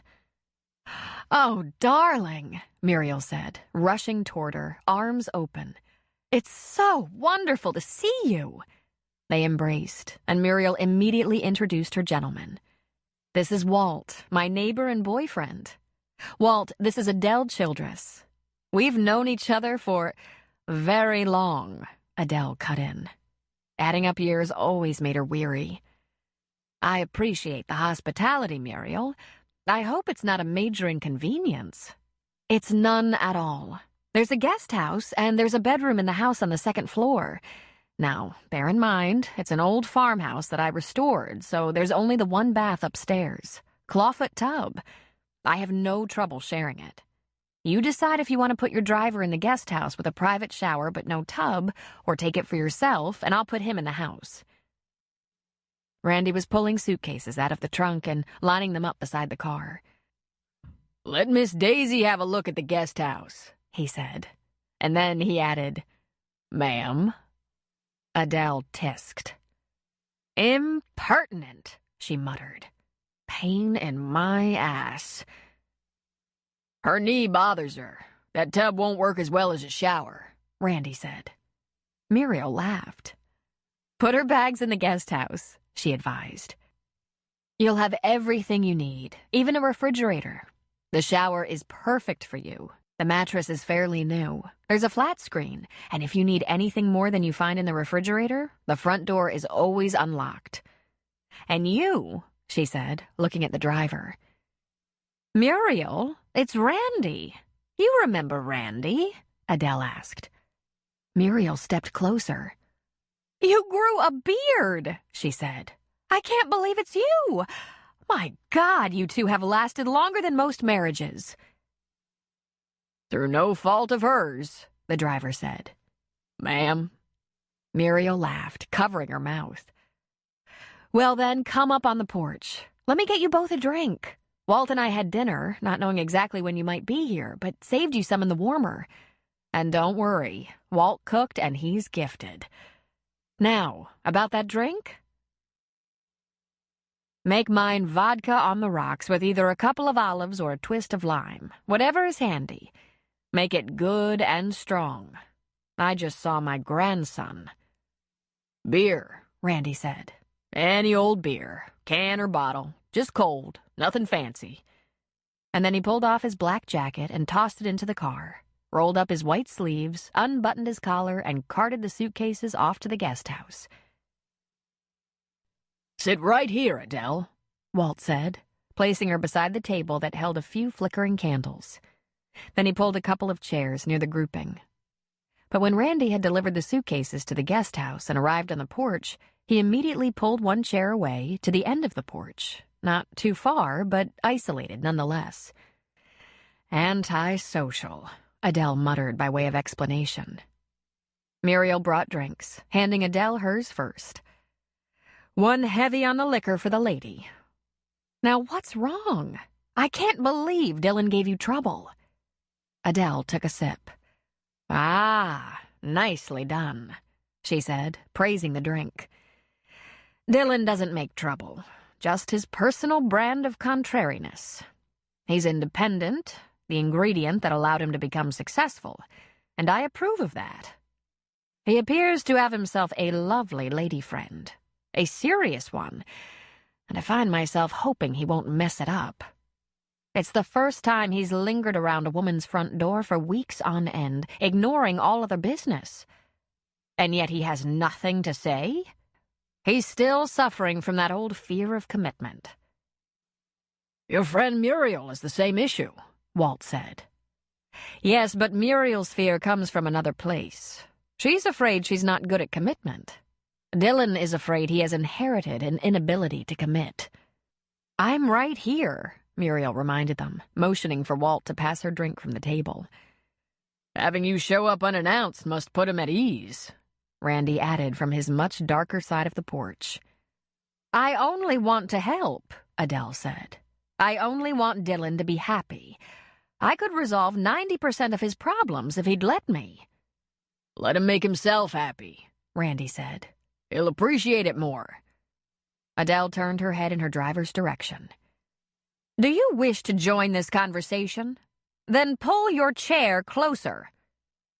The one thing you insisted he learn, Randy went on, completely uninhibited by the sharpness of her tone, that he make his own way, learn to think for himself, not follow the crowd, and definitely not expect happiness to come from taking the easy way or handouts from his rich parents or grandparents, whether it comes in the form of money or influence. Well, he learned it, and now you better live with it. Adele looked pointedly at Muriel, frowning. We've taken some rather long road trips. Apparently, I've been flapping my jaw to a person with a dangerous memory. Muriel just laughed. Take it easy, Adele. You're among friends. Then I hope you won't mind if we stay among friends for a while. Just a few days, long enough for me to try to crack that nut I half raised. You stay as long as you like, weeks if you need to. It's not fancy, but it's very comfortable. Groaning like that was rude, Katie chastised. Shh, he whispered, kissing her. Talk later. Adele hadn't overstayed her welcome that first visit. She had Randy take her to her friend's home where she'd be staying. Dylan made a spaghetti dinner with garlic bread. The boys showered, watched some TV in the loft, then were tucked in. Then Dylan tucked Katie in. Don't go to sleep until we talk, she insisted. I'll be awake a while, he murmured, kissing his way down her neck. Katie, have you noticed what happened to your boobs? He held them in the palms of his hands. They're magnificent. They're temporary, she said. And sore. Does this hurt? He asked, gently kissing them. No. Thank you for being sweet to them. They're... She felt her panties sliding downward and Dylan's fingers where there had been silk. Oh, God. And then his hands were again on her breasts. Tender and soft. And something else was where the silk had been. Dylan, she whispered. Yeah, baby? He asked, probing. You want something? You. I want you. Are you sure? Sure. Any day now. He laughed and then covered her mouth with his just as he slid into her. He held her still, filling her. He moved a little, carefully, slowly. Don't tease me, she whispered. Easy, he said. Let's go easy. I don't want to disturb anything. You're going to disturb me, she said. Come on. He seemed to consider this for a moment.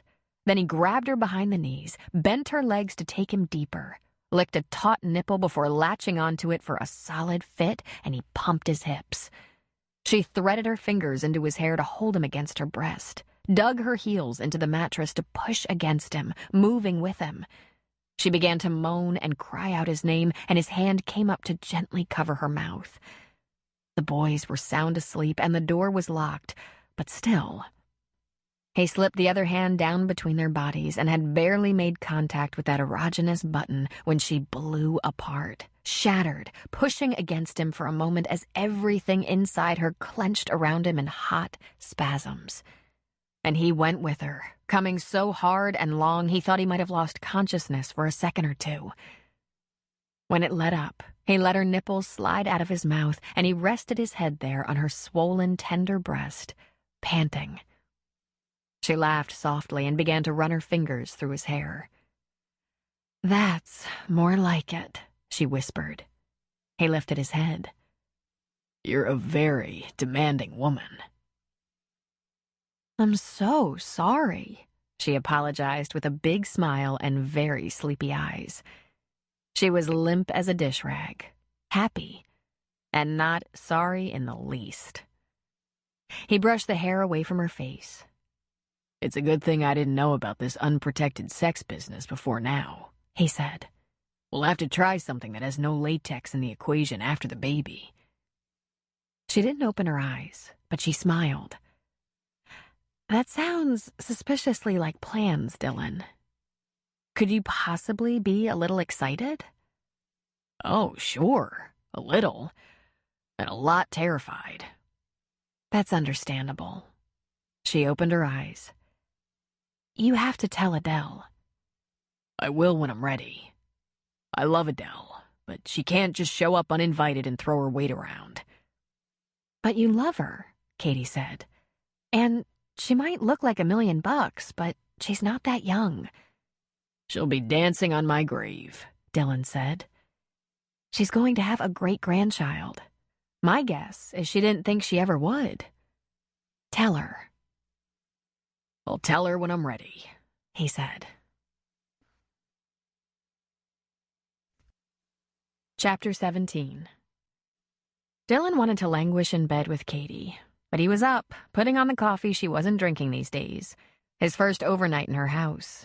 She'd been the first one up, dressed, making coffee, greeting the day. But that probably had been the night he put the curse of sleepiness and morning sickness on her. The cabin was very quiet, and he didn't put on his boots. He wanted Katie to sleep as long as possible. When the coffee was brewed, he took a cup outside to the porch. He moved quietly in his stocking feet. There was a little movement in the trees at the edge of the clearing, and he spied a fawn, nibbling at the grass under a tree. This was so like home.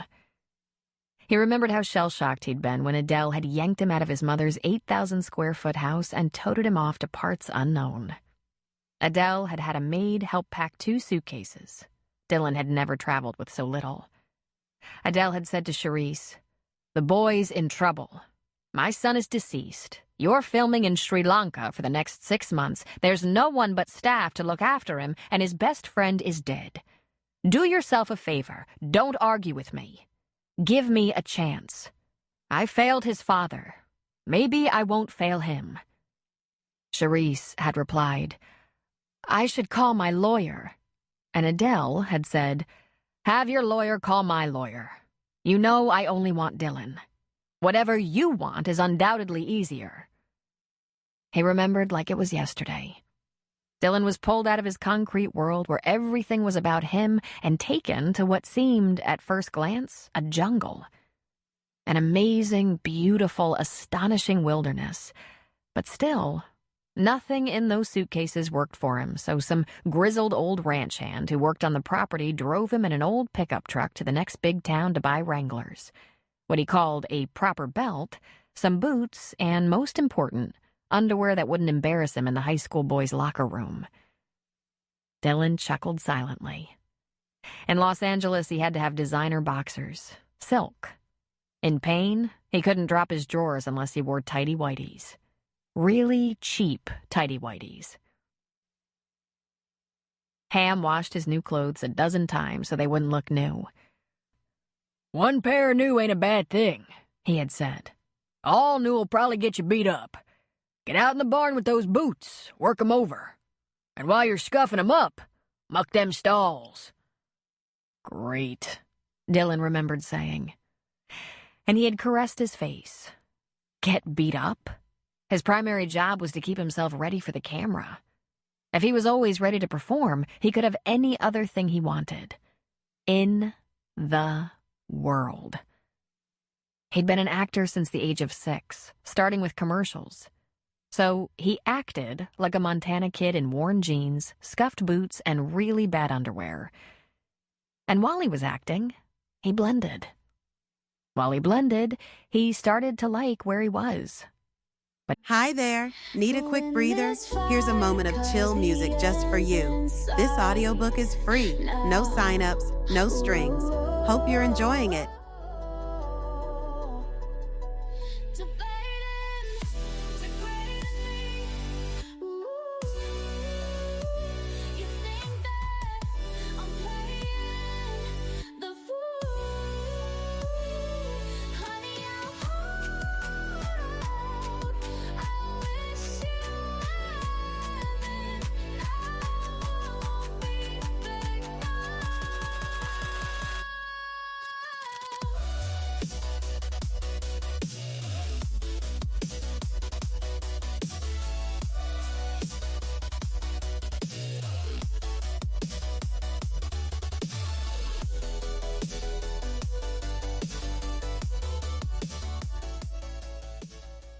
He kept that to himself for as long as possible. He had noticed things, however.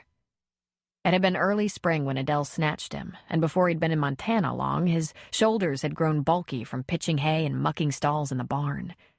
His face had tanned, and his hair was streaked from the sun. His wranglers were worn in the knees and butt, and he'd seen the shy appearance of new babies around his property. Fawns, lambs, one foal, a couple of calves, cubs.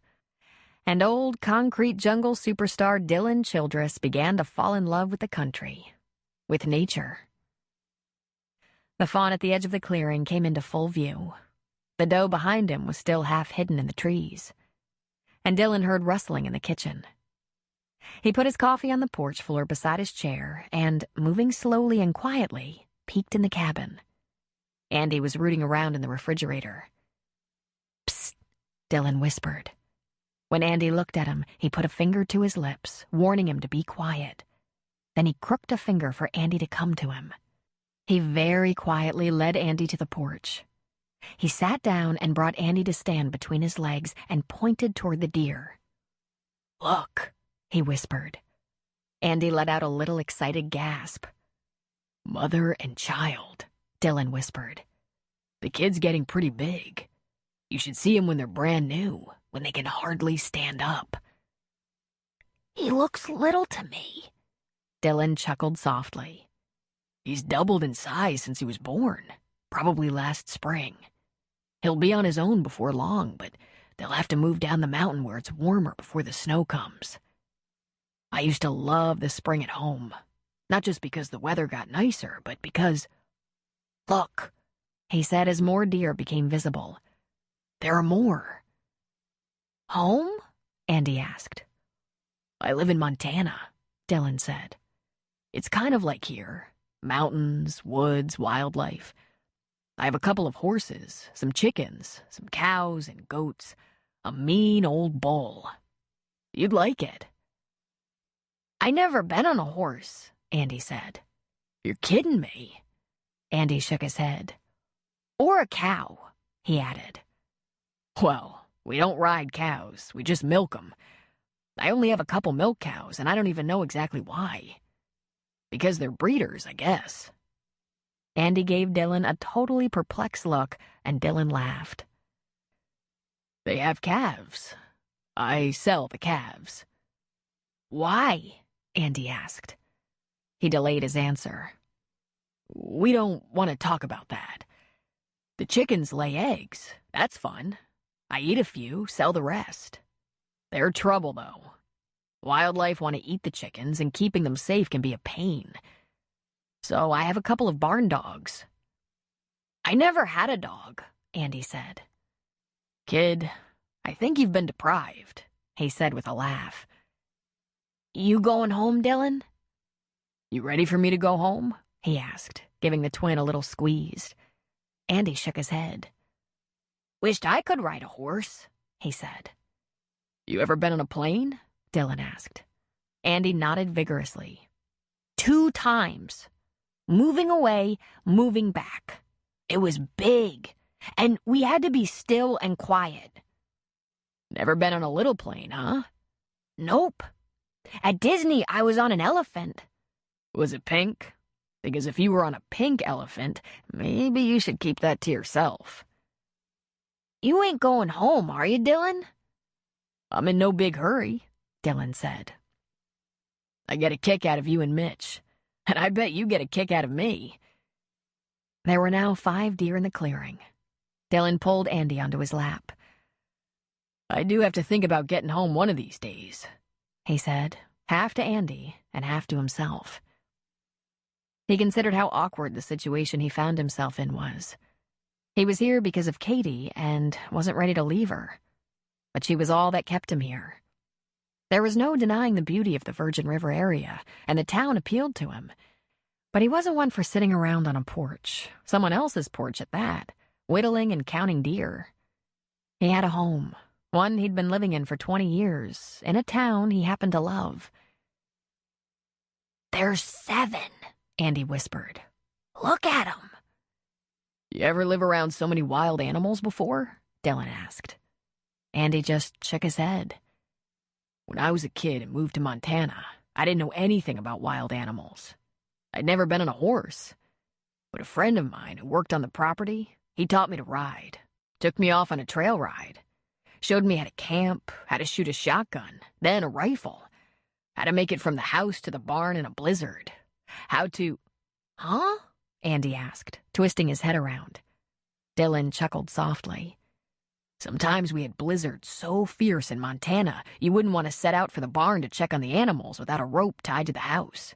You could get lost just hiking across the yard. My friend Ham showed me all kinds of survival things. You ever been in a blizzard, Andy? I don't know, he said. The answer is no. No blizzards, Katie said from the door. She came onto the porch with her glass of juice. Look at the deer. That's what we're doing, Dylan said. We started with one youngster, obviously a scout for the group. Keep your voice down. Where's Mitch? I don't want him to miss this. Katie smiled at him. Andy, go get your brother. Very quietly. Don't bang the door or the deer will run. When Andy was inside, Katie sat down on the porch steps and looked up at Dylan. Are you talking about going home? She asked him. I was telling Andy about Montana. Everything I have is back there. But Katie, I'm not gonna bail out on you. I gave you my word. I'm gonna find a way to prove to you that you can trust me. He took a sip of his coffee. I have to run some errands and make some phone calls today. I can drop the boys at summer school for you. Will you promise not to go around with the bear while I'm gone? Promise, she said. Mitch came flying out the door, eyes wide, Andy on his heels. Whoa, he said. How long have they been there? A few minutes, Dylan said. Come here, let me tell you about my horses. I have 2. Did you know that? And a few cows. And a bull and chickens, Andy added. And goats and a couple of barn dogs, Dylan said. It's a lot like this place, except I live in a valley and look out at the mountains instead of living in the mountains and looking down at the valley. And by the time he was telling them about blizzards in Montana, he had one twin on each knee. And he knew exactly what he had to do. Dylan hadn't been to his grassy hill alone since leaving those texts that he'd be out of touch for a while. He turned on the phone somewhat reluctantly and saw what he expected. A ton of voicemails, emails, and texts. Of course, there were quite a few from Hollywood, and while he was curious, he didn't want to waste a lot of time going through them. He called the one person who hadn't left him a ton of messages. Yo, Lang answered. Hey, you real busy? Dylan asked. Lang laughed. You have reached Childress Aviation. Busy is the one thing we're not. What's on your mind? Take your time. That made him wince, that the company was far from busy. But he pushed through the worry. I haven't told you anything about Katie Malone, he said to his best friend. You probably saw the kids in the car when we stopped to change her flat. Twins. 5-year-old twin boys. Lang groaned. You know, that's one thing I've always been grateful for. That we had ours one at a time. They're hard enough that way. She had them and raised them almost entirely alone. Well, her brother has always supported her where he could. Good male role model for a couple of little boys. Her husband was killed in the war before they were born. He was a highly decorated Green Beret. A hero. A Medal of Honor recipient. Lang just whistled. I said something about how hard that must have been to bury her husband while her twins were about to pop, Dylan said. And I asked her if she had any regrets about falling for this risk-taking soldier. You know what she said to me? She said she was grateful for every second. Lang was quiet for a moment before he said, So you found her. The one. I found her. There is no one like her in the world. And she's pregnant. There was a chuckle that came all the way from Montana. You always did get ahead of yourself. I have a lot to prove, Dylan said. You probably know this already, but I don't have one freaking medal to my name. I have a lot to prove to her. To myself. It's going to come naturally. You'll see. The boys have never been on a horse or in a small plane. They've never reached under a hen for an egg. And they don't know what a blizzard is. I can't count the number of times I wished I didn't know what a blizzard was. They make me wonder how you talked me into this place, Lang said. And times like spring in the mountains when you thank me. We have to flip for who gets to chase wildlife off the runway. It's so much fun. I've heard you say you'd never raise your family anywhere else. That's what the snowplow is for. Chasing the wildlife. Those twins ever ride in a snowplow and chase a big, mean old moose off a runway so a plane can land? Dylan laughed. I think that's a no. Here's what I want to do. I want to bring them to Payne, just to show them where we live, how we live. I want them all to know what it's like there, because when a woman with kids is having your baby, you don't ask one person to marry you. You ask a family to marry you. But here's the thing you need to know up front. If she can't see her way to living in Payne, I'll live wherever she lives. Absolutely, Lang said. She might just say no to everything, Dylan said. If she does, then I pull up stakes and live wherever she lives, because... He let his voice trail off. Because you're going to have to be a part of that. Lang finished that sentence for Dylan. Yup, that's how it is, Dylan repeated. That puts our company kind of up in the air. Ha ha. But first things first. Want me to bring a Bonanza down to pick you up? You and the family? Lang asked. Nah, Katie can't handle it. I took her up in a little Cherokee and she got sick, so it's gonna have to be something bigger. I'm pretty sure if she isn't drinking coffee, she's not taking Dramamine. I'll talk to her and let you know when we're headed that way. If we're headed that way. How's Adele handling the news about the baby? Lang asked. Oh, so you know she's here, huh? Did you encourage this idea of her surprising me in Virgin River? I swear to God I did not, Lang insisted. I did laugh about it, but I didn't cause it to happen. Well, Adele doesn't know yet. This isn't the kind of thing you want to tell your elderly grandmother until you have plans. And my plan is to do anything Katie wants, not anything Adele wants. Help me out a little and don't tell Adele yet. I can do that for you, bud. And Dee, something you haven't given me a chance to say. What's that? Congratulations. Katie was sitting on the porch when the town car pulled into her clearing. Randy parked beside Katie's SUV. He jumped out to open the door for his passenger. Well, good morning, Katie said. How are you this morning? Lovely, thank you, Adele said. And you? It's a beautiful morning. I'm afraid Dylan isn't here. Where has he gone off to? He said something about errands, but I have no idea what errands. Can I pour you a cup of coffee? Adele stopped at the steps to the porch. What are the chances you have tea? Any tea will do. You're in luck, if you can tolerate Earl Grey. Randy, she called. I have a pot of coffee, or there's tea or juice. Not to worry, ma'am. I'm taken care of. Katie laughed and looked at Adele. I love him. What does it take to get one of him? Well, millions, and a very strong disposition. He sometimes annoys the sanity out of me. He's full of sass.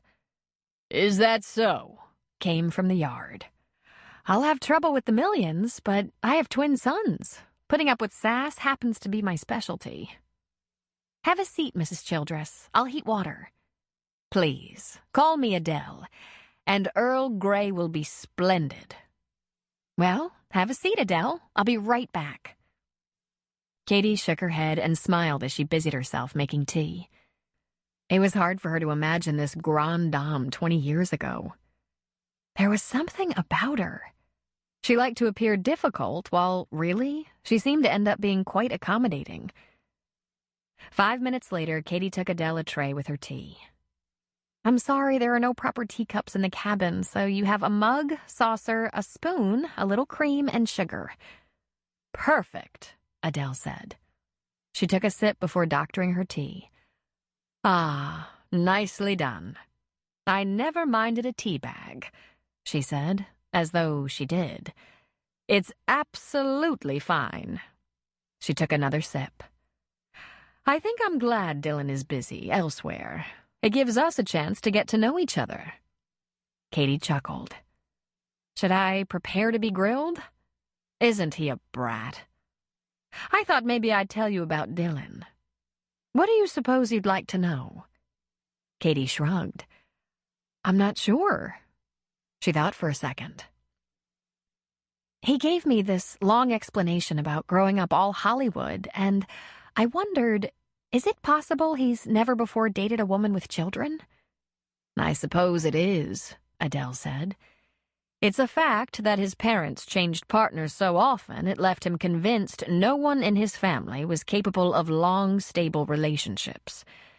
And it must be said, before his father's death, my son, Dean, wasn't the best parent. After all, I wasn't a crackerjack mother. But when Dylan's friend died, I panicked. I gave thanks I hadn't lost Dylan, then snatched him away from his contract, his series, his family. I took a legal beating for it, too, but it was money well spent. We were very lucky. Living in pain called on Dylan's strengths, and he came around, though it was miserable at first. Adele rested her cup and saucer on her knees and looked at Katie. I think it would be hard for you to imagine the household he grew up in. What chaos! I don't even know how many children there were in total. Dylan has not one full sibling. They're all a mess, to the last one. All born and bred in Hollywood, all screwed up, all in various stages of romance, divorce, legal trouble, rehab, whatever you can imagine. Except Dylan. He began to appreciate the simpler expectations of the small Montana town where he lives. Got an education and built himself a little business. I can't say why he tars himself with that same brush. He's nothing like the rest of them. How in the world did you find that little town? Katie asked. I made a few phone calls, and someone knew the place. That it was in a beautiful setting, that it was rustic and not a particularly easy place to live. Mother Nature is a difficult taskmaster in that part of the country, but she rewards the brave and strong with astonishing natural beauty. Now, I was at a time in my life that living with any sort of challenge did not appeal to me in the least. But Dylan? Oh, my! Adele sipped her tea. Has Dylan talked much about what it's like to be a Hollywood kid? A child star? He talked about it some, but I admit it's hard to imagine. Imagine this, Adele said. As long as you're in demand, as long as you have the right ratings, you can have anything you want. While you're a success, people live to please you, and there are practically no limits. What's particularly hard for a child star to understand is that success is very fragile. And the second you slip, the party is over. The fall from grace is fast and hard. You can no longer get away with bad behavior. The pressure to do well is astronomical. Yet Dylan probably had no idea how much pressure he was under. She shook her head. Even with all the hard work, big money, fame, and recognition, it's a very difficult and artificial life. But it was all he'd known. I took Dylan to a place where he could learn how the America that worshipped him actually lives. And to see what they really thought of him. Not as a star, but as a kid who had trouble reading, couldn't play sports very well, had never had to make his own bed, etc. I intended for him to be laden with chores rather than the memorizing of scripts, which, by the way, someone always read to him to be sure he remembered the right lines. Does he still have trouble reading? Katie asked. I believe he learned to compensate while in pain. They had a school librarian who'd worked with some minor dyslexia in students, and she stepped in when asked by his English teacher. Pain, small town where people work together, They didn't have much money, couldn't generate much by way of tax dollars, so they put muscle into their community spirit. "Sounds like this place," Katie said with a smile. Dylan was mesmerized by that rugged beauty. I was not. It was too harsh and unyielding for me.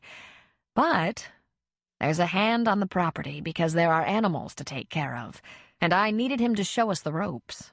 Dylan and I wouldn't have the first idea what to do if a herd of elk got in the yard. Later, he had to clear a herd to build the runway. She smiled. Look what he's managed to do. Isn't it amazing? Does he know how proud you are of him? Katie asked. Adele scoffed. I have a tendency to be a bit rigid, unsentimental. There was a snort and some muffled laughter from the direction of the town car, and Adele shifted her gaze sharply in that direction. She muttered something that sounded vaguely like, pain in my ass. Katie laughed softly. They were like an old married couple. I hope he knows how much I admire him, Adele went on.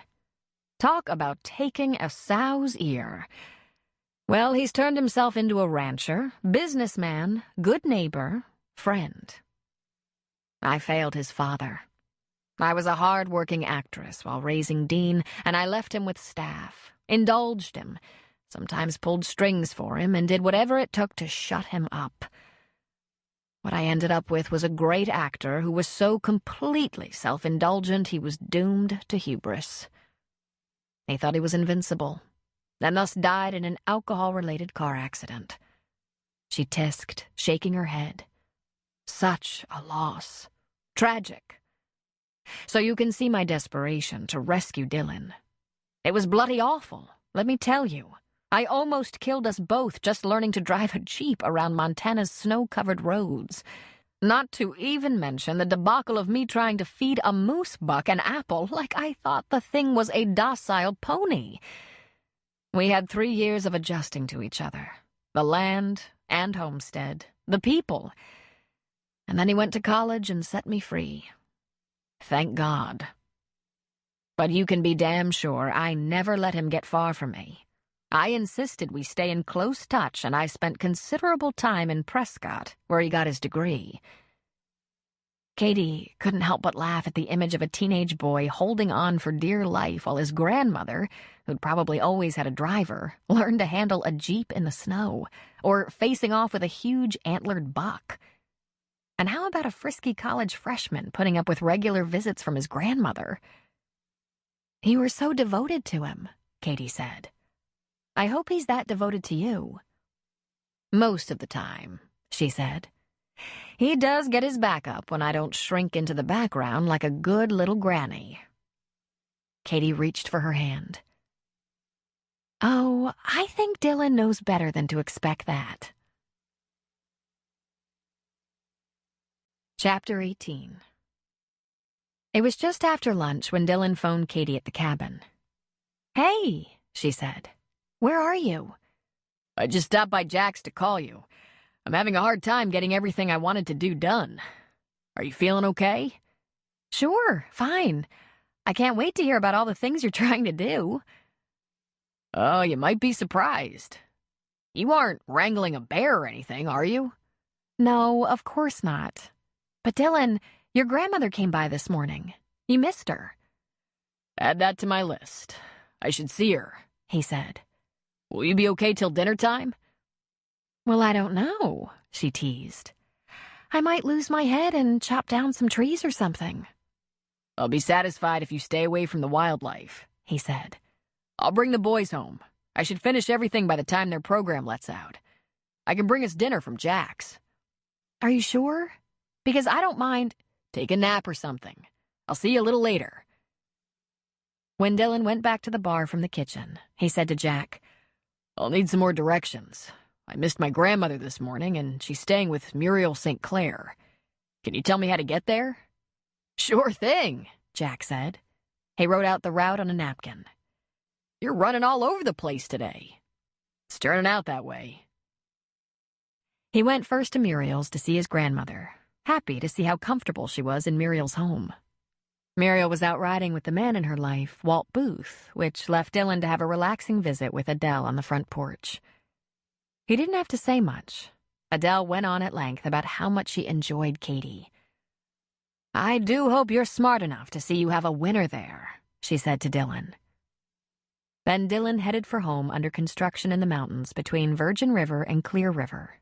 All these rivers. Yet another thing this place had in common with Montana. The house appeared to be nearly finished, and he recognized Connor's truck parked outside. Unfortunately, there were other vehicles as well, and Dylan had hoped to catch Katie's brother alone. But with no alternative, he went inside. The house was filled with the sound of hammering, power saws, air compressors, and the scraping and sliding of equipment and large slabs of building materials. There were men putting up drywall, installing hardwood planks, and cutting ceramic tiles for the floor. He found Connor in the kitchen, fitting granite counters.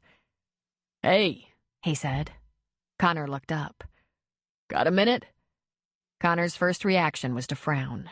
He wiped his hands on a rag from his back pocket. "Your face is looking better."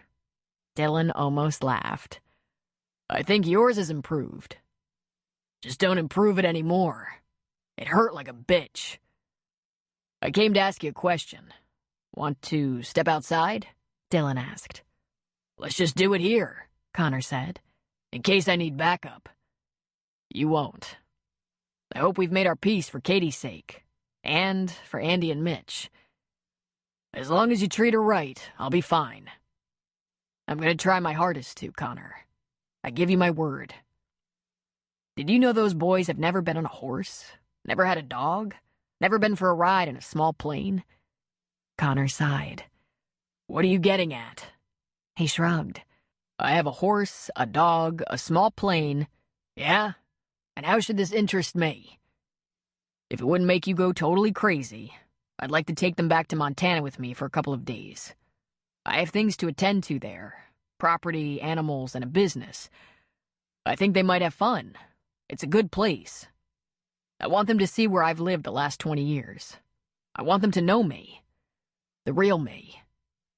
20 years, huh?" Connor asked. "That's right. It's a great little town, and it's a good place for the boys to grow up. Maybe a good place for tomboys, too. Does Katie want to go?" Connor asked. "I haven't asked her yet. I'm asking you to go along with this before I ask her. Because after I show her my home, I'd like to ask her to marry me. If you give your blessing." "Seriously?" Connor said dubiously. "You're asking my blessing? Why?" "Because you're the most important person in her life besides the boys. And because we started a family, which means we're going to be family, you and I. Are you saying you love her?" Dylan noticed that the place had gone kind of quiet. Not so much drywall, hardwood, or tile was getting done. He was afraid to turn around and find a gallery of workers hanging on his answer. "You know what, Connor? I'll tell you about anything you want to know, but that thing, I'd really like to tell her before I tell you. All I want is your permission to show her my home and propose. And I want the boys to go too." Connor took a step toward him. "Listen, if you're not in all the way, you don't have to do this. Marry her. Because I can take care of my family, and I will." "Let her decide, Connor. I've never been married, never been a father. But I have an idea what it takes, and I'll do my best. Do you have any idea how important Katie's happiness is to me?" "I can guess," Dylan said. "Do you have any idea how sorry I am that her father is deceased?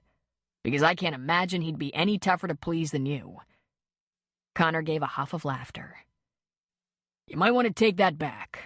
My dad was a pretty grumpy old coot, even when he was young." "Big surprise," Dylan said. "I guess the apple doesn't fall far from the tree." Connor thought for a minute. "We should probably go have a beer. Talk about some particulars. Like how you're going to take care of her with a business that isn't doing too well. And what you're going to say if she doesn't like where and how you live." "I don't hear a lot of pounding or sawing," Dylan said. "Does most of Haggerty Construction now know I want to marry my pregnant girlfriend?" I'd have to say yes. If they don't know now, they soon will. Let's go. You're buying. Fine, Dylan said. Jacks, the only game in town. See you there. I'll pack up my tools.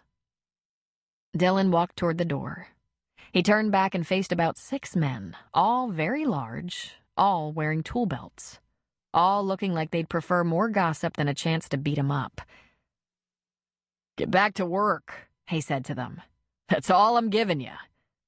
And then he left and drove back to Virgin River. Dylan was nursing a cup of coffee when Connor finally showed up. The bar was still empty, the dinner crowd not yet arrived.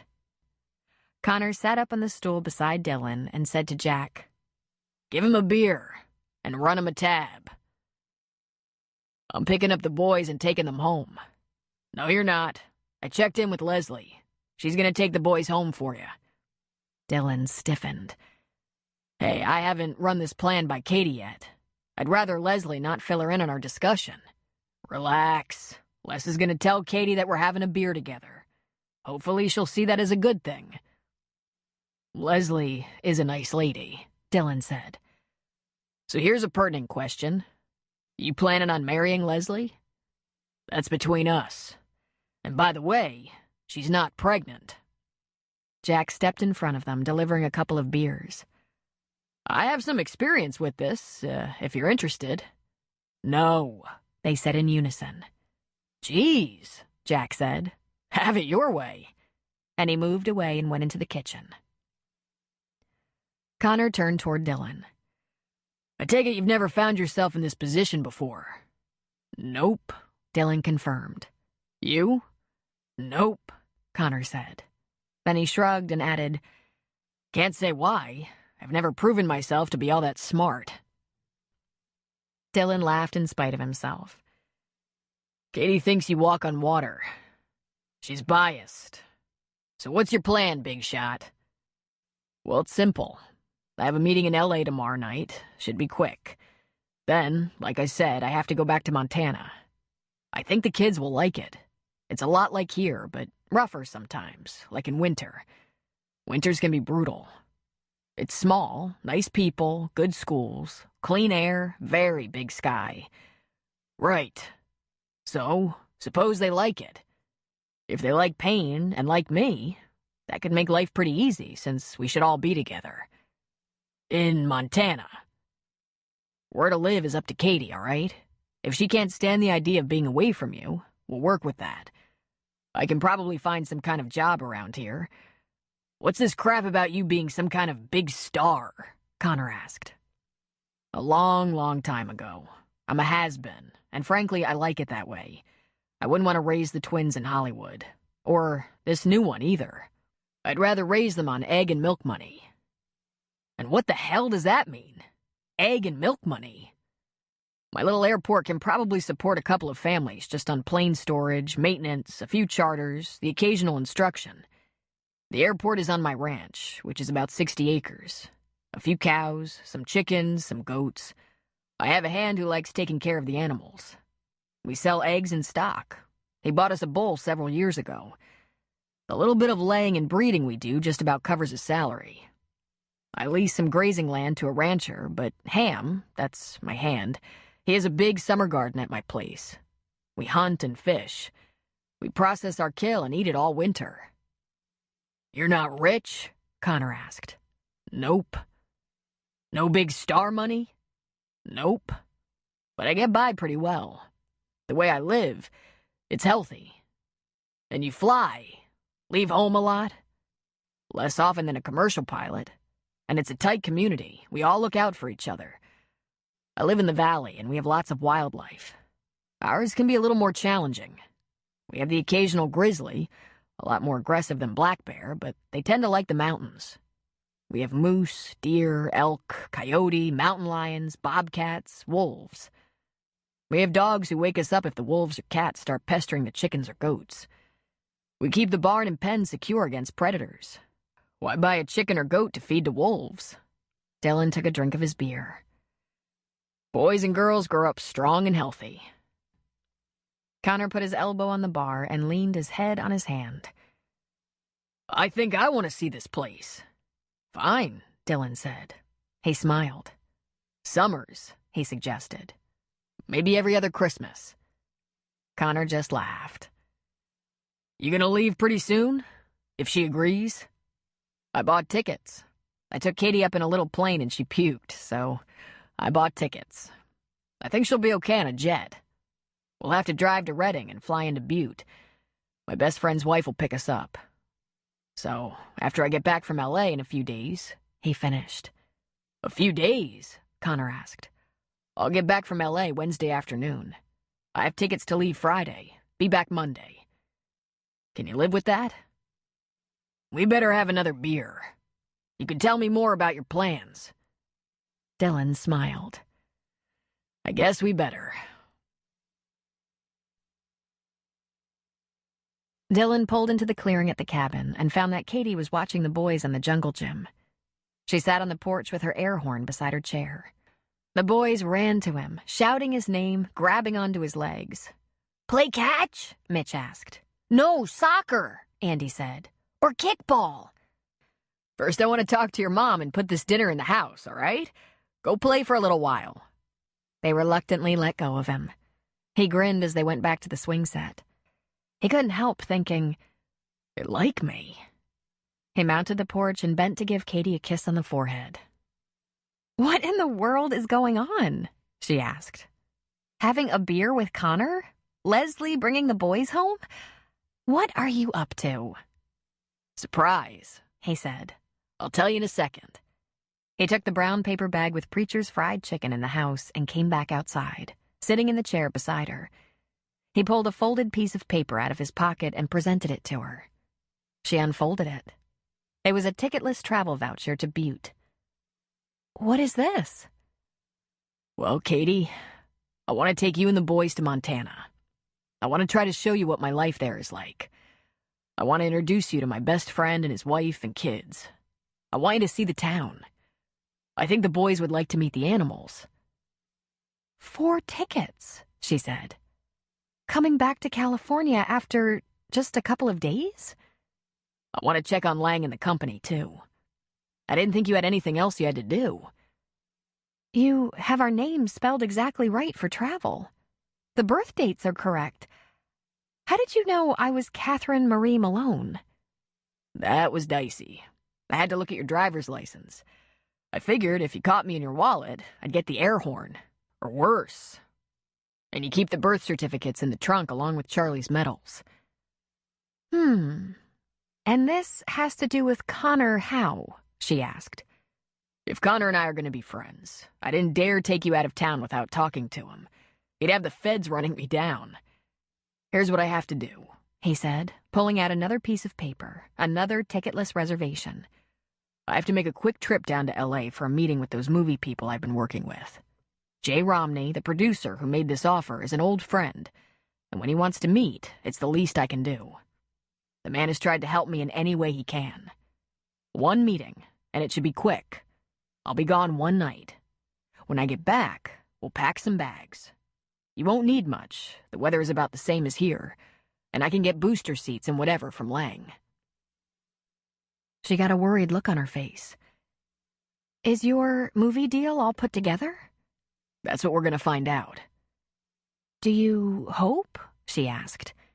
He gave her cheek a soft caress and smiled. What I hope is that you and the boys have fun with me in Montana.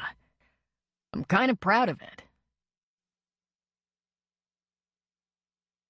This time, Dylan didn't wear business meeting clothes to see Jay Romney in L.A., although he now had them.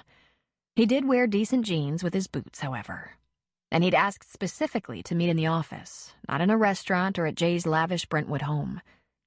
He also asked if it could be just the 2 of them, sans directors, lawyers, agents, or administrative assistants. When he walked into the office at 4 p.m, hopefully the last meeting of the day for Jay, he couldn't help but appreciate the rich decor.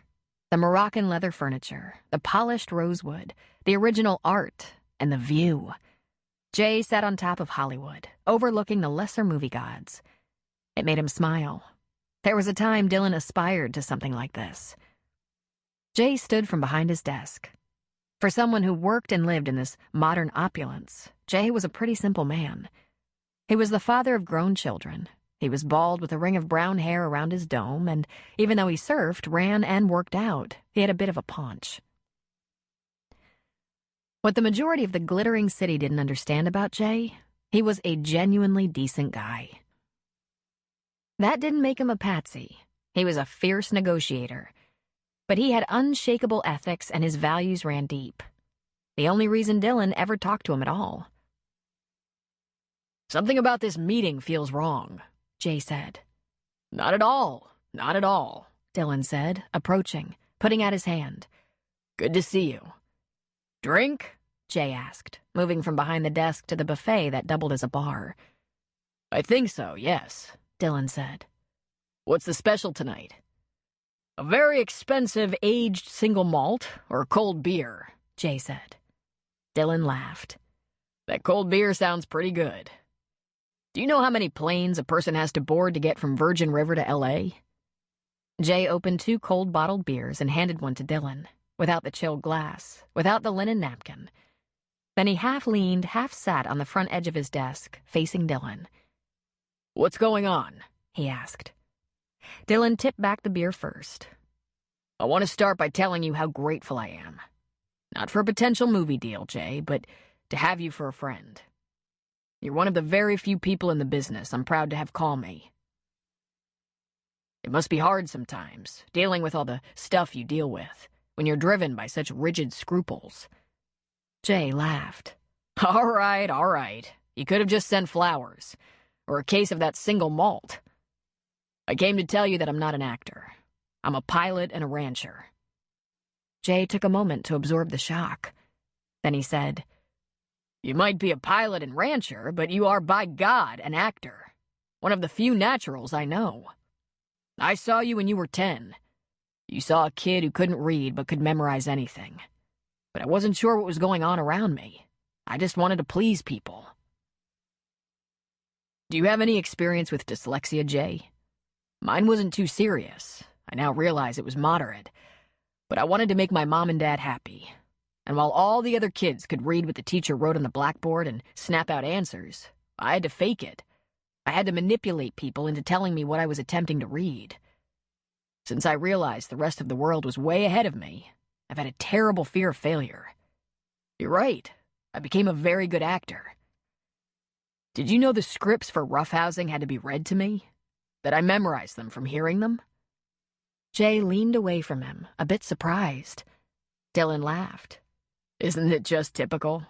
The celebrity news managed to capture every single incident of me drinking underage and getting with a girl, but they never knew I could barely read. I could almost read if you gave me a lot of time, but who had a lot of time?" He shook his head. "Sometimes I think those were funny memories, sometimes tragic. But the bottom line is, I don't act anymore." "I thought you were into this idea," Jay said. I definitely was. I have a little airline that's limping along, and it looked like easy money. I figured I could probably hang by my toes for 6 months, or put up with the gossip and insanity that can get so mean in this town. But then something that has nothing to do with airlines or movies happened to me. The last thing I expected. I met a woman. He could feel the silly, boyish look on his face. She has twins, and now she has one on the way. I don't want to make a movie, Jay. I want to go home. I want to take care of my family the best I can in a safe place." Then he laughed at the absurdity.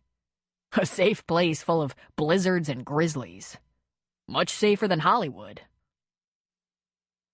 Jay looked at Dylan for a long moment. Then he tipped back his bottle of beer and took a deep swallow. "Sounds romantic," he said with sarcasm. Dylan laughed. "Yeah, doesn't it? I hope she doesn't tell me to go pound sand. But she likes me. I know she does. She doesn't have a lot of faith in me yet. I'm working on that angle. I might have talked a little too much about not being the marrying kind." Dylan leaned toward Jay and said, "Jay, I'm not an actor anymore. I'm a pilot, rancher, and father." "How you gonna stay afloat? Adele?" Jay asked. She offers all the time, but we have an understanding. We both work and try to take care of ourselves. If she ever needed me, I'd move heaven and earth for her. She's my only real family, and I know she'd do anything for me. But what I hope will keep me above water is a little boost in the charter business. Just enough to let the economy recover. See, there aren't many businesses who still hire air charter. There's professional sports teams, and there's the entertainment industry. Jay lifted an eyebrow. Bells and whistles went off when you offered to send a jet for me. I realized I could have brokered that deal. I've spent so many years avoiding this place, I forgot how much money is thrown at services. You need a really competitive charter contract? I'll cut you a deal. Here in Montana, Jay said. I can put an airplane in L.A. Better still, I can put an airplane at Burbank or Long Beach. Crew-ready, convenient, and low stress. What's your pleasure? Will a Lear make you happy?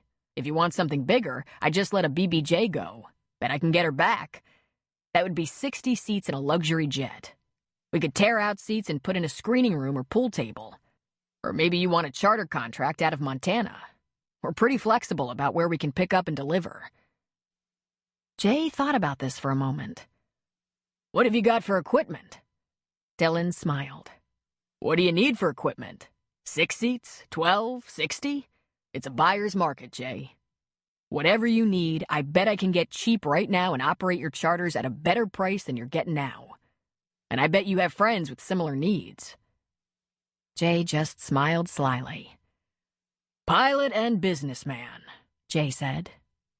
And, with any luck, family man. But no matter what you say, you are an actor. A natural. I think you got it in the DNA. Dylan smiled because it was nice to hear about some positive stuff in the genes. Thanks. My dad smiled down on you for saying that. But I'm not acting right now. I'm looking for work. I love what I do and want to keep doing it.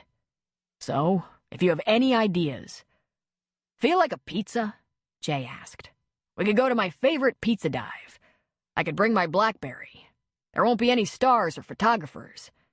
Perfect. Before we go, I think we have a couple of phone calls to make. Like the agent, the lawyer, the director, all the folks looking to get into a new film. You call your agent. Adele's agent, he said with a laugh. Good, Jay said. That'll cut down on the screaming. I'll have my assistant get in touch with the rest of them tomorrow. We'll still get a movie out of this, and you'll be jealous as all hell. I feel bad, bailing out on everyone like this, Dylan said. Yeah? Well, don't. They wouldn't feel bad if they bailed on you. There's just one thing you have to know before we break bread, Dylan said. I was never really into the idea of a movie. I wanted to be. I thought I could be. My heart's in another place. But I've operated my company successfully for 15 years, and if you book a charter, I won't be breaking it to you over pizza that I've changed my mind. It's what I do, and we're real proud of our little company. Jay slapped him on the back. I get it, Dylan. I get it. Let's see if we can scare up a little business over pepperoni and sausage. Chapter 19. When Dylan returned to Virgin River, there was no stopping off at Jack's on his way to Katie's cabin. He was so anxious to get back to her. It was after 4 o'clock, and it appeared all the kids had been picked up from the summer program. The school looked quiet. He hoped there was food in the cabin, but if not, he would take them all out to dinner. When he drove into the clearing, he saw the monkeys on the jungle gym and Katie's horn beside her empty chair. He parked and pulled his duffel out of the truck, and the boys came running to him, shouting his name. He never thought he wanted this, coming home like this. He dropped the duffel and grabbed the boys, tossing them up in the air one at a time, laughing at their excitement. Are we going tomorrow? Andy asked. To ride the horses? Mitch asked. Not tomorrow. The next day, Dylan said. He was just about to say, Where's your mom? When she stepped out onto the porch. Go play while I take my duffel in the house and get a soda. Then want to play catch? Andy asked. I have to talk to your mom for a while, he said, ruffling the boy's hair. For identical twins, Dylan marveled at the differences in their personalities. Andy was so silly and rambunctious, and Mitch was the serious one. I need a little time with her. Katie didn't greet him with the same enthusiasm as her sons. She smiled for him, but seemed to wait tensely. Fortunately, she didn't stretch it out. So? She asked, looking up at him. The movie? No movie, he said, giving her a kiss on the forehead. Something way better. Some potential charter business for the company. I wish I'd thought of it a year or two ago, but I was so intent on avoiding Hollywood and its high-maintenance stars, I didn't take a closer look. Huh? She said. I turned down the movie. I don't want to do a movie. But production companies fly their stars and executives around in private jets, sometimes little planes, sometimes bigger ones. I talked to the producer, who I consider a friend, about letting us bid on some of his charter needs, and he gave me a couple dozen names of people to contact for more work on his recommendation. He grinned. Just the thing we need. Isn't that a little far from Montana? She said, confused. Not a problem, Dylan said. It obviously wouldn't be cost-effective to fly from Montana to Southern California every time a charter is booked, but if there's enough work there, I'll just put a plane and crew there. Lang and I don't fly every trip. We have a lot of other things to do. She let out her breath slowly. Is that something you do? Put planes in other places? Only when there's lots of business in one location. We kept a plane and crew in Seattle for a software manufacturer several years ago, till they stopped spending so much money on charters. We can park a plane in LA, send a pilot down on a commercial flight, and put him in a hotel. This could be... He looked at her closely. Have you been worrying about this? I don't understand very much about how your company works, she said. For that matter, I'm not sure how you work. I thought you'd be coming back to tell me you had to spend 6 months in LA, and I'd be doing it again. Having a baby alone. And I know you want me to go to Montana to check out where you live for a reason. Probably so we could live there. But I'm not sure I'm ready for that kind of change. It bothers me. I don't want to be 6 or 7 months pregnant, the mother of twins, in a blizzard when I've never seen a blizzard, and... No, he said gently. No, baby, no. When I promised to take care of you, I never considered sticking you out in the middle of nowhere alone, while I went off to do something else. Katie, I want you to see my home so you understand. I'm not some movie star. I'm a pretty ordinary guy. Let's not plan any further than right now. Let's just plan what you'll pack. The ticket's a round trip. She considered this for a moment. No movie? She said again. He shook his head. Does that disappoint you? Having you all to myself? I think I can live with that. That's the answer I'm looking for. You can have all of me in a variety of different places. If that big lug Connor makes you feel safe, I guess we'll probably live down the street from him. But we're gonna have to work on his manners. She let a little huff of laughter escape. I can't believe he made me buy him beers, Dylan said. He's such an oaf. He looked around. Do you have groceries, or do we go out to dinner? I don't know. I've been too busy worrying about you being a movie star to pay attention. Go forage in the kitchen and let me know. You're the cook anyway. Okay, he said. Go play. Let me see what I find in here. She went out the door, and he dropped his duffel beside her bedroom door and went to the refrigerator. He opened the door and did a quick inventory. They had milk, eggs, bread, and sandwich stuff. There was some leftover taco meat and hot dogs. In the background, he heard Katie ask her son what he was up to. Then she asked, "Where's your brother?" Dylan listened. He heard the mumbling of a small boy. "No, he didn't," she said. "He wouldn't do that. How long ago did he say that?" Dylan lifted his head. "Which way?" she said in a panic. "Which way did he go?" And then he heard her yell, "Andy!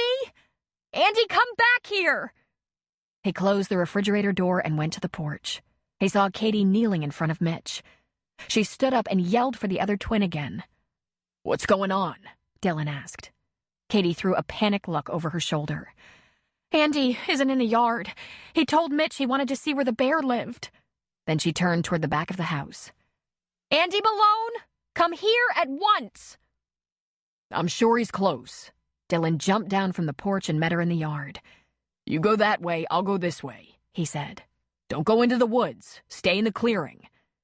They separated, Dylan going down the drive toward the road, Katie going toward the back of the cabin, circling it. He couldn't imagine anyone, even an adventurous 5-year-old, tromping through the thick brush and trees if there was a road handy to walk on. Dylan and Katie were both shouting his name in every direction. Mitch quickly joined in, calling out to his brother. In just minutes, they met back at the front of the cabin. You can't have gone far, Dylan said. We weren't in the house 5 minutes. How far can a 5-year-old go in 5 minutes? Get Mitch inside and keep calling for Andy in the front. I'm gonna look around the back, behind the blackberry bushes, along that trail where you've seen the bear and her cubs heading home. Katie had a wild look in her eyes. Dylan, I've told him 100 times. Just stay cool, Dylan said. Just look for a sign of a direction he might have taken and call out for him. Don't panic.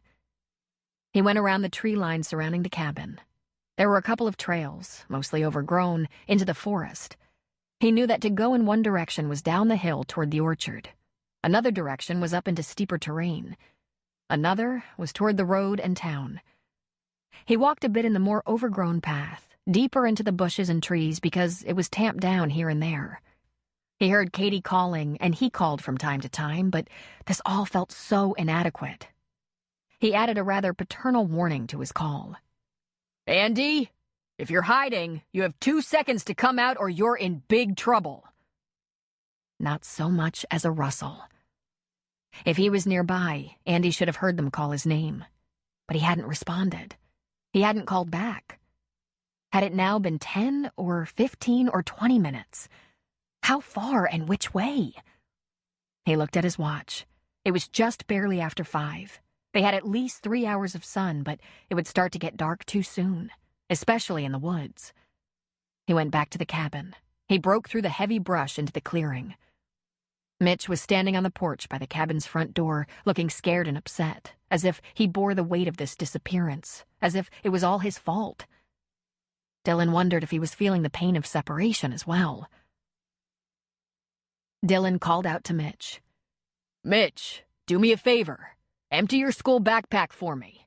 I need to borrow it. Hurry up. And then he went to his Harley, parked at the tree line beside his leased truck. He opened up one of the side pockets and began to pull things out just as Katie came back into the clearing.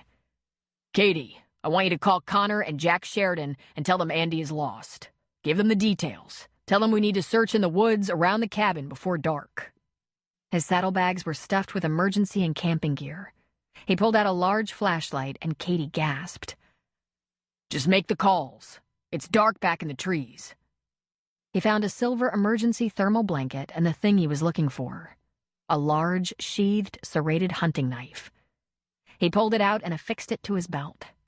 It wouldn't do him much good against an animal, but it was handy when it came to tangles of vines or illegal traps, if there was such back in this forest.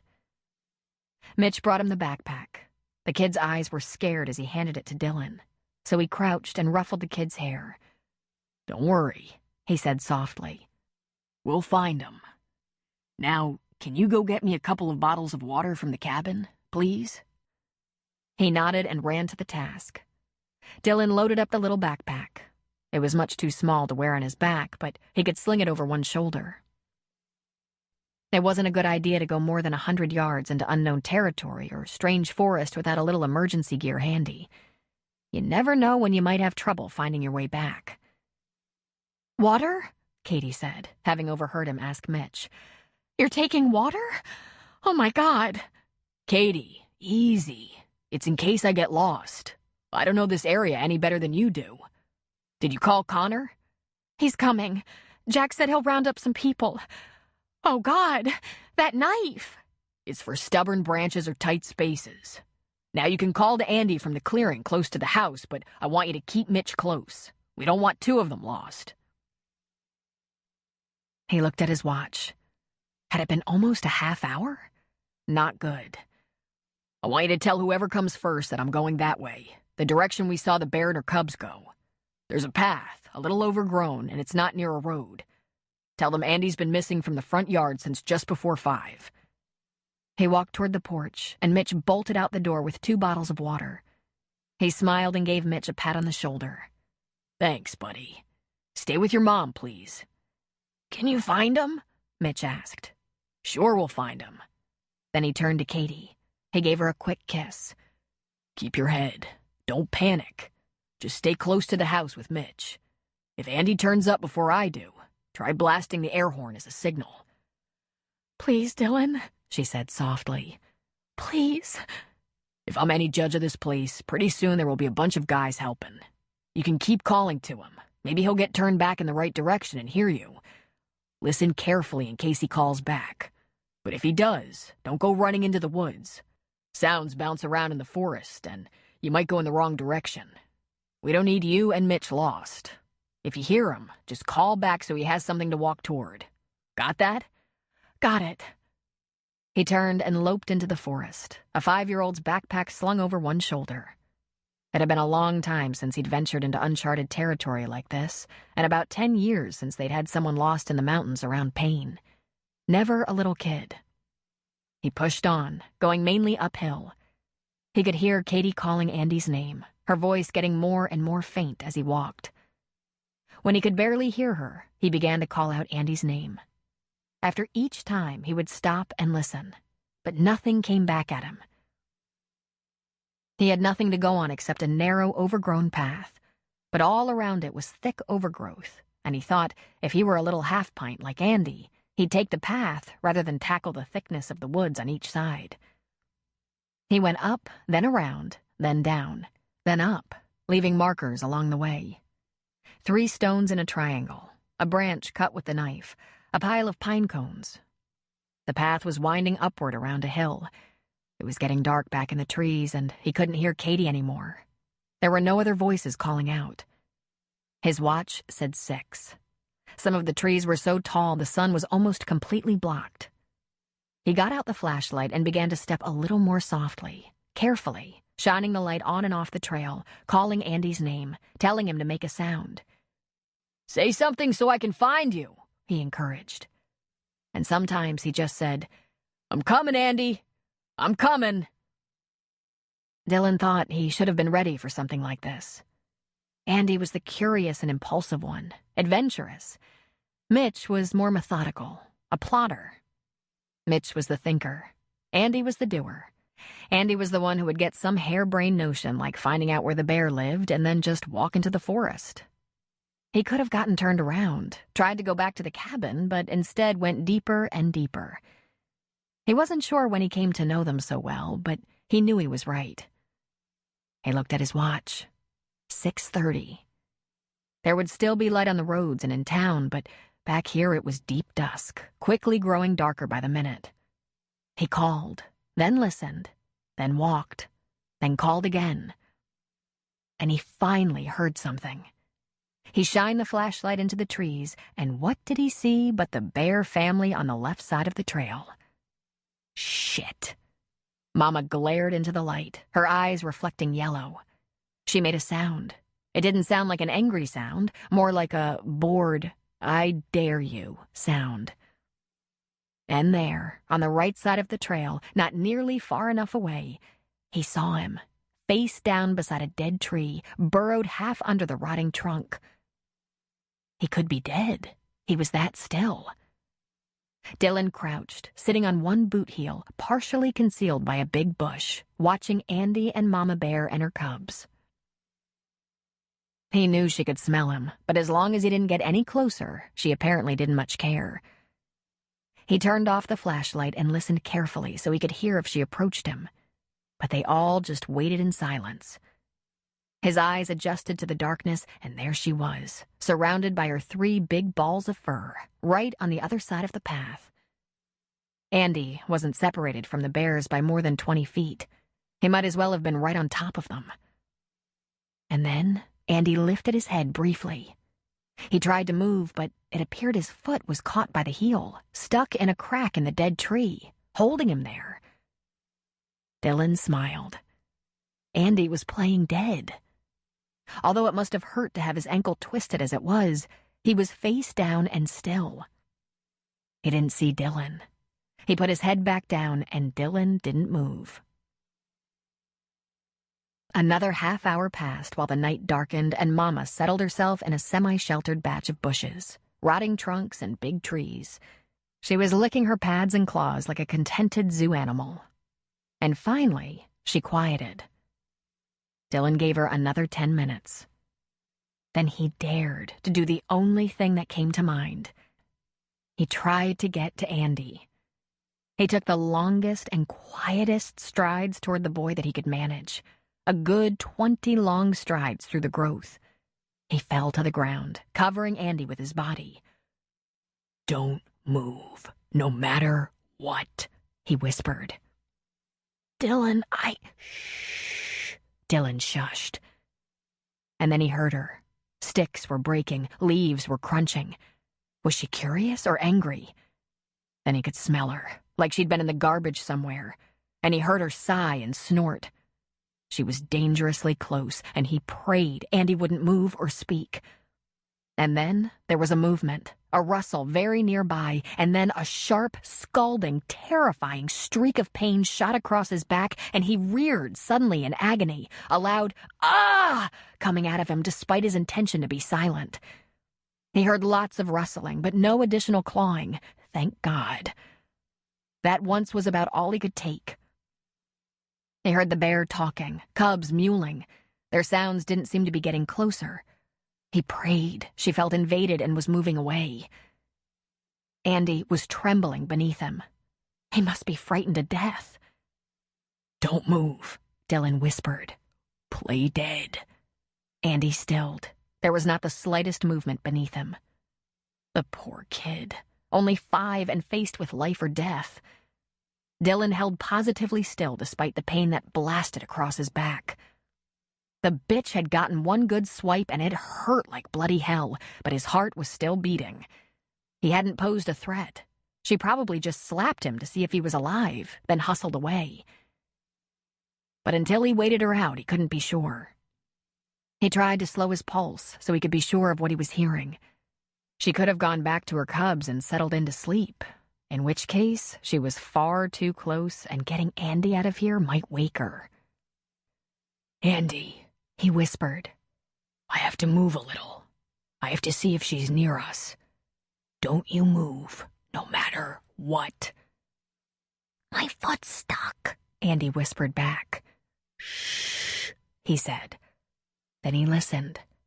Nothing. He lifted his head slowly, looking over the thick trunk of the felled tree carcass under which they hid. He glanced into the surrounding forest in her direction, but he didn't see her. She could have moved a little and still been near, but he couldn't smell her. He lifted his head further and looked in other directions, but there was no sign of her. That didn't mean she was gone. In fact, he could run into her on his way back to the cabin. But he was hurt, and so was Andy. They couldn't stay here any longer. "I'm gonna move," he said softly. "Don't you move a muscle." He gingerly pulled himself off Andy and knelt beside him. He wiggled the little tennis shoe stuck in a slit in the tree trunk, and as he moved Andy's foot, Andy tried to stifle a cry. Then, with a quick motion, he just pulled the boy's foot out and left the shoe wedged there. He moved the boy's ankle. "Hurt?" he asked. And Andy nodded, not even turning to look at Dylan. He leaned down and whispered, "I'm gonna try to carry you out of here. No talking. At all." Andy nodded, his head still face down. Dylan slowly and cautiously rolled Andy over onto his back, then lifted him into his arms. With great effort, he rose to his feet, wincing with pain. He just had to stay upright long enough to get Andy home, and fortunately, it was mostly downhill and not steep. He gripped the flashlight in the hand that was under Andy's knees, but he didn't turn it on until he'd made his way down the path for a few minutes, each step slow and careful so he wouldn't trip. Then he lit the way. "Andy," he said softly, "if anything happens, if we run into trouble, Take the flashlight, stay on this path down the hill. It winds around, but leads back to the cabin. "'Kay," he said softly. As Dylan walked a little farther, his breath came harder and he grunted a little with the effort. "I can walk," Andy said. "Not with one shoe and a sore ankle," Dylan pointed out. "You'll cut up your foot and make your ankle worse." "I can go piggyback," he suggested. "Not gonna work, buddy," Dylan whispered. "I have a scratch on my back."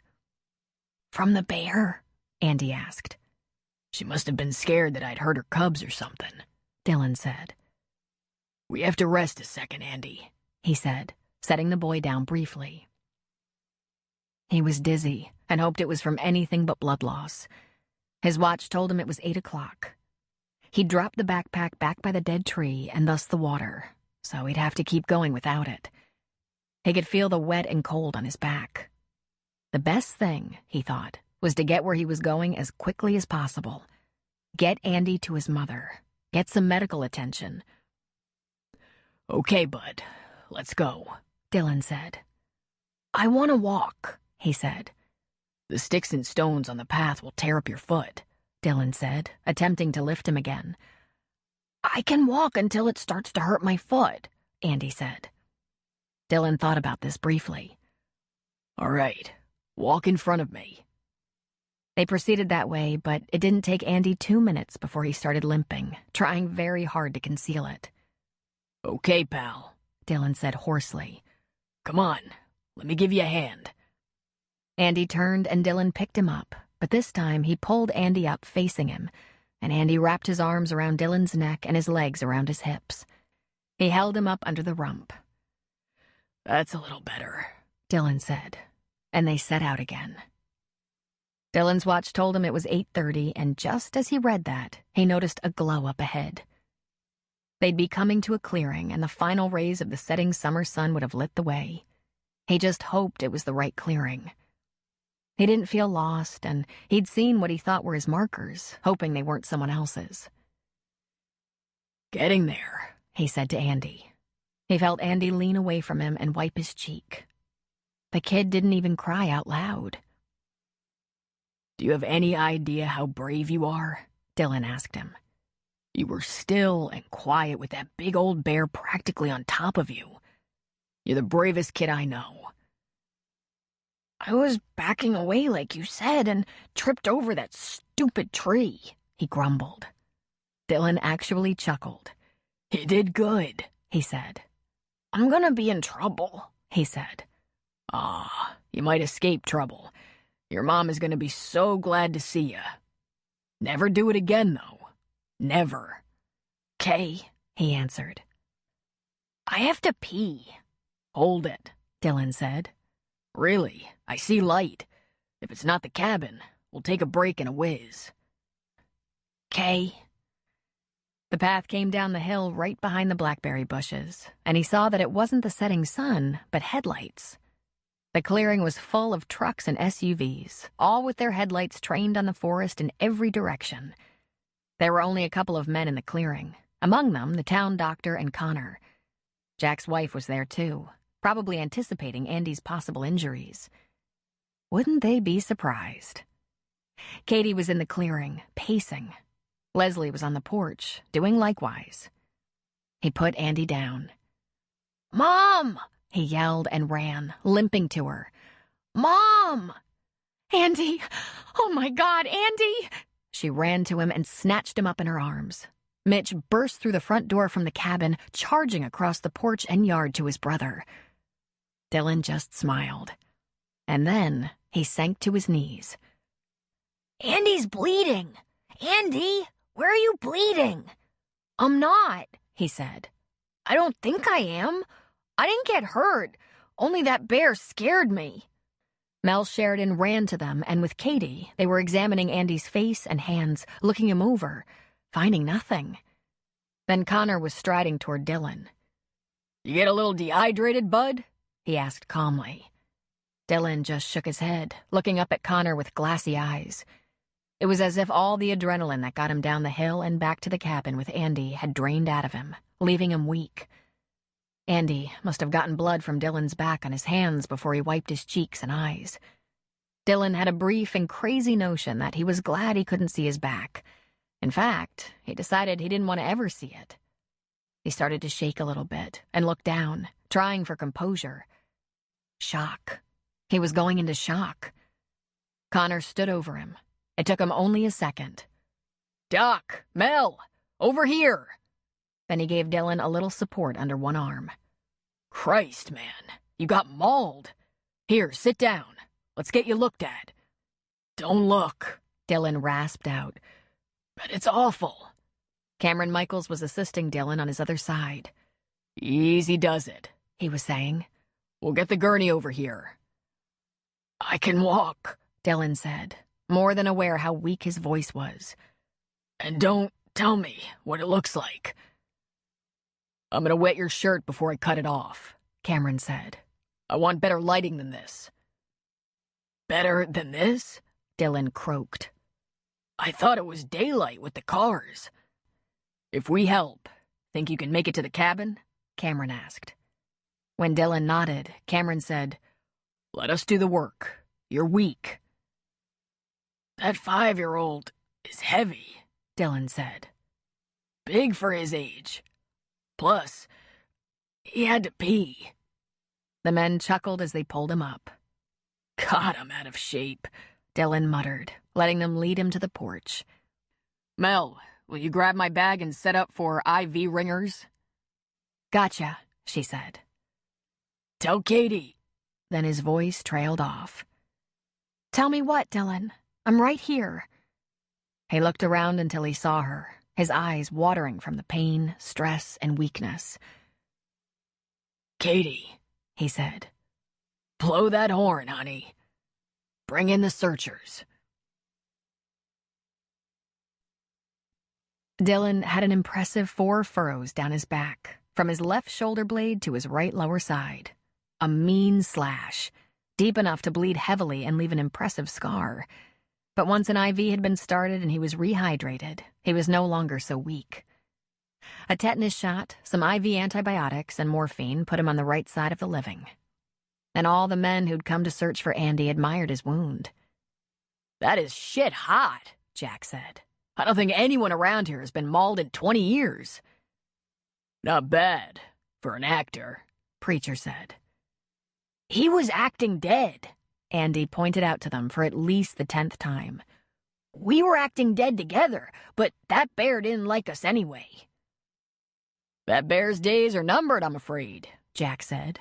Unfortunately for her, you can't get away with that, even though that is a very shit-hot scar. I have a battle scar, but it's nothing like that. It's on your ass, Preacher reminded him, and it's the size of 1 round. Like, maybe as big as a dime. Yeah, but I bet Dylan can still sit. It was no picnic, let me tell ya. He'll never let me hear the end of it, Connor sulked. Got any more of that morphine, Doc? Dylan asked. Poor old Connor here could use a little something to ease his pain. We played dead, Andy said yet again. Dylan was on the top, that's why he got the scratch. That bear isn't friendly. He looked up at his mother. Are you mad? Yes, she said. I'm going to hug you all night long, but tomorrow, I think I might yell at you all day long. You don't have to, he said. I'm not going to do that again. I might still yell. I think I'm going to have to break up this party, Cameron Michaels said. Dylan, I want you overnight in the hospital. Just 1 night, though. The wound will probably bother you for at least several days, maybe a couple of weeks. I want to watch you for fever, infection, bleeding. I think we got ahead of it, but humor me. 1 night. Can I just call you if I feel infected? He asked. 1 night, Cameron insisted. We don't know where those bear claws have been. Someplace nasty. She had a terrible smell about her, like she'd been feeding in the dump. I was gonna take Katie to Montana on Friday. That might have to wait a week or so. I can write a letter so you get transfer credit on your tickets. You want to walk to the Humvee and lay on the gurney on your stomach? he asked. After I have just a minute alone with Katie, he said. You two kiss goodnight, then let's get going, Cameron suggested. We can give your grandmother a call from the hospital and tell her about all your excitement and that you're fine. Boys, come with me, Connor said. Dylan, Andy asked. are we gonna ride the horse? Maybe next week, Dylan said. as soon as my scratch feels better. And slowly the cabin emptied of people. The sound of trucks and SUVs departing began to fill the night. Dylan sat backward on a kitchen chair, straddling the chair so as not to disturb the antiseptic wash on his wounds. Katie stood in front of him. This is not what I planned, he said. This isn't what anyone planned, Dylan. You saved Andy's life. I'm sure of it. I don't know how I'll ever thank you. That's not what I meant, but you don't have to worry about thanking me. See, I was holding a little something back because I had this grandiose plan for Montana. I was going to show you the place, the ranch, the airport, and you guys were going to have such a good time. I'd see you fall in love with it like I did. I'd get to watch the boys experience new things and get all excited. And then, at night, when they were tucked in and asleep, I'd take you out on the back patio. I was going to show you that big black sky at night. You can't believe how many stars there are. And then I was going to tell you, I can't live without you, Katie. I just can't. Dylan, she whispered. I love you, Katie. I've never loved anyone before. Not like this. I can't be away from you for a day without thinking about how much I want to get home. And I don't really care where home is. You can pick the moon for all I care. But Katie, please pick me. Marry me. Because you're my life. She ran a hand along his cheek. Tears came to her eyes. I thought you were more hit and run. Yeah, what do I know? He said with a laugh. You amaze me every day, Katie. I want you in my life forever, through everything. I swear I'll make you happy or die trying. No dying, she said, shaking her head. Been there, done that. Marry me, he said. Let me take care of you and the boys and whoever you have in there. Love me. Choose me. Let me be your one. Dylan, you are the one. You sure you want me? I don't travel light.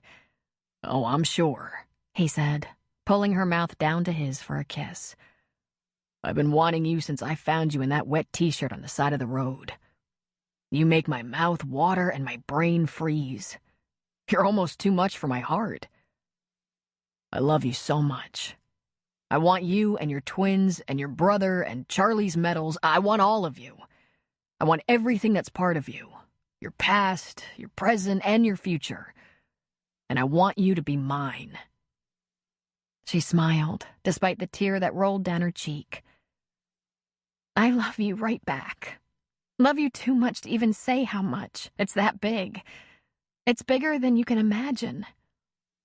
And once I say yes, you're totally stuck. I'll tell everyone I know, including Connor, and there is absolutely no way out. He grinned at her. I don't want out, baby. I want in.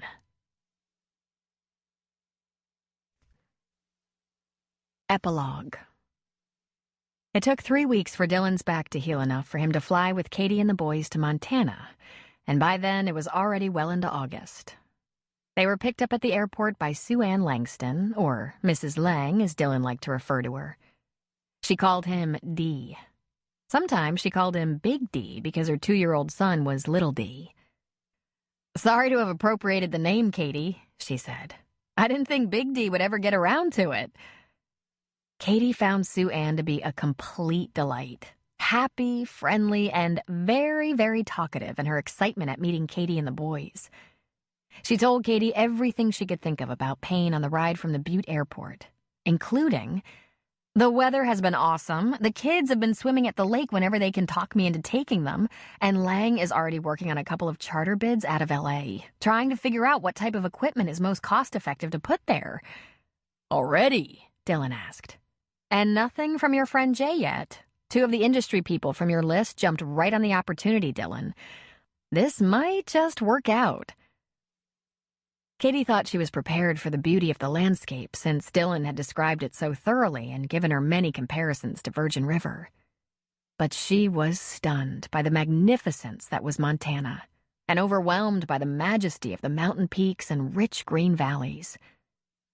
The drive to the valley that was Payne over the mountains gave views that caused her to gasp every time they came around another curve.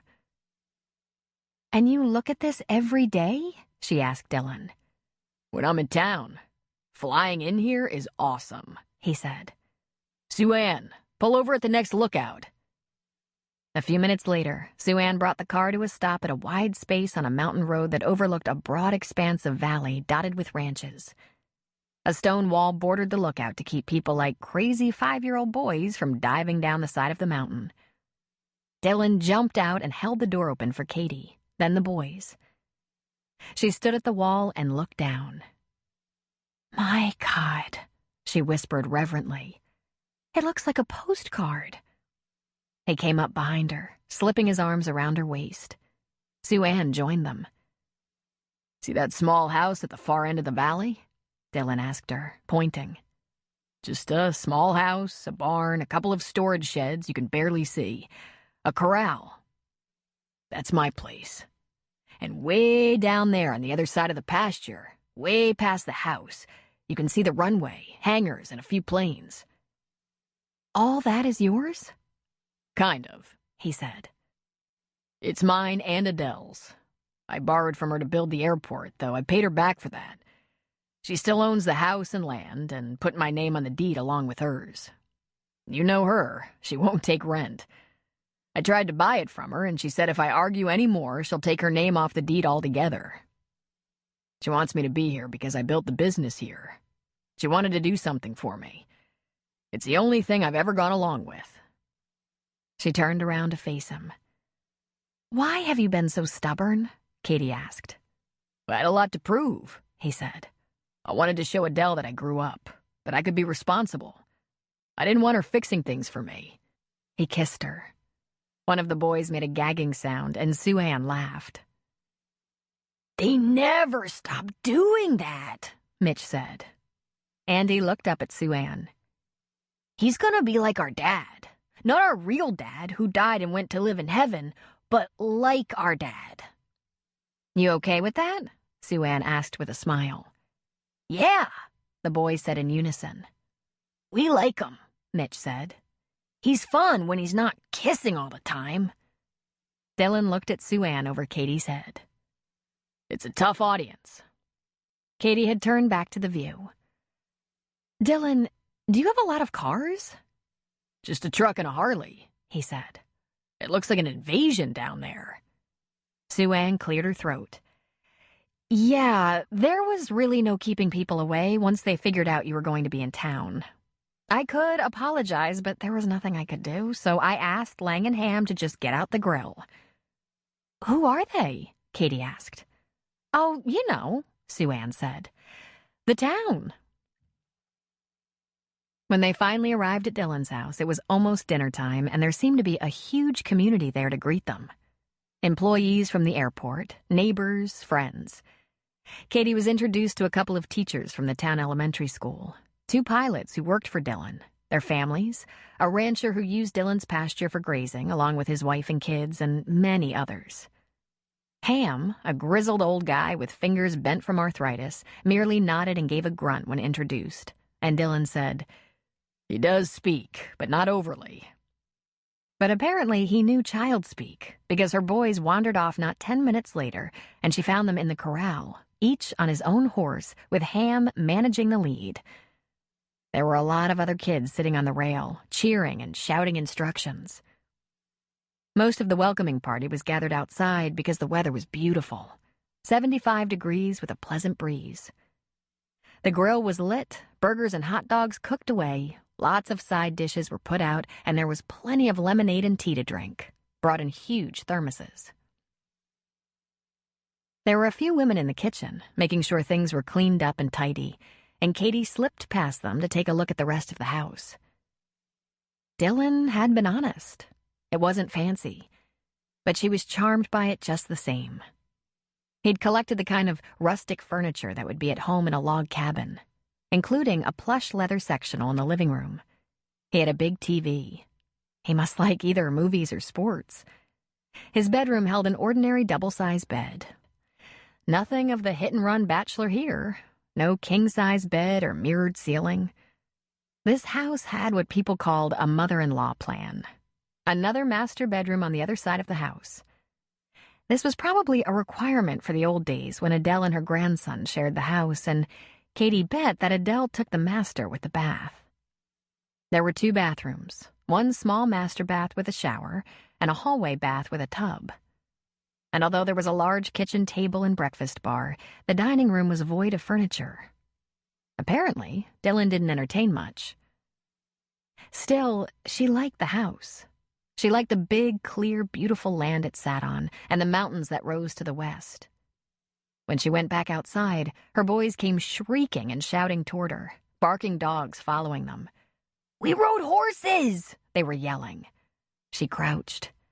Did Ham talk to you? She asked. They both nodded.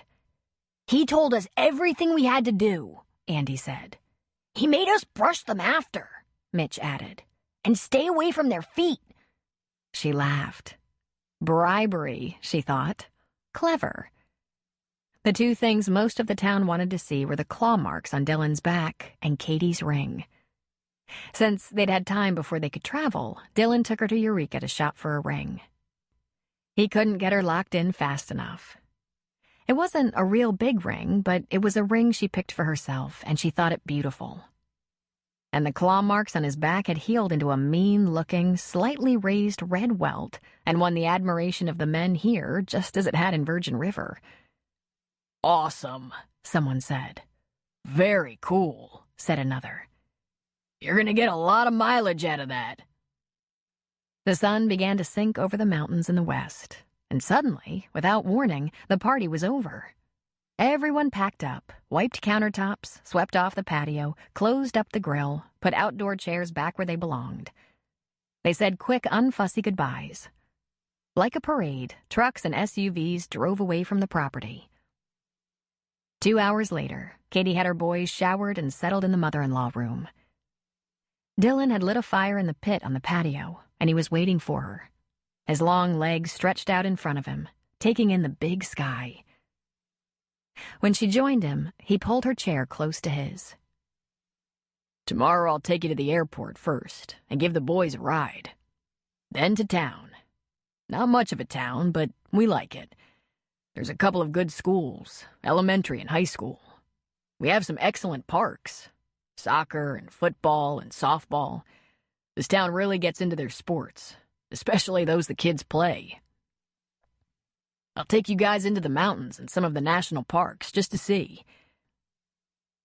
If we had more time, we'd check out the Grand Tetons, Yellowstone, Jackson Hole. I'll show you where Ham took me to camp the first time. I thought it was the end of the world, but now I realize it's 10 minutes up the road. By the time we've done that, we'll have to get back to Virgin River. She looked up at the sky. What if we didn't? She asked. He sat up straighter.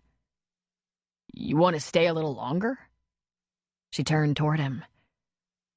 What if we just called Connor, Leslie, and Adele and asked them when they'll have time to come up here? What if we just stayed? Stayed? Stayed. Katie, you have a car. I have a Harley, and there's all that stuff in the cabin. All the clothes, TV, toys, stuff. Enough to fill up a U-Haul at least. What if I asked Connor to gather up that stuff and bring me my car and your Harley? We can afford to fly Connor and Leslie home, right? I think I can swing that. Are you saying? He asked softly. We should settle in. I should start nesting before it snows, which I'm told happens kind of early here. They were kidding when they told me August, right? He laughed. I hope so. I don't think I'll ever get the boys away from the dogs and horses. He smiled. I knew those animals would come in handy eventually. I love you, Katie Malone. But you have all that precious stuff. Charlie's medals, wedding pictures. What if we made some new wedding pictures? Something simple, sweet, and as soon as possible. He smiled at her and pulled her a little closer. Sounds like a plan. And it's Katie Malone Childress, she said. If you're sure. I'm sure, he said. This is the life I've always dreamed about. The life I didn't think I could have. Oh, you can have it, Big D. Just try to get away. The end. You've been listening to Redwood Bend by Robyn Carr, narrated by Therese Plummer and directed by Drew Sussman. If you've enjoyed this book and this performance, Recorded Books recommends Secrets of Bellaterra by Christina Dodd, narrated by Carol Monda. Brooding and sexy Rafe DeLuca has returned to his family's luxurious vineyard resort for one reason: to find out who attacked his beloved grandmother. His homecoming stirs up a decades-old feud, forcing him to work with Brooke Peterson, the woman he once seduced and betrayed, but never forgot. Recorded Books offers a wide selection of bestsellers, mysteries, classics, histories, and more, so visit us at recordedbooks.com to learn about our latest releases and special offers. And thank you for being a Recorded Books reader.